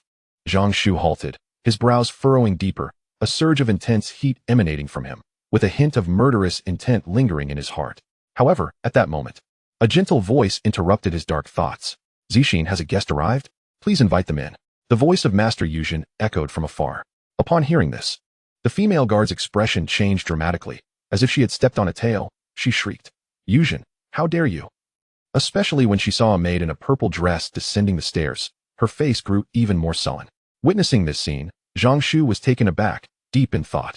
Zixin disregarded the female guard's outburst, smiling at Zhang Shu. My apologies, esteemed guest, for the delay. My master has summoned you. Please follow me. Thank you, miss. Zhang Shu responded, somewhat astonished. The demeanor of the maid, along with Master Yuzhen's attitude, contrasted starkly with that of the female guard. Coupled with the rumors of Master Yuzhen's disdain for men, Zhang Shu pondered the implications. This was intriguing. Regardless of the underlying circumstances, he sensed that his daily task might indeed have a promising lead. Master Yuzhen appeared to be not as disinclined as the outside world suggested. Zixin smiled gracefully and gave a slight bow. You are too kind. Please, this way. Ignoring the female guard's shrieks, she led Zhang Shu away. Zixin, you wretched girl. How dare you defy that esteemed individual's wishes? Are you tired of living? The female guard grew anxious, yet seemed apprehensive of the maid, and with Master Yuzhen's demeanor, she dared not act recklessly, resorting only to verbal threats. Master Yuzhen's voice resonated. To insult a guest with impunity, Zixin, discipline her. Zixin paused, murmuring yes. Anger and fear flickered across the female guard's face as she shouted, You insolent wretch, how dare you? Slap. With a swift motion, Zixin unleashed a formidable force, sending the female guard sprawling, blood gushing forth. The female guard clutched her face, screaming frantically, You dare strike me? You're finished. You will face the consequences for defying the Saint's decree. I will report this to the Saint, and you will be doomed. Zhang Shu, taken aback, inquired, Saint? He finally discerned that the female guard and the one within the building were not of the same ilk. As a gatekeeper, she showed neither reverence nor respect for Master Yuzhen, spewing profanities. She openly insulted the visiting guest, seemingly intent on barring all guests from entry. Compared to a guard, this woman resembled a jailer. What was even more astonishing was that Master Yuzhen showed little reaction to her behavior, offering no explanation for the rumors circulating outside. And the mention of the Saint's decree by the woman was particularly thought-provoking. This matter is indeed related to the sage? Zhang Shu was astonished. Silence. Upon hearing the term sage, the maid Zixin's expression changed dramatically, and she swiftly turned to reprimand him. Then, with a look of concern, she glanced at Zhang Shu. It was too late. Allow me to divulge the truth. The order to seal this place and prohibit men's entry stems from the sage's will. The female guard sneered maliciously, her gaze fixed on Zhang Shu, warning him that if he dared approach, it would be tantamount to defying the sage's command, leading to certain death. Zhang Shu regarded her coldly. Was this woman threatening him? Once again, this madwoman possessed an insidious heart. His master had indeed been blind to rescue her. It was an error to have brought her along. A traitor, repaying kindness with malice. Zixin wished to intervene, but it was too late. Watching the female guard speak, she could only sigh, a hint of desolation flickering in her eyes. How many times had this happened? The once bustling listening rain tower, home to the renowned Master Yuzhen, had now been placed under house arrest, unable to even meet the guests seeking medicinal assistance. There had been instances where desperate individuals had knelt at the entrance, dying for lack of elixirs. This was a grave blow to Master Yuzhen's reputation. In the face of other troubles, Master Yuzhen's connections and abilities could have resolved them. Yet, it was the sage who presented the challenge. To be frank, this matter is indeed the sage's decree. The sage of the red dust seeks to cultivate the path of the red dust and requires 3,000 women as vessels for refining the heart, of which my master is one. The command to prohibit men's passage also originates from the red dust sage. If you wish to avoid trouble, it would be best to return. Zixin sighed, revealing the truth. She glared fiercely at the female guard, but the latter was a spy sent by the sage. Although not particularly formidable in strength, she was skilled at being a nuisance. Knowing full well that the guard was a calamity, Zixin found herself powerless to act. This individual was utterly shameless, and neither scolding nor striking would yield results. Killing her was out of the question. All one could do was watch as she wreaked havoc, a situation that the red dust sage relished. Instead of dispatching a powerful enforcer, the sage opted for this form of torment, intending to drive Master Yuzhen to despair, gradually compelling him to meet the sage's stringent requirements for the cultivation of the heart in the red dust. It was undeniably vicious. Chapter 61. The arrival of the red dust sage, heart like ashes, despair indeed. A sixth-tier alchemist is a figure of great esteem. Even those in the Nirvana realm strive to curry favor, wary of offending them. Under normal circumstances, every sixth-tier alchemist could thrive, living a life of considerable comfort. However, all of this hinges upon avoiding the ire of the sage. Master Yuzhen had not provoked the sage, yet his stature attracted attention, ultimately leading him to be unfortunate enough to fall under the sage's scrutiny. Once targeted by the sage, escape was rendered impossible. In fact, with a mere word from the sage, everyone would shun Master Yuzhen. The once crowded listening rain tower quickly became desolate, the patrons vanished, leaving behind only silence. A single, casual word from the sage could effortlessly crush all the pride of a sixth-tier alchemist. The red dust sage sought to employ such tactics to drive Master Yuzhen to collapse. Madness, and, ultimately, a desperate capitulation. In this circumstance, the outcome is far superior to coercion. After all, in the realm of mortal affairs, one must adhere to the principle of allowing things to unfold naturally. However, Master Yuzhen is no ordinary woman. As a sixth-tier alchemist, she possesses her own pride. Regardless of the despicable tactics employed by the sage of the red dust, she has not shown the slightest hint of compromise. Thus, a stalemate gradually ensued. Most formidable figures in Tonlan City have heard whispers of this matter. Even among them are some principled individuals who disdain the sage's actions, completely disregarding his decrees, and brazenly rebuking him in public. The inevitable consequence of such defiance is a dismal fate. Not only do they perish, but their entire lineage is obliterated. From that point onward, no one dared to approach the listening rain tower. It was not just the men. Even women refrained from venturing near, fearful of attracting trouble. The sage is not to be trifled with. A single word from him could lead to the ruin of all the powerful families in Tonlan City. Presently, Master Yuzhen's ability to withstand the sage's oppression is commendable. Yet, all are acutely aware that this endurance is only temporary. The sage's patience is finite, and should it be exhausted, any resistance would be rendered a mere jest. Master Yuzhen is indeed cognizant of this reality. Nonetheless, alchemists are largely akin to herbalists and healers. A healer's heart is filled with compassion, watching countless innocents perish in despair due to their inability to obtain elixirs. Witnessing the increasing number of skeletal remains at her door, even Master Yuzhen's fortitude is beginning to wane. Particularly painful is the sight of her once living friends, who have regrettably fallen due to the unavailability of elixirs, while she remains powerless to intervene. Such anguish pierces through her very soul. Yet, she finds herself powerless. She cannot leave the listening rain tower, for the sage has declared that should she choose to depart, not only would the people of Tonlan City suffer, but those within a 1,000-mile radius would also pay the price. a price as simple as death. Zxin sighed and said, "You should go. Originally, ignorance bears no guilt. You could have sought the elixirs and left. Even if the sage were to hold you accountable, you would have grounds to absolve yourself of the death penalty. But now, since you are aware of this matter, you cannot proceed any further." As she concluded, Zxin's voice was laden with melancholy, indicating her own deep distress. Though they are nominally master and servant, in truth, Master Yuzhen has raised Zxin as an orphan, and their bond is akin to that of mother and child. Witnessing this scene weighs heavily on her heart. Zhang Shu admired Master Yuzhen's righteousness. Upon hearing Zxin's explanation, he couldn't help but express a modicum of respect. It is often said that alchemists are haughty and dismissive, yet Master Yuzhen embodies genuine benevolence. Without claiming to care for the world, she certainly surpasses him in compassion. For this, Zhang Shu holds her in high esteem and increasingly believes that enticing Master Yuzhen to join the Divine Sky Sect would be a boon. Zxin shook her head and said, "I can only assist you to this extent. Given the circumstances, it seems to be fate. You should depart. Generally speaking, those who dare to seek medicinal aid from Master Yuzhen are often at their wits' end, primarily in desperate need of life-saving elixirs." Zxin felt a twinge of regret. Having arrived a moment too late, had she initially seized Zhang Shu and departed without granting the female guard an opportunity to speak, perhaps another life could have been spared. But now, it mattered not. Words held no power against the might of a sage. Zhang Shu smiled faintly, yet he did not turn to leave. Instead, he gazed at the distant, imposing pavilion and remarked, "Might I trouble you, fair lady, to lead the way? Since we've come this far, it would be a grave disappointment not to meet the master." Zxin was taken aback, while the female guard shrieked, "You seek death." Yet, before she could finish her sentence, her eyes widened in terror as an overwhelming force of searing heat enveloped her, reducing her to ashes in an instant. "How bothersome," Zhang Shu muttered coldly. Witnessing this, both Zxin and the distant Master Yuzhen fell into a profound silence. After a long moment, Zxin regained her senses and murmured, You killed her?" Panic surged within her. "You must flee. This person cannot die. The Sage of Red Dust must have sensed it by now. If we do not leave, it will be too late," she cried in fear.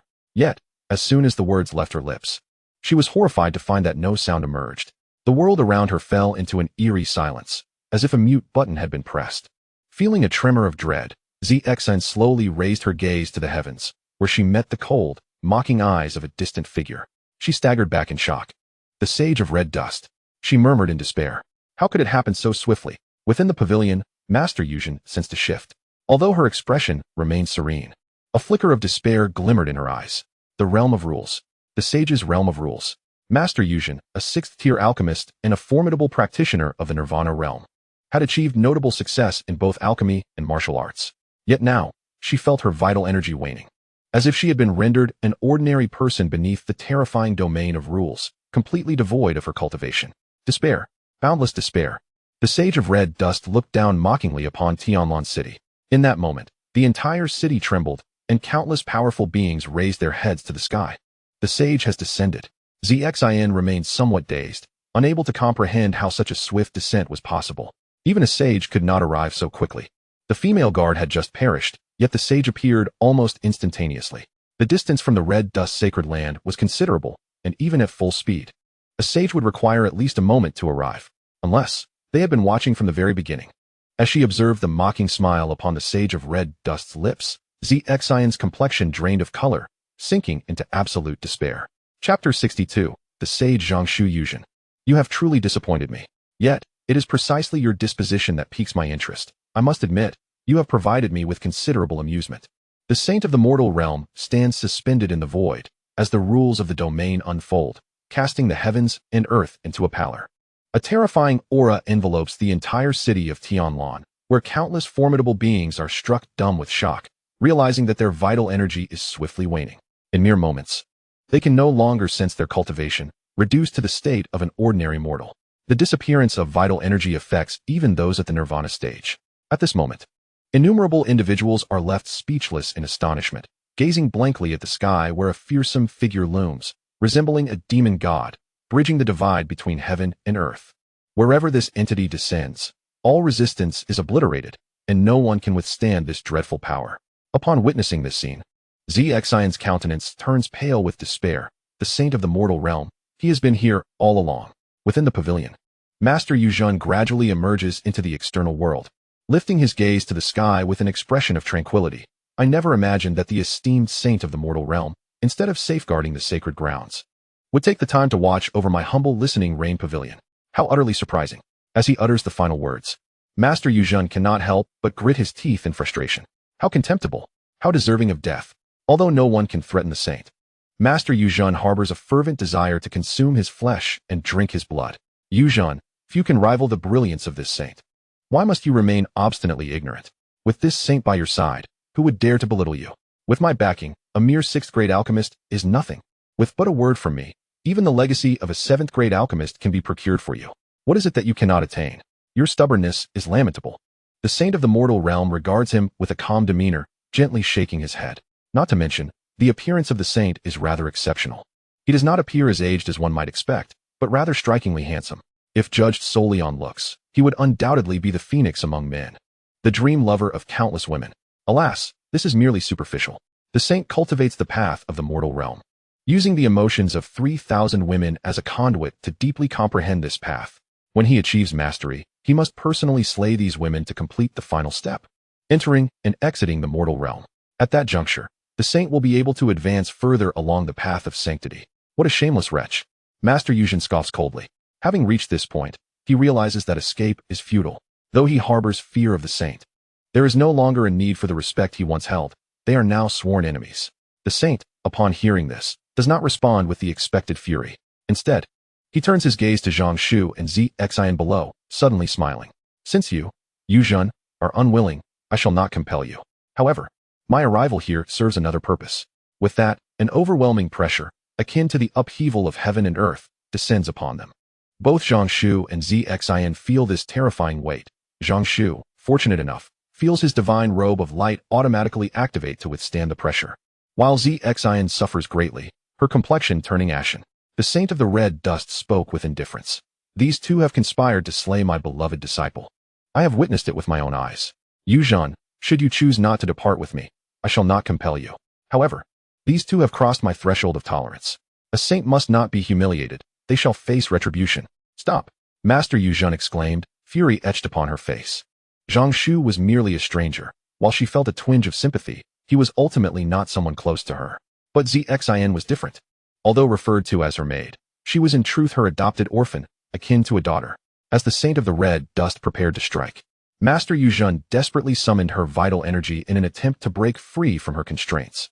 Alas, the power of the saint was beyond her capacity to contend with.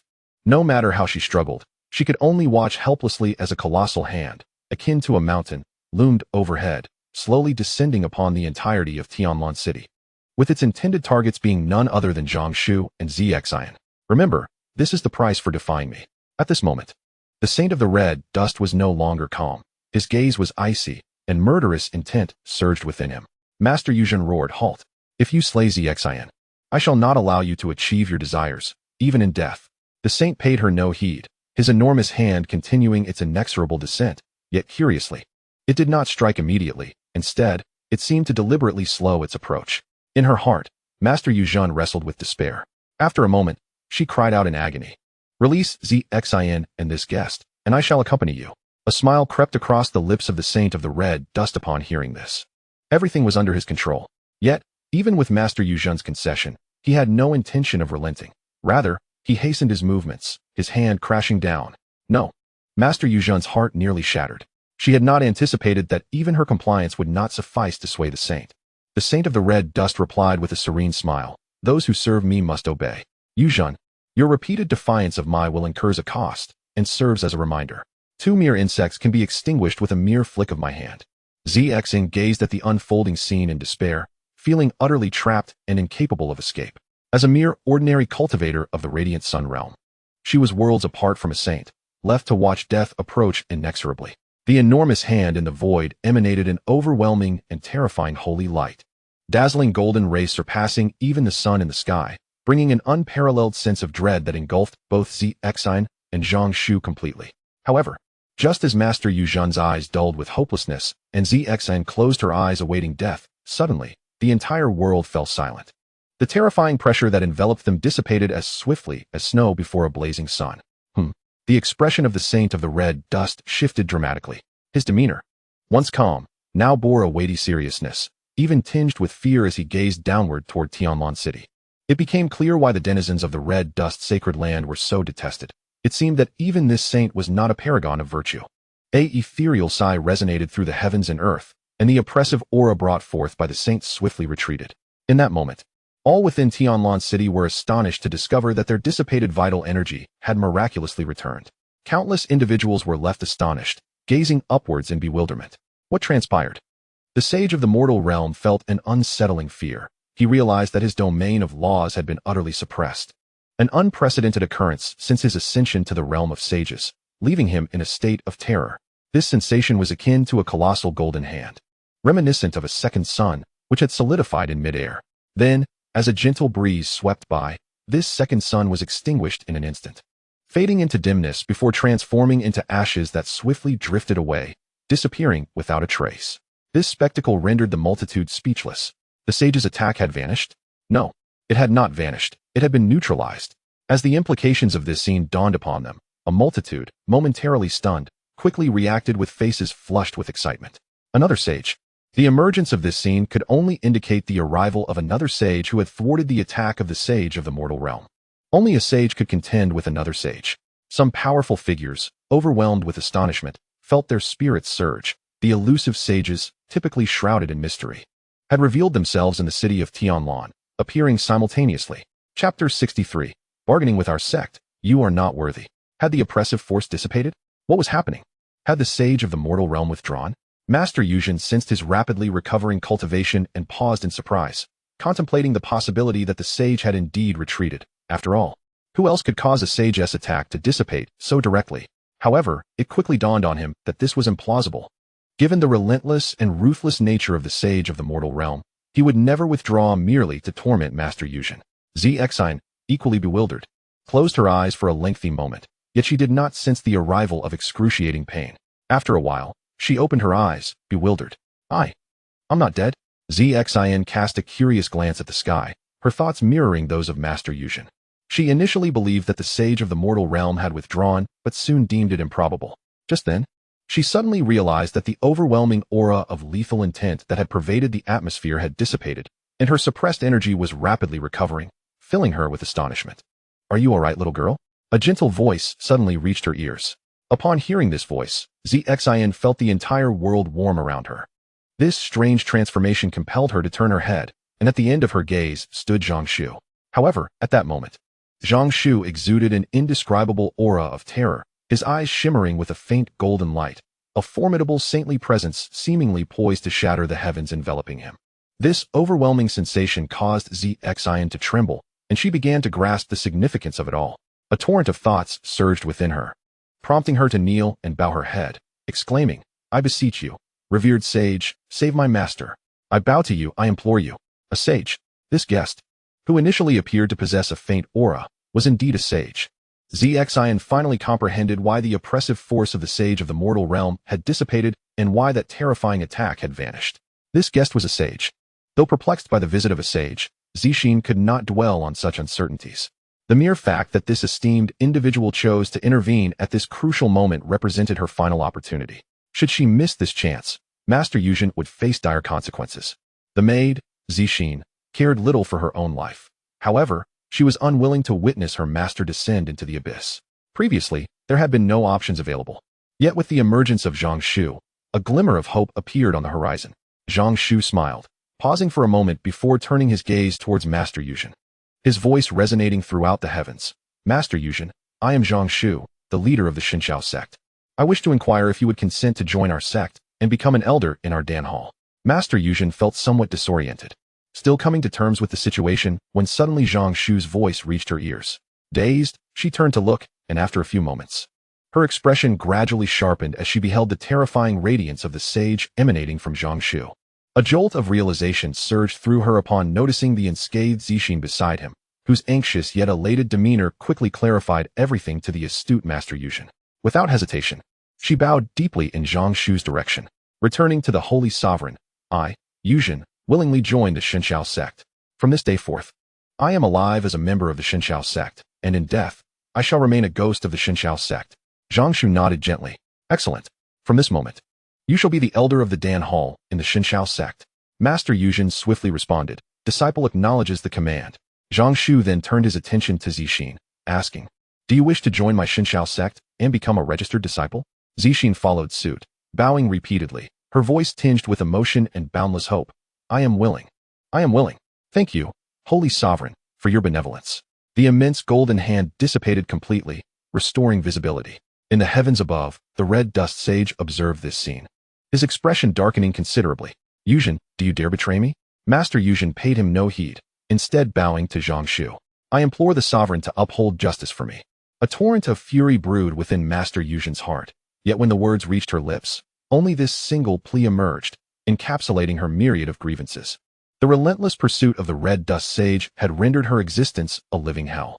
In fact, she had been too terrified to die, for the red dust sage had threatened her with the lives of countless innocents. Yuzhen, the red dust sage was thoroughly enraged. This woman dared to disregard him? She even had the audacity to seek assistance against him? With a mocking laugh, he declared, Yuzhen, do you truly believe that by joining another faction you can ensure your safety? This matter concerning you is of great importance to me, and I must have you. Should you be willing to relinquish your ties, I am prepared to offer compensation. Furthermore, consider it a debt owed. As long as you request it, I, from the red dust holy land, will go to any lengths to assist you 3 times, even against a sage. The red dust sage's words caused Master Yuzhen's expression to shift slightly. Zhang Shu raised an eyebrow. The implications of his statement were veiled. Yet the underlying message was unmistakable. He was willing to exert himself 3 times, even in opposition to a sage. The implication of the phrase inevitably victorious from the red dust sage is unequivocal. It serves both as an olive branch and a subtle threat. Should Zhang Shu respond favorably, he may receive the sage's full support on 3 occasions. However, should he disregard this gesture, even facing a sage, the red dust sage would not hesitate to act. Generally, sages refrain from engaging in conflict lightly, for any injury sustained would result in immense loss. Coupled with the benefits promised by the red dust sage and the escalations offered, the choice is clear to most. Before Master Yuzhen and the maid Zixian could plead, Zhang Shu smiled, but his expression soon turned cold. Threatening my sect? Red dust, you are not worthy. As his words fell, a thunderous explosion erupted, igniting the battle among the sages. Zhang Shu, armed with merely a single incense stick's worth of sage experience, was determined to conclude the conflict swiftly. Typically, it is arduous for sages to determine a victor. When it comes to matters of life and death, it could take days, even nights, to resolve, especially when the disparity in strength is minimal. Alas, the red dust sage's power ranks among the weakest of sages, while Zhang Shu had been elevated to the pinnacle of sages by the system, the true zenith. He stood merely a half step away from the imperial realm. Boom. With just a single strike, the world was turned upside down. The red dust sage had no time to react, his body obliterated, transforming into a meteor streaking across the sky, plummeting far into the distance. With that single blow, the red dust sage was defeated. The city fell silent. Without the constraints of a regulated arena, it was as if everyone had been muted, unable to produce a sound. The maid Zixian could not help but gasp, her mouth agape like a goose egg. In astonishment, she exclaimed, the gap is simply too vast. Master Yuzhen, equally animated, trembled with excitement and fervor. Chapter 64. The sage pleads for mercy. All beings tremble. The heavens tremble. The red dust sage had been sent flying by a single blow, momentarily dazed. However, a sage is still a sage, upon entering the sage realm. They comprehend the power of rules, their vitality surpassing that of ordinary beings, already transcending normal limits. Life is intertwined with rules. As long as the traces of their rules remain unobliterated, a sage shall never truly perish. Even with but a faint trace of rule remaining, after countless years, they may yet resurrect gradually. This is the terror of a sage. Boom. Zhang Shu was unaware of these intricacies. Yet he understood that a sage's demise was not a simple matter. Even though the red dust sage was among the weakest, his vitality was beyond imagination. In that instant, the pinnacle of the sage's realm erupted with the power of rules. Damn it! A massive spatial rift appeared, only to vanish instantly. The red dust sage, having been struck 1,000 miles away, sought to harness the power of space to escape. But his expression shifted as he realized that the rift had not yet formed a pathway before being obliterated by a surge of rule power. Under the dominion of the peak of the sage's realm, the vast expanse of space remained stable and unyielding. Even the saint of the red dust found himself utterly incapable of inflicting even the slightest damage upon the space surrounding him, overwhelmed with both astonishment and fury. Although he had sensed that Zhang Shu possessed formidable strength, He had not previously grasped its full extent. Generally speaking, as he understood it, even a saint, despite any disparities in power, could easily defeat an opponent, yet annihilating them was entirely unfeasible, since his life was not in jeopardy. He had no intention of sparing Yuzhan. However, he now felt a profound chill enveloping him. Red dust, you cannot escape. In a twist of the void, Zhang Shu's figure materialized out of thin air, an experience most extraordinary, akin to true teleportation. It was even more wondrous than mere instantaneous travel, for Zhang Shu felt as if he had not moved at all. The world around him was the entity in motion. It was as if the very fabric of reality was racing by at an incomprehensible speed, while he stood still, his position shifting with remarkable swiftness. The speed was unparalleled. The Saint of Red Dust could hardly believe his senses, as if confronted with an enigma beyond comprehension. Impossible. How can your power surpass that of a fellow saint? Zhang Shu offered no response. With a sudden force, he clapped his hands together, his sleeves billowing, releasing an overwhelming power of space. Then, bending his arms sharply, he seemed to grasp an unseen void, and with a tremendous pull, he tore it apart. The Saint of Red Dust's expression shifted dramatically as he unleashed his full power, frantically evading. In the instant he moved, a dark abyssal fissure suddenly appeared beneath him, emanating a terrifying chaotic force of spatial distortion. Cold sweat cascaded down his forehead as he gazed in horror at the chasm, which he knew he could not even begin to tear asunder, even at full strength. Had he accidentally fallen into it, even he, a saint, would be obliterated in an instant. Panic seized the Saint of Red Dust. He wished to plead for mercy, but Zhang Shu denied him that chance. With a thunderous clap, Zhang Shu had merely demonstrated a rudimentary grasp of the peak power of space control, and though somewhat unpracticed, the might he displayed was immensely satisfying and left him astounded. In the next moment, Zhang Shu extended his hand, fingers curling tightly. This grip felt as though he had seized the very heart of the Saint of Red Dust, unleashing a terrifying tempest of spatial energy that erupted from the latter's vicinity. A dark force of annihilation rampaging forth, as the very void collapsed in a cacophony of thunder and lightning, reminiscent of a cataclysm. The Saint of Red Dust found himself in a desperate struggle to evade. The heavens trembled. Zhang Shu, with insatiable curiosity, continued to experiment with the power of the pinnacle of the Saint realm. As he pointed a finger, the world abruptly fell silent. All phenomena vanished, granting the beleaguered Saint of Red Dust a moment to breathe, his eyes filled with uncertainty. Yet he remained far from relaxed. The Saint of Red Dust sensed an immense terror rapidly approaching. With a resounding rumble, the very fabric of the world began to undergo a horrifying transformation. The sky soared ever higher, the earth grew increasingly solid, and everything between heaven and earth was caught in an inexplicable metamorphosis, as if the entire cosmos was ascending. The heavens rise a foot, the earth thickens a foot, the creation of heaven and earth. In the next moment, a terrifying landslide erupted, and the Red Dust Saint found himself at the foot of an immensely towering peak, feeling as insignificant as an ant in the vastness of the universe. Before he could comprehend what had transpired, the mountain suddenly collapsed. No, the Red Dust Saint was taken aback and fled in a frenzy. Yet, how could an ant escape the speed of a landslide? Before long, he was engulfed by the dreadful torrent of earth. Boundless, colossal boulders transformed into a terrifying, suffocating whirlpool, resembling a gigantic meat grinder, relentlessly tearing apart everything that constituted the Red Dust Saint, his flesh, his vital essence, his very soul. It even began to gradually obliterate his mark of rules.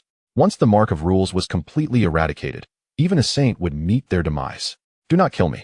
I was wrong, I concede. Spare me. The Red Dust Saint was truly terrified, as his mark of rules was being extinguished. The complete disappearance of these marks would mean his demotion from sainthood at best, or his immediate downfall at worst. Neither outcome was acceptable to him. In fact, being stripped of his saintly status was far more unbearable than death itself. It was a fate worse than death. Boom. The thunderous roar reverberated, affecting the vital essence across hundreds of thousands of miles. The inhabitants of Tonlan City could distinctly feel this terrifying power. Even a slight leak of it would be enough to reduce the city to rubble. Countless powerful beings were filled with dread and awe. Is this the power of a saint? However, what shocked everyone even more was the Red Dust Saint's shrieks and pleas for mercy. How little time had passed. Ordinarily, even if there were disparities among saints, determining a victor would require at least several days and nights. Yet, it had been less than the time it takes to brew half a cup of tea since they had departed, and the Red Dust Saint was already begging for mercy? In that instant, every powerful being who heard his heart-wrenching cries swallowed hard. Terrifying. Listening to the Red Dust Saint's boundless pleas for mercy, even Master Yuzhan, who harbored a deep-seated hatred for him, was momentarily taken aback. The maid, Zixin, wore an expression of disbelief. This was a saint, the Red Dust Saint, who had previously been arrogant to the extreme, dictating the fates of countless beings, was now pleading for his life. This meant that the mysterious saint who had suddenly appeared possessed the capability to slay another saint. Moreover, the time elapsed was so brief, an absolute crushing defeat. In that moment, both felt a profound curiosity and reverence for the Xinxiao sect. Simultaneously, they were deeply grateful for their opportunity to join the Xinxiao sect. Chapter 65. Vengeance delivered by one's own hand. Boom. The colossal whirlpool of the landslide emitted a deafening roar, its momentum immense. And the terrifying phenomenon spread like a blanket across the land, as if the heavens themselves were enraged. Countless majestic mountains crumbled, and at the foot of the mountains, the Red Dust Saint let out a heart-rending wail, his form remarkably diminutive, akin to an ant. The tumult of emotion and fear within the Red Dust Saint erupted simultaneously. He could sense that everything before him was like an illusion, yet it was undeniably real. Here, it seems, has truly become a realm unto itself. Within this domain, Zhang Shu reigns as the sovereign, governing everything within, as if this world were entirely isolated from the rest, with the flow of time itself undergoing a profound alteration. As a sage, Hongshan possesses a certain understanding of space, yet when it comes to time, he finds himself utterly bewildered. Though reason informs him that this rapid passage of time is merely an illusion wrought by the overwhelming power of his adversary, the terrifying sensation he experiences feels all too vivid. He perceives himself as nothing more than an ant beneath the vast heavens, with life and death beyond his control. This dreadful technique engenders within him a deep sense of helplessness and despair, akin to the insurmountable chasm between those he has suppressed and the sages, an inconceivable disparity, rendering all resistance futile in the face of absolute strength. Spare me, the sage Hongshan repeatedly implores. Yet his cries are swiftly drowned out by the thunderous roar of the collapsing mountains. Despite his formidable constitution, he can do naught but helplessly watch as everything he has ever known is gradually obliterated, his essence, his soul, disintegrating bit by bit. As the imprint of the laws fades away, witnessing the dissolution of the law imprint, which he had painstakingly formed through countless efforts and fortuitous encounters, the light in Hongshan's eyes gradually dims. There is no greater sorrow than the death of one's heart. He realizes that even if he miraculously escapes this calamity, given the extent of damage to his law imprint, his path as a sage is effectively at an end. Even if he were to recover from his injuries, the possibility of further advancement is now extinguished. All his dreams are destined to shatter. He is even uncertain whether he can indeed evade this disaster. And the thought intensifies his terror. A multitude of complex emotions incessantly torments and tears at his heart. With a bitter smile, Hongshan murmurs, on the path of cultivation, one misstep can lead to irreversible calamity. Had I known this day would come, I would never have laid hands on you, Zhan. Regret courses through him, deep and genuine. Who could have anticipated that a mere sixth-grade alchemist could entangle himself with such a formidable being? Upon hearing Hongshan's soliloquy, Zhang Shu's gaze remains calm. Yet he shakes his head. This man has not changed in the slightest. His regret appears to stem merely from having found a worthy opponent, having kicked a hard stone, revealing his inherently ruthless nature, showing no regard for the lives or fates of others. Allowing him to live poses a threat. It would be better to eliminate him outright. To end it once and for all. Possessing memories from 2 lifetimes, Zhang Shu holds little regard for Hongshan's actions. In the realm of cultivation, such individuals may be deemed inconsequential, mere manifestations of the survival of the fittest. However, in Zhang Shu's eyes, Hongshan is a significant menace. Initially intent on eradicating him, Zhang Shu suddenly waved his hand, causing the space between the mountains to warp dramatically, revealing the faint outline of a city. Following this, Zhang Shu extended his finger, and the void shimmered slightly as 2 figures materialized 1,000 miles beyond Tonlan City. Where's this place? Master Yuzhen and the maid Zixin were taken aback as they suddenly found themselves in an exceedingly unfamiliar place, their hearts racing with a hint of panic. However, their trepidation was soon alleviated upon seeing Zhang Shu. Just then, their eyes were drawn to a terrifying sight of a mountain crumbling in the distance, sending waves of dread coursing through them. Suppressing the turmoil within, Master Yuzhen respectfully bowed and inquired, "Esteemed sect leader, may I ask what matters you wish to discuss with us?" Her heart was filled with awe and reverence. The journey of 1,000 miles had brought them here in the blink of an eye, truly a testament to the methods of a sage. "Please, do not stand on ceremony," Zhang Shu replied, gesturing toward the trapped Red Dust Sage not far away. He continued, "This individual has previously made several attempts against the elders.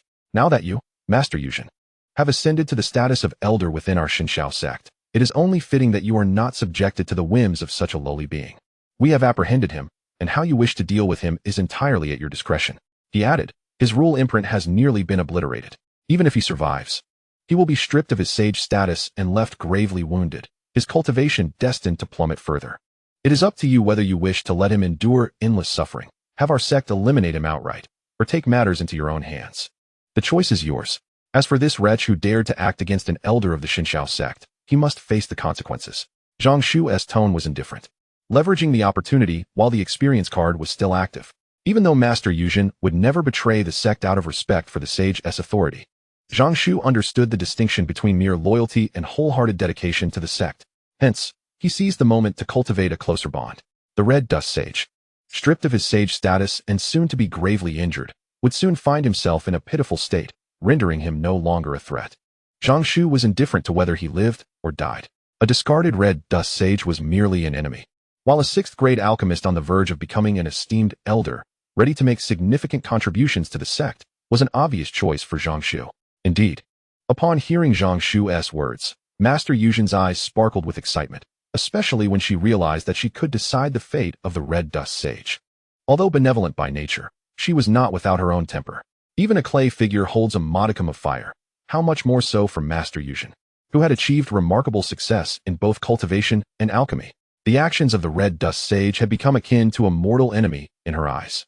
"Sect leader, I wish to take action myself," Master Yuzhen declared, her eyes blazing with a fierce hatred that even Zhang Shu found unsettling. A woman scorned could indeed be fearsome. Zhang Shu nodded. "Very well, from this moment forth, his life is yours to command." As he spoke, Zhang Shu directly summoned the power of the laws, unleashing the formidable strength of the pinnacle of the Saint realm, effectively obliterating over 99% of the Red Dust Saint's cultivation. He severed the Saint's limbs and rendered a significant portion of his mental prowess useless, ensuring that no threat remained. Even a being of the Purple Mansion realm could easily end his life. Only after this assurance did he hand the Red Dust Saint over to Master Yuzhen. Thereafter, Zhang Shu had no further concerns. The anguished and harrowing cries of the Red Dust Saint made it abundantly clear that his fate would be anything but favorable. Chapter 66. The End of Red Dust. Happiness arrives unexpectedly. Master Yuzhen vanished. Not only her, but Zhang also disappeared. The two entered a secluded space designed to confine the Red Dust Saint. Upon encountering the once exalted and imperious Red Dust Saint, now reduced to a pitiful state akin to a drenched wild dog, astonishment washed over their faces. Master Yuzhen silently marveled at the profound and enigmatic strength of the sect leader, who could effortlessly suppress even a saint. Such mastery was indeed beyond imagination. Without further contemplation, upon seeing the Red Dust Saint, the typically gentle gaze of Master Yuzhen began to reveal a terrifying killing intent. In that moment, her usually amiable demeanor unveiled a side of her that was fierce and formidable. The maid, Zhang, witnessing the fury of the woman she regarded as a mother, could not help but display a cold expression. The Red Dust Saint, feeling an ominous shift, found himself bound by chains and in disarray. At that moment, he struggled to lift his head, locking eyes with the enraged Master Yuzhen, and trembled with fear. "Master Yuzhen, I was wrong. I truly realize my mistakes and sincerely repent. I beg you, plead with that esteemed individual to grant me a chance at life." Master Yuzhen scoffed derisively. "You wish for me to plead with the sect leader on your behalf? Red Dust, have you lost your senses? What delusions are you indulging in?" The maid, Zhang, recalled the near-fatal encounter with this man and the days spent in constant fear, her eyes glinting with coldness. "Red Dust, have you ever contemplated how you have arrived at this juncture? You have acted tyrannically, sacrificing countless innocent lives in your pursuit of the Red Dust path. Now, facing the sect leader's direct intervention to suppress you, consider it your just deserts." Time passed, and as the effects of Zhang Shu's Saint experience card waned, Master Yuzhen and Zhang slowly re-emerged. Zhang Shu sensed a change and turned to look.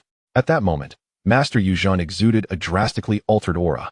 If the previous Master Yuzhen had been shrouded in an inescapable gloom and sorrow, enveloped by a gray despair that stripped her of hope and expectation, then the current Master Yuzhen embodied the true essence of a sixth-tier alchemist and a Nirvana realm powerhouse, radiating an air of nobility and authority. This authority was not the overwhelming majesty of a monarch, nor the disdainful dominance of a saint. It lacked the unfathomable momentum and fearsome pressure. Instead, it emanated a profound sense of gravitas. She was indeed a sixth-tier alchemist. To attain the sixth-grade realm, one must master an extensive body of alchemical knowledge. which has reached a truly colossal magnitude. Countless intricate pieces of information and experiences converge, as if embodying the wisdom that perceives the laws of heaven and earth. The amalgamation of all these elements gives rise to an indescribable sense of profound significance. This embodies the weight of knowledge and heritage, encompassing the extensive recognition of numerous spiritual herbs, the salvation of countless lives, and a serene confidence fortified by the auspices of heaven and earth. Master Yuzhan, expressing deep gratitude to the sect leader, bowed deeply to Zhang Shu without hesitation upon his appearance. The maid, Zxin, followed suit. Zhang Shu, witnessing this, smiled and gently gestured for her to rise, stating, Elder Yuzhan, there is no need for such excessive courtesy. The purpose of this visit is also to discuss another pressing matter for which I seek your assistance. I hope you will not decline.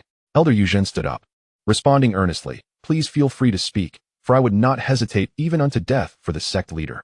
Not so grave, Zhang Shu chuckled, and then conjured the 9-leaf ghost king flower, surrounded by wisps of pure white fluorescence, releasing a rich and untainted wave of spiritual energy.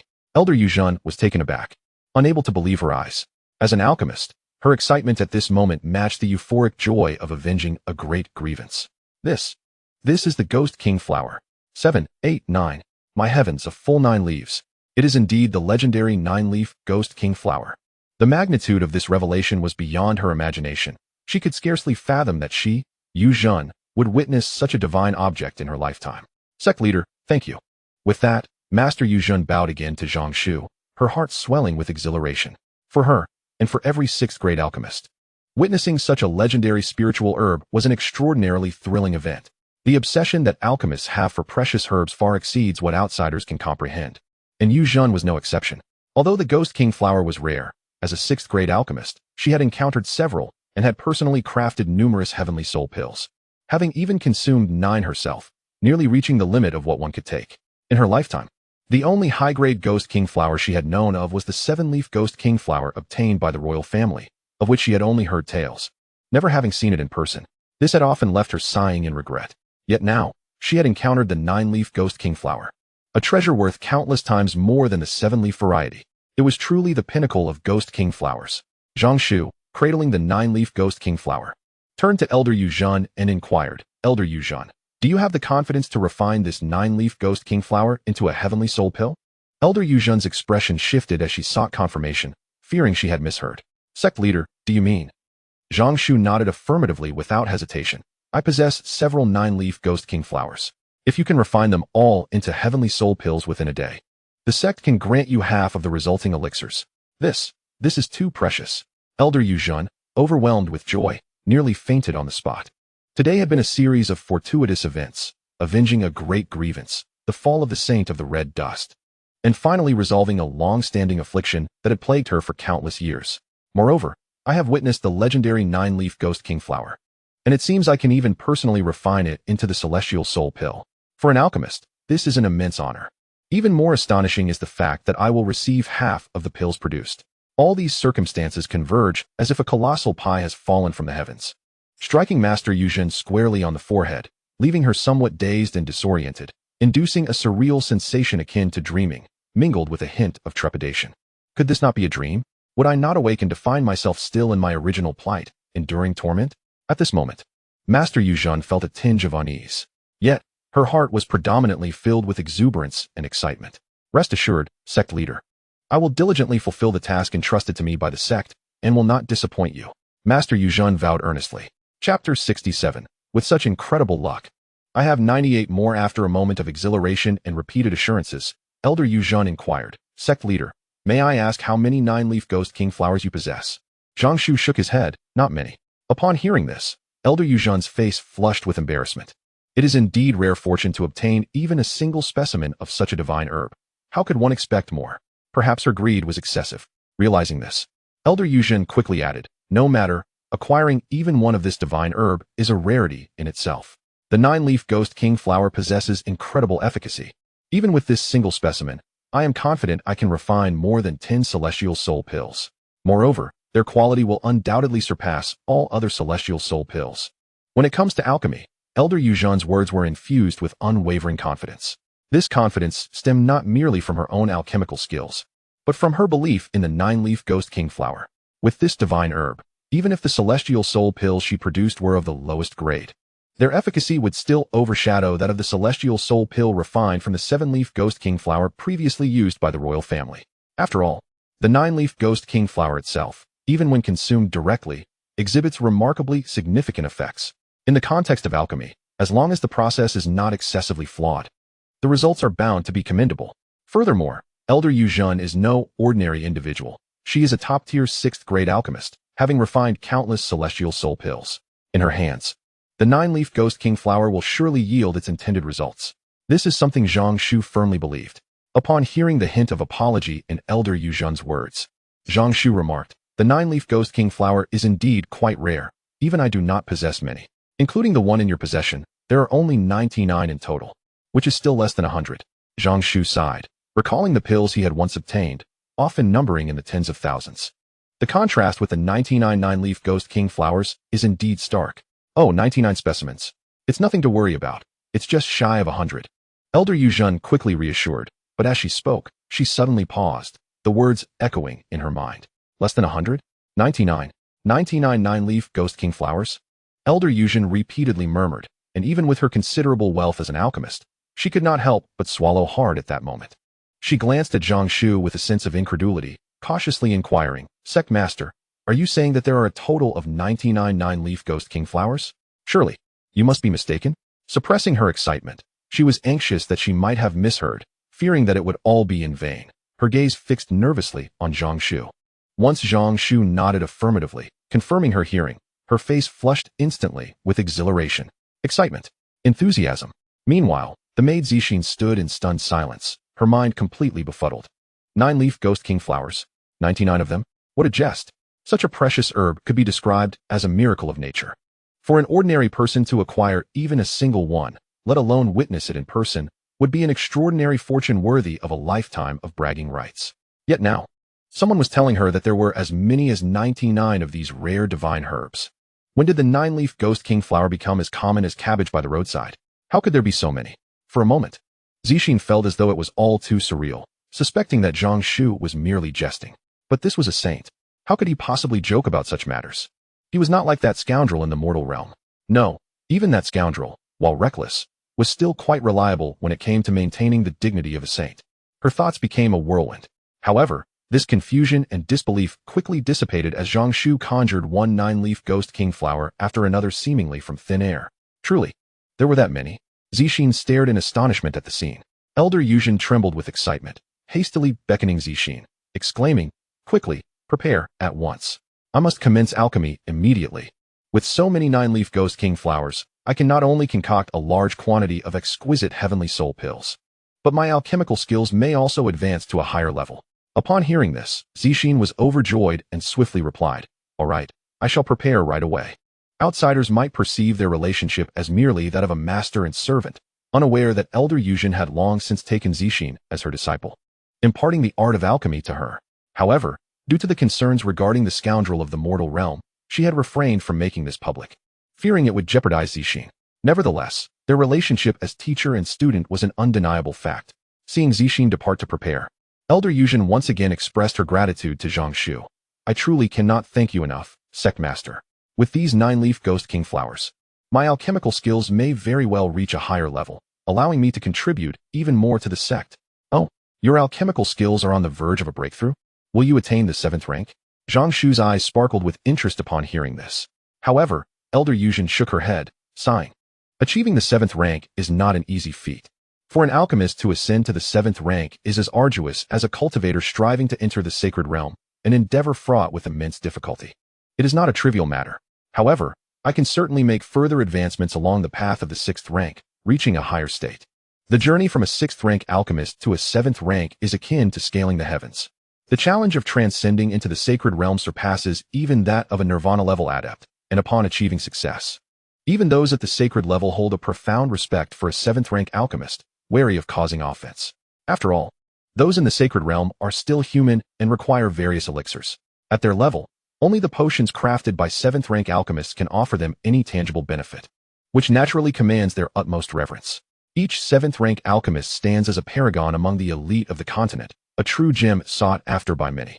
If the Shenshao sect were to possess a 7th rank alchemist, the advantage gained would far exceed that of simply adding another sacred level expert. Nevertheless, the prospect of further advancement is sufficient, and there will be opportunities to progress gradually in the future. Although Zhang Shu felt a tinge of regret upon hearing Master Yuzhan's words regarding the impossibility of breaking through to 7th rank, he remained unfazed, knowing that similar daily tasks would abound, allowing him to accumulate experience and eventually meet the criteria for a breakthrough. Elder Yuzhan regarded Zhang Shu's words as mere consolation, though her heart brimmed with gratitude. After all, not everyone is privileged to engage with such divine herbs. Now, Zhang Shu had presented her with this opportunity. Even without the prior life-saving grace, she would choose to join the Shunshao sect to repay this kindness. As for the present, although Elder Yuzhan had yet to formally enter the sect, she already felt a profound sense of belonging. At that moment, Zixin returned. Master, I have gathered everything necessary for the crafting of the Heavenly Soul Elixir and am ready to begin at any time, she announced. Elder Yuzhan responded without delay. There is no time to lose. Since the sect leader has given the command, I shall commence the preparation of the Heavenly Soul Elixir immediately. Capable of producing 99 nine-leaf Ghost King flowers in one go. The thought alone is exhilarating. I can hardly contain my excitement. Chapter 68. Crafting the Heavenly Soul Elixir in the ancient and quaint alchemy chamber of the Listening Rain Tower, a uniquely shaped yet aesthetically pleasing alchemical furnace sat quietly, flames swirling within, emanating a fierce and intense heat that did not disturb the surroundings. Rows of pristine, jade-like nine-leaf Ghost King flowers were arranged in tranquil splendor, emitting a hazy aura akin to the finest jade, their pure soul energy devoid of the ferocity typically associated with Ghost King flowers, instead possessing a remarkable ability to soothe the spirits of others. The nine-leaf Ghost King flower truly deserves its reputation as the finest among its kind. Elder Yuzhan gazed at the room filled with nine-leaf Ghost King flowers, her eyes reflecting an indescribable obsession and affection, a testament to an alchemist's fervor for supreme spiritual herbs, untainted by any impurities. It is this very passion that sustains an alchemist on their arduous journey. Zixin assisted with minor tasks, primarily handling simpler supportive duties, while all major steps in the alchemical process required Elder Yuzhan's expertise. With a flourish, Elder Yuzhan raised her hand, unleashing her nirvana-level spiritual energy. Streams of light surged forth silently, intertwining in the void as if sketching an extraordinary masterpiece, at the center of which the nine-leaf Ghost King flower blossomed in serene splendor. Suddenly, Elder Yuzhan's gaze sharpened, and a flurry of intricate hand seals was executed with astonishing speed, leading to breathtaking developments, including the central nine-leaf Ghost King flower. All the medicinal herbs suddenly dissolved into silence, exuding an essence that subtly nourishes like a gentle rain. Remarkably, they transformed into clusters of crystalline and pure medicinal liquid, suspended in the air. What an exquisite alchemical technique! Zhang Shu's eyes sparkled with intrigue. As a former vice master of the Divine Sky Sect, he had encountered numerous formidable alchemists, some of considerable renown, yet their skills paled in comparison to Master Yuzhan's artistry. It was indeed a treasure trove of discovery. Zixin, equally entranced by the scene, was able to appreciate the profound difficulty concealed behind this seemingly simple act, far more than Zhang Shu, an outsider. Even a well-established 6th-grade alchemist might struggle to achieve such a feat, and if they could, it would hardly be executed with such ease. Setting everything else aside, the mastery of alchemy exhibited by her teacher could only be rivaled by the royal alchemist of the Heavenly Star Kingdom. Master Yuzhan maintained a solemn demeanor, his expression unwavering. With a sudden shift of his hand seals, the myriad medicinal liquids in the air began to rotate without any wind, colliding at a breathtaking speed, yet remaining perfectly organized. During this tumultuous process, countless liquids were effortlessly directed into the alchemical furnace. In the next moment, as Master Yuzhan uttered a gentle command, flames surged forth, tenderly enveloping each strand of medicinal liquid, creating distinct temperature zones within the furnace. In the delicate interplay of movement and stillness, his remarkable control over the flames was revealed, far surpassing that of others at the same level. This mastery could not only be employed in alchemy, but also in combat. To put it simply, while other Nirvana realm practitioners could only unleash half of their potential, Master Yuzhan could, with full vitality, manifest a force of 20, 30, or even greater, establishing a stark contrast. Thus, it is generally understood that alchemists either lack combat prowess or possess terrifying capabilities that rival those of extraordinary combat geniuses. The air hummed as Master Yuzhan continued to execute hand seals, filling the space with intricate symbols, creating a breathtakingly beautiful spectacle that transformed the alchemical chamber into a dreamlike realm. Zhang Shu gasped in awe at the sight. In truth, Master Yuzhen did not typically perform alchemy in such a grand manner. Achieving this level required immense effort, appearing effortless while nearing his limits. Clearly, while he remained outwardly composed, he was secretly striving to demonstrate his utmost value. Concentrate. Another incantation was uttered, and the fiercely burning furnace began to take on a translucent hue, with flames rolling like liquid, seemingly brimming with destructive power, yet under Master Yuzhen's command. They danced gracefully. With a single word, countless droplets quivered and instantaneously transformed into smooth, round pills. In an instant, a delicate and pure power permeated the air, accompanied by an enchanting aroma that lingered. Merely inhaling this fragrance allowed the maid, Zixin, to feel a slight enhancement in her spiritual energy. Prior to reaching the Nirvana realm, although one's spiritual force could not manifest externally, it certainly existed. As an alchemist, her spiritual energy, honed day and night, was inherently stronger than that of ordinary individuals. With Zixin having attained the Radiant Sun realm, she could distinctly sense the growth of her spiritual power, her soul instinctively yearning for the source of this captivating scent. Gulp. Zixin silently swallowed, her eyes widening in astonishment. The Celestial Soul Pill, and not just any, but an unprecedented Celestial Soul Pill, the finest of the finest. The elixir was complete. At last, the alchemical furnace opened, and a series of round, pristine pills floated forth, arranged before all present, a total of 21. This exceeded expectations by a considerable margin. Seeing this, Elder Yuzhen's face brightened with delight as he hurriedly retrieved a prepared jade vial to carefully store the pills, ensuring their efficacy remained intact. The entire process was remarkably swift, contrasting sharply with the hours typically consumed by alchemists in their craft. While Zixin was filled with joy, she couldn't help but feel a twinge of confusion. Master Yuzhen smiled and explained, under normal circumstances, the alchemical process would indeed require such time, if not longer. With more meticulous nurturing, the quality of the pills would be elevated further. However, noticing that the sect master had an urgent need for these pills, I employed some unique techniques that significantly accelerated the process. Although this may slightly diminish their efficacy, the overall loss is negligible. The only drawback, as Elder Yuzhen did not mention, was that the process required considerable mental and physical exertion. Yet, having had the fortune to concoct such divine pills, the cost seemed trivial. Moreover, during the alchemical process, the subtle release of medicinal energy continuously flowed into her body, resulting in an overall increase in her spiritual power rather than a depletion. Naturally, Elder Yuzhen chose to omit this detail, as she was human and thus had her own motives, seizing the opportunity to showcase her worth and subtly convey her hardships, hoping to gain the sect master's favor. In a normal context, employing such methods indeed comes at a price, and Master Yuzhen's words were not entirely unfounded. Thank you, Elder. You may take half of the pills produced to enhance your cultivation. The remaining half can be stored in the sect's treasury, Zhang Shu generously declared, waving his hand to distribute half of the precious pills. For him, they held little value. The effects of the chaos divine demon art far surpassed these pills.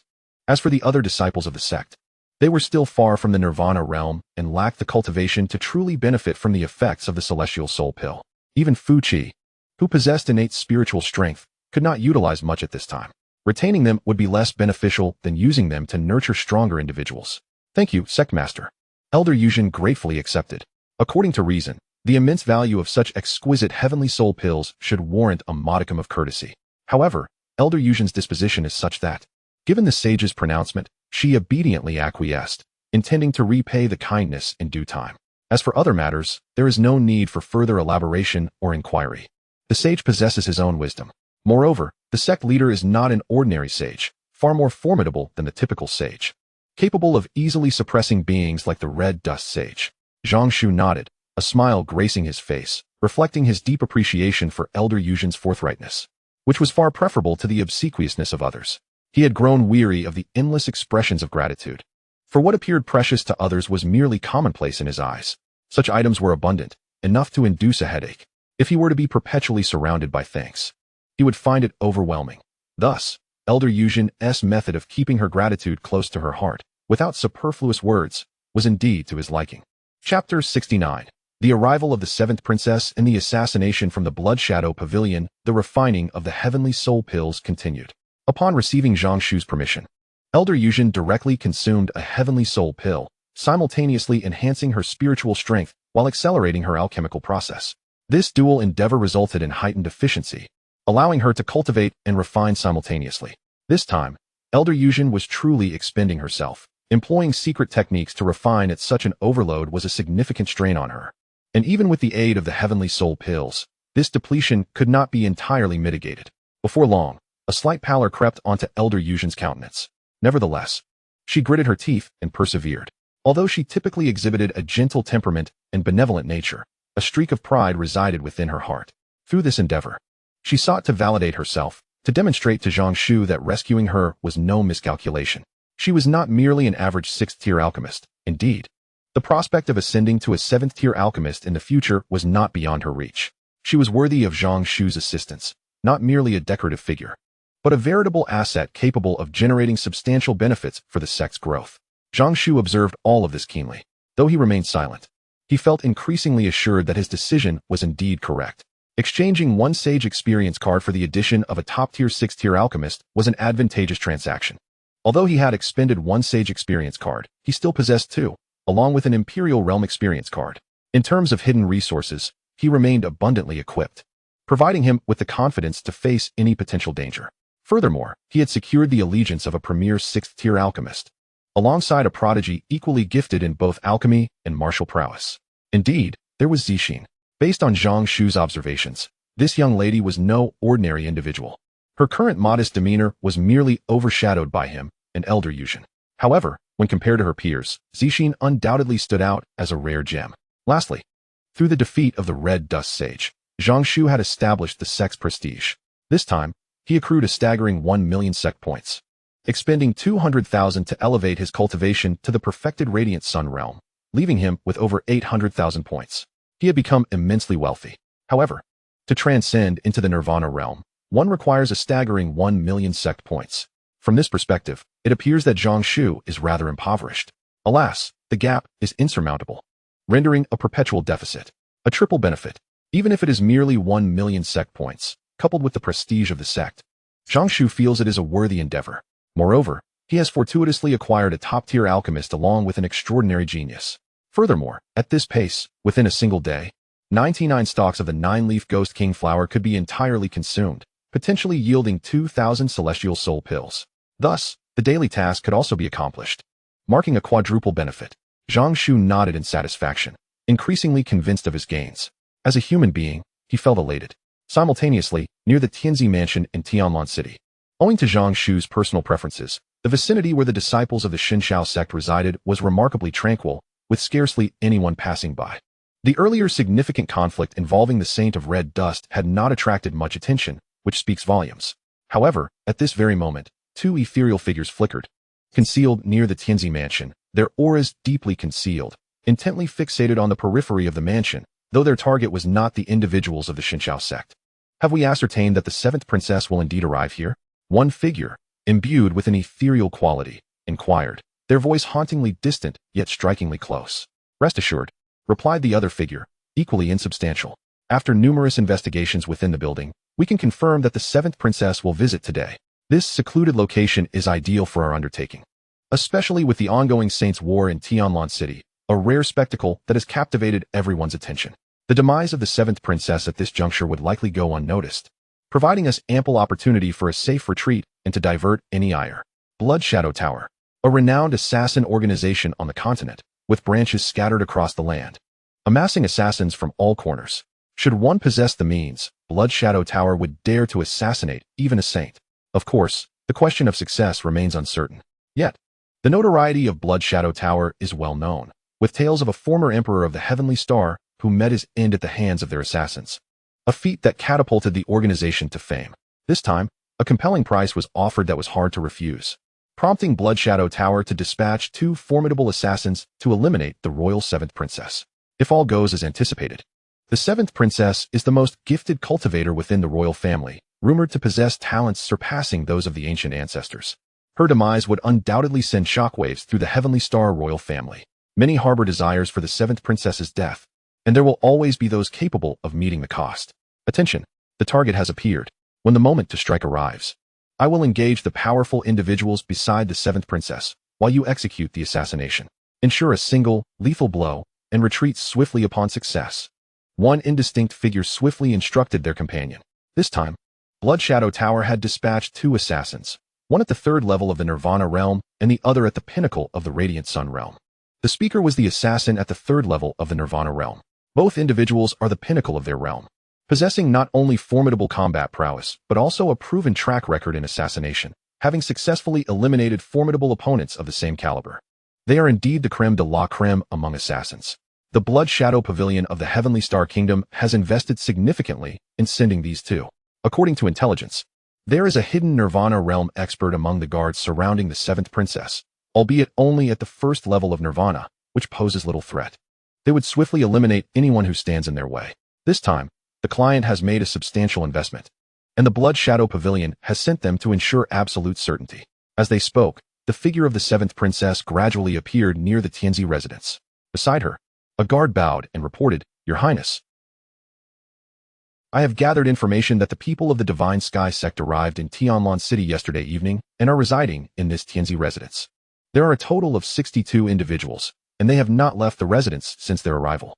Given the guard's abilities, they naturally could not detect the concealed presence of Zhang Shu slipping away."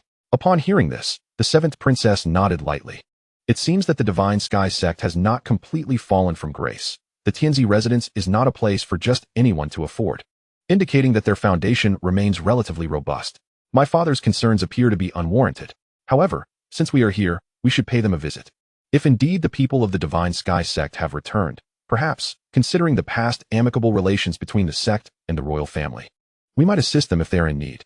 With that, the 7th princess moved toward the residence. "Make your move. Princess, be cautious." At that moment, the hairs on the 7th princess's body stood on end, sensing an imminent danger. A chilling aura descended. Just as the 7th princess took a step, an overwhelming and terrifying killing intent erupted, unmasked and surging toward her, causing the faces of all present to change dramatically. "Not good. Your Highness, be careful. There are assassins." Guards shouted anxiously, but it was evident that any attempt to intervene would be too late. These guards, while ostensibly responsible for the princess's safety, often spent their time running errands, with very few instances of actually providing protection. Swish! A shadow enveloped the area as boundless killing intent surged forth. A flash of cold light concealed within swiftly approached the 7th princess at lightning speed. Not good. A Nirvana realm expert. The 7th princess felt a chill run down her spine. Her instincts screamed a warning.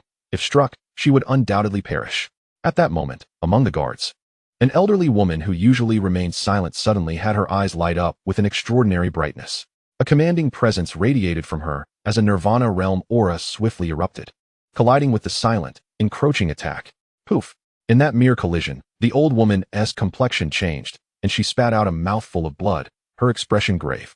After the strike, she felt as if her arm were losing all sensation. Nirvana Level 3. Blood Shadow Pavilion. The old woman revealed the identity of the assailant. Blood Shadow Tower is renowned as the foremost assassin organization in the kingdom, having successfully assassinated a certain emperor of the Celestial Star, albeit at an immense cost. Every one of the Nirvana realm experts involved perished. Nonetheless, this does not diminish the formidable reputation of Blood Shadow Tower.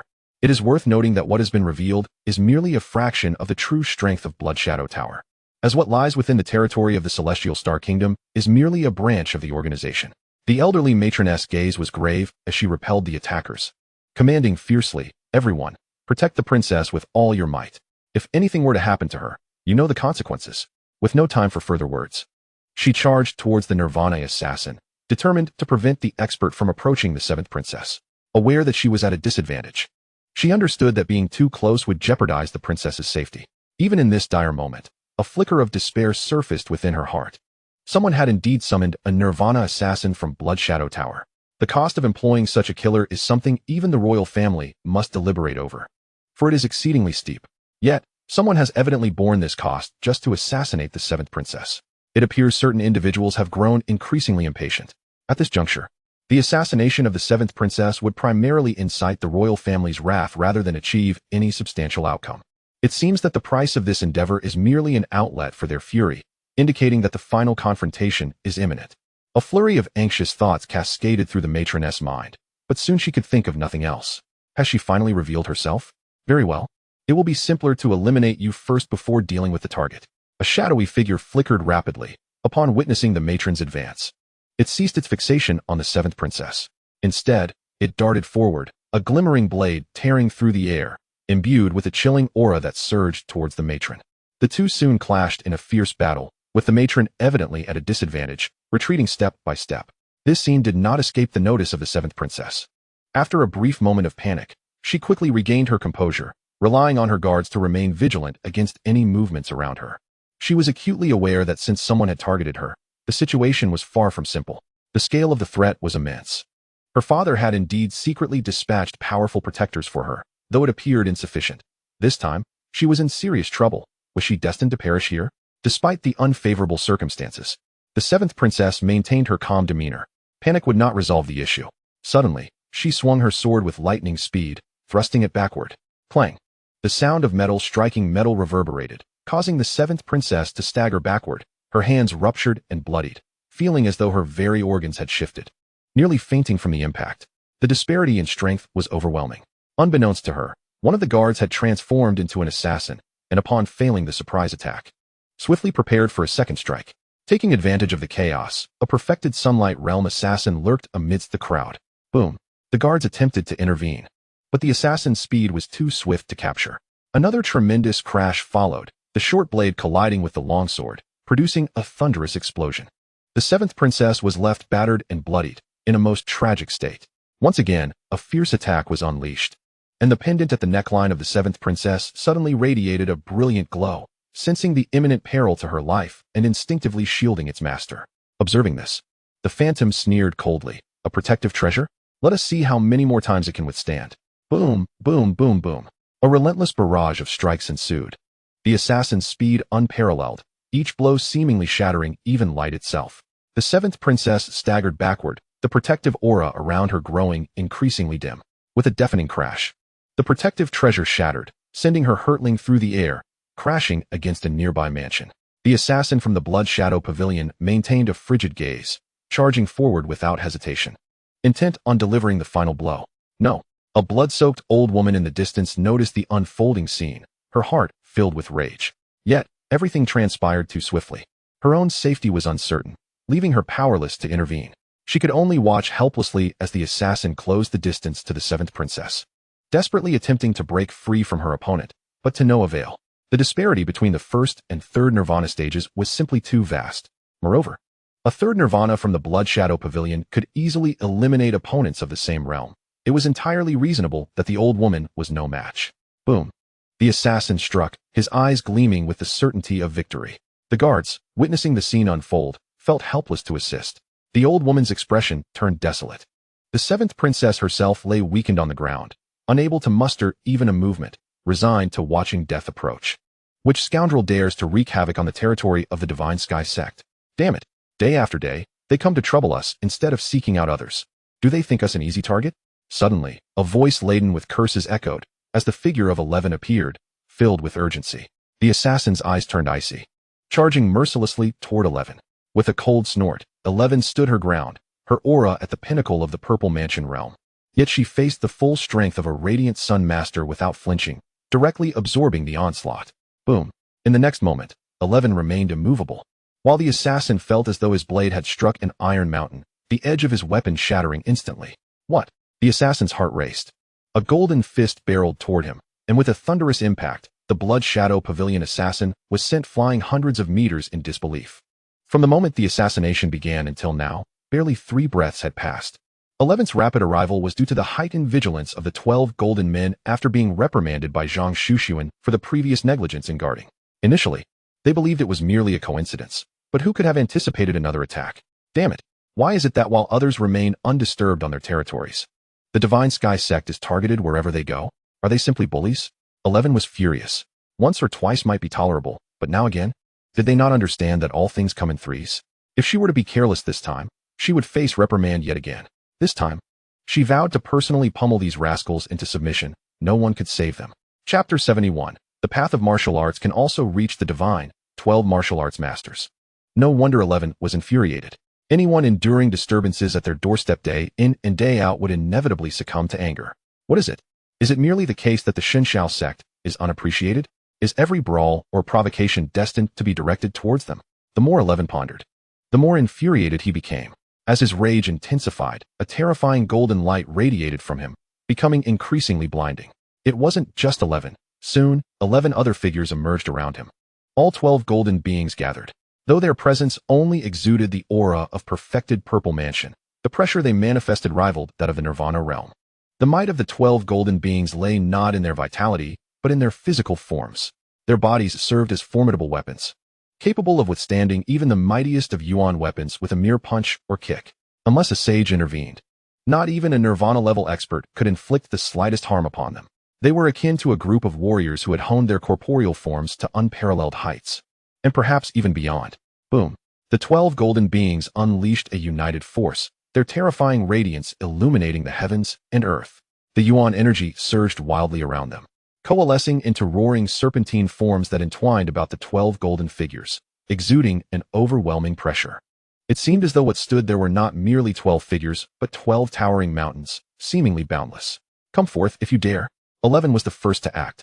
With a light step upon the ground, he vanished as if teleported, reappearing before the bloodied assassin from Blood Shadow Tower, his fist raised high. In the blink of an eye, he closed the distance of several hundred meters, delivering a resounding blow to the assassin's face. The assassin had no time to react. Suddenly, his vision blurred, a sharp pain radiated from his face, and his teeth scattered like seeds as he was sent hurtling away like a cannonball. With a violent impact, the assassin, a perfected Yangsun realm expert, found himself on the brink of unconsciousness. Yet 11 was not satisfied. He unleashed a flurry of punches. So swift, they became mere phantoms, mercilessly battering the assassin's body, rendering him unable to fall to the ground. Finally, with a resounding clap, the assassin was propelled like a shooting star, crashing into a distant wall and slowly sliding down. His bones had been utterly shattered, leaving him as if a painting affixed to the wall. Seeing this scene, all present, including the guards and the 7th princess, collectively gasped in astonishment. Another assassin from Blood Shadow Tower turned abruptly, disregarding the old woman. The elderly figure seized the opportunity to escape the fray, feeling a sense of relief wash over her as she distanced herself. Within mere moments, she had sustained grave injuries. Had she delayed even a heartbeat longer, she would surely have met her demise. At this moment, the old woman stared in shock towards the estate, her gaze fixating on the 12 fearsome figures. Exclaiming in disbelief, "Is this a martial arts master? Hitting someone as though they were a painting." In this world, one does not need to cultivate immortality to reach the pinnacle. Martial arts can also transcend the divine. Unlike those who pursue immortality, practitioners of martial arts, when reaching the pinnacle of their craft, can possess a physical form of terrifying might. It is rumored that certain martial arts masters can shatter mountains and rivers with a single punch or extinguish the heavens and the earth with a mere step. Their corporeal bodies can transcend into sanctity and divinity, enduring countless tribulations without succumbing. A truly fearsome phenomenon. Those who achieve such physical prowess are revered as martial arts grandmasters, each one a force not to be underestimated, standing on par with those of the Nirvana realm. Are these individuals truly emerging from the Divine Sky Sect? The might of the Divine Sky Sect is indeed formidable. The elderly woman, clearly attuned to the gravity of the situation, was left speechless in her astonishment. Meanwhile, the Nirvana assassin observed this scene with furrowed brows. Originating not from a royal lineage, he was indifferent to the circulating legends and thus unaware of the existence of martial arts masters. Nevertheless, he could sense the fierce aura emanating from this group. While they appeared to possess modest cultivation levels, they exuded an aura that suggested they were not to be trifled with. After venting his frustrations, the assassin's aura calmed slightly. Yet his gaze remained frigid. Suddenly, he turned his attention towards the Nirvana assassin, unfamiliar with the concept of martial arts masters. He recalled that the strength of the 12 golden men had not always been so formidable. However, following a particular mission undertaken by Zhang Shu, despite its failure, numerous precious elemental weapon prototypes were left behind, with many materials being exceedingly rare. Although no one would forge weapons, the 12 golden men could devour these materials to enhance themselves. With that augmentation, the strength of the 12 golden men had risen to a new level. While their vital energy still appeared at the peak of the Purple Mansion stage, their physical power had become far more terrifying. If assessed individually, they were not inferior to Nirvana realm experts, and if they were to unite once more, even a Nirvana master might find themselves in peril. Sensing the murderous intent in 11's eyes, the Nirvana assassin narrowed his gaze, glancing at the elderly woman and the 7th princess nearby. He scoffed, "Consider yourselves fortunate this time. However, your luck will not hold in the future. My Blood Shadow Pavilion has failed this assassination, but 2 more opportunities remain. The next assassin sent will be even stronger than I." With that, The Nirvana assassin disregarded his companion's fates and turned to flee, sensing the imminent danger. With these powerful individuals intervening, he realized he could no longer eliminate the seventh princess. Since the mission had failed, there was no reason for him to remain and fight. Although he could not vanquish this group, he was confident they would not be able to detain him either. To come and go as one pleases? What does he take the Divine Sky Sect for? 11 snorted coldly, and the 12 golden men unleashed their imposing presence. In that instant, the very fabric of the void grew exceedingly heavy. The Blood Shadow Pavilion assassin, intent on a hasty escape, suddenly felt as if 12 colossal mountains had materialized atop him, and his body plummeted to the ground with a thunderous crash. The elderly woman observed the scene and shook her head repeatedly, exclaiming, "Fool." Although martial arts masters may not possess formidable vital energy, their physical strength can shatter all laws, capable of suppressing the very heavens and the earth, akin to a domain. Attempting to employ escape techniques before a martial arts master is akin to courting death. The Nirvana assassin may have been oblivious to these truths, but in that moment of descent, he realized the dire predicament he was in. Before he could continue his escape, a sudden tremor coursed through his heart, as if invisible hands had seized his limbs. An indescribable chill rapidly enveloped his entire being, causing him to shudder involuntarily. Slowly turning his head, he was met with a pair of eyes that seemed to dance between mirth and menace. A burly, bald man approached with a benign smile. Clasping his hands together and intoning, "Amitba, dear patron, in such haste, where might you be heading?"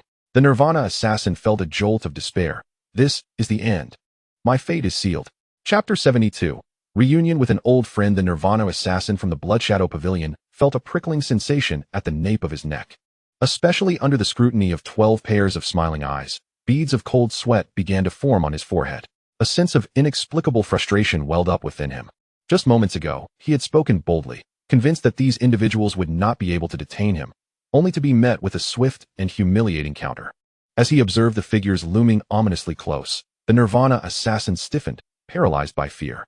The nearer they approached, the more he felt the oppressive weight of their terrifying presence. Akin to 12 mountains looming over the earth. "Let us speak reasonably," the Nirvana assassin stammered, forcing a smile. "I am merely a hired hand. The Blood Shadow Pavilion does not meddle in the affairs of any faction. You should seek out the hidden benefactors behind this matter. It has nothing to do with us." Silence enveloped the scene. As the chilling aura of murderous intent intensified around him, the Nirvana assassin felt an overwhelming sense of despair. "It's over." After a prolonged silence, the stout bald man spoke again, his tone still affable. "Amitba, might I suggest we send this patron to the Western Paradise, allowing him to sincerely repent and dissolve his grievances? It would not be a bad deed." The implication was clear. This fellow appeared to be of little value. Perhaps it was best to eliminate him outright. Absolutely not. 11, without a moment's hesitation, firmly rejected the idea. To kill him outright would be to give him an easy way out. This time, we must establish our authority. If we allow such incidents to persist, they will continue to harass us at the gates of our Divine Sky Sect, making it impossible for us to live in peace. 11 declared fiercely, "Let us publicly flay him alive before the entire city, so that all may witness the might of our Divine Sky Sect, deterring any future miscreants from daring to provoke us." These individuals looked down upon them. Why else would they not stir trouble at the gates of other factions, including that so-called saint of mortality, and instead focus their attention on them? I say we cannot let him go unpunished. Flayed alive? Upon hearing this, the assassin's face turned pale. Though he was a killer who had taken many lives, it did not mean he was unafraid of death. The more ruthless a person, the more they cherish their own life. "No, please. No." The assassin struggled to voice his protests, but was abruptly met with a powerful punch from 11. "Silence. You have no say here." At that moment, a petite and seemingly innocent girl from the crowd produced a pair of scissors and suggested, "Why not hand him over to me? I haven't had a new toy in quite some time, and this fellow seems strong enough to make a splendid doll." The assassin's eyes widened in terror. Without waiting for him to struggle, someone continued speaking. "It's not like he's a woman. Turning him into a doll would be unappealing. It's better to refine him directly into a blood elixir. I've been researching alchemy lately, so he would be a perfect test subject." The speaker's eyes sparkled with excitement, eager to try. The assassin trembled all over. What kind of alchemy requires the refining of a living person? Or perhaps just 1,000 cuts? Send him to the Western Paradise instead. No, turn him into a doll. Alchemy. A group of golden elders argued incessantly, discussing how to deal with the assassin, nearly causing him to lose control and fright. What sort of individuals were these? Given a second chance, he would never choose to act here. What had possessed him to provoke such deranged beings? Despite being an assassin, he believed himself to be quite rational. Meanwhile, the guards of the seventh princess were already trembling in fear, their faces pale as they listened to the bizarre group excitedly deliberating the fate of the assassin. Cold sweat trickling down as anxiety consumed them. As for the old woman and the seventh princess, they remained silent, hesitant to speak. Observing the peculiar group's displeasure at being disturbed by an intruder, they feared that this might somehow implicate them as well. The old woman, filled with concern, whispered to the seventh princess, "Your Highness, these individuals have emerged from the Divine Sky Sect. It appears this sect does not harbor good intentions." The seventh princess remained silent, casting a glance in their direction, listening to the occasional screams from the assassin and the calm discussions of the 12 golden figures. Feeling a weight of silence descend upon her. Clearly, even the usually fearless seventh princess felt a twinge of trepidation. These people seemed mentally unstable. However, just then, a multitude of footsteps echoed from within the estate, as a group of young individuals arrived in a rush, evidently alerted by the commotion outside, eager to see if they could assist. Upon witnessing the scene, the disciples fell into silence. Only 3 were exceptions. Yian glanced at the 12 golden figures from a distance, gently shaking her head. The elders were powerful, but at times, they displayed a certain childishness, employing psychological torment through mere words. Surprisingly, it had proven somewhat effective. Even a formidable assassin had fainted multiple times from fear. Without further regard for that side, Yian turned her attention to the visibly shaken seventh princess and the others, smiling as she spoke. "You too seem startled. I am Yian, and it is a pleasure to meet you, Your Highness, and you as well, esteemed elder." "You are Yian?" The seventh princess, surprised to be recognized, took a closer look and her expression brightened with joy. After all, Yian had been somewhat renowned in the imperial city, possessing exceptional talent and beauty. And due to her family background, she was a coveted figure among many young suitors. Thus she and the seventh princess shared a notable friendship. Yian beamed. "I never expected to see Your Highness here in Tonlan City. This is truly wonderful." The seventh princess rarely displayed a sincere smile, as moments of anxiety and tension vanished without a trace. Curiously, she inquired, "How did you find yourself here? Have you joined the Divine Celestial Sect?" The seventh princess had made a conjecture. Yian replied with a smile, "It can be considered a serendipitous encounter. I must say that becoming a member of the Divine Celestial Sect is the most fortunate event of my life. I did not expect to see Your Highness here as well. Matters here will be handled by others. Please, both of you, come inside." Upon hearing Yian speak, the seventh princess surveyed the surroundings and nodded slightly, not refusing the invitation. She then turned to Yian and, with a hint of resignation, remarked, "I am here only due to my father's command. However, it seems I have unexpectedly gained something from this visit. Furthermore, we are not in the imperial city, that dreadful place, where I am constantly addressed as Your Highness, which has been quite overwhelming. I never noticed you showing me such respect before." Chapter 73. The hidden benefits of the experience card. Upon hearing the words of the seventh princess, Yian could not help but smile.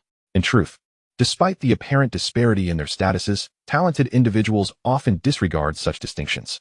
Given various serendipitous circumstances, Yian and the seventh princess had developed a commendable rapport. Now, upon receiving the seventh princess's visit and understanding her intentions, Yian nodded slightly.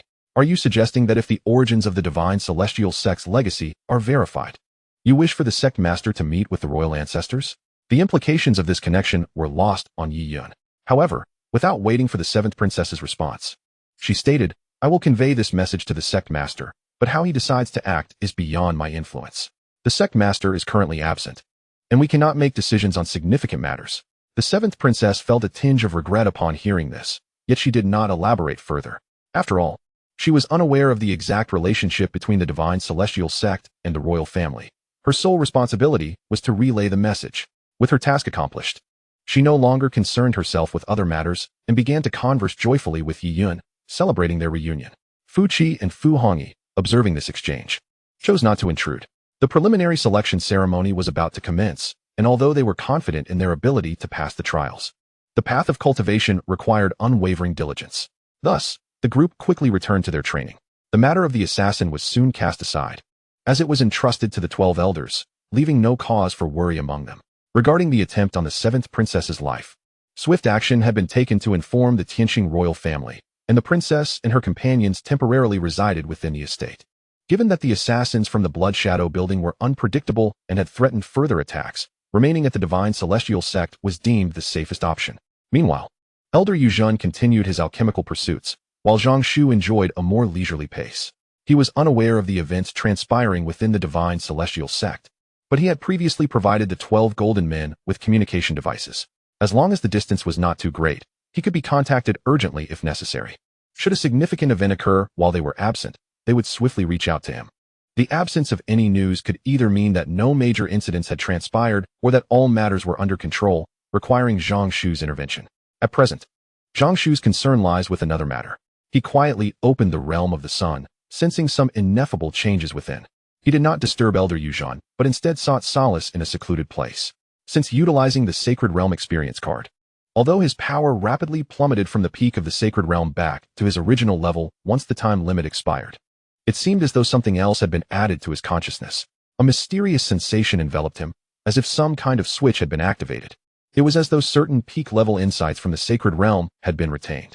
Most notably, Zhang Shu's understanding of various laws had become far less obscure. Moreover, he sensed a slight loosening of his cultivation bottleneck. This feeling was akin to being able to cultivate independently, which was quite extraordinary. Could it be? A bold thought ignited within Zhang Shu, causing his heart to race with excitement. Without hesitation, he attempted to draw a trace of elemental energy from the heavens and earth, channeling his cultivation to refine it. In no time, he distinctly felt a minor increase in his power. Prior to this, he had already reached the pinnacle of the Radiant Sun stage by consuming sect points, merely a step away from the Nirvana realm. Initially, to continue progressing, Zhang Shu had no choice but to rely on sect points. Otherwise, cultivating on his own would be excruciatingly slow, and the purity of the elemental energy he could attain would be utterly incomparable to that elevated by the system, requiring untold hours of painstaking refinement, a futile endeavor. How long would it take if he were to cultivate independently? Yet now, Zhang Shu was pleasantly surprised to discover that the elemental energy he cultivated was remarkably akin to that which already resided within him. The purity had reached an entirely new level. What did this signify? Zhang Shu could finally cultivate on his own. Why had this transformation occurred? Could it be due to the Sacred Realm Experience card? This card had temporarily elevated him to the peak of the Sacred Realm. Yet many of the insights had been fully retained, including his comprehension of the Sacred Realm and various cultivation stages. On some level, his body had already undergone the enhancement of the Sacred Realm. Thus, as he continued to cultivate, it was as though he was retracing the path of cultivation until he reached the zenith of the Sacred Realm, significantly reducing the difficulty of his training. Zhang Shu was elated. Compared to his former self, he now resembled a sage reincarnated, with a clear path ahead, unlike before, when he had to explore each step cautiously and tentatively. Now, he could move forward at an unprecedented speed, and more importantly, he would not have to take any detours. Presently, aside from being unable to wield the power of laws and lacking the cultivation of a sage, in terms of comprehension, he was nearly indistinguishable from one. Alternatively, one might perceive Zhang Shu in this moment as a sage grievously wounded, yet not diminished in his essence. Though his power may wane, his realm remains intact. Could this be the concealed advantage of the Saint Realm Experience card? Zhang Shu pondered. Each utilization not only enables him to momentarily ascend to the pinnacle of the Saint Realm, but also allows him to retain a portion of the profound insights from that zenith, thus smoothing his path of cultivation. He has 2 more opportunities like this. After 3 such instances, he shall find himself unbound by any shackles before reaching the pinnacle of the Saint Realm. Finally, he can cultivate independently, coupled with the assistance from the sect's point exchange. His advancement shall accelerate even more swiftly. Zhang Shu mused with a sense of joy. Previously, he had harbored a degree of trepidation regarding his future. Despite his current rapid progress, it stemmed primarily from the initial ease of acquiring sect points, along with the modest requirements for cultivation. Yet, what of the future? Should the supply of sect points dwindle, he might find himself forever ensnared at a certain realm, unable to advance an inch. The mere thought of such a fate was distressing. However, now that he could cultivate autonomously, albeit seemingly only temporarily, he found solace in his dual approach. Suddenly, a change flickered across Zhang Shu's countenance. In an instant, he vanished from his spot and soon arrived at the alchemy chamber. Elder Yuzhan appeared fatigued, yet radiated a palpable joy. Upon seeing Zhang Shu's arrival, he immediately exclaimed, "Sect Master, I have fulfilled my promise. All 99 nine-leaf Ghost King flowers have been successfully refined, resulting in a total of 2,112 Heavenly Soul pills. Aside from those consumed, the remainder is all here." In this moment, the alchemy chamber's floor was nearly covered with jade bottles. Each exquisite Heavenly Soul pill emitted a faint glow, exuding an aura that seemed to heal the very soul. Elder Yuzhan's complexion was somewhat pale, yet his eyes sparkled brightly. After such an extensive refinement of Heavenly Soul pills and the subsequent exhaustion of secret techniques, his aura had not waned but, rather, had grown more vigorous than before, showcasing a stark contrast to his previous state. Zhang Shu glanced casually at the exquisite heavenly soul pills strewn across the floor, not overly concerned. Their utility for him was limited. His enhancement of spiritual energy was bolstered by the Chaos Divine Demon technique, rendering even the finest heavenly soul pills inferior in comparison. As for his vital energy cultivation, Zhang Shu sensed that although he could cultivate independently, he would require exponentially greater amounts of vital energy compared to others of the same realm, perhaps dozens or even hundreds of times more. The vital energy within him was extraordinarily pure, containing virtually no impurities. Such energy necessitated repeated refinement to extract even a trace from the vast reservoir available. Even with the ability to cultivate on his own, the efficiency remained sluggish. However, in contrast to his previous reliance on the system, this newfound autonomy provided him with some psychological comfort. Even in a day when the system's influence wanes and he cannot gather sufficient sect points, he would not be at a disadvantage. Gradual cultivation would suffice. While the enhancement of vital energy was slow, the increase in spiritual strength was surprisingly rapid. Zhang Shu believed that his vitality cultivation was unlikely to yield results in the near term. However, he estimated that his mental prowess was on the brink of reaching the nirvana realm. Compared to this, he found himself far more intrigued by the current state of Elder Yu Zhan. Elder Yu, you were already a top-tier alchemist among the 6th grade practitioners. With your recent advancements, have you not yet attained the 7th grade alchemist status? I perceive that your current condition is markedly stronger than before. Master, I understand your sentiment, Elder Yu Zhan replied, shaking her head. My alchemical skills had already reached a high level within the 6th grade. Now, with the assistance of numerous divine herbs and the effects of the supreme heavenly soul pill, my alchemical prowess has likely reached the pinnacle of the 6th grade. Even a royal alchemist may not surpass my abilities. In summary, my skills are on the verge of a breakthrough, and I am not too far from the 7th grade. One might say I have 1 foot already in that realm. However, even so, achieving a breakthrough to the 7th grade is far from simple. At this point, Elder Yu Zhan sighed. Zhang Shu looked on with curiosity. After a moment, Elder Yu Zhan spoke slowly, her tone tinged with regret. To become a 7th grade alchemist is no easy feat. Not only must one's alchemical skills advance to the 7th grade, but a second transformation of mental prowess is also required. My mental strength underwent a transformation when I entered the nirvana realm. Typically, the second transformation occurs only when one ascends to the saint realm. Only then can one naturally transition into the 7th grade alchemist status. Of course, this refers to a natural transformation. An alternative method involves utilizing a vast amount of treasures to induce a second transformation of mental prowess before reaching the saint realm, thereby fulfilling the requirements for entering the 7th grade alchemist status. Elder Yu Zhan explained gently. In truth, her acceptance of half of the heavenly soul pills from Zhang Shu was largely motivated by this reasoning. She wished to experiment with the abundance of supreme heavenly soul pills to see if she could achieve a second transformation of her mental prowess before entering the saint realm, thereby establishing a foundation for her ascent into the 7th grade. Should she attain the status of a 7th grade alchemist, her significance would be immense, akin to gaining another saint. Otherwise, even a 6th grade alchemist, despite possessing nirvana-level cultivation, would still fall short compared to a true saint. I understand. Zhang Shu nodded lightly and then stated directly. Since the elder is determined to strive for the 7th grade realm, I shall not be stingy. Let 3/10 of these supreme heavenly soul pills be reserved for you, while the remaining 7/10 may be utilized entirely for your breakthrough needs. Although Zhang Shu held little regard for these pills, he felt the necessity to retain some for the other disciples. As for Elder Yu Zhan, if over 1,000 supreme heavenly soul pills could not facilitate a successful breakthrough, their efficacy would have been nearly exhausted. If one attempt failed, then no amount of heavenly soul pills would be of use thereafter. Elder Yu Zhan expressed her profound gratitude, hastily responding, "Thank you, Master. I shall not disappoint your expectations." Ding. Congratulations to the host for successfully completing the daily task and receiving the reward, the 8-part floating cauldron.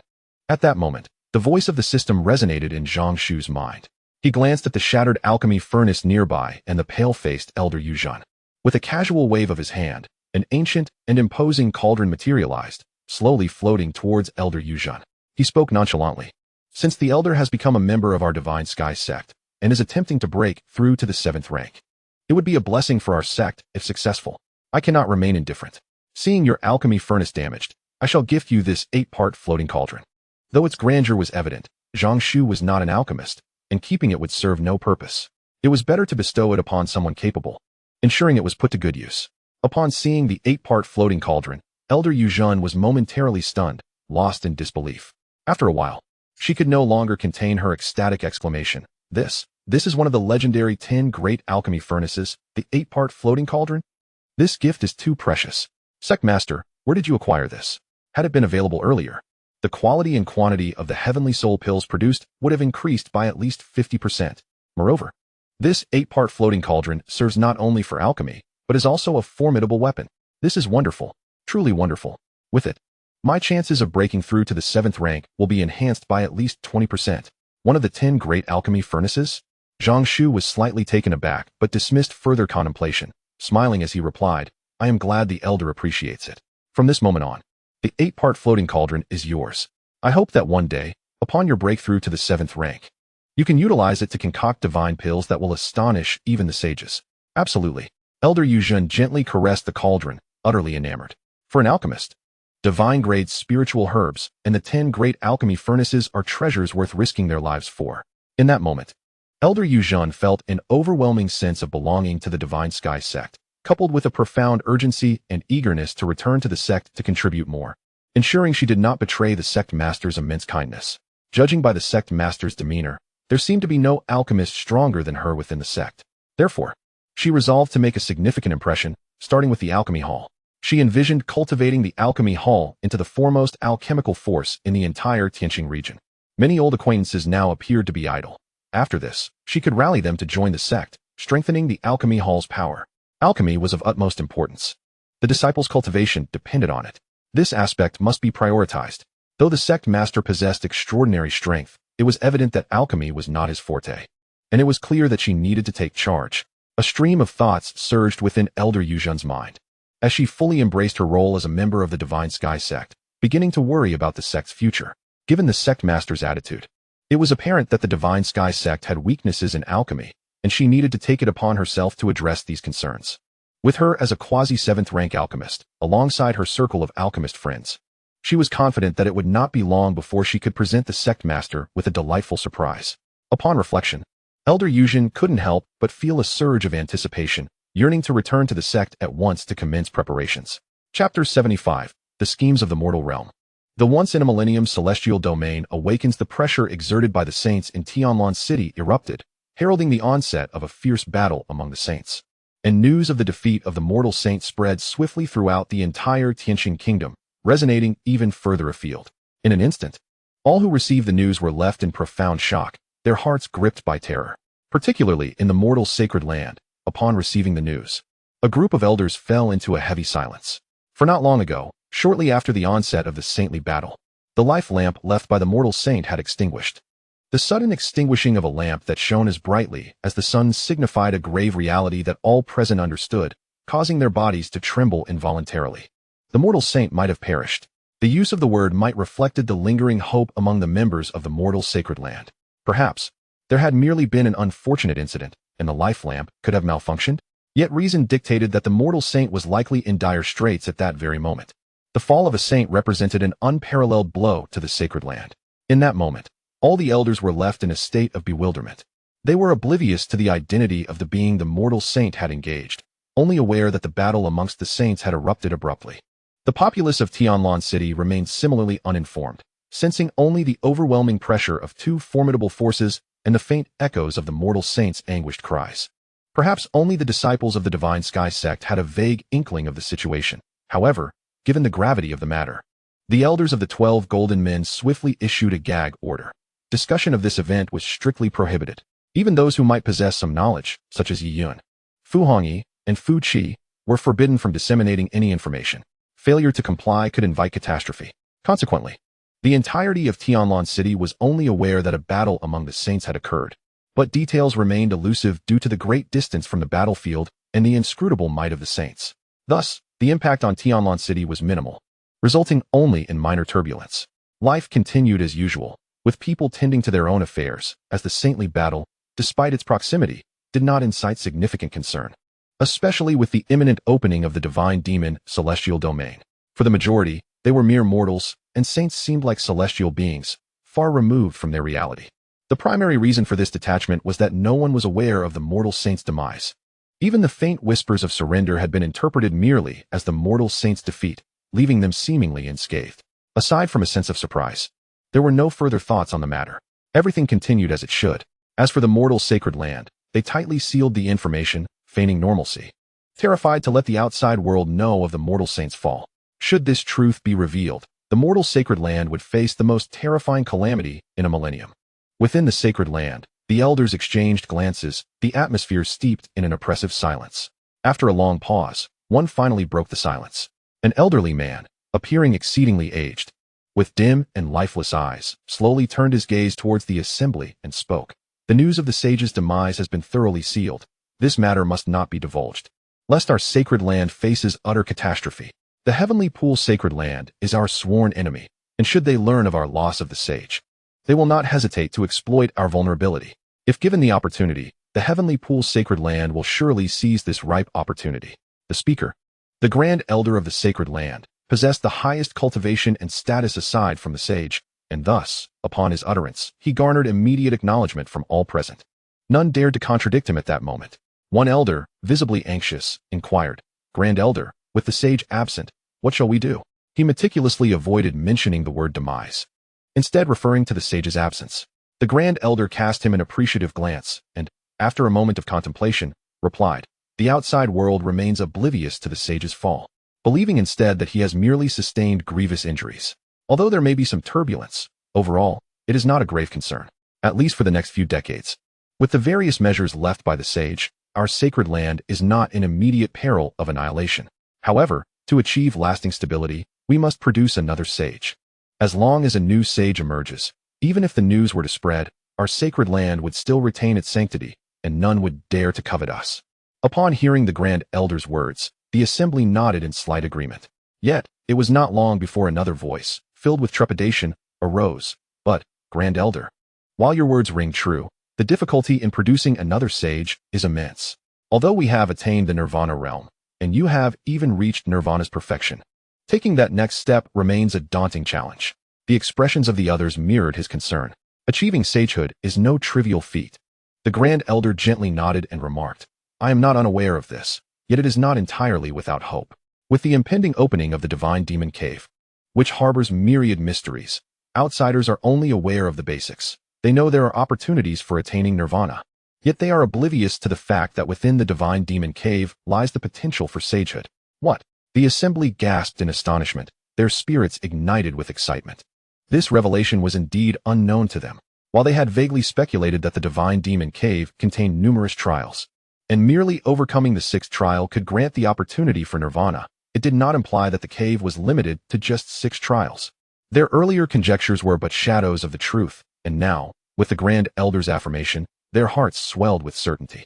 One elder interjected, "However, even so, to attain the sage's opportunity, one must surpass the 7th trial. Our sacred land's prodigies may find the 6th trial manageable, but advancing further poses a significant challenge." To their surprise, the Grand Elder shook his head and said, "You misunderstand. The Divine Demon Cave is of extraordinary origin, opening once every 100 years, ostensibly for those under 20 to enter and face trials for rewards. Yet this is merely a facade. The true spectacle occurs once every millennium, when the Divine Demon Cave undergoes a remarkable transformation. The opportunity to attain sanctity is imminent, and this occasion happens only once every millennium. At that moment, we, the old-timers, may also harbor hopes of entering." The crowd was immediately astounded, with someone exclaiming in disbelief, "What, we can also enter?" If they were to gain entry, a group of Nirvana realm powerhouses would wreak havoc, leaving no chance for the younger generation. The Grand Elder nodded. "Yes, entry is possible. However, one must have their cultivation suppressed and face the peril of potential demise. Generally, no formidable warrior would dare to take such risks. Under normal circumstances, I would not permit your entry, but this time, our red dust sacred land is encountering a great calamity, compelling us to take this risk. This time, regardless of the cost, we must seize the opportunity for sanctity. Success is the only option. Failure is not permissible." As he concluded, the murky haze in the Grand Elder's eyes vanished in an instant, replaced by an overwhelming sharpness. "Indeed, Grand Elder," the others responded with fervor, with their Nirvana realm strength. Competing against a group of mere youths in their 20s would be child's play. If they were to lose, they might as well not live. Chapter 76, Undercurrents. Zhang Shu's seclusion, the elders of the Red Dust Sacred Land were in a state of fervent excitement. It turns out that the Divine Demon Cave heaven harbors hidden mysteries, opening once every century, with a significant change occurring every millennium. At that time, as long as one masters special techniques, these Nirvana realm elders of the Red Dust Sacred Land can also gain entry. Although their cultivation will be suppressed, this does not hinder their capabilities. Given the strength of those present, even with suppressed cultivation, their insights and experiences remain intact. When it comes to overcoming obstacles, the first 6 trials would be easily surmountable, and even the enigmatic 7th trial would pose a challenge they could approach with confidence. Seeing the excitement, the Grand Elder spoke again. At that time, I too shall enter, seizing an opportunity. If I can acquire the chance for sanctity, once I achieve sanctity, I can extend the lifespan of our sacred land by thousands of years. The lifespan of a saint is measured in millennia. Upon reaching the saintly realm, the comprehension of the power of rules will cause one's life force to surge dramatically. Of course, claiming to survive for thousands or tens of thousands of years may be somewhat exaggerated, as life will inevitably ebb away over such spans. One can only rest peacefully within a coffin, relying on formations to slumber for millennia. The nature of their existence, however, is different. Regardless, as long as we succeed, the Red Dust Sacred Land will remain the same, an entity no one dares to provoke. The elders were filled with curiosity, having never heard of such a millennium change. Nor did they know that the divine demon cave heaven could be opened through other means. While they were intrigued by the Grand Elder's methods, they understood he would not divulge any details prematurely, forcing them to suppress their curiosity. Very well, this matter is settled for now. However, everything must be executed flawlessly. We will infiltrate discreetly. It is uncertain whether we will face the same trials as those young ones.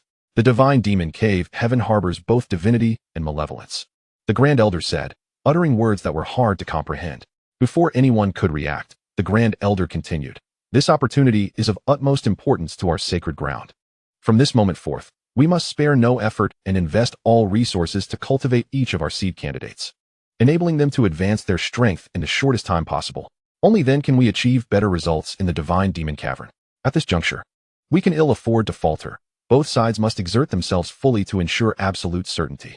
The elders nodded in agreement and collectively assured, rest assured, Grand Elder, we will give our utmost effort and will not allow the slightest hint of neglect. Even without the Grand Elder's urging, they had already resolved to act accordingly. Although they possessed the unique methods spoken of by the Grand Elder, they remained acutely aware of the uncertainties that lay ahead, and could not claim to guarantee the chance to attain the status of a saint. Thus, they could not afford to overlook the importance of the younger generation. What if they succeeded? What if, in a fortunate turn of events, both factions achieved success? Wouldn't the Red Dust Sacred Ground, in the near future, be graced with 2 saints? This notion was beyond the wildest imaginations of all present.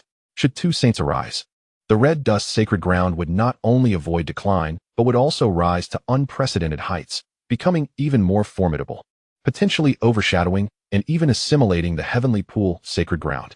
One elder mused inwardly, daring to suggest, perhaps the fall of the Lord is not entirely a misfortune. If the Lord were still alive, how could we elders mobilize the entirety of the sacred ground's resources without restraint? With the Lord's presence, our paths would be suppressed, both overtly and covertly hindering others' hopes of becoming saints. Now look how advantageous it is. With the Lord's restraint removed and the towering obstacle before us vanished, we now have newfound hope for advancement. Not only he, but nearly all the elders harbored similar thoughts. Even the Grand Elder, who was unwaveringly loyal to the Lord, displayed a flicker of excitement and brilliance in his gaze, revealing an unprecedented fervor. It was evident that while there was sorrow over the fall of the Red Dust Saint, this sorrow was more a concern for their own status than genuine grief. It was accompanied by a sense of relief and exhilaration.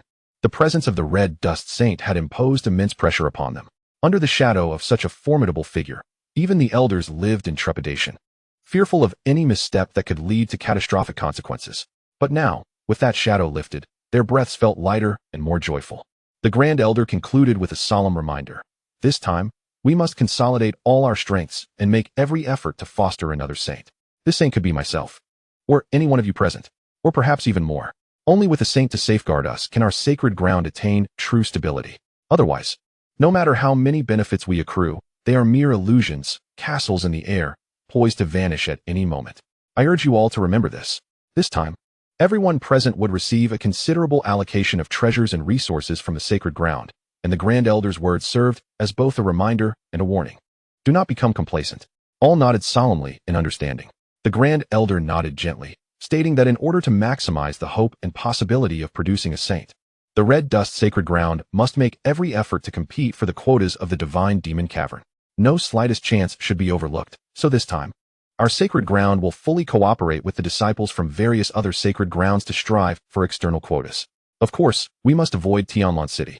The crowd rose in unison, bowing respectfully, proclaiming, "Rest assured, Grand Elder, we shall not disappoint you." The fall of the Red Dust Saint is known to very few, apart from Zhang Shu. Therefore, as long as the people of the Red Dust Sacred Ground remain discreet, the outside world will remain oblivious to the fact that the Red Dust Sacred Ground has lost its greatest pillar of support. Even though the Tianqi Sacred Ground may revel in this misfortune, it is merely a fleeting sentiment. After all, a wounded saint is still a saint, not to be underestimated. However, should the Tianqi Sacred Ground learn of the Red Dust Saint's demise, the current tranquility would be shattered, and they would likely initiate a saintly war, with the Tianqi Saint personally descending upon the Red Dust Sacred Ground to obliterate and absorb it. The accumulation of a sacred ground's resources over countless years would surely incite envy in anyone, including Zhang Shu. Yet, he finds himself powerless. Although he has slain the Red Dust Saint, he has no means to deal with the Red Dust Sacred Ground. The time granted by the experience card is far too brief, leaving him little opportunity for action. Furthermore, to strike at the Red Dust Sacred Ground again would require consuming another saintly experience card, yielding only a meager return of resources, rendering the endeavor unworthy. Thus, Zhang Shu can only watch helplessly, unaware of who may ultimately benefit from this situation. At the Tianzi mansion, the disciples exclaimed, "Master, you have returned?" The 12 golden men, sensing Zhang Shu's presence, were filled with excitement and eager to inquire about the recent saintly battle, feeling it was somehow linked to their leader. However, upon witnessing Zhang Shu's expression, they hesitated to speak. Zhang Shu nodded, introducing Master Yuzhen. "This is Master Yuzhen from the Listening Rain Pavilion, a top-tier 6th grade alchemist. Merely a step away from 7th grade. He has now joined our Xinshao sect as an elder of the Alchemy Hall. Please take a moment to get acquainted." He continued, "I shall enter seclusion for some time. Please do not disturb me unless it is of utmost importance." With that, he vanished without granting anyone the opportunity to respond. He was eager to embark on his cultivation journey. Ever since acquiring the system, despite his arduous training, his progress had been stagnant. Now that he finally had the chance, he was anxious to validate his abilities. Observing Zhang Shu's hasty departure, the others exchanged glances, their curiosity silenced. As they witnessed Zhang Shu's exit, the crowd felt resigned, yet accepted the reality. The 12 golden men looked at the somewhat reserved Zixin and Elder Yuzhen. Ultimately, it was 11 who stepped forward with a smile, saying, "Greetings, Elder Yuzhen. From now on, we are all family. I look forward to your guidance in the future." Elder Yuzhen hastily replied, "Oh, not at all. As a newcomer, I still require your guidance." After exchanging a few polite words, the group gradually became more acquainted. Before long, 11, already familiar with Elder Yuzhen, grasped his arm with eyes gleaming with joy and excitement. "Wonderful. Our Xinshao sect possesses many strengths, and with our sect master's prowess, we face no issues in that regard. However, we have long faced considerable shortcomings in certain specialized professions, and our sect master seldom pays them any mind, which has caused us much distress. But now, with your esteemed presence, Elder Yuzhen, our lives are bound to improve significantly." As she spoke, 11 gazed at Elder Yuzhen with unabashed admiration, noting that he was a top-tier 6th grade alchemist. No, more accurately, a quasi-7th grade alchemist. With such a remarkable figure among us, we shall surely savor future delights. The petite golden elder cast a sidelong glance at 11 and scoffed. "To put it bluntly, you are merely gluttonous." The 12 golden beings had little need for pills. Their vitality cultivation was not particularly high, and consuming more pills was merely a matter of tasting them, with little practical effect. However, compared to the others, 11 was clearly the more avaricious one. "You all flatter me," Elder Yuzhen replied with a smile. Quasi-7th grade alchemist may be a bit of an exaggeration. Allowing 11 to link her arm with his, he continued with a gentle smile. "While the sect master's assistance has indeed improved my alchemical skills, I cannot claim absolute certainty regarding reaching the second transformation of my spiritual energy. I can only say I shall leave it to fate. It will definitely succeed," 11 declared earnestly. Elder Yuzhen smiled, but said little more. In truth, she was merely being modest.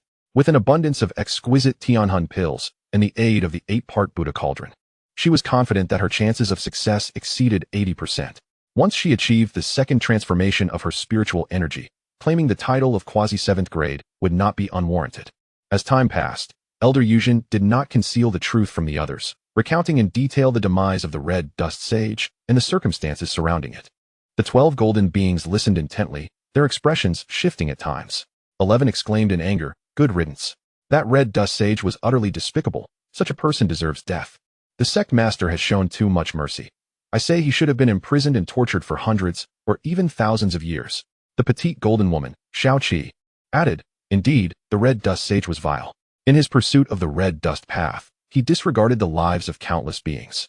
Even if he were powerful, a heartless individual like that brings calamity to the world, so his demise is a blessing." The tall, burly bald man chimed in, "Ba, well said." Elder Yuzhen smiled, and said, "There is no need for such sentiments. The red dust has already paid the price for his actions. This matter is now in the past. Rather than tormenting him for 1,000 years and allowing ourselves to remain trapped in the shadows of the past, it is far better to bring a swift conclusion." She could indeed choose to torment the red dust sage. However, doing so would only ensnare her further in hatred. Why bother? It was an unnecessary endeavor. She was unwilling to gamble her future in a futile confrontation with the worldly sages, deeming it an unwise trade.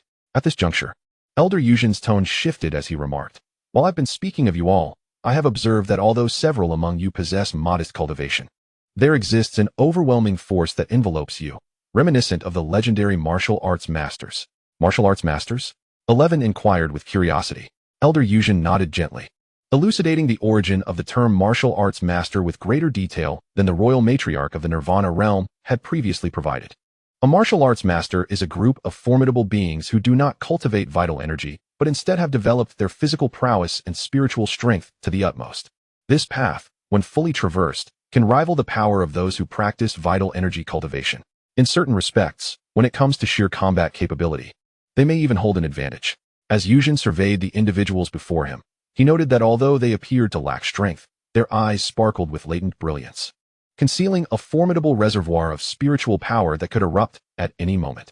The royal matriarch understood only that martial arts masters possess tremendous physical strength, but she was unaware that their vitality is the true essence, and even less did she comprehend that their spiritual power is equally formidable. The harmonious interplay of these attributes renders their combat prowess within the same tier truly terrifying. In one-on-one encounters, should a martial arts master engage in close combat, victory is assured.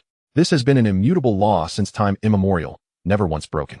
Elder Yuzhen felt that despite her superior cultivation compared to anyone present, she lacked absolute certainty of victory in a direct confrontation with any one of them. It is important to note that she is not only a formidable Nirvana realm expert, but also a top-tier alchemist, possessing an extraordinary mastery over vital energy and combat capability. Yet, even under these circumstances, she felt a twinge of uncertainty. One can only imagine how fearsome martial arts masters truly are. "Ah, so that's it, martial arts masters." The 12 golden men pondered upon hearing Elder Yuzhen's words. In truth, they too were uncertain of their own nature. Essentially, they were merely puppets forged from special materials. Despite having undergone a transformation that rendered them more human-like, even a meticulous saint might struggle to discern their true nature. However, they were acutely aware that they were distinct from humans. Their physical might depended entirely on their material composition. As long as the materials were sufficiently robust, their combat potential could theoretically reach infinite heights. At least for now, unless a saint intervened, even a Nirvana realm practitioner would find it exceedingly difficult to slay them. Despite being capable of defeating them, they possessed vital energy, vitality, and even spiritual power. In a certain sense, to describe them as a group of martial arts masters would not be inaccurate. In some aspects, they may even surpass true martial arts masters in ferocity. After a lengthy discussion, suddenly, a tall and slender golden man, the leader of the golden men, spoke. "By the way, there is one more matter, Elder Yuzhen. Remember everything that transpired today, including the strength of the sect leader and all pertinent information regarding their actions. It must not be disclosed to anyone, not even to the disciples of the sect."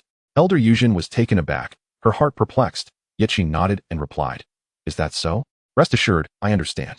The leader of the golden man explained, "It is not a matter of mistrusting Elder Yuzhen. Rather, the situation involves significant implications concerning the saint.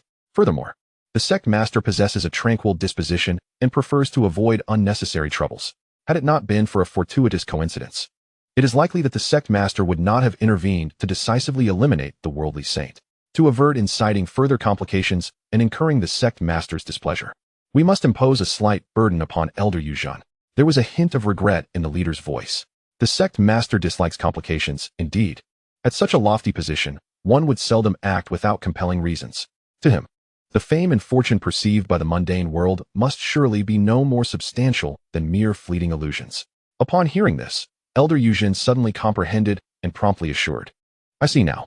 Without the sect master's consent, I shall absolutely remain tight-lipped about this matter, ensuring that not a whisper escapes my lips. I will also instruct ZXIN accordingly. You may all rest assured.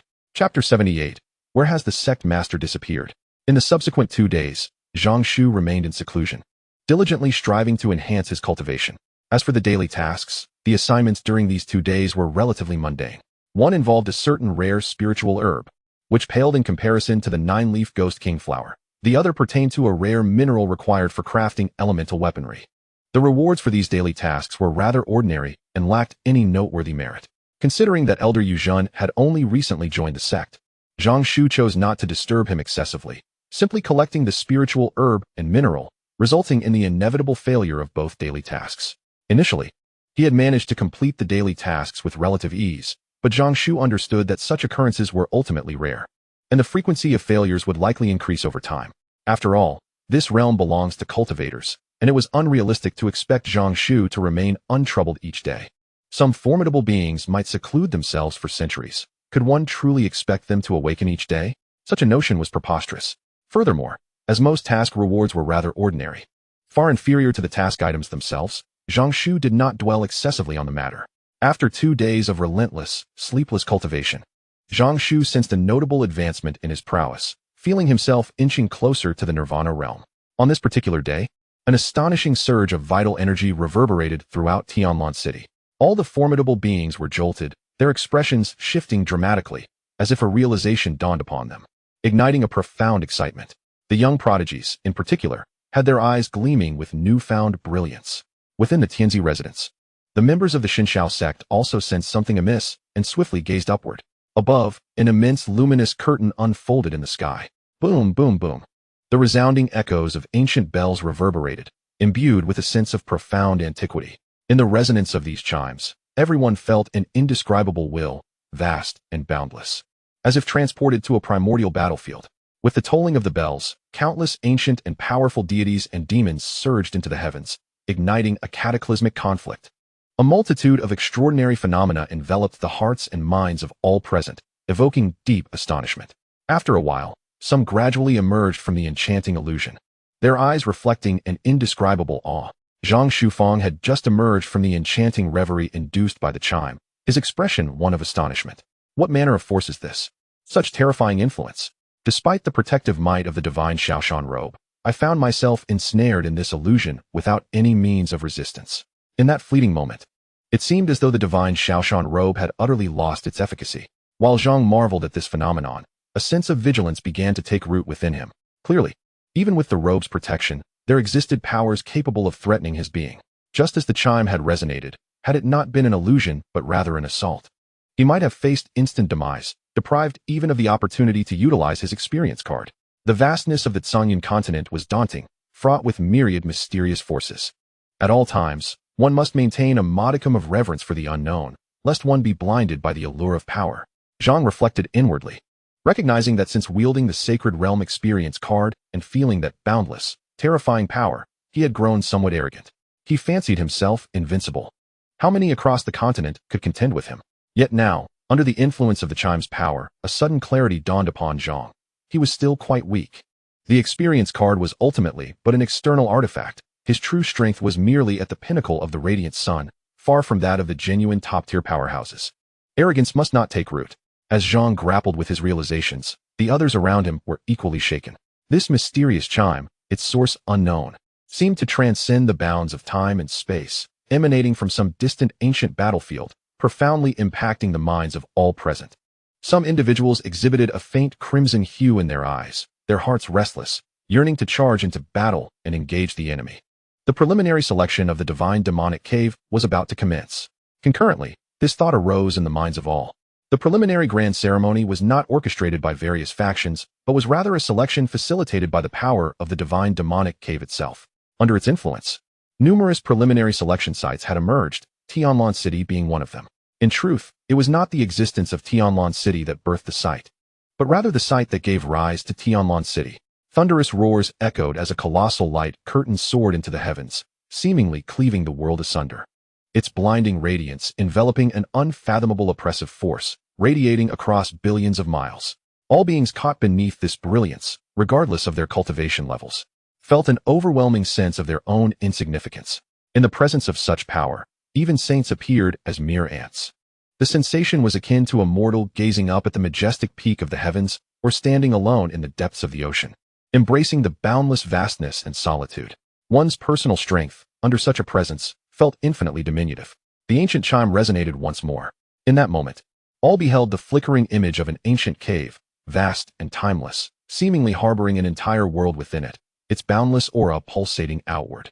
Instantly, all the talented individuals who met the criteria for participating in the divine demonic cave stirred with anticipation. Has it begun?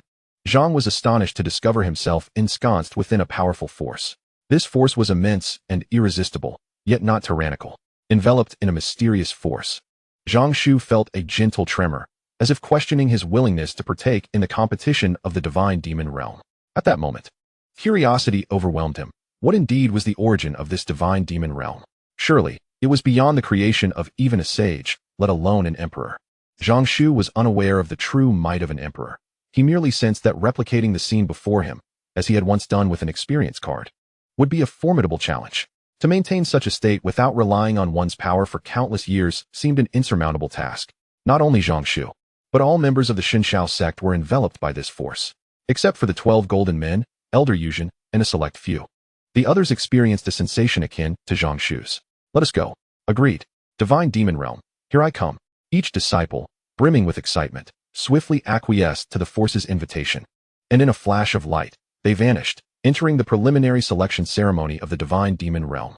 The 12 golden men and the elders of various factions wore expressions of anticipation, hopeful that their disciples would shine in the divine demon realm and secure victory.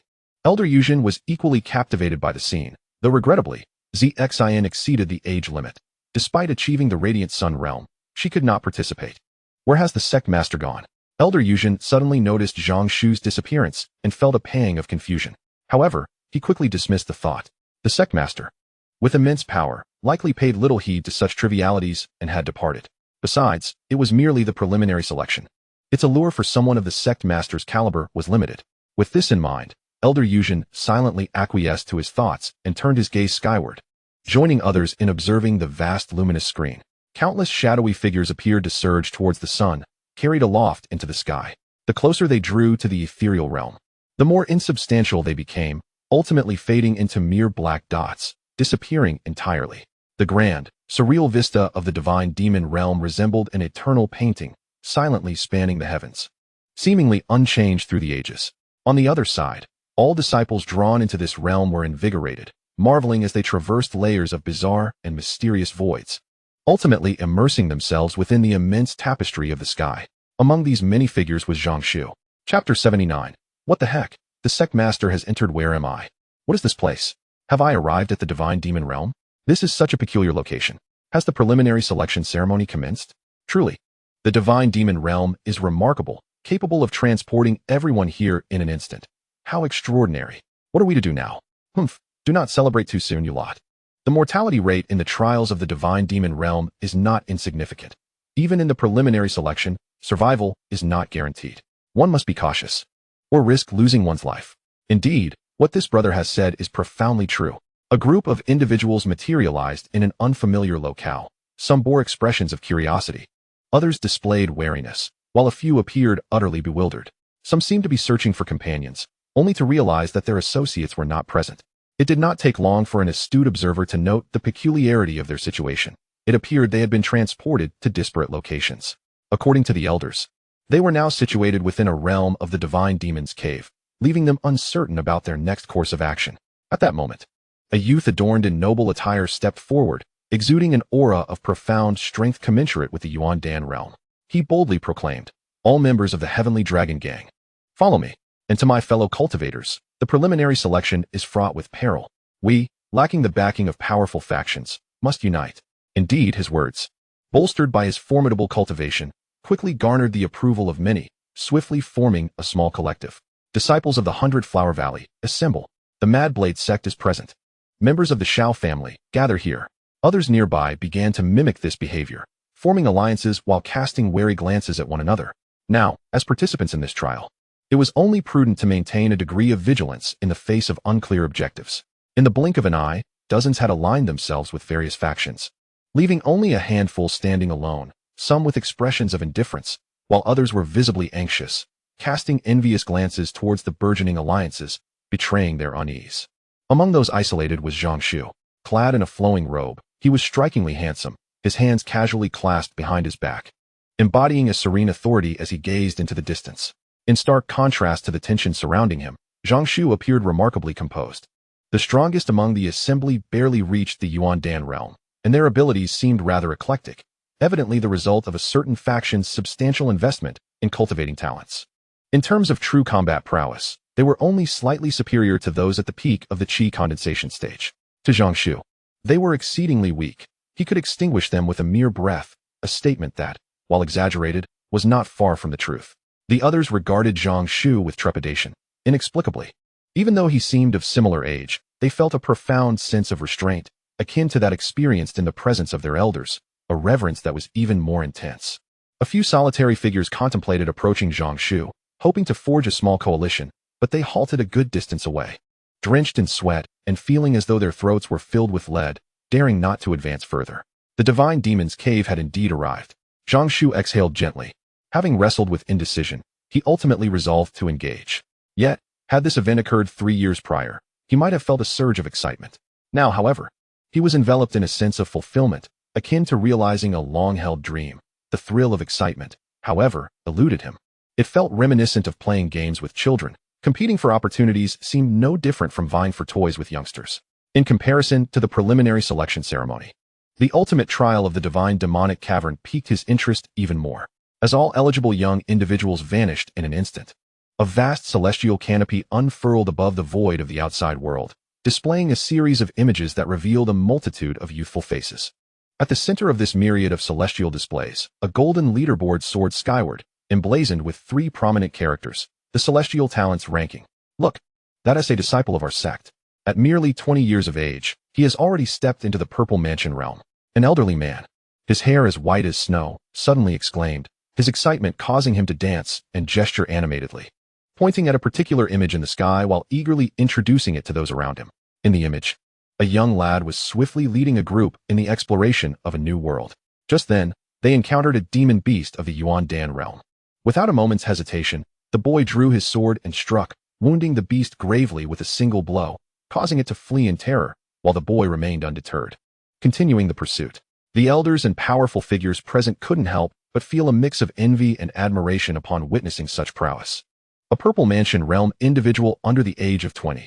For most factions, such a prodigy was a rarity that emerged only once in a century. Comparatively, the previous holy land of red dust had its holy son, who, despite his accomplishments, was merely at the pinnacle of the Yuan Dan realm. And though younger than the boy in the image, his talents paled in comparison. Ha! Look, that is my son, my disciple. You must make me proud this time. My daughter, my grandson, isn't he remarkable? A chorus of laughter erupted among the powerful ones, reveling in the glory of their progeny. The preliminary selection ceremony this time was much like the past. Aside from seeking opportunities to enhance their strength, the key to success lay in collecting nameplates. Upon entry, each participant would receive a nameplate inscribed with their unique points, which varied based on their strength. Defeating others would allow one to seize their nameplate points, while losing points would result in elimination from the assessment, within less than the time it takes for a stick of incense to burn.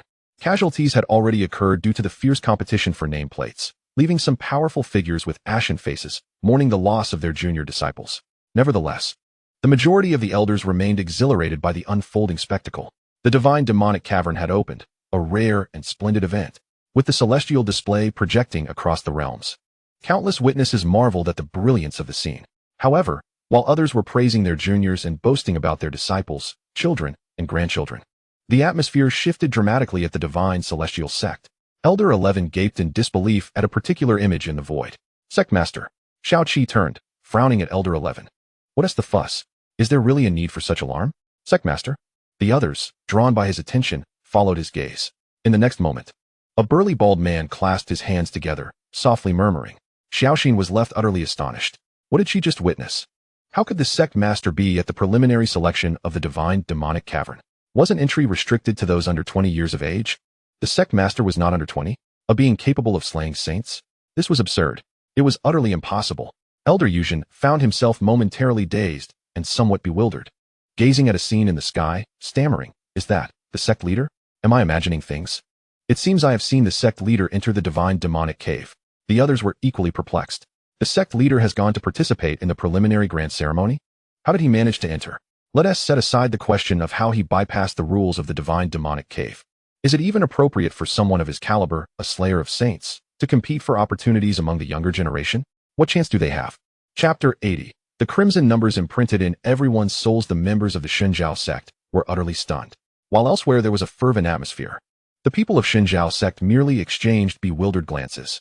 What in the world? What is the sect leader thinking? Setting aside how he disregarded the divine demonic cave's regulations to gain entry, one must question the allure of such opportunities for someone of his stature. Opportunities for rebirth? Ascendancy to sainthood? Renown across the world? Are these truly enticing to the sect leader? For him, the notions of rebirth and achieving sainthood are mere illusions. He is already a saint in his own right. Moreover, he possesses the terrifying capability to slay another saint. Does such an entity truly care for the opportunities within the divine demonic cave? As for fame, a top-tier saint can easily cause an uproar in the world by merely revealing a fraction of their power. Why would he need to resort to such means for recognition? Wouldn't that be redundant? The sect leader's actions are shrouded in mystery, beyond the comprehension of those like us. After pondering for a considerable time, the members could not conjure any suitable reasoning, ultimately attributing everything to the inscrutable thoughts of a saint. Perhaps the sect leader's sudden whim drove him to explore the cave? Surely, he wouldn't be vying for opportunities with a bunch of youngsters, would he? However, did the sect leader's entry pose any risks? Would it provoke any adverse changes? Elder Yuzhen murmured hesitantly, recalling that historically, no saint had ever entered the divine demonic cave. There were instances of saints attempting to force their way in, but they ultimately failed and suffered a backlash from the cave, sustaining severe injuries. The sect leader's success, in her view, was surprising yet not entirely so. After all, the sect leader's might is evident, and it is understandable that he could accomplish feats beyond the reach of other saints. As for the notion that the sect leader's youth, being under 20, might facilitate his entrance, that idea was swiftly dismissed by all. It was inconceivable, absolutely impossible. Nearby, an elderly royal matron observed the stunned and shocked expressions of the Xinjiao sect members, perplexed by their reaction. The idea of their sect leader entering the divine demonic cave elicited little response from her. She merely assumed that the leader might be relatively young. It is not uncommon for exceptionally gifted prodigies to assume the role of sect leader in certain sects. Thus, she found nothing particularly remarkable about it. In contrast, her concerns lay elsewhere. The seventh princess had also entered the divine demonic cave. The princess met the age requirements and possessed considerable cultivation, making her arguably the most talented prodigy the royal family has ever seen, according to the ancient wisdom of the royal ancestors. As long as the seventh princess remains diligent and does not meet an untimely demise, her future accomplishments are destined to rival those of her predecessors. It is essential to recognize that the royal ancestors have already transcended to the realm of nirvana, standing just a step away from the sacred realm. Such an assessment speaks volumes about the significance of the seventh princess to the royal family.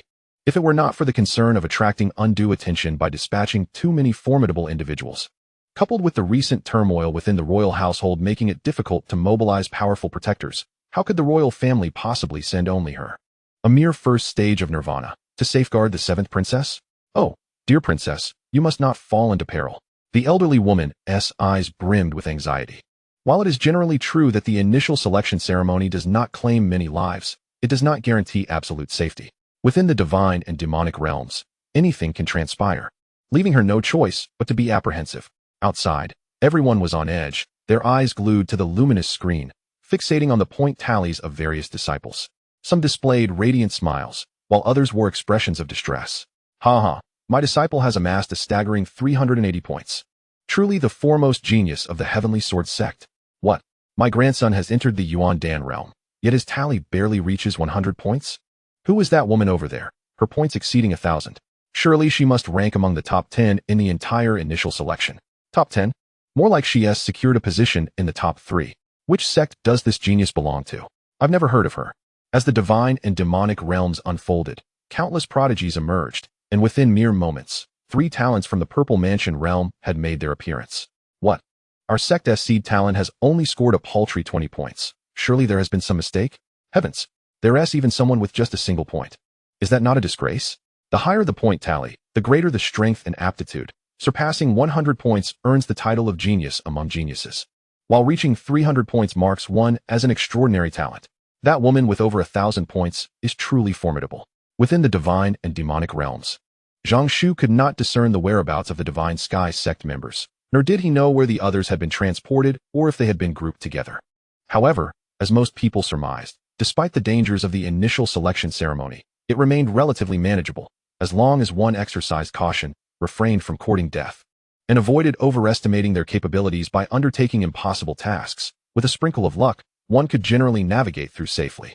In simpler terms, while the initial selection may appear as a filtration process, it also serves as a means of bestowing rewards, providing consolation prizes to those talented individuals who did not have the opportunity to participate in the true trials of the divine and demonic realms. Not to mention, the abundant spiritual energy in this place is immensely rich, exceeding that of the outside world by more than threefold. Merely cultivating here for 10 days or so would be a considerable boon. The members of the Divine Sky Sect are not lacking in strength, and with the presence of Yi Yun and the others, they are sufficiently capable of self-protection. Thus, Zhang Shu harbored no concerns regarding the safety of the Divine Sky Sect members. As for seizing nameplates, as one of the participants, Zhang Shushin received a notification of some mysterious power. He glanced at his wrist, where a faint white halo encircled it like a bracelet, inscribed with a string of numbers. Is that 100,000? Zhang Shushin was momentarily taken aback. The points on the nameplate directly correlated with one's strength, while others boasted scores in the double digits, or even single digits. His was a perfectly aligned 6-digit figure. Moreover, due to its impeccable symmetry, Zhang suspected that this number did not merely signify his worth of 100,000, but rather indicated that his personal initial limit was set extraordinarily high. 100,000. Was that low or high? He found himself at a loss. Soon, he dismissed the thought, regarding it merely as part of a journey. As for the results, they held little significance for him.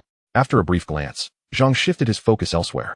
In the outside world, Zhang raised his arm, the series of crimson numbers on his wrist deeply imprinting themselves in the gaze of many powerful individuals.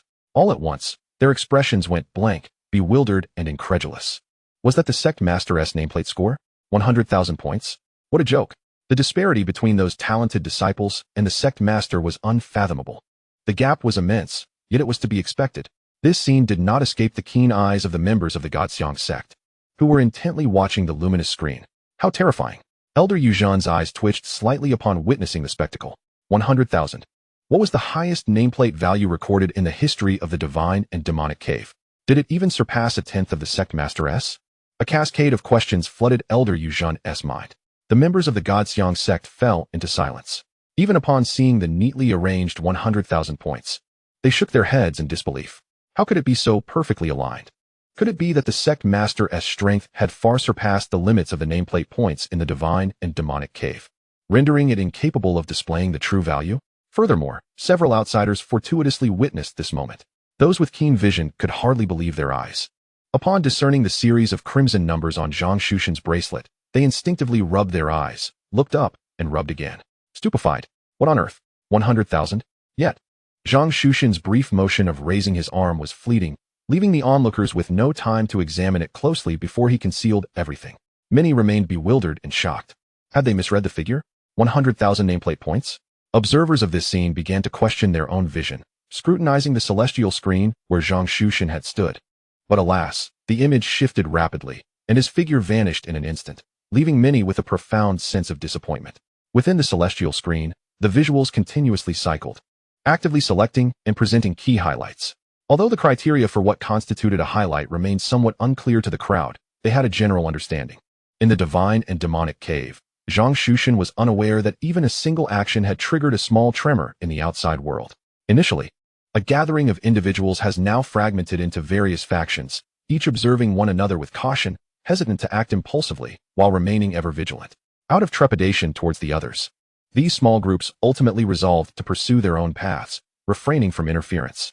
Those who had yet to align with any faction turned their gaze towards Zhang Shu, only to be momentarily taken aback. They beheld that the spot where Zhang Shu had previously stood was now conspicuously vacant. Has he departed? Vanished? What a pity. Some who had hoped to align themselves with Zhang Shu, recognizing his remarkable prowess at first glance, felt a tinge of disappointment upon witnessing his silent departure.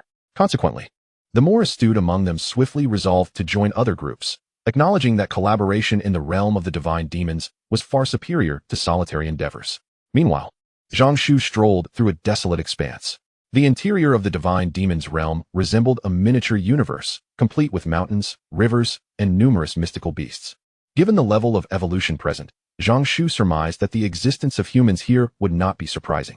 Gently caressing the white bracelet around his right wrist, he activated a unique sensation that allowed him to draw a sliver of mental energy into a special space. Within this realm resided information regarding his ranking points, along with corresponding standings. Quite astonishing, yet Zhang Shu was not overly astonished, as this device paled in comparison to his system. I am ranked first. Upon glancing, Zhang Shu noted his name prominently displayed as the top contender, albeit blank. With a thought, he promptly altered the name to Shen Xiao. Soon, the entire miniature world of the divine demons resonated with a gentle tremor at the wrists of all participating prodigies. In the next instant, they discovered a shift in their ranking information. First place, Shen Xiao, 100,000 points. Witnessing this spectacle, many experienced a subtle jolt, even though they had witnessed such occurrences numerous times before. Each instance of this first place ranking left them in awe. What manner of creature was this? How had he amassed such a staggering score so shortly after entering the divine demons realm? Ranking points are the cumulative tally of one's reputation score, which can also be expended to exchange for various treasures within the divine demons domain. The higher the score, the more exquisite the rewards available for exchange. Should one accumulate an astronomical number of points, even the legendary opportunity for sanctification could be directly redeemed. However, such prospects were undeniably astronomical, rendering them unattainable for anyone, merely a display for admiration. Nonetheless, this exchange mechanism afforded all participating geniuses in the divine demons trials a chance at greatness. Was the formidable individual in first place truly named Shen Xiao? On a hillside, a youth with a cold demeanor gazed at the information displayed on his wrist, his eyes revealing an unprecedented gravity. Who exactly was this Shen Xiao? His score surpassed mine by dozens of times. Second place, Tian 1. Score, 3,100. He believed his score was already commendable, even superior to many of his peers who had previously participated in the divine demonic cave. Yet, the emergence of Shen Xiao severely undermined his confidence. What does it matter if your score is high? Perhaps it was merely luck that granted you certain fortuitous opportunities. I shall soon catch up to you. The cold youth's gaze was piercing. This time, he was determined to confront the first-place contender, only to be taken by surprise by the sudden appearance of Shen Xiao. First place belongs to Shen Xiao? Fu Qi glanced at the first-place information and thought of the other disciples from the Shen Xiao sect, only to furrow his brow in confusion. 100,000 points? How is that even possible? Who is this Shen Xiao? Is it Sister Yi and her companions? This is utterly absurd. After much contemplation, Fu Qi could not fathom who this Shen Xiao truly was. Logically speaking, even if it were Yi Yun, despite being slightly stronger than him, the gap should not be this vast. How peculiar. Fu Qi, ranked 7th. Score, 1,030. Shen Xiao? Is it Fu Qi or Hong Yi?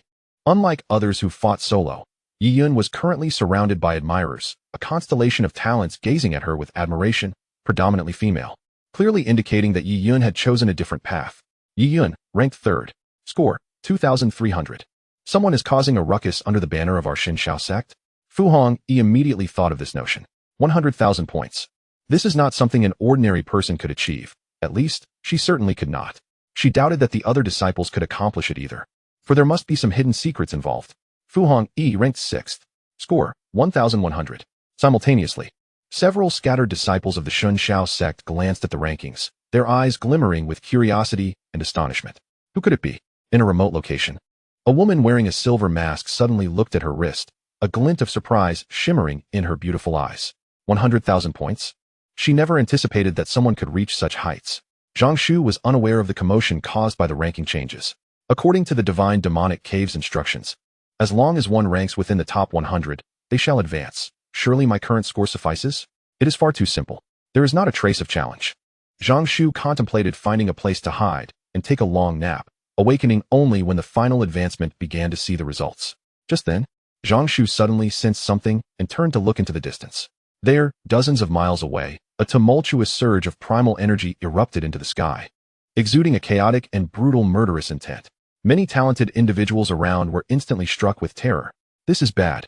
The divine demons are on the move. The divine demons are out. Quick, flee. If we delay, we shall surely lose our lives. Do not hesitate. Flee at once. All the prodigies took to their heels. And even a passerby, upon noticing Zhang Shu, kindly offered a word of caution. Yet, Zhang Shu remained steadfast, gazing into the distance at the terrifying tempest of energy approaching, faintly perceiving cries for help amidst the tumult. Within those surging waves of energy, he sensed a familiar aura of revulsion, dark energy. Once again, it was dark energy. The gods and demons had emerged? Zhang Shu muttered to himself, a fact he was well aware of. Although the initial selection ceremony within the divine and demonic realm posed minimal danger, it was not devoid of peril. There were certain treacherous places and taboos that must never be approached. History had shown that those who dared had met their demise. The emergence of gods and demons was paramount among these dangers. The trials of the divine and demonic realm often unfolded within smaller worlds. To navigate these treacherous waters safely, all participants, under the admonitions of their elders, were to remember and abide by two strict rules. First, never stray more than 1,000 miles from the place of arrival. Second, upon encountering the emergence of gods and demons, irrespective of what was heard or seen, one must never, under any circumstances, draw near. Chapter 82. Lu Yao and the indigenous people. Armed with these two prohibitions, countless prodigies, upon witnessing the horrific tempest of energy, exhibited no hesitation or doubt, and immediately dashed in the opposite direction, disregarding the cries for help. Who could ascertain if those sounds were merely a ruse conjured by some malevolent creature? Regardless, one's life was paramount. The emergence of gods and demons represented one of the greatest threats in the trials of the divine and demonic realm.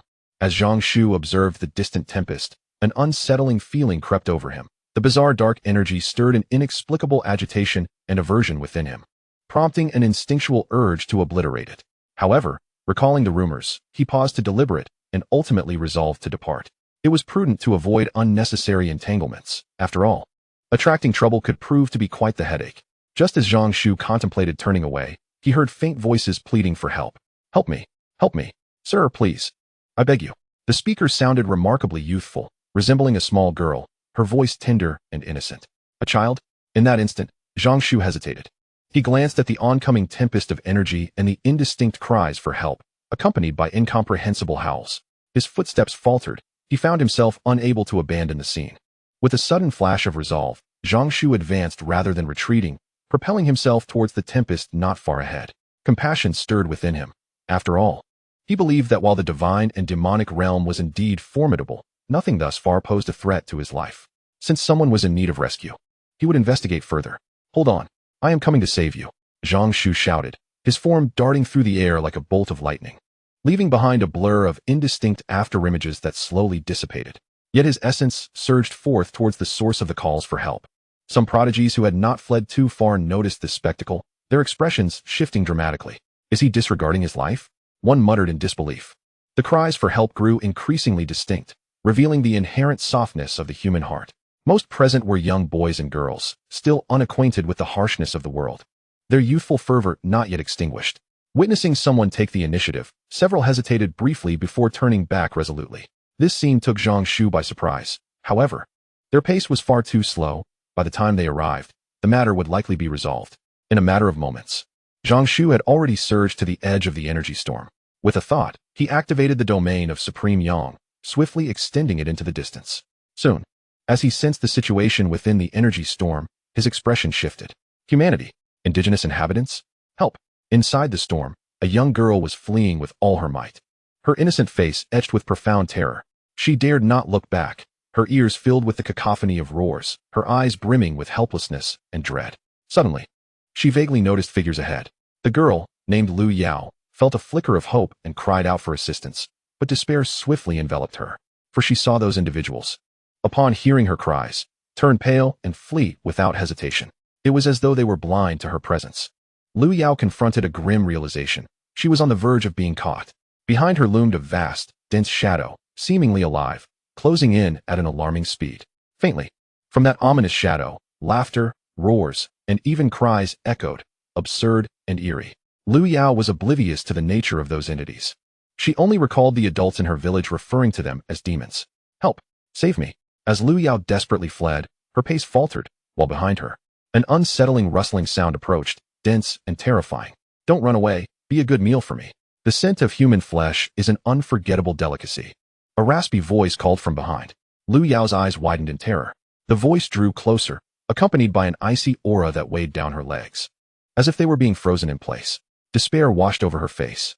No, Lu Yao was engulfed in fear, but it was too late. At the moment her speed waned, darkness swiftly enveloped her, completely consuming her. Stop running. Those people will not come to your aid. They dare not provoke the divine demons. Accept your fate as my meal. A chilling hand seemed to rest upon her shoulder from behind. Yet, just as Lu Yao trembled, that hand recoiled as if burnt, a piercing scream of agony echoing forth, accompanied by the vanishing shadows. In the next moment, Lu Yao felt herself enveloped by a warm force, all the cold dissipating in an instant. I am not dead. Lu Yao widened her eyes, gazing ahead, where an unfamiliar figure had unexpectedly materialized, draped in flowing garments, enveloped by auspicious clouds. What manner of being was this? Zhang Shu positioned himself protectively in front of Lu Yao, frowning as he observed the vast, writhing shadows that seemed to recoil under the searing rays of the sun, akin to frost melting in the harsh light. A hissing sound accompanied the rapid dissolution of the shadows, which were punctuated by chilling, anguished cries emanating from within. As the darkness dissipated, it unveiled a gaunt, black figure that bore a grotesque resemblance to humanity, yet was devoid of brows and a nose, possessing only a pair of blood-red eyes and a mouth filled with sharp, menacing teeth. At that moment, this dark apparition twisted incessantly, howling in a frenzy of despair. "My lord, that is a demon," came a faint voice from beside him. Lu Yao. Startled, Zhang Shu turned to her. "Is this creature truly a demon? And were you just calling for help?" With heartfelt sincerity, Lu Yao bowed deeply before Zhang Shu, brimming with gratitude. "I am Lu Yao, and I thank you for your life-saving intervention. If you would not mind, please visit our village. The elders would surely reward your kindness." "A village? Are you natives of the divine demon's abyss?" Zhang Shu inquired, his curiosity piqued. "Indeed, my lord. Our village is named Demon Suppression Village, tasked for generations with the duty of containing demons. However, we lost contact with the outside world long ago, and the elders have been striving to re-establish communication. Alas, to no avail. Would you like to accompany me to our village?" Lu Yao's eyes shimmered with hope and appreciation as she spoke. Chapter 83. Clues Forgotten in the Depths of Memory. Zhang Shu asked, "Where is your village located? And how did you discern that I hail from the outside world?" Lu Yao pressed her lips together thoughtfully. "We are well acquainted with one another in the village, and your visage is unfamiliar, leading me to surmise you are an outsider. Moreover, the elders mentioned that recently, outsiders would visit, prompting us to seek ways to connect with them." Her voice fell to a somber tone. "However, just as we left the village, we were targeted by demons, and many of our older brothers and sisters perished. Had we not encountered you, I too would have met a grim fate." Tears welled in Lu Yao's eyes as she recalled the lives lost. Zhang Shu remained silent for a moment before asking, "Did you manage to establish contact in the end?" Wiping her eyes, Lu Yao replied with a sense of injustice, "No, aside from you, my lord. Those we encountered fled at the sight of us, denying us any opportunity to speak, coupled with the relentless pursuit of the demons. It seems the outsiders are also fearful of them." As she spoke, a wave of sorrow and frustration washed over her. In truth, they had narrowly escaped the clutches of demons on numerous occasions, but as soon as anyone sensed their approach, they would hastily retreat, exclaiming about demons roaming the land, only to flee faster. She lacked the strength to pursue them. Lu Yao lamented that had those individuals afforded them even a sliver of opportunity, perhaps many lives could have been spared. Zhang Shu remained enveloped in contemplation. He could not quite articulate why he felt that something was amiss regarding the matter at hand, though it was not related to Lu Yao, but rather to the realm of divine and demonic caves. A torrent of chaotic information converged, leaving Zhang Shu unable to discern the truth. After listening to Lu Yao's words, he sighed softly, at a loss for how to offer comfort. Yet, Lu Yao soon ceased her tears, pursing her lips and mustering her spirit. Gazing earnestly at Zhang Shu as she spoke, "The village chief instructed us that if we encounter outsiders, we must inform you immediately. The village is on the brink of collapse. Should the demons suppressed by the village escape, all would perish. It is not only here. Those from the outside world would face dire consequences as well. This is a calamity from which none can escape. Furthermore, the village chief expressed a desire to invite you to our village, as he has much to discuss with you." Lu Yao endeavored to relay the adult's words, but could only convey a general sense. Nevertheless, Zhang Shu comprehended the essence. His thoughts raced. According to Lu Yao, it seemed that within the confines of the divine and demonic caves, some terrifying entity was poised to break free from its seal. Once that moment arrives, both the divine and demonic caves and the outside world would suffer. "Is not the divine and demonic caves a training ground for young talents?" Zhang Shu murmured. His mind was somewhat disordered. He sensed that something was inherently wrong. The divine and demonic caves appeared to harbor numerous secrets, to To be candid, Zhang Shu held skepticism regarding the catastrophe Liu Yao spoke of, yet he dared not dismiss it entirely. Suddenly, he recalled a distant memory. At a time when the Shunjiao sect had yet to be obliterated, his father had expressed evident confusion and bewilderment upon mentioning the divine and demonic caves, repeatedly uttering the word demon and frowning intermittently. During that period, his father often bore a countenance of sorrow and inexplicable apprehension. Eventually, he summoned Zhang Shu and imparted these words. My son, if there comes a day when I am no longer present, and you encounter troubles or challenges, seek the royal family immediately, find Huang Fuzhan, and let him protect your escape from the Tianqing. Do you understand? At that moment, his father seemed to have made a monumental decision, as if he intended to undertake something related to demons, preparing for an irreversible departure. Coinciding with the time when news of the impending opening of the divine and demonic caves began to circulate, the undertaking his father was about to embark upon appeared to be linked to the divine and demonic caves. Zhang Shu was somewhat bewildered, unaware of what was transpiring, merely responding in a daze. However, shortly after this incident, within a month's time, an overwhelming wave of terror descended upon the Xinjiao sect one fateful night, igniting a cataclysmic battle that erased the sect from the annals of the continent in a single night. Countless formidable beings fell, elders suffered casualties, and among them, Zhang Shu's father vanished without a trace. In retrospect, Zhang Shu began to feel a sense of unease.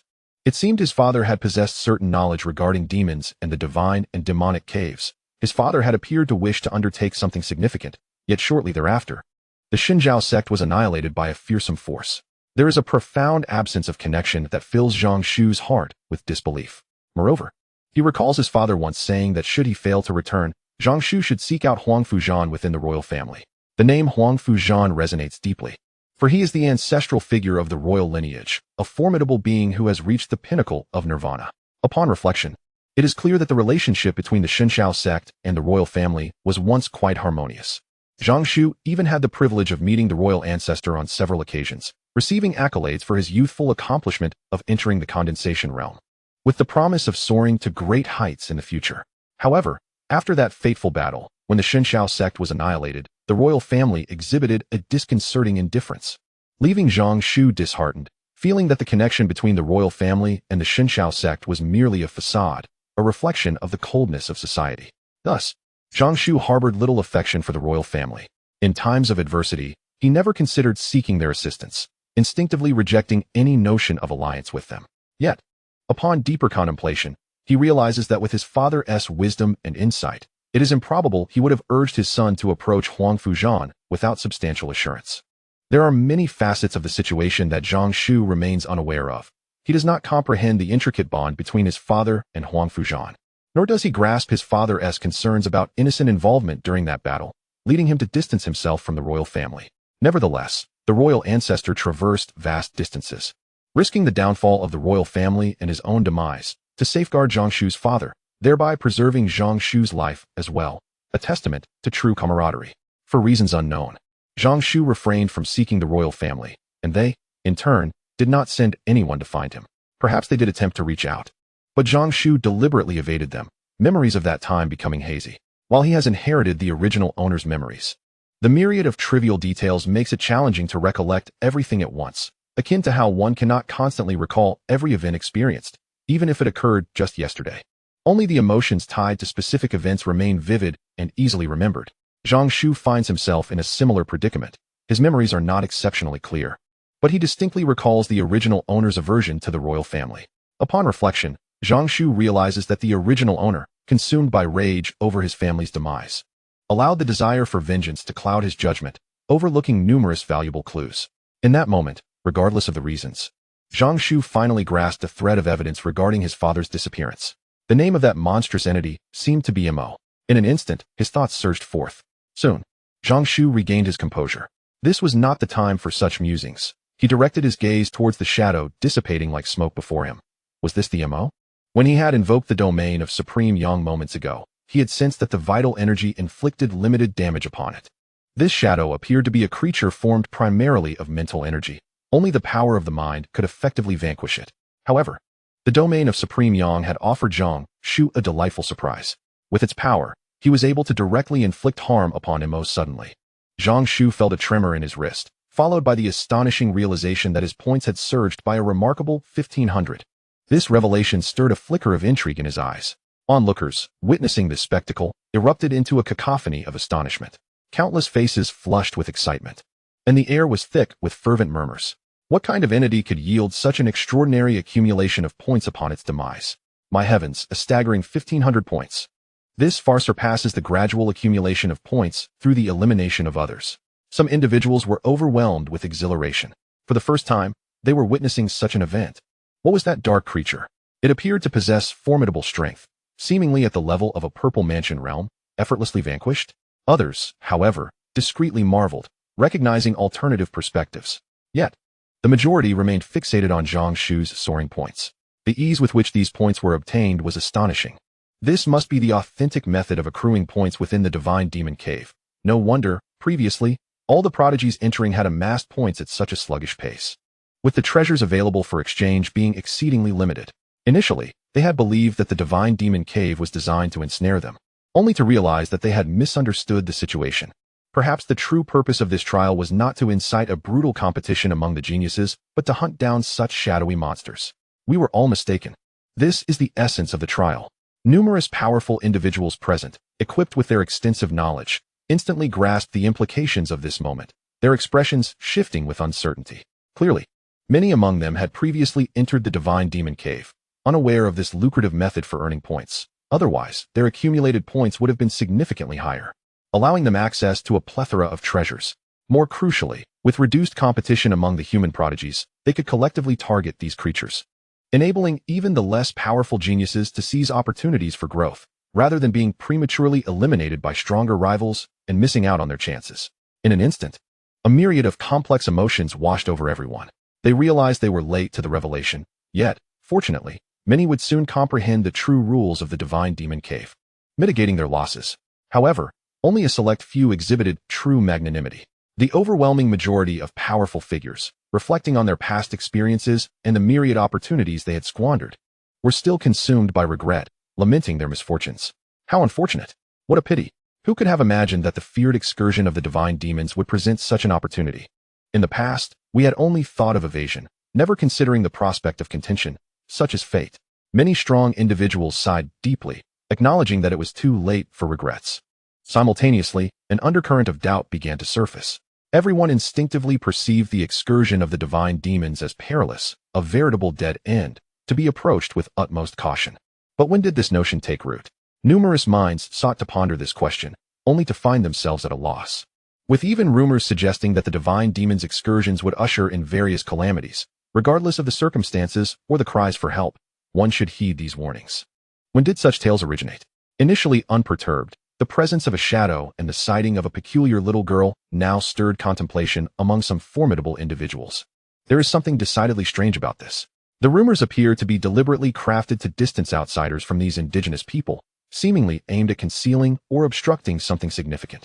Certain powerful figures, perhaps sensing an underlying truth, wore expressions of unease. A sudden realization dawned upon many. They felt as if they had been ensnared in a web of deceit. Yet, they remained oblivious to the identity of their deceivers and the nature of the deception. Patience is essential. Further revelations await. The celestial realm has now entered the domain of divine and demonic excursions, having vanquished such dark monstrosities, and further exploration is undoubtedly imminent. An authoritative elder spoke slowly, his voice tinged with a chilling undertone. This chill was not directed at those present, but stemmed from a profound sense of betrayal. Among the onlookers were several experts of the Nirvana realm, typically sovereigns of their domains, yet at this moment, their countenances darkened, though they struggled to articulate the source of their discomfort, compelling them to endure and observe.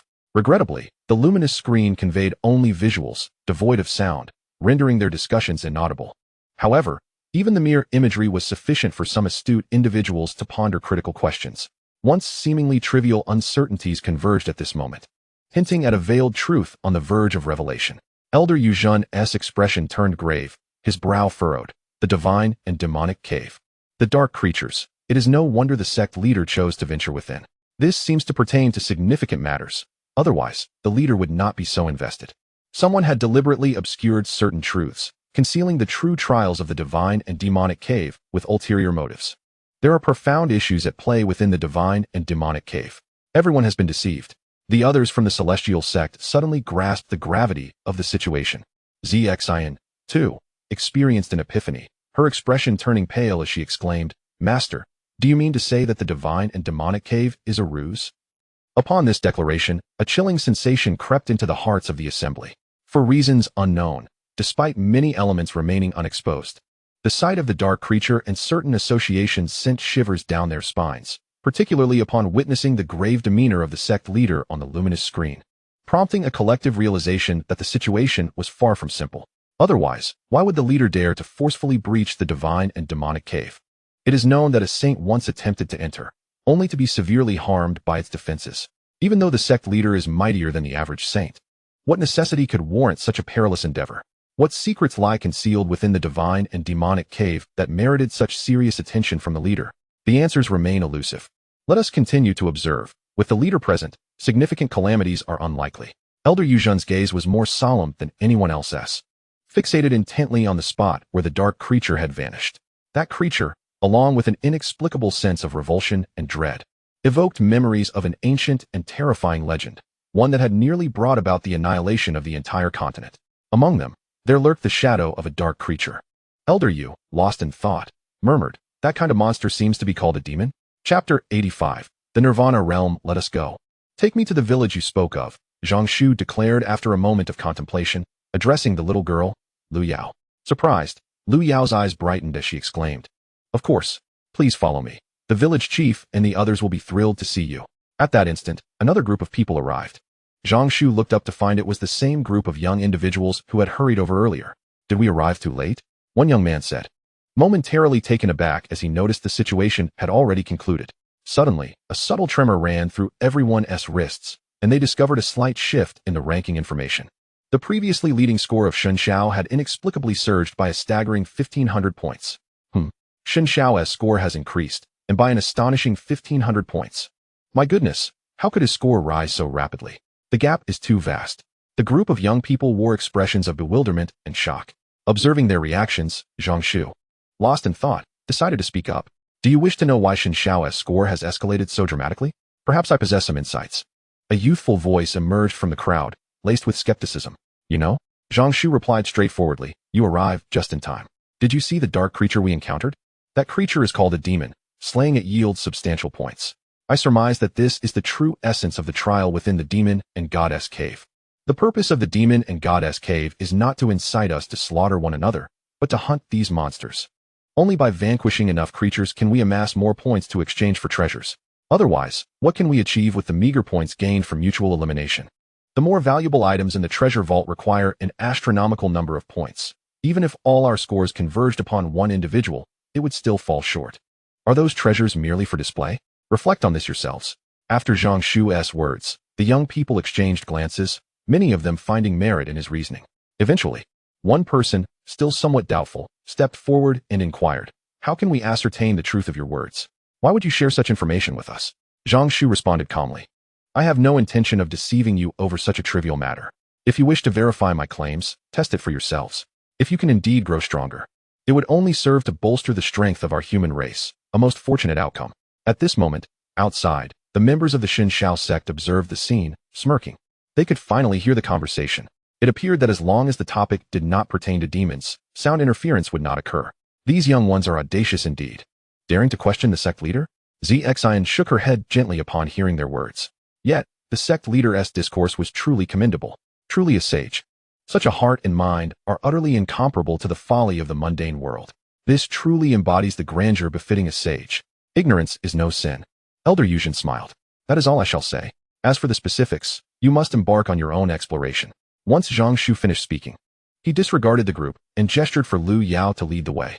Among the young individuals present, there were certainly those of keen intellect. In that fleeting moment, upon witnessing the mysterious black creature dissipate in the presence of Lu Yao, a bold conjecture began to take shape in some minds.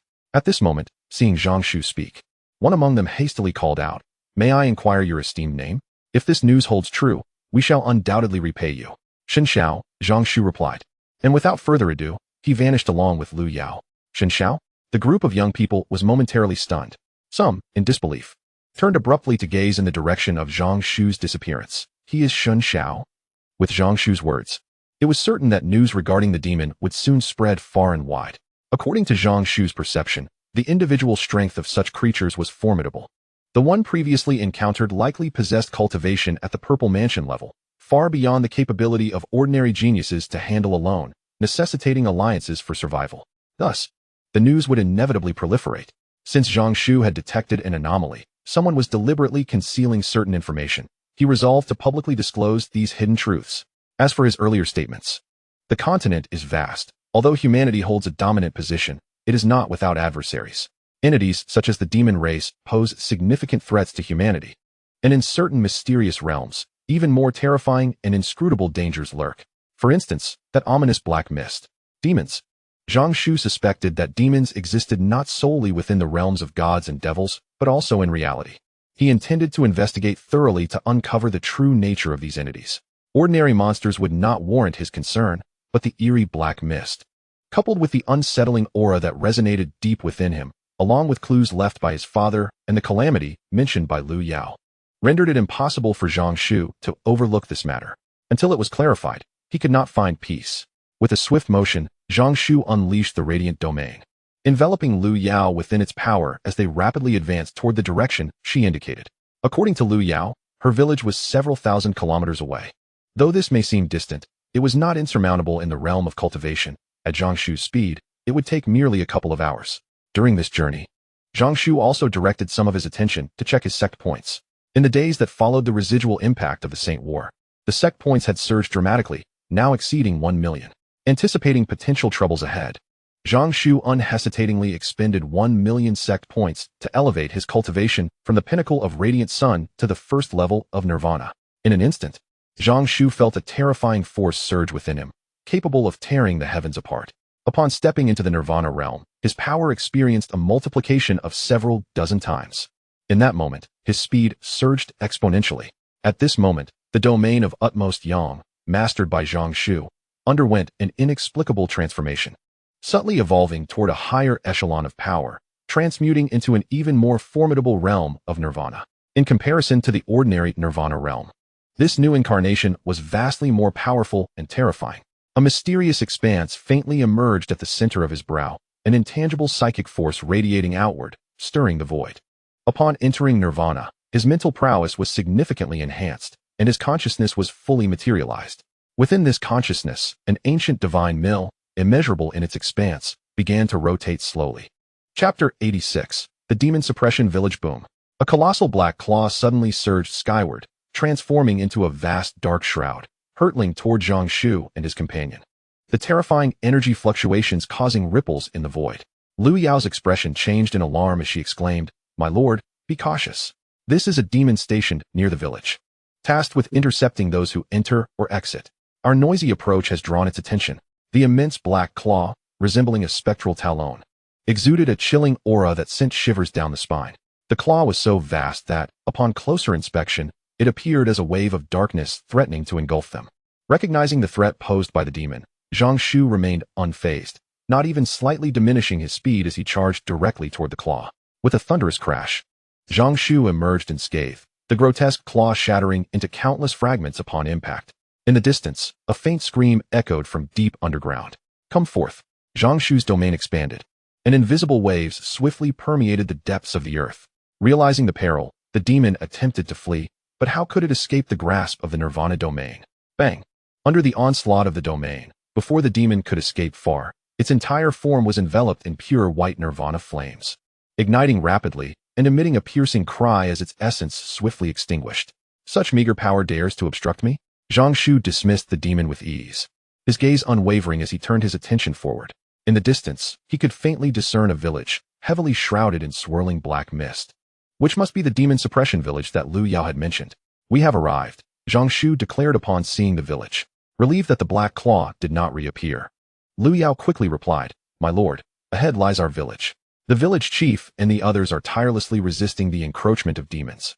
They likely lack the time to welcome you. We may proceed directly within." Zhang Shu accelerated, breaking through the black mist's confinement and entering the demon suppression village.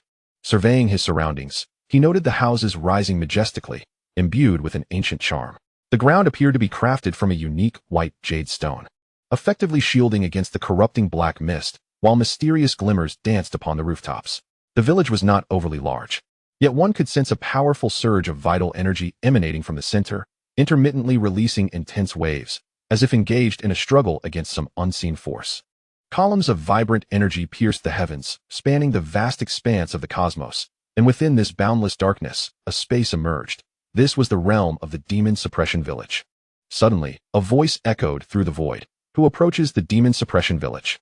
The sound of something piercing the air broke the silence, as if sensing the intrusion of outsiders. An elder with a long beard, his eyes gleaming with a sharpness of mind, approached from the sky, each step covering hundreds of meters in the blink of an eye. Within mere breaths, he stood before Zhang Shu and his companion. From a distance, Lu Yao called out, "Grandfather Village Chief, I have returned with guests, outsiders." It had been 300 years, 3 long centuries since the village had awaited the arrival of individuals from beyond. Upon seeing Zhang Shu and noticing Lu Yao's excitement, the village chief's expression shifted to one of palpable enthusiasm. "You are the village chief?" Zhang Shu inquired directly, his gaze fixed on the elder's animated eyes. "What is the true nature of the Demon Suppression Village, and what of the dark energy and demons from the outside world, as well as the calamity you speak of?" The village chief cleared his throat, filled with an inexplicable excitement. "This is a long tale, one that cannot be succinctly explained. I have already notified the others in the village, and they will soon arrive to elaborate on everything that has transpired here. This way, we shall fulfill our mission." Zhang Shu nodded in understanding, refraining from pressing further. During his journey, he had noticed that the farther he moved from the point of descent and deeper into this space, the denser the surrounding darkness became. As he approached the Demon Suppression Village, the world around him had turned into a shadowy abyss, nearly devoid of light, evoking a profound sense of oppression. Moreover, the deeper he ventured, the more inexplicably his heart raced, as if something terrifying was watching him. Yet, this sensation was fleeting, almost illusory, leaving him with an unsettling feeling that tied back to Lu Yao's mention of calamity. Suddenly, he asked, "Does this area conceal something exceedingly dreadful? Along my path, I have felt an inexplicable terror, as if a fearsome presence were fixated upon me. Could it be the demons you speak of?" The village chief was not taken aback by Zhang Shu's inquiry. "This was meant to be discussed later, but since you have asked, it is no trouble to share. Indeed, this place, or rather, the entire realm of the divine and demonic, does harbor a terrifying creature under seal. Is it true?" Zhang Shu pressed for confirmation. The village chief nodded solemnly. "Indeed, but it is not a living being. It is a corpse, a demon's remains." "A corpse? Not a living entity?" Zhang Shu questioned, skepticism lacing his voice. Could a lifeless body evoke such a profound sense of threat, even to someone of his nirvana realm? This was no ordinary demon's remains. The village chief seemed to discern Zhang Shu's thoughts, shaking his head as he spoke. "Long ago, in a time when the Songyun continent thrived far more than it does now, it underwent a cataclysmic disaster that nearly led to its annihilation. The emergence of a terrifying creature, known as a demon, caused countless strong warriors to fall and brought about the death of innumerable beings, transforming the land into a desolate wasteland. It can be said that the present Songyun continent is constructed from the ashes of its former glory. In the past, formidable warriors battled against these demons, and though they achieved victory, they were unable to eradicate the threat completely, leading them to seal the demons away, relying on the passage of time to gradually extinguish their existence until they are utterly obliterated. Within the realm of divine and demonic beings, an imperial demon remains sealed." Zhang Shu's expression shifted in astonishment. He inhaled gently and inquired, "Here, an imperial demon was once sealed?"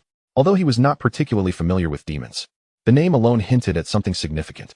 An imperial demon.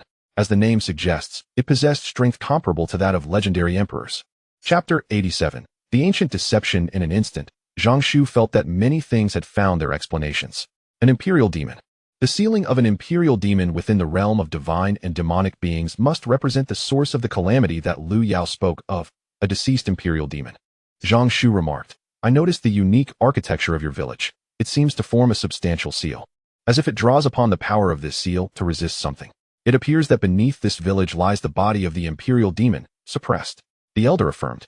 "Indeed, even though the imperial demon has gradually diminished over the long ages, it remains a legendary entity that rivals emperors. Even in death, its mere presence continues to pose significant challenges for us. We, who have dwelled in the realm of divine and demonic beings for generations, are tasked with guarding the body of the imperial demon and eliminating the new demons that arise from it. However, as time has passed, unforeseen developments have emerged." Zhang Shu nodded, continuing to listen. In a different context, he would be indifferent to the so-called calamity. Yet, This matter pertained to the realm of divine and demonic beings and the kingdom of Tianxing, as well as clues regarding his father's disappearance. Regardless of the reason, Zhang Shu felt compelled to investigate thoroughly. If the repercussions were minimal, it would matter little, but should a true calamity be on the horizon, he would do everything in his power to intervene. After all, the Divine Sky Sect was still situated within the borders of the kingdom of Tianxing, which lay under the influence of the realm of divine and demonic beings. Should anything occur within that realm, the Divine Sky Sect would inevitably be affected. As the sect leader, he had the responsibility to extinguish any potential threats to his sect's safety in their infancy. Furthermore, as long as the Divine Sky Sect remained intact, there might one day be a chance for reunion with his father. Moreover, it is worth noting that numerous disciples of the Divine Sky Sect still resided within the realm of divine and demonic beings. Yi Yun, Fu Hongyi, Fu Qi, and dozens of other recognized disciples. The well-being of these individuals cannot be overlooked. Should any calamity befall the divine demon cavern, these disciples, possessing insufficient strength, may find themselves utterly annihilated before they can escape. As the sect leader, Zhang must ensure their safety. The village elder, with a voice tinged by the weariness of age, began to elucidate the existence of demons. He spoke slowly, his tone imbued with a hint of fatigue. The origins of these demons remain somewhat unclear to this old man. Yet it is known that they are terrifying creatures left over from ancient times, possessing intelligence rivaling that of humanity and exhibiting peculiar abilities. Their forms seem entirely composed of mental energy. The stronger they are, the more pure their essence becomes, rendering them increasingly resistant to physical attacks. It is said that once they reach the level of an Empyrean demon, they become completely immune to material assaults. Only pure mental energy can inflict harm upon them, which places us at a severe disadvantage in our struggle against these demons. They are frightfully formidable. At this point, the elder appeared to be lost in thought, a look of dread crossing his face, indicating that the presence of demons had cast a long shadow over his consciousness. After a pause, he continued, once, a venerable figure of humanity had slain and sealed an Empyrean demon, thereby establishing the divine demon cavern. Our ancestors, serving under this great being, upon witnessing the sealing of the Empyrean demon, willingly took on the task of guarding its remains, vowing that as long as the demons within the divine demon cavern were not utterly eradicated, neither they nor their descendants would ever leave this sacred place. The elder smiled ruefully at this recollection. He could understand the noble intentions of his ancestors and their commitment to the greater good of humanity. Yet this oath had ensnared their descendants in a relentless bind, preventing them from departing the divine demon cavern. Initially, circumstances were somewhat manageable. Although the Empyrean demon was powerful, it was nearing its end, and with the aid of the ancient techniques left by the great beings of humanity, our ancestors found it relatively easy to suppress the demon's remains. However, as time passed, even the mightiest would eventually succumb to death. After the fall of the sage, the lineage that followed was fraught with weakness, and no new sage emerged.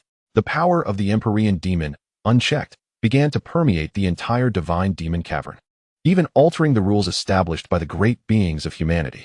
First, it barred anyone over the age of 20 from entering the cavern, thus severing our reinforcements. Subsequently, it leveraged the strength of numerous spawned demons to seal off the village, preventing us from communicating with the outside world. Though there were moments of hope when some young members of humanity discovered our plight, they too fell victim to the demons, who, being cunning and shrewd, understood that openly eliminating these youths would only heighten the vigilance of humanity against them. Instead, they covertly polluted the captured individuals with demonic energy, transforming them into demon servants infiltrating our ranks. Later, they sent forth these servants to spread various rumors, actively dissuading outsiders from approaching us and obscuring the truth of our dire situation. In the end, utilizing the power left behind by the corpse of the imperial demon, 7 formidable barriers were established, which in reality served merely as a trap. Should anyone manage to successfully traverse these 7 trials, they would be immediately tainted and transformed into a true demon. Even those who failed to completely overcome the challenges would still suffer some degree of corruption. This information was gleaned from the accounts of some fortunate youths who had ventured here in the past. Alas, it has been a full 300 years since the last encounter with anyone from the outside world. 3 centuries have passed, and one can only wonder what the exterior realm has become. The village chief shook his head, sighing with a hint of melancholy. Upon hearing this, Zhang Shu's mind began to race. The 7 barriers are merely a trap?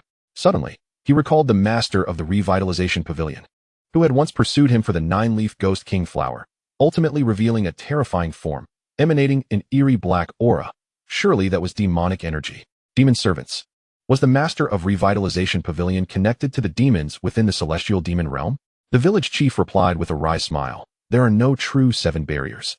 The great beings of humanity established the celestial demon realm not to test the youth, but solely to suppress the demon corpses. If one were to speak of genuine trials, this very cave, the so-called preliminary selection ceremony you mentioned, constitutes the true test. Slaying demons to obtain rewards is merely a means for the great beings of humanity to honor those who contribute. Unfortunately, all plans have been thwarted by the demons. It is likely that neither the great beings of humanity nor our ancestors anticipated that since the fall of the progenitor, none of his descendants have emerged as a saint. The absence of a saint is the principal cause of all this turmoil. As for the so-called trials for the young, they are nothing more than the demon's scheme to weaken humanity, an insidious alteration wrought over countless ages. Chapter 88. The Demons Break Free. The Holy Dragon Staff emerges. Zhang Shu listened in increasing astonishment. He had not expected the celestial demon realm to possess such an alternate aspect. The imperial demon's corpse and the newly birthed demons. He raised his gaze, apart from the small area where the demon suppression village resided. The sky outside was enveloped in a grim, oppressive darkness, reminiscent of a deep, unfathomable ocean, devoid of any light, surrounded by suffocating, terrifying waters. The existence of the demon suppression village seemed like a solitary island amidst the abyss. This must be what the demons wished to see, slowly eroding the strength of these guardians. After the fall of the first saint, they seized the opportunity presented by the weakened guardians to manipulate the rules of the celestial demon realm through various means, severing the connection between the guardians and the outside world. Surely, there must have been further conflicts along the way. However, from the ultimate outcome, it appears that the demons have entirely gained the upper hand, not only successfully diminishing the guardians' power across generations, but also blocking any external assistance, even burying the truth of history, allowing the inhabitants of Demon Suppression Village to be utterly forgotten in the mists of time. How cunning! Zhang Shu felt a twinge of apprehension within. If these monsters were merely powerful, that would be one thing. Yet, it is their intelligence that proves to be far more formidable. The village chief sighed repeatedly. The capabilities of the village chiefs throughout the ages have seen a steady decline, beginning with our ancestors. The founding sage possessed unparalleled strength, while the subsequent generations of village leaders were merely individuals at the pinnacle of nirvana, struggling to harness the remnants of artifacts left by the great beings of humanity, barely maintaining a semblance of the sage's threshold. However, as time wore on, the talents of our kin inexplicably diminished. In my generation, despite investing immense effort and enduring arduous training, I have only managed to reach the late stages of nirvana. Even with the aid of the treasures bequeathed by the mighty, I find it impossible to suppress the presence of malevolent forces. With a bitter smile, the village chief lamented. Only by attaining the 7th level of nirvana can one truly be considered in the late stages of this realm. Such a cultivation level, if placed in the outside world or within the Tianqing kingdom, would be deemed extraordinarily powerful. Except for the reclusive royal ancestors, one could almost traverse the entire Tianqing kingdom with ease. Yet, in the face of increasingly rampant demons, I find myself gradually overwhelmed. The 7th level of nirvana may not seem vastly different from the 9th, yet the gulf in the path of cultivation widens exponentially. To illustrate, Zhang Shu, during his Purple Mansion stage, required merely 10,000 sect points to break through a single level, whereas reaching a minor tier within nirvana now demands a staggering 100,000 sect points. The disparity from the first to the second level of nirvana is comparable to the leap from an ordinary person to full brilliance. This stark difference is evident. Even with the aid of supreme treasures, the village chief can only barely unleash the power of the 9th level of nirvana. Although this is undeniably formidable, it pales in comparison to the explosive strength exhibited by previous village chiefs who could reach the sage's threshold. Beneath the sage, all are mere ants. Even the bare minimum of sage-level power vastly surpasses that of dozens or even hundreds of 9th level nirvana practitioners.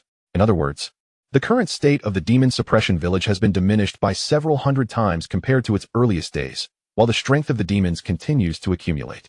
Despite sharing similar power levels, demons possess lifespans that far exceed those of humans, making their strength even more formidable over time. Were it not for their apprehensions, the demon suppression village would have been utterly annihilated long ago. Yet, even in this brief period of relative stability, countless years have passed, and the demons have amassed tremendous power. The seals are frequently disturbed, with cracks appearing ever more abundantly, and it will not be long before catastrophe fully erupts. The mission of the demon suppression village is to quell the demons. Now, witnessing our inability to maintain the seal, our only hope lies in reaching out to the outside world for assistance. At that moment, Both Zhang Shu and the village chief's expressions shifted dramatically as a thunderous roar resonated through the air. Boom. This is dire. The demons are assaulting the seal once more. They must not be allowed to escape. Although the demons outside are formidable, they can still be managed. If those sealed within break free, it will truly spell our doom. The chief shouted urgently, a warning to all, and an explanation for Zhang Shu. No sooner had his words left his mouth than streaks of radiant light rushed in from all directions, hastening towards the source of the explosion. The entire village of demon suppression quivered violently, the surrounding darkness undulating incessantly, reminiscent of churning sea waters producing a cacophony of sounds, imbued with a heavy, terrifying pressure, as if poised to cascade down like a deluge, threatening to engulf and submerge the village. Crack, crack. The alabaster ground began to shimmer with light, yet certain areas, worn by the passage of time, started to take on a grim hue, fissures rapidly spreading, the cracking sounds echoing relentlessly, wisps of dark energy rising from the earth. Boom, boom, boom. The seemingly fragile houses, in that moment, transformed into colossal glass mountains, radiating an indomitable brilliance, suppressing all upheavals. The entire village of demon suppression swayed perilously. Yet the true trouble loomed ahead. Ha ha ha, Jiang Tianming, you old wretch, how long do you intend to keep us confined? You cannot hold out much longer. Why not simply release the seal and let us go? We assure you we shall not harm the people of demon suppression. Why endure this futile struggle while your village faces countless casualties? Jiang Tianming, have you no compassion? Boom. The ground trembled violently, as if something dreadful were about to emerge from beneath, the village transforming into a massive seal pressing downwards, yet a portion of the area remained weakly sealed, quickly torn open by a horde of monsters. Jiang Tianming, let us depart, and we shall coexist peacefully. Otherwise, do not blame us for unleashing a massacre. A chilling voice reverberated, resonating in every ear. Some of the weaker villagers involuntarily shivered, feeling a profound chill seep deep into their hearts.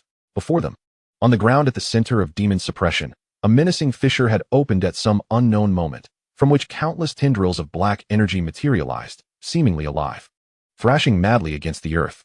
Nearby houses dimmed rapidly, crumbling with a thunderous roar.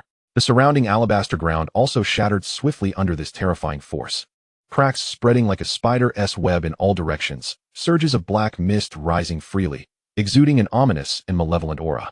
Humph. Deceptive words to confuse the masses. At that moment, the space slightly distorted, and an elderly man with a long beard appeared above the fissure, leaning on a dragon-headed staff, his eyes resembling a blazing sun. Thud, thud. The staff gently struck the void, unleashing an invisible wave that spread outward. A powerful force descended, suppressing the rampant tendrils, each capable of making even the most formidable beings of the Nirvana realm recoil, instantly rendering them immobile, followed by their swift disintegration. The sacred dragon staff. Within the fissure, a multitude of shadowy figures with crimson pupils involuntarily shrank back. The sacred dragon staff, a treasured artifact left behind by a great human warrior after vanquishing an imperial demon, can only be wielded by the village chief of demon suppression.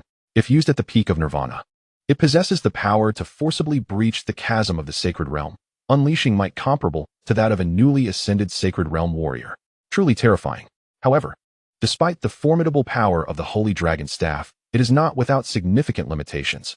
Only those of specific bloodlines can wield it. To others, even if they were to grasp it, it would merely be a well-crafted ordinary staff. It is only in the hands of the village chief of Demon Suppression Village that the Holy Dragon Staff becomes a treasure that instills fear in countless powerful beings. Such a relic has never been known to have been forged by anyone in the contemporary world, and Zhang Shu had never heard of any artifact capable of breaking the shackles of the sacred realm, for the creation of such a thing would demand an enormous price. Even from an emperor, and not just any emperor could create it. The 9th level of Nirvana. Zhang Shu felt the village chief's aura, akin to a blazing sun, and could not help but marvel. What a magnificent treasure. Moreover, he sensed that the village chief had not unleashed the full potential of the Holy Dragon Staff. Otherwise, the power released in a desperate struggle would be truly cataclysmic. The continued existence of Demon Suppression Village is undoubtedly tied to the chief's formidable presence. Chapter 89. The seal weakens, defeat revealed, the chief seeks to face death. Nevertheless, the village chief of Demon Suppression Village would never resort to his final means unless absolutely necessary. Currently, Chief Jiang Tianming possesses only the cultivation of the 7th level of Nirvana, yet with the Holy Dragon Staff, he can consistently unleash the strength of the 9th level of Nirvana. However, should he choose to expend everything and sacrifice his lifespan, he could unleash even more terrifying attacks. Yet, doing so would not only lead to his own demise, but could also inflict irreversible damage on the Holy Dragon Staff. If Jiang Tianming were to perish, it would undoubtedly be a significant blow to Demon Suppression Village. Should the Holy Dragon Staff suffer permanent damage, it would exacerbate the already precarious situation of the village even further. Indeed, the latter consequence might be even more consequential. Without the village chief's protection and the suppression of formidable force, the annihilation of Demon Suppression Village could be imminent. Thus, unless it is the very last resort, even with a glimmer of hope remaining, the village chief would not choose to unleash his final attack, even at the cost of his own life. The chief may perish, but the Holy Dragon Staff must not suffer any mishap. The Holy Dragon Staff is the foundation upon which Demon Suppression Village relies for its existence. In addition to Chief Jiang Tianming, who is at the 7th level of Nirvana, Demon Suppression Village boasts 5 other Nirvana realm practitioners, including 2 in the mid-Nirvana stage and 3 in the early stage, making a total of 6 formidable warriors. Such strength, even if it does not rival the Celestial Star Royal family, is still a force to be reckoned with. Boom. The Holy Dragon Staff unleashed dazzling golden light, resembling roaring golden dragons that soared through the heavens, emitting thunderous roars as they spiraled down to subdue the myriad shadowy monsters below, instilling a sense of trepidation in them, who dared not challenge its edge. The village chief of Demon Suppression Village, wielding the Holy Dragon Staff, is nearly on par with the ancestral powers of the royal family. The terrifying waves of explosive energy swept across the heavens and the earth, while the other 5 Nirvana realm practitioners assisted from the sidelines, creating an overwhelming might. In that moment, Demon Suppression Village gained a tremendous advantage. However, within Jiang Tianming's aged eyes, there was no trace of joy. Instead, they were clouded with a heavy somberness. As time passed, Jiang Tianming could feel his vitality being rapidly consumed. Though they had dealt significant blows to many demonic entities, the truly formidable foes they had vanquished were negligible in number. Within the fissures beneath the Demon Suppression Village, the strength of the demons was not excessively formidable. The most powerful among them barely reached the 6th transformation of Nirvana, at the pinnacle of the mid-Nirvana stage. This level of power was inherently inferior to Jiang Tianming's own, especially with the Holy Dragon Staff in his possession, which allowed him to exert overwhelming dominance. However, the demons were firmly entrenched at the fissure's exit. While they were suppressed and unable to advance even an inch, whenever they sustained severe injuries, they would swiftly retreat back into the depths of the earth, drawing upon the demonic energy emitted by the corpses of the imperial demons to rapidly recover, their speed astonishing. During these intervals, numerous new demons would surge forth to take their place. Although the number of elite demons was limited, their sheer quantity of Nirvana stage demons far surpassed that of the Demon Suppression Village. Just this one fissure alone harbored hundreds of such formidable demons. The sheer terror of this number, disregarding the level of saints, would send shivers down the spines of even the most revered sanctuaries. Fortunately, the overall strength of the demons was not particularly great. Most had only reached the early stages of Nirvana, coupled with the restricted area of the fissure. The number of demons surging forth at any one time was manageable. However, despite this, the situation remained dire. As long as they were not obliterated in a single strike, the demons could swiftly retreat to recover, while more would continually emerge, with vast numbers at the Nirvana stage, let alone those below it. An overwhelming multitude. Moreover, the demon bodies exhibited immunity to most forms of energy attacks, and with their sheer numbers, even Jiang Tianming, wielding the Holy Dragon Staff, found it exceedingly difficult to deliver a fatal blow to these creatures.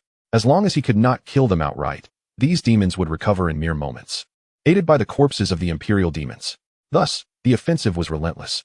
Additionally, since most demons resided deep within the fissure, the attacks from the village's powerful warriors had to traverse layers of demonic energy, diminishing their potency by at least 10 to 20%, making instantaneous kills exceedingly challenging. Troublingly, it appeared that the number of Nirvana demons was greater than the last time. Jiang Tianming swung the Holy Dragon Staff, inflicting severe wounds upon one demon, nearly obliterating it. Yet, that wounded demon retreated immediately, and before Jiang Tianming could launch another strike, a new wave of demons, undeterred by death, charged forward. Each time, the victory was tantalizingly close, but that slight margin felt like an insurmountable chasm before the people of the Demon Suppression Village. Jiang Tianming grew anxious. Continuing in this manner was unsustainable. If the delay persisted, our energy consumption would exceed our replenishment, and eventually, we would be unable to hold out. We must devise a strategy, otherwise, the seal would truly be breached. A Nirvana stage warrior conveyed telepathically, "Village Chief, this is not a viable course of action. Perhaps we should seek assistance from the demon subjugation village? Let us hope not. Jiang Tianming furrowed his brow and communicated through thought, revealing that the situation on their side was considerably more dire than theirs. If a powerful being were to depart, it could result in even more terrifying consequences, leaving no room for recovery. With a surge of determination, he clenched his teeth and declared, if it becomes absolutely necessary, we might deliberately create an opening for them to charge through. I will harness the power of the Holy Dragon Staff to annihilate dozens of Nirvana demons in one fell swoop, delivering a crushing blow to them. However, should that occur, I fear for my own demise. Yun Tian, should I fall, you, with your unparalleled strength at the 6th level of Nirvana, will be entrusted with the future of the demon suppression village. Initially, Jiang Tianming had not considered resorting to such desperate measures unless absolutely unavoidable. Yet, the circumstances were growing increasingly precarious. Although it appeared that the immediate impact was minimal, once the situation escalated, it would be too late for any recovery. Village Chief. The elder known as Yun Tian, upon hearing these words, displayed a hint of sorrow in his eyes but refrained from dissuading him. Instead, he nodded and said, let us hold on a moment longer. If it truly comes to that, we shall proceed with your plan. This exchange transpired with remarkable swiftness, facilitated by their telepathic communication. Thus, Zhang Shu remained unaware of the specifics of their discussion. Nonetheless, he discerned that the situation was amiss. He hesitated to intervene immediately, not out of reluctance, but because he was new to this environment and lacked sufficient strength. To recklessly interfere could disrupt the coordination of the village's strong defenders and exacerbate the chaos. This does not bode well, Zhang Shu murmured to himself, observing the conflict from a distance, his brow slightly furrowed with concern. Chapter 90. The Holy Light Demon-Breaking Talisman. The Holy Light Tower. Though Zhang Shu did not engage in the battle, his gaze remained fixed on the fray. While it seemed that the defenders of the demon suppression village held the upper hand, he understood that the demon forces had suffered minimal casualties. Only a few lesser demons beneath the Nirvana threshold had truly fallen. In such a contest, those below the Nirvana realm were virtually inconsequential. Moreover, the sheer number of ordinary demons was overwhelming, with the sealed bodies of imperial demons below containing an almost terrifying concentration of demonic energy. Even after countless years, these corpses could continually absorb power and release demonic energy, giving rise to new demons. Over time, the number of ordinary demons had likely reached hundreds of thousands. Due to her insufficient strength, Lu Yao did not partake in the battle and was now filled with worry. She cast a nervous glance at Zhang Shu and asked, "My lord, do you think the village chief and the others will prevail?" "They will certainly win," Zhang Shu reassured her, despite the grim reality. "Rest assured, the strength of the demon suppression village is formidable. Your village chief can unleash power comparable to the 9th level of Nirvana. Coupled with the advantage of the home ground and the limitations imposed by the sealed entrance, our chances of victory are quite high. Perhaps, before long, the fissure in the seal will heal on its own, making our victory even more attainable." "That's a relief." Lu Yao exhaled deeply, a relieved smile gracing her face, as she trusted that Zhang Shu would not deceive her. Boom! The deafening roar of raging vitality echoed through the air, yet Zhang Shu remained unperturbed, having no intention of intervening. Given the current circumstances, his abilities could only be of minimal assistance unless he utilized a Saint Realm experience card. Thus, he chose to wait, anticipating the refresh of the daily tasks. It should be imminent. He silently hoped for something beneficial. As the distant battle raged on, urgency gripped Zhang Shu's heart. Suddenly, a notification chimed. Ding. Daily task refreshed. The task item read, Holy Light Demon-Breaking Talisman X10, 000. The rewards promised, Holy Light Tower X10. The Holy Light Demon-Breaking Talisman, when activated with mental energy, could unleash a strike akin to the full force of the Nirvana realm, with additional damage against mental attacks. The daily task had indeed refreshed. Upon seeing the effects of the Holy Light Demon-Breaking Talisman, Zhang Shu felt a surge of excitement, akin to finding a pillow when drowsy. However, a flicker of doubt crossed his mind. Could it truly resolve the current predicament? Time was of the essence, and he could not afford to dwell on uncertainties. Observing the escalating conflict in the distance, Zhang Shu reached out, summoning radiant symbols from the void, each intricately woven with shimmering golden threads that flowed like living entities. "Stay here, do not approach," he admonished Lu Yao, clutching the Holy Light Demon-Breaking Talisman tightly before swiftly racing towards the rift. Lu Yao, both anxious and hesitant to inquire further, could only shout warnings to the guests to exercise caution. "Young friend, danger. Retreat at once. Do not come closer. It is far too perilous." The Nirvana experts sensed Zhang Shu's rapid approach and immediately raised their voices in alarm. Jiang Tianming also quickly interjected, "Do not approach. The demonic energy here is overwhelmingly dense. Anyone below the Nirvana realm risks being harmed. If you wish to assist, join the others outside in sealing the area." Jiang Tianming's eyes filled with concern. Zhang Shu must not come to harm. After years of arduous struggle to reconnect with the outside world, he had steeled himself for sacrifice, ready to obliterate numerous demons in an instant. Using his last ounce of strength to ensure Zhang Shu's escape and convey vital information to the outside, a warning to the human powerhouses that the Divine Demon Cave had undergone a transformation, urgently calling for reinforcements. Should Zhang Shu perish, it would spell disaster. Boom. Unfazed, Zhang Shu faced the overwhelming black mist surging towards him.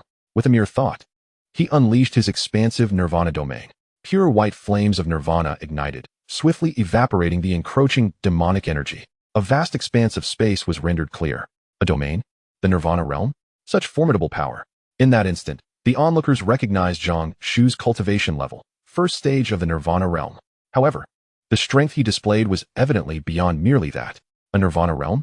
Impossible. Jiang Tianming was momentarily taken aback. He had failed to perceive Zhang Shu's cultivation earlier.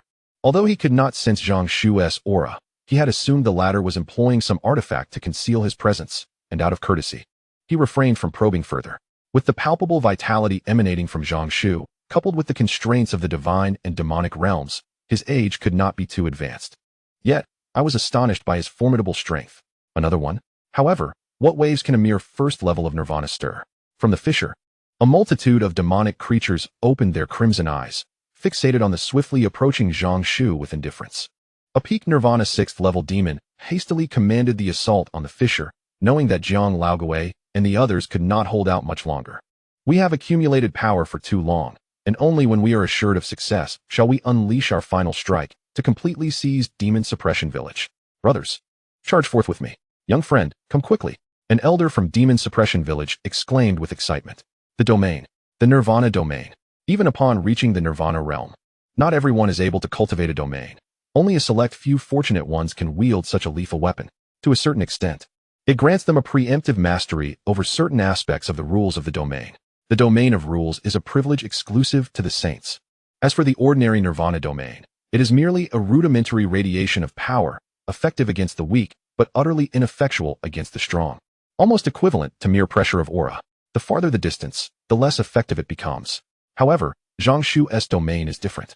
As long as he is within the domain's coverage, he can unleash a full-force strike at any moment.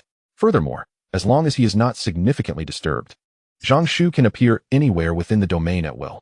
Within the domain, all the energies of heaven and earth are at Zhang Shu's beck and call. One could say that Zhang Shu possesses a vast dantian that exceeds thousands of miles compared to others. With a domain, even at just the first level of Nirvana, the power unleashed is sufficient to make those in the mid-Nirvana realm wary, and when combined with mental attacks, it poses a threat even to those at the late Nirvana stage. More importantly, compared to ordinary practitioners of the Nirvana realm, Zhang Shu, with his domain, is far more suited for group battles. This is the advantage of having cultivated the supreme Yang domain in advance. Once he enters the Nirvana realm, he will be able to grasp the embryonic form of the domain of rules. Boom. As the power of the domain cascaded down, the demonic energy within 1,000 miles evaporated rapidly like snow under the blazing sun. Chapter 91. Young friend, you go ahead. We will hold the rear. Hurry. The elder of Demon Suppression Village shouted urgently. Previously, they would not have allowed Zhang Shu to walk into danger, but the domain changes everything. With the domain, his strength is not to be underestimated. Among so many present, only the old village chief stands a chance. The others are somewhat lacking. A domain? Below. The many demonic creatures within the fissure showed a slight change in expression, clearly realizing something. However, one demon soon sneered, saying, "So what if he has a domain? In a one-on-one battle, we indeed cannot match him, but now we hold the advantage of home ground. As long as we are not killed in a single blow, we can recover swiftly. The domain is powerful, but this kid is merely at the first level of Nirvana. Jiang Laoguei could not kill us, so what can he do?" Upon hearing this, the other demons scoffed in agreement. "Humph. At the very least, we can buy time to seal you all again." Jiang Tianming let out a cold snort as he swung the sacred dragon staff downward, unleashing a cascade of divine light. The multitude of emerging monsters instantly fell, some dead, others grievously wounded. The leading demon, with its crimson eyes darkened, murmured, "Is that so? Jiang the old ghost, I fear you shall be sorely disappointed this time." With a thunderous sound, Zhang Shu arrived swiftly, unleashing the Nirvana domain without restraint, enveloping the entire demon suppression village. The clash of the domain's power against the endless darkness resembled two vast oceans colliding, producing a deep, resonant roar. Kill him. Eliminate him. As the horde of demons surged forward upon Zhang Shu's approach, they erupted into a frenzied assault. How dare a mere first level of Nirvana act so arrogantly before them? In an instant, an overwhelming surge of demonic energy erupted. The sound of cracking seals filled the air, causing the faces of the old village chief and his companions to turn pale with alarm. The once impenetrable cracks not only failed to heal, but began to widen further. Ha ha ha, Jiang Tianming, the ancient demons have awakened. This time, you cannot stop us. A hoarse laughter rang out, laced with unrestrained delight and mockery, issuing a resolute proclamation. Today, the demon suppression village will surely fall. The awakening of the ancient demons? The old village chief and his companions suddenly sensed impending doom. Thunderous rumbles echoed as, before they could react, a ferocious wave of demonic energy exploded from the fissure. Powerful auras followed, most being at the pinnacle of the 6th level of Nirvana, with some even reaching the later stages of Nirvana. Among them, 2 ancient demons had attained the 9th level of Nirvana, rivaling the strength of the village chief wielding the sacred dragon staff. Jiang Tianming, today marks your demise. From the newly emerged demons, 2 figures shrouded in black mist materialized, resembling hellish fiends. The moment they appeared, the previously receding demonic energy surged forth once more. Without uttering a word, the 2 9th-level ancient demons charged directly at Jiang Tianming, while the rest of the ancient demons grinned menacingly as they advanced toward the others. Oh no! The faces of several elders from the demon suppression village turned ashen. At that moment, a gentle radiance swept through the void, transforming into a dazzling talisman that ignited and formed a vast protective canopy before everyone. Boom! Following this, torrents of terrifying black energy violently struck the canopy, causing the entire realm to tremble. At the epicenter of the collision, strands of pitch-black spatial rifts flailed wildly like uncontrolled tentacles. The earth and buildings on either side rapidly vanished, and numerous ordinary demons caught in the onslaught were instantly reduced to ash, unable to even emit a cry of despair. It actually held? The 2 9th-level ancient demons were taken aback to see their full-force attack thwarted by a peculiar light barrier. They looked up to find a calm youth, who held a series of unique golden-patterned talismans, casually tossing them toward the demons. Be careful. All the ancient demons suddenly sensed a looming threat and promptly unleashed their demonic energy in defense. In an ephemeral moment, 3 sacred light-dispelling talismans scattered through the void, emanating a blinding radiance. As the light flickered, it transformed into a deluge of divine flames, cascading down like a tumultuous sea of fire. Countless demonic creatures disintegrated upon mere contact, their forms obliterated. Even those at the Nirvana realm faced life-threatening peril when enveloped by that terrifying inferno. What? 2 ancient demons of the 9th Nirvana tier, witnessing this spectacle, felt a slight tremor in their eyelids. A treasure capable of rivaling the power of 9th tier Nirvana attacks? Truly, the legacy of a formidable adversary of the Father God remains formidable, undiminished by the passage of years. Clearly, they perceived Zhang Shu as one of the guardians of the demon suppression village. However, even such formidable manifestations, while impactful, posed little concern to them. One ancient demon, with a brooding gaze, watched as the 2 Nirvana demons, caught off guard, were instantly reduced to ashes by the firestorm. A flicker of sorrow ignited within the ancient demoness eyes. To them, annihilating the demon suppression village seemed an effortless task. The real challenges lay ahead. How to elude the scrutiny of human powerhouses and establish a foothold in the outside world to cultivate their strength. This was their genuine concern. And every Nirvana demon represented a pillar of their strength, accumulated over countless years. Each loss struck them profoundly. For birthing a Nirvana demon was far more arduous than a human attaining the same realm. The inferno must be extinguished. Kill that scoundrel. An ancient demon roared, its crimson eyes fixated on Zhang Shu. It was this accursed human who had slain their 2 Nirvana beings with a single blow. Even previously, Jiang Tianming had only managed to slay 1 Nirvana demon. Young friend, if you cannot hold them back, flee. We old ones shall cover your retreat. If possible, assist in evacuating the younger generation, preserving at least a fragment of the bloodline of the demon suppression village. At that moment, as the village chief, Jiang Tianming felt an overwhelming despair. The other elders wore expressions of resolute acceptance of death. You will cover our retreat? Very well. Zhang Shu pondered for a moment before nodding in agreement. With a flourish of his hand, a large number of talismans appeared as if by magic, which he tossed behind him without glancing at the astonished expressions of the others. He retreated furiously, his form flickering as he distributed sacred light, dispelling talismans to everyone. Hundreds for each person, not just the 6 Nirvana beings. Everyone present received their share.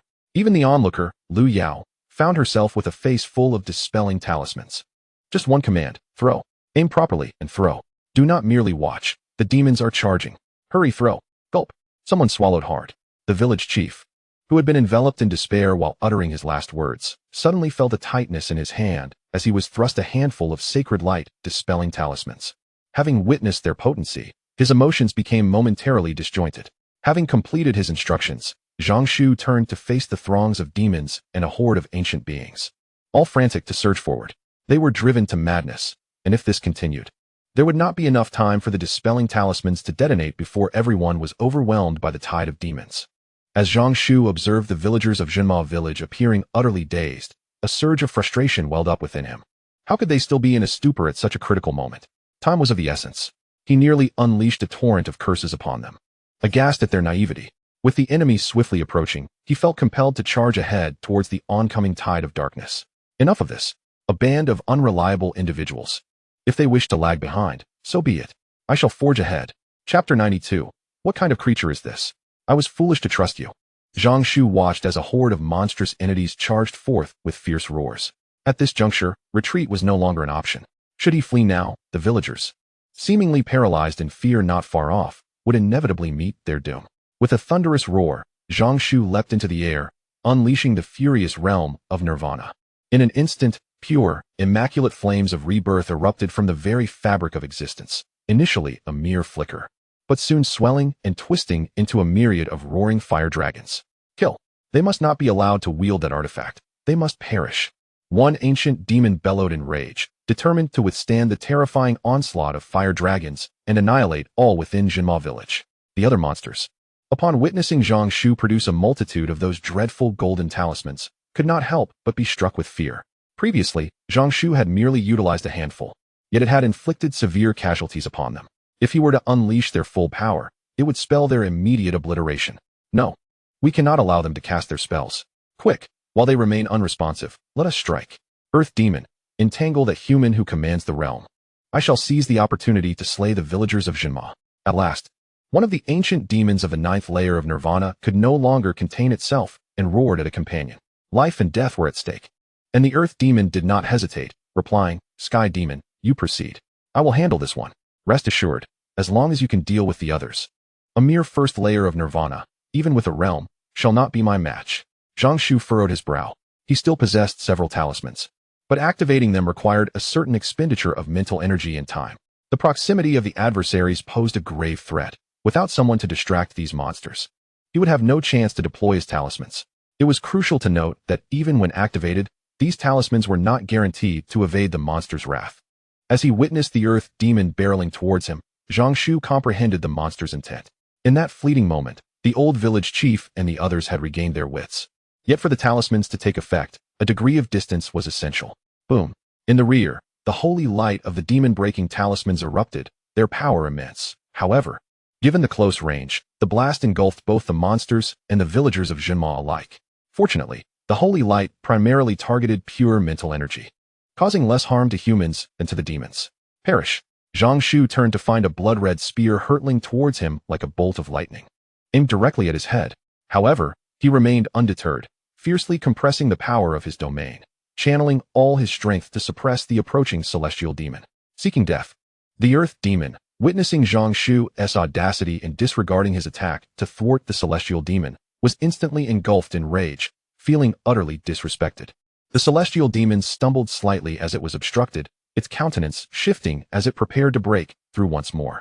Yet, in that fleeting moment of delay, a torrent of terrifying holy light demonic seals erupted before him, sending him reeling backwards.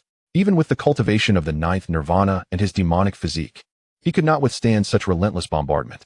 In utter unwillingness, he could only retreat repeatedly. Die. Simultaneously, at the moment the celestial demon was hindered, the Earth Demon's attack struck Zhang Shu from behind. The distant villagers of Demon Suppression Village, upon witnessing this, were filled with fury. A group of elders, seeing Zhang Shu recklessly attempting to obstruct the celestial demon to buy them time, had their eyes redden with emotion. Boom. A tremendous roar echoed as the overwhelming demonic energy and vital essence exploded simultaneously, engulfing Zhang Shu and the earth demon in a surging tide. The expressions of the villagers shifted dramatically, and the village chief, Jiang Tianming, wore a complex expression. The other elders, seeing this, were instantly filled with rage. The young friend must not perish. Earth demon, I shall ensure your demise. For the sake of our young friend's vengeance, annihilate them all. Accompanied by furious roars, numerous holy light demonic seals were hurled forth recklessly, exploding in unison amidst terrifying blasts that shook the very heavens and earth. The entire world trembled violently, and the endless darkness enveloping Demon Suppression Village seemed to fracture at that moment, allowing strands of light to cascade in, intertwining with the erupting holy light demonic seals. On the other side, the earth demon stared in disbelief, exclaiming, "Impossible! You can withstand my full-force strike without a scratch?" Zhang Shu shook his head slightly, feeling a bit dizzy from the heavy blows he had endured. Upon hearing the earth demon's words, he smiled. Is this truly the full force of the ninth nirvana? Indeed formidable. The unguarded hit even caused a ringing in my ears. I must not be careless in the future, Zhang Shu mused inwardly. It was truly powerful. This strike, even with the divine Shao's radiant robe absorbing some of the force, still left his head buzzing. I refused to believe it. The earth demon, driven to madness, roared and struck again. This time, the spear in the earth demon's hand swung wildly, resembling a frenzied crimson serpent, delivering a series of strikes at Zhang Shu from various impossible angles, producing deafening explosions. Zhang Shu sneered. Just now, I was caught off guard and did not exert my strength to defend. You managed to land a sneak attack.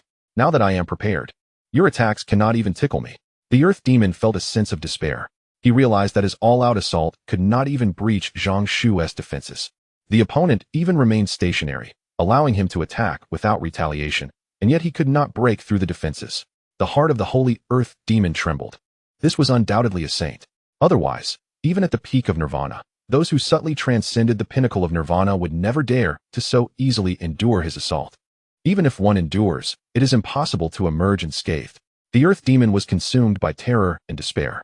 Zhang Shubian maintained an impassive demeanor.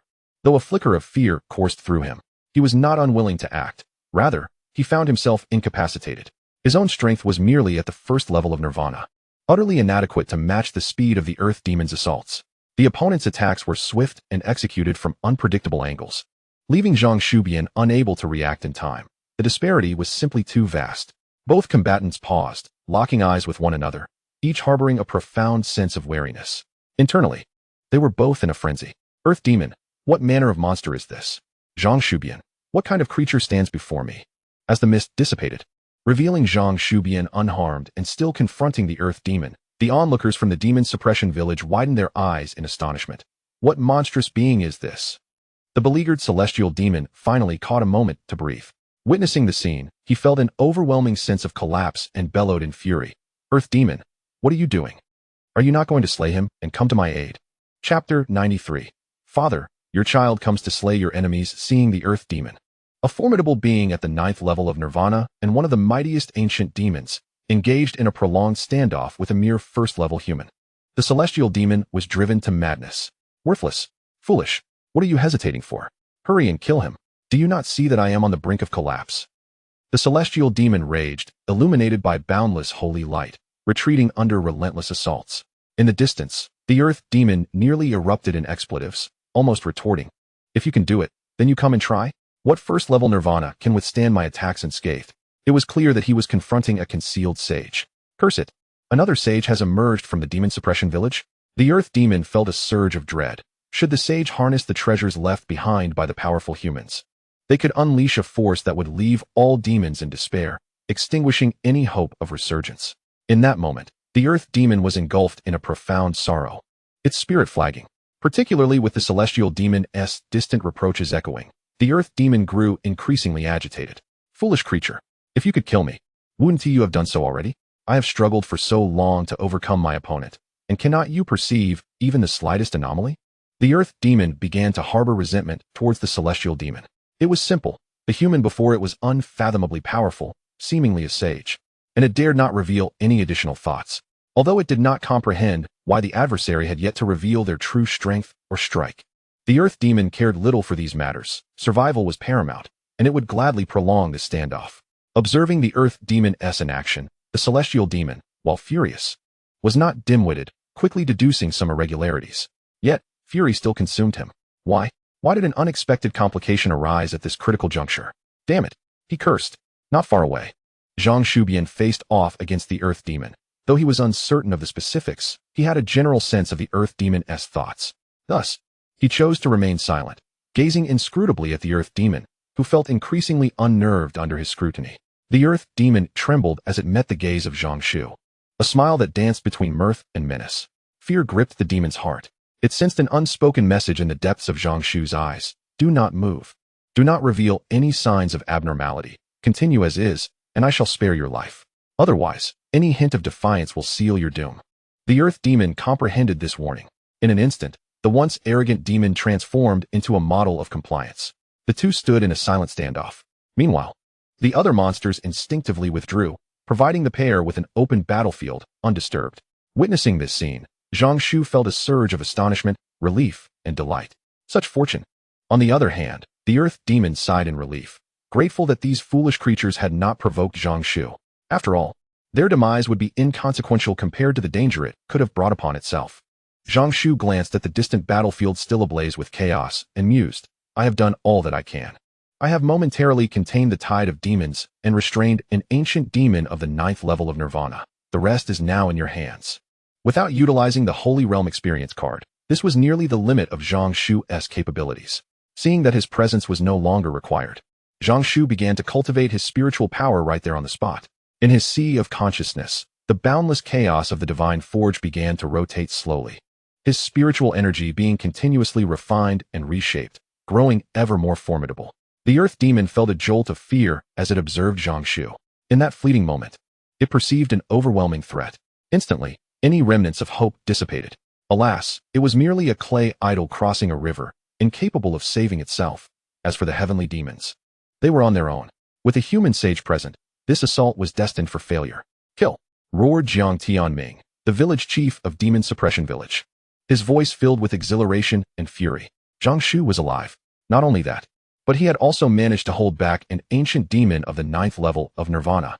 In that instant, the pressure on the villagers of Demon Suppression Village lifted significantly. The sorrow over Zhang Shu's potential demise evaporated, replaced by an invigorating surge of spirit. A robust elder, with a commanding presence, transformed the holy light demon-breaking talisman into a gigantic gauntlet, augmented by sheer power, manifesting as a towering giant. His fists, akin to small mountains, rained down upon the monsters with unrelenting fury. The elder, already a practitioner of nirvana, unleashed his full potential wielding the holy light demon-breaking talisman, becoming an unstoppable force. Nearby, a middle-aged man, witnessing this feat, felt envy tinge his eyes red and shouted, Father, please take a moment to rest. It's too dangerous. Hand me some talismans. I shall slay the enemies in your stead. Get lost. The elder retorted without hesitation. Under different circumstances, he would have found his son's concern endearing, but now, he perceived it as an attempt to steal his thunder. The elder bellowed, You're merely in the radiant sun realm. What do you know of spiritual power? You'll waste the talismans. Can't you see our young friend has distributed most of the talismans to us old folks? He fears you'll squander them. The middle-aged man suddenly lost his composure. Young friend, you have seized all the hundreds of cards I was given. Get lost. The elder pounded his fists against the ground, bellowing without glancing back. The middle-aged man felt a mix of helplessness and excitement. He was not overly concerned about the scolding. A resounding victory. For the first time, they had repelled the demonic onslaught with such ease that, even now, not a single villager had perished.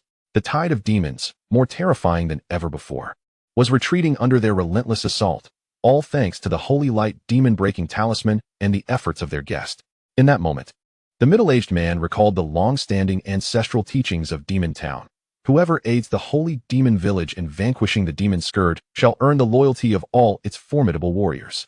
If they could eradicate this menace once and for all, this young friend would become the greatest benefactor of Demon Town.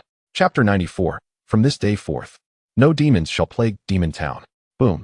At this moment, the entire Demon Town trembled violently. Waves of formidable vitality surged forth, and the village resembled a leaky beehive, with darkness around it riddled with wounds. An elder, wielding the holy light demon-breaking talisman, transformed into a resplendent giant of glass, his iron fists shattering the void with a thunderous roar. Numerous demonic creatures were crushed into oblivion by this overwhelming force, which even those immune to physical attacks could not withstand. A kindly old woman, utilizing the talisman's properties, conjured ethereal lotus flowers that appeared delicately beautiful. Yet, when they bloomed, the battlefield dimmed entirely, and all life caught in their wake withered away in an instant. Additionally, a robust man hoisted an oddly shaped black tube, which erupted in a blaze of fire, producing a cacophony of gunfire as a terrifying storm of holy light engulfed the area. Others wielded long spears, striking with precision, causing a series of demonic bodies to explode. Some moved like phantoms, their forms elusive as they silently harvested countless lives with each fleeting movement. Among them was an elder holding the holy dragon staff, which radiated boundless brilliance. Numerous holy light demon-breaking talismans resonated in a remarkable symphony with the staff, which had previously been dormant, now rejuvenated and empowered like a parched land receiving rain. The village chief, Jiang Tianming, was overjoyed. At that moment, he harnessed the holy dragon staff, unleashing a power that rivaled the limits of rebirth. What exhilaration! Truly exhilarating. Come forth, you demon wretches. Let me send you all back today. Boom, boom, boom. The holy dragon staff swung continuously, resembling a colossal dragon soaring through the heavens. With every sweep of its claws, multitudes of demonic creatures were obliterated. The elder laughed heartily, single-handedly driving back numerous ancient demons, including the celestial ones. Even a group of ordinary villagers, their strength insufficient for rebirth, could still strike down the rebirth demons with the power of the holy light demon-breaking talismans. In an instant, Demon Town had seized the upper hand. The situation reflected a one-sided domination. Witnessing this scene, Zhang Shu released a slight breath of relief. All was well. If they were to fail at this juncture, he would have no words left to utter. The demon on the opposing side, witnessing the relentless retreat of the demonic tide under the might of the holy light's dispelling talismans, was filled with profound resentment. Yet, he dared not act, fearing that his intervention would unleash even more dreadful consequences. Slay, annihilate these wretched beings, breach the seal, and obliterate them entirely. Laughter erupted among the elders, with village chief Jiang Tianming striking down an ancient demon of the 8th level of nirvana with a single blow, brimming with vigor. Boom. In the demon suppression village, the actual combatants numbered only a few hundred, yet they relentlessly vanquished and repelled enemies that outnumbered them by 100-fold. Such a feat exhilarated every heart.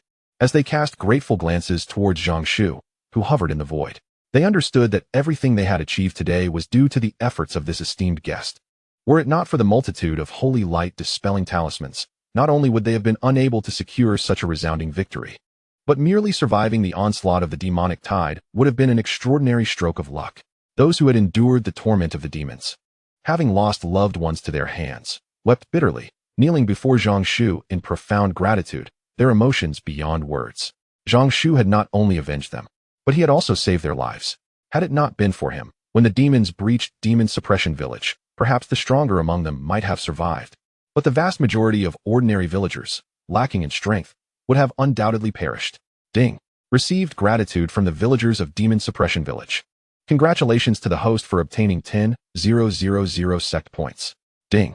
Received gratitude from the villagers of Demon Suppression Village. Congratulations to the host for obtaining 10,000 sect points. Ding. A series of system notifications resounded frantically in Zhang Shu's ears. He had not anticipated such an occurrence. Momentarily rendered speechless as he beheld his sect points soaring from under 10,000 to swiftly surpass 100,000, then several 100,000, ultimately reaching 1 million. And it continued to rise, albeit at a gradually diminishing pace. The gratitude from the villagers of Demon Suppression Village could yield sect point rewards? Why did the system not mention this sooner? After the initial joy, a wave of regret washed over Zhang Shu. If only he had known sooner. Had he performed well earlier, the effects would have surely been far superior. What a loss. In this instance, he had carelessly expended half of his holy light dispelling talismans. Observing as the demons suffered catastrophic losses, with ancient demons falling one after another, and the remaining nirvana-level demons also sustaining heavy casualties. If all went as anticipated, the demonic affliction beneath the seal of Demon Suppression Village would be thoroughly vanquished, and it would take millennia for them to regain their strength. Henceforth, it would not be the demons harassing the villagers of Demon Suppression Village, but rather the villagers who might decide their fate. The situation had completely reversed, and all credit for this triumph belonged to Zhang Shu. As victory appeared tantalizingly within reach, the celestial demon lay on the brink of demise. The village chief of Demon Subjugation Village, along with his allies, unleashed their formidable power, rendering the celestial demon utterly defenseless. Stripped of the support of other ancient demons, it was swiftly obliterated by the chief wielding the holy dragon staff, which shattered its demonic form in a decisive blow. In its final moments, the celestial demon let out a defiant roar, casting a resentful glance towards the earth demon. Yet the earth demon, consumed by fear, could only watch in horror as Chief Jiang Tianming approached. "What do you intend to do? Stay back," it stammered, its voice quaking with trepidation. Having received a substantial infusion of holy light to replenish the demon-repelling symbols, the holy dragon staff regained its former peak potency. With the chief invigorated by the battle, he ascended to the 8th stage of nirvana, augmented further by the empowered staff, achieving an unparalleled combat prowess.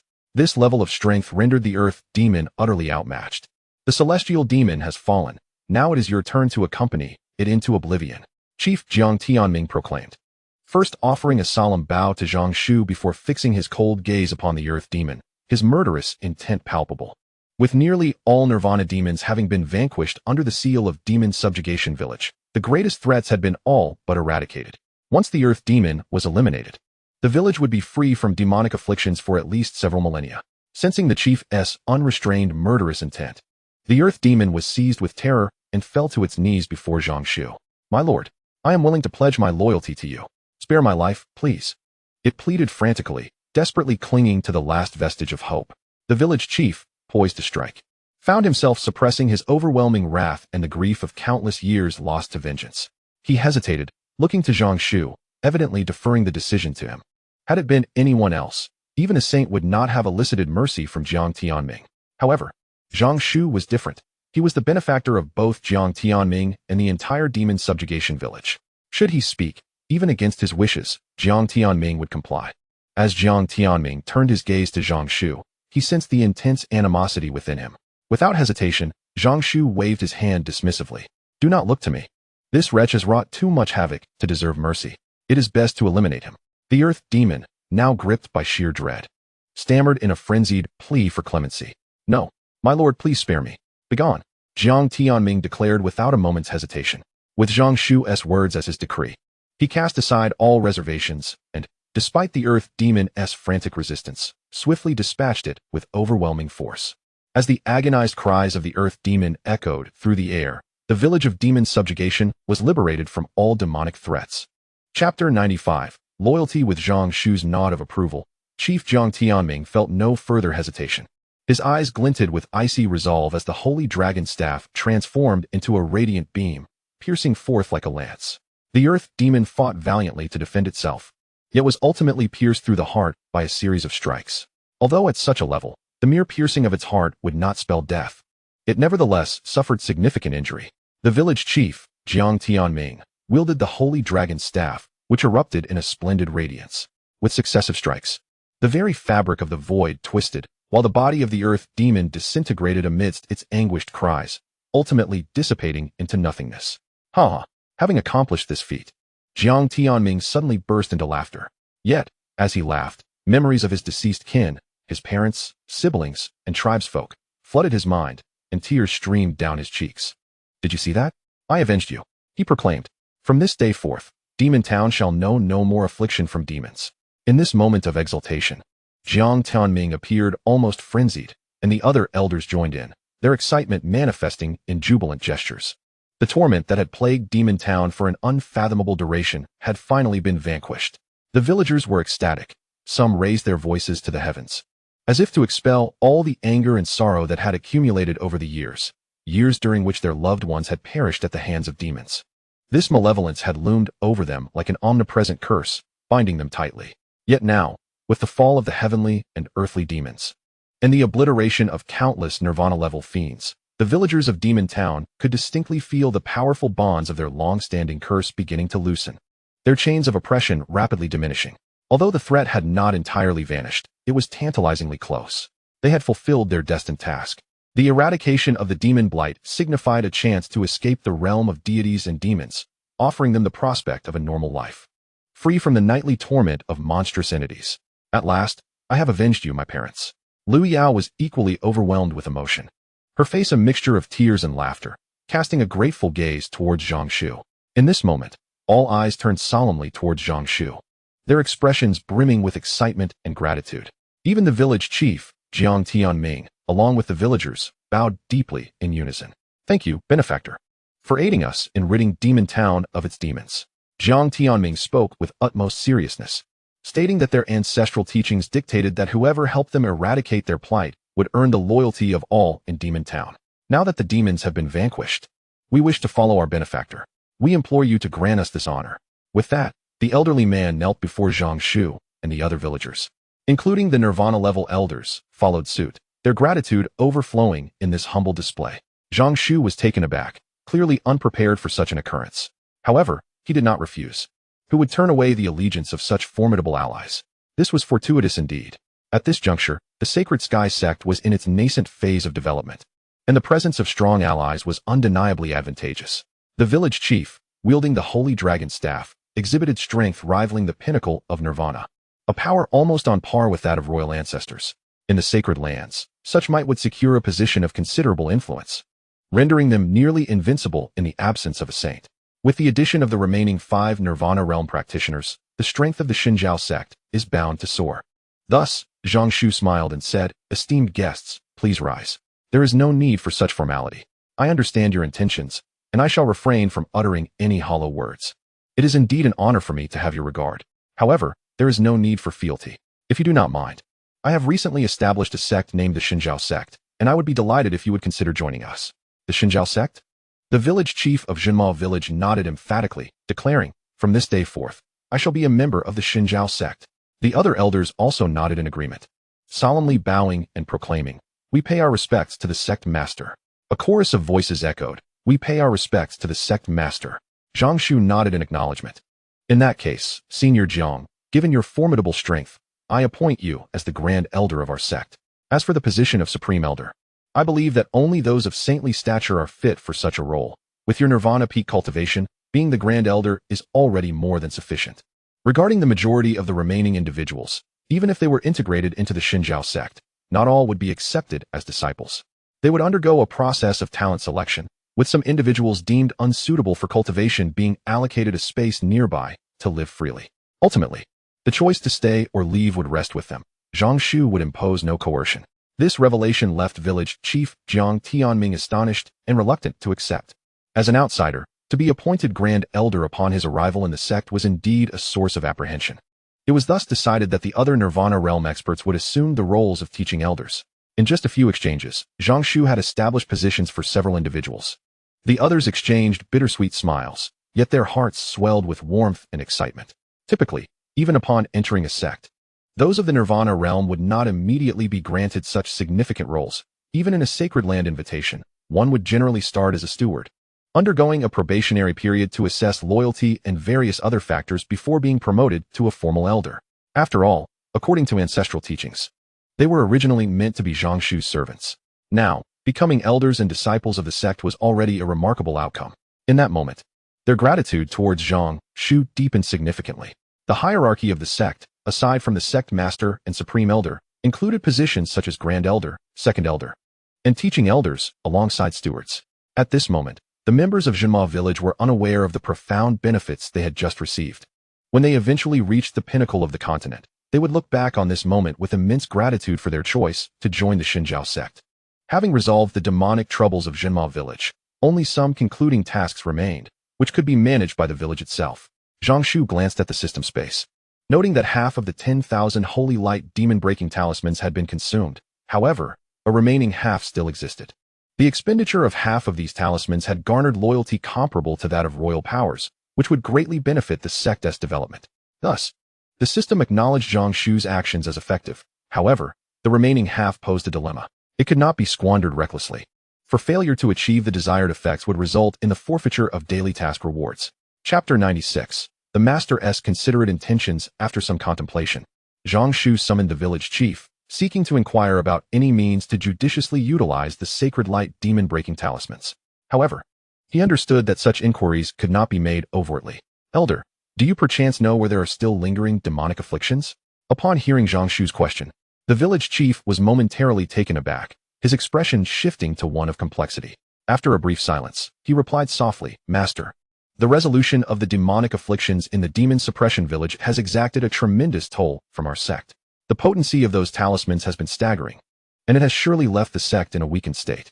With Zhang Shu's aid in alleviating the demonic blight upon the demon suppression village, the village chief felt a sense of relief, yet he could not help but sigh.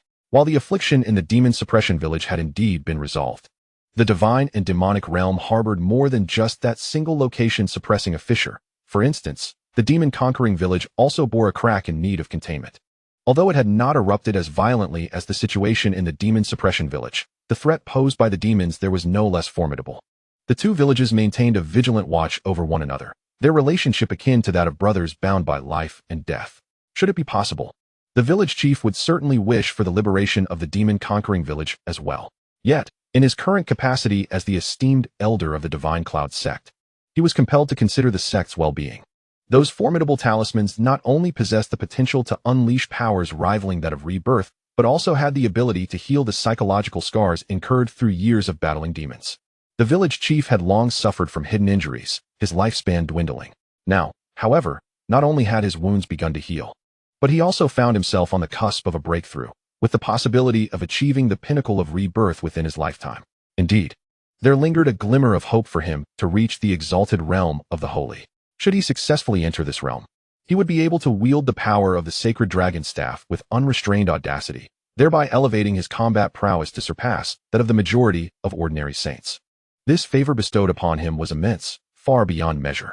Thus, despite his concerns for the demon-conquering village, he could not utter a single word regarding it, lest he impose a significant burden on the sect and paint the demon suppression village as insatiable in the eyes of the master. Moreover, the master had already sacrificed so much for them, and they had contributed nothing to the sect. How could they dare to voice such requests? To his surprise, the master had inquired of him directly. At that moment, the village chief felt a warmth in his eyes, his vision momentarily blurred. He reflected inwardly. For the master, the demonic afflictions within the divine and demonic realm did not bear significant personal consequences, even should calamity arise in the future. The master's formidable strength could easily allow the Divine Cloud sect to relocate beyond the reach of disaster. Why go through such arduous efforts if not out of concern for us, the indigenous people? Noticing the village chief's shifting expressions and occasional sighs, Zhang Shu sensed that the other party might have misinterpreted his intentions. He hastily clarified, "Elder, do not misconstrue my words. I have certain matters that require your assistance. The eradication of further demonic afflictions would also be beneficial for me." Beneficial? In what way? The village chief shook his head inwardly, pondering the depth of the situation. The sect master, in his wisdom, sought to spare us from discomfort, perhaps sensing my predicament, and thus seized the opportunity to articulate a suitable rationale for addressing the demonic affliction plaguing Fumo village. In this moment, the village chief sighed repeatedly, feeling a twinge of shame. Although I possess considerable strength, our village has only recently joined the sect, with no merits to our name. How can we possibly shoulder such profound favor from the sect master? Oh, sect master, your generosity is so immense that even if I were to sacrifice myself, I fear I could never repay it. At this juncture, the village chief felt an overwhelming urge to decline the offer. Fully aware of the tremendous cost associated with resolving the demonic issue in Fumo village, the value of those talismans was unmistakable, and yet the sect master persistently expended them on our behalf. Such a gift feels undeserved. In the village chief's estimation, even a holy land, with a sovereign adept in the art of talismans capable of inscribing advanced seals, would likely deplete a significant portion of its resources by producing such a multitude of holy light talismans. After just 2 distributions, the accumulated wealth of the holy land could be entirely exhausted. Moreover, is the Xinxiao sect truly a holy land? Though the sect master previously thwarted the earth demon, which astonished him with its strength, it is unlikely that he is any weaker than that entity without the use of the holy dragon staff. Yet even so, there remains a vast chasm between him and the saints. The more he contemplated, the heavier the burden of guilt weighed upon the village chief. However, he realized that should he forfeit this opportunity, the situation in Fumo village would inevitably deteriorate, as it had previously been far worse than their own plight. Sect master, I am indeed aware of a location afflicted by demons, the village chief uttered, sighing once more at the gravity of his words. Alas, for the safety of my dear friends and the brethren of Fumo village, I shall endeavor to repay the sect and the sect master in the future. Henceforth, should the sect master issue any command, even if it costs my life, I shall not flinch. With this thought, the village chief's apprehensions gradually dissipated. Having reached a decision, there was no need for further hesitation. As the leader who has guided Jinma village through countless calamities, he still possessed the requisite resolve. Where? Zhang Shu's eyes gleamed with anticipation. The village chief promptly responded. Throughout the realm of divine and demonic caverns, there exists a restriction placed by human powers to refine the corpses of the demon emperor. However, since the emperor's demise, the corpse has given rise to a plethora of new demons, primarily coalescing around 3 rifts. Jinma village is one such location, while the other 2 are situated in Fumo village and Jiangma village. Yet, Jiangma village was obliterated over a century ago. Now only Jinma village and Fumo village remain. If not for the substantial assistance from Fumo village in containing the demons from Jiangma village over the years, Jinma village too would have followed the same tragic fate. Indeed, Fumo village has been a great aid to Jinma village, which is why I mustered the courage to appeal to the sect master for assistance. Zhang Shu responded immediately. In that case, lead the way. The rift on this side has been nearly resolved. Let us proceed directly to Fumo village and eradicate the demonic menace there once and for all, allowing Elder to rest easy. No, not now. As Zhang Shu prepared to depart, the village chief shook his head and explained, the situation in Fumo village is unlike ours. Their settlement is ensconced in a perilous locale, entirely enveloped by the tide of demons. At present, we are amidst a surge of demonic energy, and to venture forth recklessly, even with the strength of nirvana, would result in severe injury. A moment's miscalculation could even lead to catastrophe. Even with the holy dragon staff in my possession, I cannot guarantee a safe passage through the demonic tide. We must wait for half a day until the tumult subsides. The demonic tide is terrifying. It is the lingering resentment of the fallen demon king, and even a sage would be affected upon entering. Given the village chief's caution, Zhang Shu wisely chose not to take unnecessary risks. Who could predict the terrifying power that the demon king's lingering resentment might unleash? A misstep could lead to dire consequences. Zhang Shu then proposed, in that case, I would like to take advantage of this half-day to seek your assistance with another matter. Chapter 97. Luo Yu, Sparring O? What is it that the sect master requires? Speak freely. I am at your service. The village chief responded with utmost seriousness, his expression earnest. After all, this was a rare opportunity for him to demonstrate his worth, and he was elated. He had long yearned for such a chance. Otherwise, he felt overwhelmed by guilt for only reaping benefits without contributing. It's nothing too significant, Zhang Shu replied. I simply wish to find someone to spar with. Zhang Shu felt his understanding of his own abilities was somewhat unclear. His cultivation was at the first level of nirvana, and instead of using sect points to enhance his strength, he preferred to first familiarize himself and master the application of his domain. Additionally, he wished to ascertain the extent of his own capabilities. Not a problem. I shall assist, the village chief declared without hesitation. However, Zhang Shu shook his head. I am not your match. Your strength is far too formidable. My current cultivation is merely at the first level of nirvana. My earlier ability to hold my ground against the earth demon was only due to external factors that intimidated him, preventing him from making a move. The village chief nodded in understanding and continued. Then I shall summon a few other seasoned individuals to accompany the sect master in your sparring. With that, the village chief's figure vanished in an instant. Within moments, several figures quickly appeared. Greetings, sect master, they all exclaimed in unison. Present were the formidable warriors of Jinma village, totaling 6 who had reached the nirvana realm, including the village chief. Among them were 1 at the 8th level of nirvana, 1 at the 7th, and 1 at the 5th, while the remaining 3 were at the 3rd level. Originally, there had been a 6th level nirvana warrior who, like the village chief, had achieved a breakthrough in battle, advancing to the later stage of nirvana. The village chief pointed to a robust middle-aged man among the crowd and said, Luo Yu, you shall spar with the sect master. Stepping forward, the sturdy middle-aged man clasped his fists in salute, introducing himself, Sect Master, my name is Luo Yu, and I am at the pinnacle of the 3rd level of nirvana. You will do nicely, Zhang Shu replied with a smile, noting that Luo Yu was 2 minor levels above him, making him an ideal partner for practice. The village chief, leaning on the holy dragon staff, stepped forward and declared, I shall serve as the referee.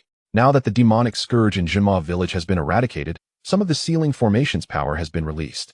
With the aid of the formations and the holy dragon staff, I can sufficiently intervene to halt the combat at critical moments, making me an adequate referee. Upon concluding their words, Zhang Shu and Luo Yu stood in opposition, their formidable auras erupting in a magnificent display. 2 potent forces of nirvana coalesced into a surging shockwave, colliding fiercely across the void. A thunderous roar ensued, capturing the attention of countless villagers from Jinma village. Lu Yao, with palpable excitement, exclaimed, Is that a guest? The sect master is sparring with Uncle Luo Yu. An eager villager responded. Such exchanges among the Nirvana realm are rare. Let us go and witness this. A multitude of villagers swiftly gathered, halting at a distance to observe. With the threat of demonic affliction now dispelled, the villagers' demeanor had lightened considerably. The sight of such a battle compelled many to draw near, while the village chief and 4 other Nirvana experts stood guard against the residual waves, ensuring the safety of the onlookers, most of whom possessed some cultivation and were thus shielded from harm. Some even began to wager, calling out, "Who do you think will triumph, Elder Luo Yu or the sect master?" Without hesitation, Lu Yao declared, "I bet on the sect master. I wager on Elder Luo Yu. I too support Elder Luo Yu." In an instant, the atmosphere in Jinma village became electrifying. Meanwhile, Zhang Shu refrained from immediately unleashing his domain or employing mental suppression. Instead, he engaged Luo Yu in combat, relying solely on his cultivation. The clash of their auras produced a series of thunderous booms, with neither side gaining the upper hand. This spectacle astonished all present. The village chief remarked in astonishment, "In the Nirvana realm, every minor difference in cultivation can lead to vast disparities in strength. Yet, the sect master is able to withstand Luo Yu's overwhelming aura despite being just at the first level of Nirvana. His foundation is astonishingly solid, indeed a peerless prodigy." Others nodded in agreement. "Be cautious, sect master." Seeing that his attempts to overpower Zhang Shu were in vain, Luo Yu suddenly brandished a long spear, unleashing a fierce burst of vitality accompanied by a chilling aura capable of freezing the very void. The spear shot forth like a dragon, aimed directly at Zhang Shu. The speed of this strike was akin to lightning. Zhang Shu immediately felt a chilling sensation enveloping him, as though he were locked in place, in imminent danger of being pierced 100 times over. In response to this peril, Zhang Shu's mental energy surged rapidly. This transformation filled him with exhilaration. Nevertheless, he continued to battle Luo Yu with his vitality, and upon witnessing the long spear, Zhang Shu's vitality coalesced into a battle blade. The blade blazed with fierce flames. Among all weaponry, Zhang Shu held a particular fondness for the blade. Its sweeping motions were fierce and domineering. "Bring it on," he bellowed. Boom. As the long spear approached, Zhang Shu laughed heartily, the blade's light resembling a silver thread as it met the spear head-on, causing the void to erupt. Both combatants staggered back, only to swiftly re-engage in fierce combat. In the blink of an eye, they exchanged blows hundreds, if not thousands of times. The speed was mesmerizing, and only the most diligent observers could catch fleeting glimpses of their forms. Only a select few, including the village chief, could perceive the unfolding scene with clarity. Boom. With each clash, it was as if thunder erupted in the void, boundless vitality exploding forth, manifesting as fierce bolts of lightning that ravaged the heavens and earth, creating a truly magnificent spectacle. "Incredible strength, sect master," Luo Yu marveled. "However, I shall not hold back any longer." In a fierce battle, Luo Yu found himself facing an opponent of equal prowess for the first time in ages, and he felt an exhilarating thrill. With a hearty laugh, he suddenly unleashed a torrent of blood energy that surged skyward, much to Zhang Shu's astonishment. Was this a martial arts master? A dual-path cultivator? Zhang Shu realized something significant. While others had fought fiercely, he had only sensed the murderous intent of the inhabitants of Demon Suppression Village, never considering the possibility of a martial arts master. At this moment, he felt a surge of joy. The more powerful these individuals were, the stronger the Xinxiao sect would become. Ha ha ha, this is splendid. As Luo Yu's blood energy erupted, hinting at a breakthrough beyond the pinnacle of the third realm, Zhang Shu hesitated no longer and immediately activated his Nirvana domain. Boom, boom, boom. A deep rumbling resonated through the heavens and the earth. At this moment, Zhang Shu was all in. "Kill!" Luo Yu roared, transforming his spear into a crimson hue, as streams of crimson mist ascended from its shaft, swiftly crystallizing into delicate blood-red shards that fell like rain. He transformed into a streak of blood-colored light, charging directly at Zhang Shu's heart. A martial arts master, when driven to madness, becomes even more terrifying in combat. Observing this, the village chief tightened his grip on the sacred dragon staff, ready to intervene if necessary. Boom, boom, boom. The Nirvana domain continued to expand, as Luo Yu's spear thundered, shattering the confines of the domain. Yet, as he approached Zhang Shu, his speed began to wane, as if he were mired in quicksand. Luo Yu grunted, feeling a loss of control over his own body, as if he had been immobilized, struggling to lift his head. He saw Zhang Shu smiling as he pinched the spear's tip, with the blade of his weapon poised at his neck. The crimson hue in Luo Yu's eyes faded, and he let out a rueful laugh. "I concede." Chapter 98. Divine Will I Concede. Luo Yu's acknowledgement of defeat was unequivocal. Was this the power of a domain? Truly, The rumored prototype of a realm of rules was indeed formidable. Even with merely the first level of nirvana cultivation, I am still no match for you. This time, I have lost. Upon uttering these words, the pressure surrounding him dissipated instantly, and Luo Yu regained his mobility. Hearing Luo Yu's concession, the village chief remarked, Luo Yu's defeat is not unjust. The domain power of the sect leader is indeed extraordinary. Under the domain's sway, the world is at one's command. If one cannot break through the constraints of heaven and earth, even if one's strength surpasses that of the sect leader, defeat is inevitable.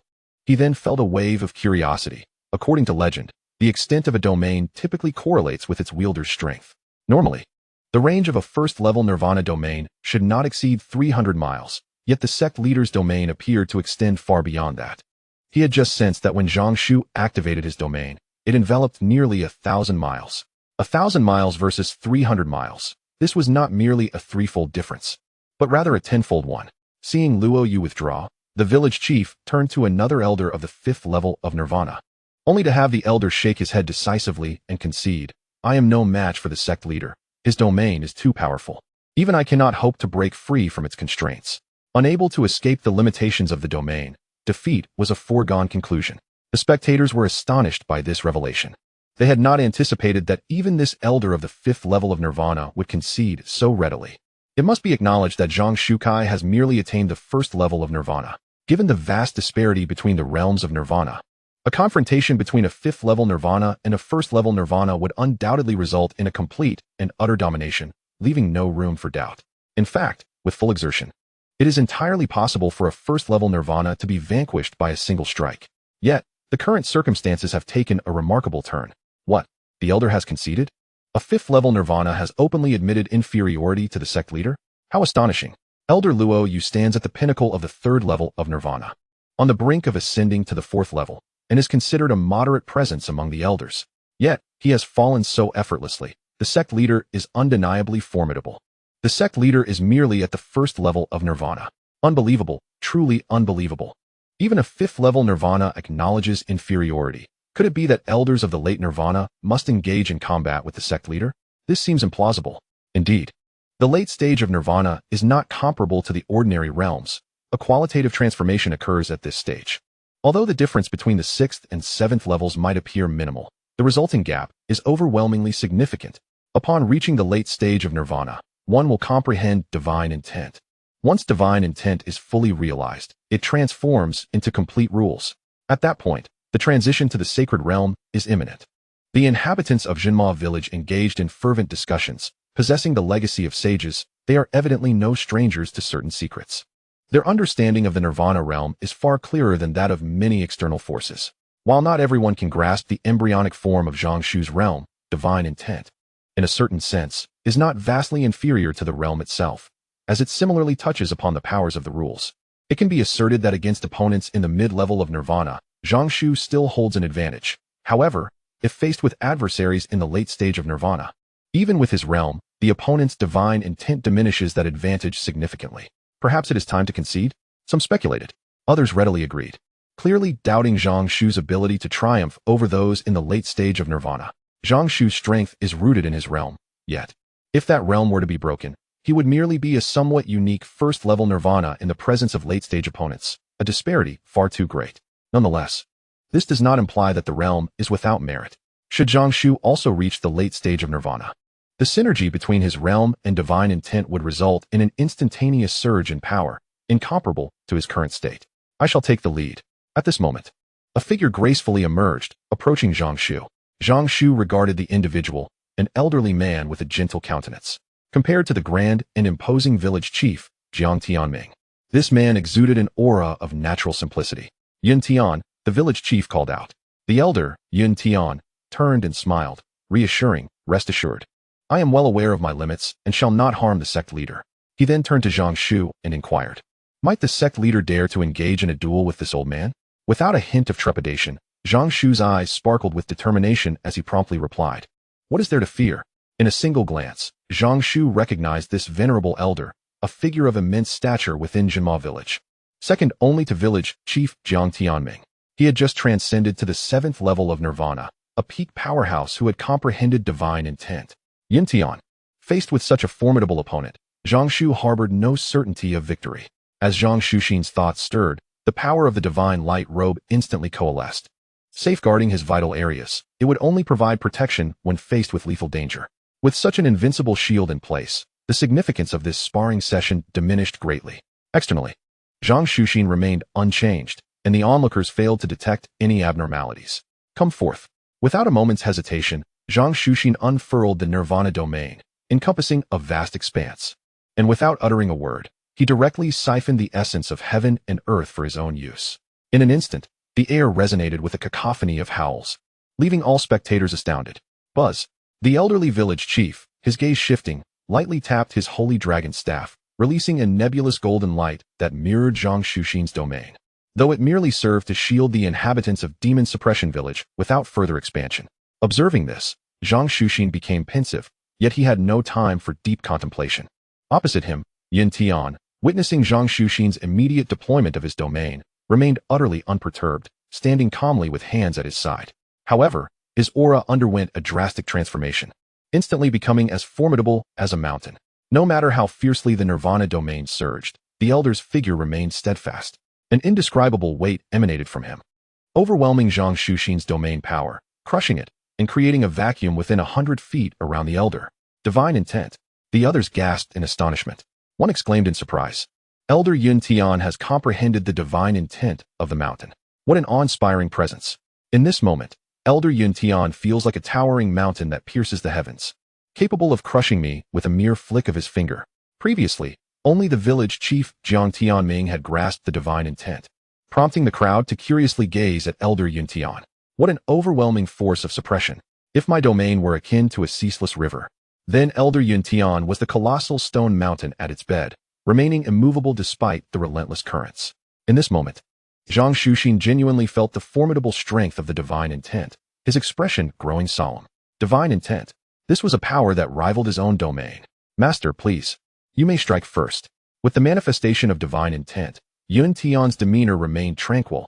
He refrained from attacking first, instead allowing Zhang Shuxin to initiate. This was the confidence of one in the late stage of nirvana. Under the influence of divine intent, the efficacy of Zhang Shuxin's domain diminished rapidly. And given that Yun Tian's cultivation far surpassed his own, the outcome of this battle appeared inevitable. Thus, he was in no rush to engage, fearing that the confrontation would end too swiftly, potentially compromising the master's dignity. Chapter 99. The fate of divine weapons. Since that is the case, I shall not hold back. Observing the situation, Zhang Shuxin harbored no arrogance. He directly summoned the power of his 1,000-mile domain, unleashing a deep rumble that resonated through the heavens and earth, as torrents of majestic essence gathered like ocean waves, swirling around him. At this moment, Elder Yun Tian's expression gradually turned grave. In his perception, Zhang Shuxin still possessed the cultivation of the first stage of nirvana, yet his threat level was undeniably escalating, providing pressure that was no less formidable than that of a mid-stage nirvana expert. The 1,000-mile domain was truly astonishing. The master's innate talent is even more formidable than that of those equally gifted geniuses who have comprehended their realms. Yun Tian is filled with profound admiration. The greater Zhang Shu becomes, the more elated he feels. This signifies that the Demon Suppression Village has not erred in its selection. However, merely relying on this will not pose a threat to me. With a confident smile, Yun Tian refrains from making any immediate moves until Zhang Shu gathers his power to its zenith, his aura subtly fluctuating, hinting at the pinnacle of the mid-nirvana stage. In an instant, Elder Yun Tian vanishes. Zhang Shu's pupils constrict as he witnesses a figure materializing before him, with a decisive strike. Observing this, Zhang Shu hesitates not for a moment. He channels boundless vitality, unleashing a force that even the mid-nirvana realm cannot ignore. His blade cleaves through the heavens, descending with ferocity toward the void ahead, where Elder Yun Tian stands. Unflinching, Elder Yun Tian's presence is as solid as a mountain, and he counters with a single fist aimed directly at the blade. Accompanied by a resonant shout, "Open the heavens!" Boom! A thunderous collision ensues as fist meets blade, momentarily halting the clash. Elder Yun Tian takes a gentle step back, while Zhang Shu is propelled backward, his vitality-forged battle blade disintegrating into wisps of energy. In a single blow, the disparity is evident. What overwhelming power! Zhang Shu's gaze is filled with astonishment. This is divine intent. It pierces through the potency of the realm. The earlier ability to effortlessly restrain Luo Yu's domain now rendered as fragile as parchment, easily torn asunder. The opponent does not evade with agile footwork, but rather disperses Zhang Shu's most formidable strike head-on. Noticing Zhang Shu's astonished expression, Elder Yuntian offers a slight smile. This seemingly effortless blow was, in truth, a culmination of all his strength, a manifestation of his strongest self-created technique, enabling him to so nonchalantly obliterate Zhang Shu's most powerful attack. Suppressing his turbulent energy, Elder Yuntian intentionally reveals his prowess, gazing at Zhang Shu with a smile. Master, shall we continue? Once more, Zhang Shu's eyes burn with fervor. This is the first time he has truly encountered the power of divine intent. It is powerful, mysterious, unfathomable, and beyond comprehension. Previously, while he had vanquished saints, the experience was clouded by an overwhelming sensation of omnipotence granted by an experience card, leaving him little room to appreciate the nuances of his abilities. That feeling was akin to dreaming, where everything seems possible yet remains elusive. Now, he senses a profound reality. Compared to the ephemeral power of the experience card, Zhang Shu prefers the grounded sensation of the present. This clash has allowed Zhang Shu to feel a subtle enhancement in his mental acuity. As his mental fortitude grows, he finds himself mastering his abilities with increasing finesse and precision, reaching an ethereal state. With a swift motion, vitality coalesces into a long blade once more, and Zhang Shu's form becomes a blur, transforming into a streak of lightning, hurtling toward Elder Yuntian. This time, Elder Yuntian makes no attempt to counter, standing firm, allowing Zhang Shu's blade to strike his form. Hiss! In the next moment, Zhang Shu is astounded. He perceives that his strike has not cleaved through flesh, but rather has struck against a mountain. Elder Yuntian emerged unscathed, while Zhang Shu felt a tingling numbness in his hands, his vitality blade trembling uncontrollably. Some onlookers regarded Yuntian with astonishment. Is this the power of divine intent? Such formidable defensive capabilities. Yuntian chuckled heartily, his aura growing increasingly profound, akin to a towering mountain or an endless expanse of earth, instilling a sense of unfathomable depth. He proclaimed with mirth, "This is the divine intent of the mountain. Or perhaps, the divine intent of the earth." The offensive momentum surged forth like a celestial pillar tilting southward, overwhelming and unstoppable. In terms of defense, it is equally unassailable. The comprehension of divine intent and the lack thereof are entirely distinct realms. Just as Zhang Shu finds himself at this moment. Were he to face a being without a domain at the first stage of nirvana, it would be a sheer obliteration. There would be no room for doubt. Boom. In the ensuing moments, Zhang Shu unleashed strike after strike, wildly cleaving with his blade, the light of his sword darkening the skies.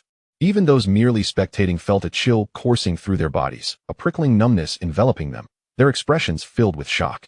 Yet, Yuntian remained composed, entirely unharmed, effortlessly compelling Zhang Shu to retreat in haste. At first glance, he appeared to hold the upper hand. Zhang Shu was astonished. The divine intent was overwhelmingly potent. Unbeknownst to him, Yuntian, despite his calm exterior, was more anxious than Zhang Shu, bearing an even greater burden. The divine intent he grasped, embodying both offense and defense, was unparalleled. However, it bore a flaw in speed. While short-distance advances were manageable, Zhang Shu continuously darted about, utilizing the power of his domain to evade. Even Yuntian found himself at a loss. His formidable divine intent could only ensure he was not disrupted by the domain, yet it utterly failed to restrain Zhang Shu's domain. Thus, though he appeared to hold the advantage, he was, in reality, passively enduring. Moreover, the execution of divine intent was not without its toll. If this continued, victory might still be within reach, but it would undoubtedly be a precarious affair. There existed the real possibility of exhaustion. After all, beneath the domain's coverage, the energies of heaven and earth could be manipulated at will. In this moment, Yuntian felt as though he were battling against the vastness of the universe. To compete in endurance against such a boundless force was nothing short of folly. No, this cannot continue. If this persists, could defeat be on the horizon? Panic surged within Yuntian. He absolutely could not abide losing to a first-stage nirvana practitioner, even if that individual were the sect leader. Boom. The void trembled incessantly. In that instant, Yuntian's hands glimmered with radiant light, and a gossamer, translucent gauntlet enveloped his hands. Upon witnessing this, the village chief was momentarily taken aback. The other elders, who had previously been enjoying the spectacle, now wore expressions of grave concern, exclaiming in indignation, "This old fool disregards martial ethics, employing a personal divine weapon against a first-stage nirvana practitioner in a spar." Zhang Shu too sensed the anomaly and turned to Yuntian. "What is this?" In that moment, Zhang Shu's instincts screamed in alarm. Danger! Yuntian at this juncture was exceedingly perilous. Hearing the reprimands from his companions, Yuntian's face flushed slightly, but he quickly steeled himself. Let them scold. After all, he had already cast aside his pride. To bully the weak was shameful enough, but to lose would render him utterly incapable of facing anyone. No matter what, he could not afford to lose.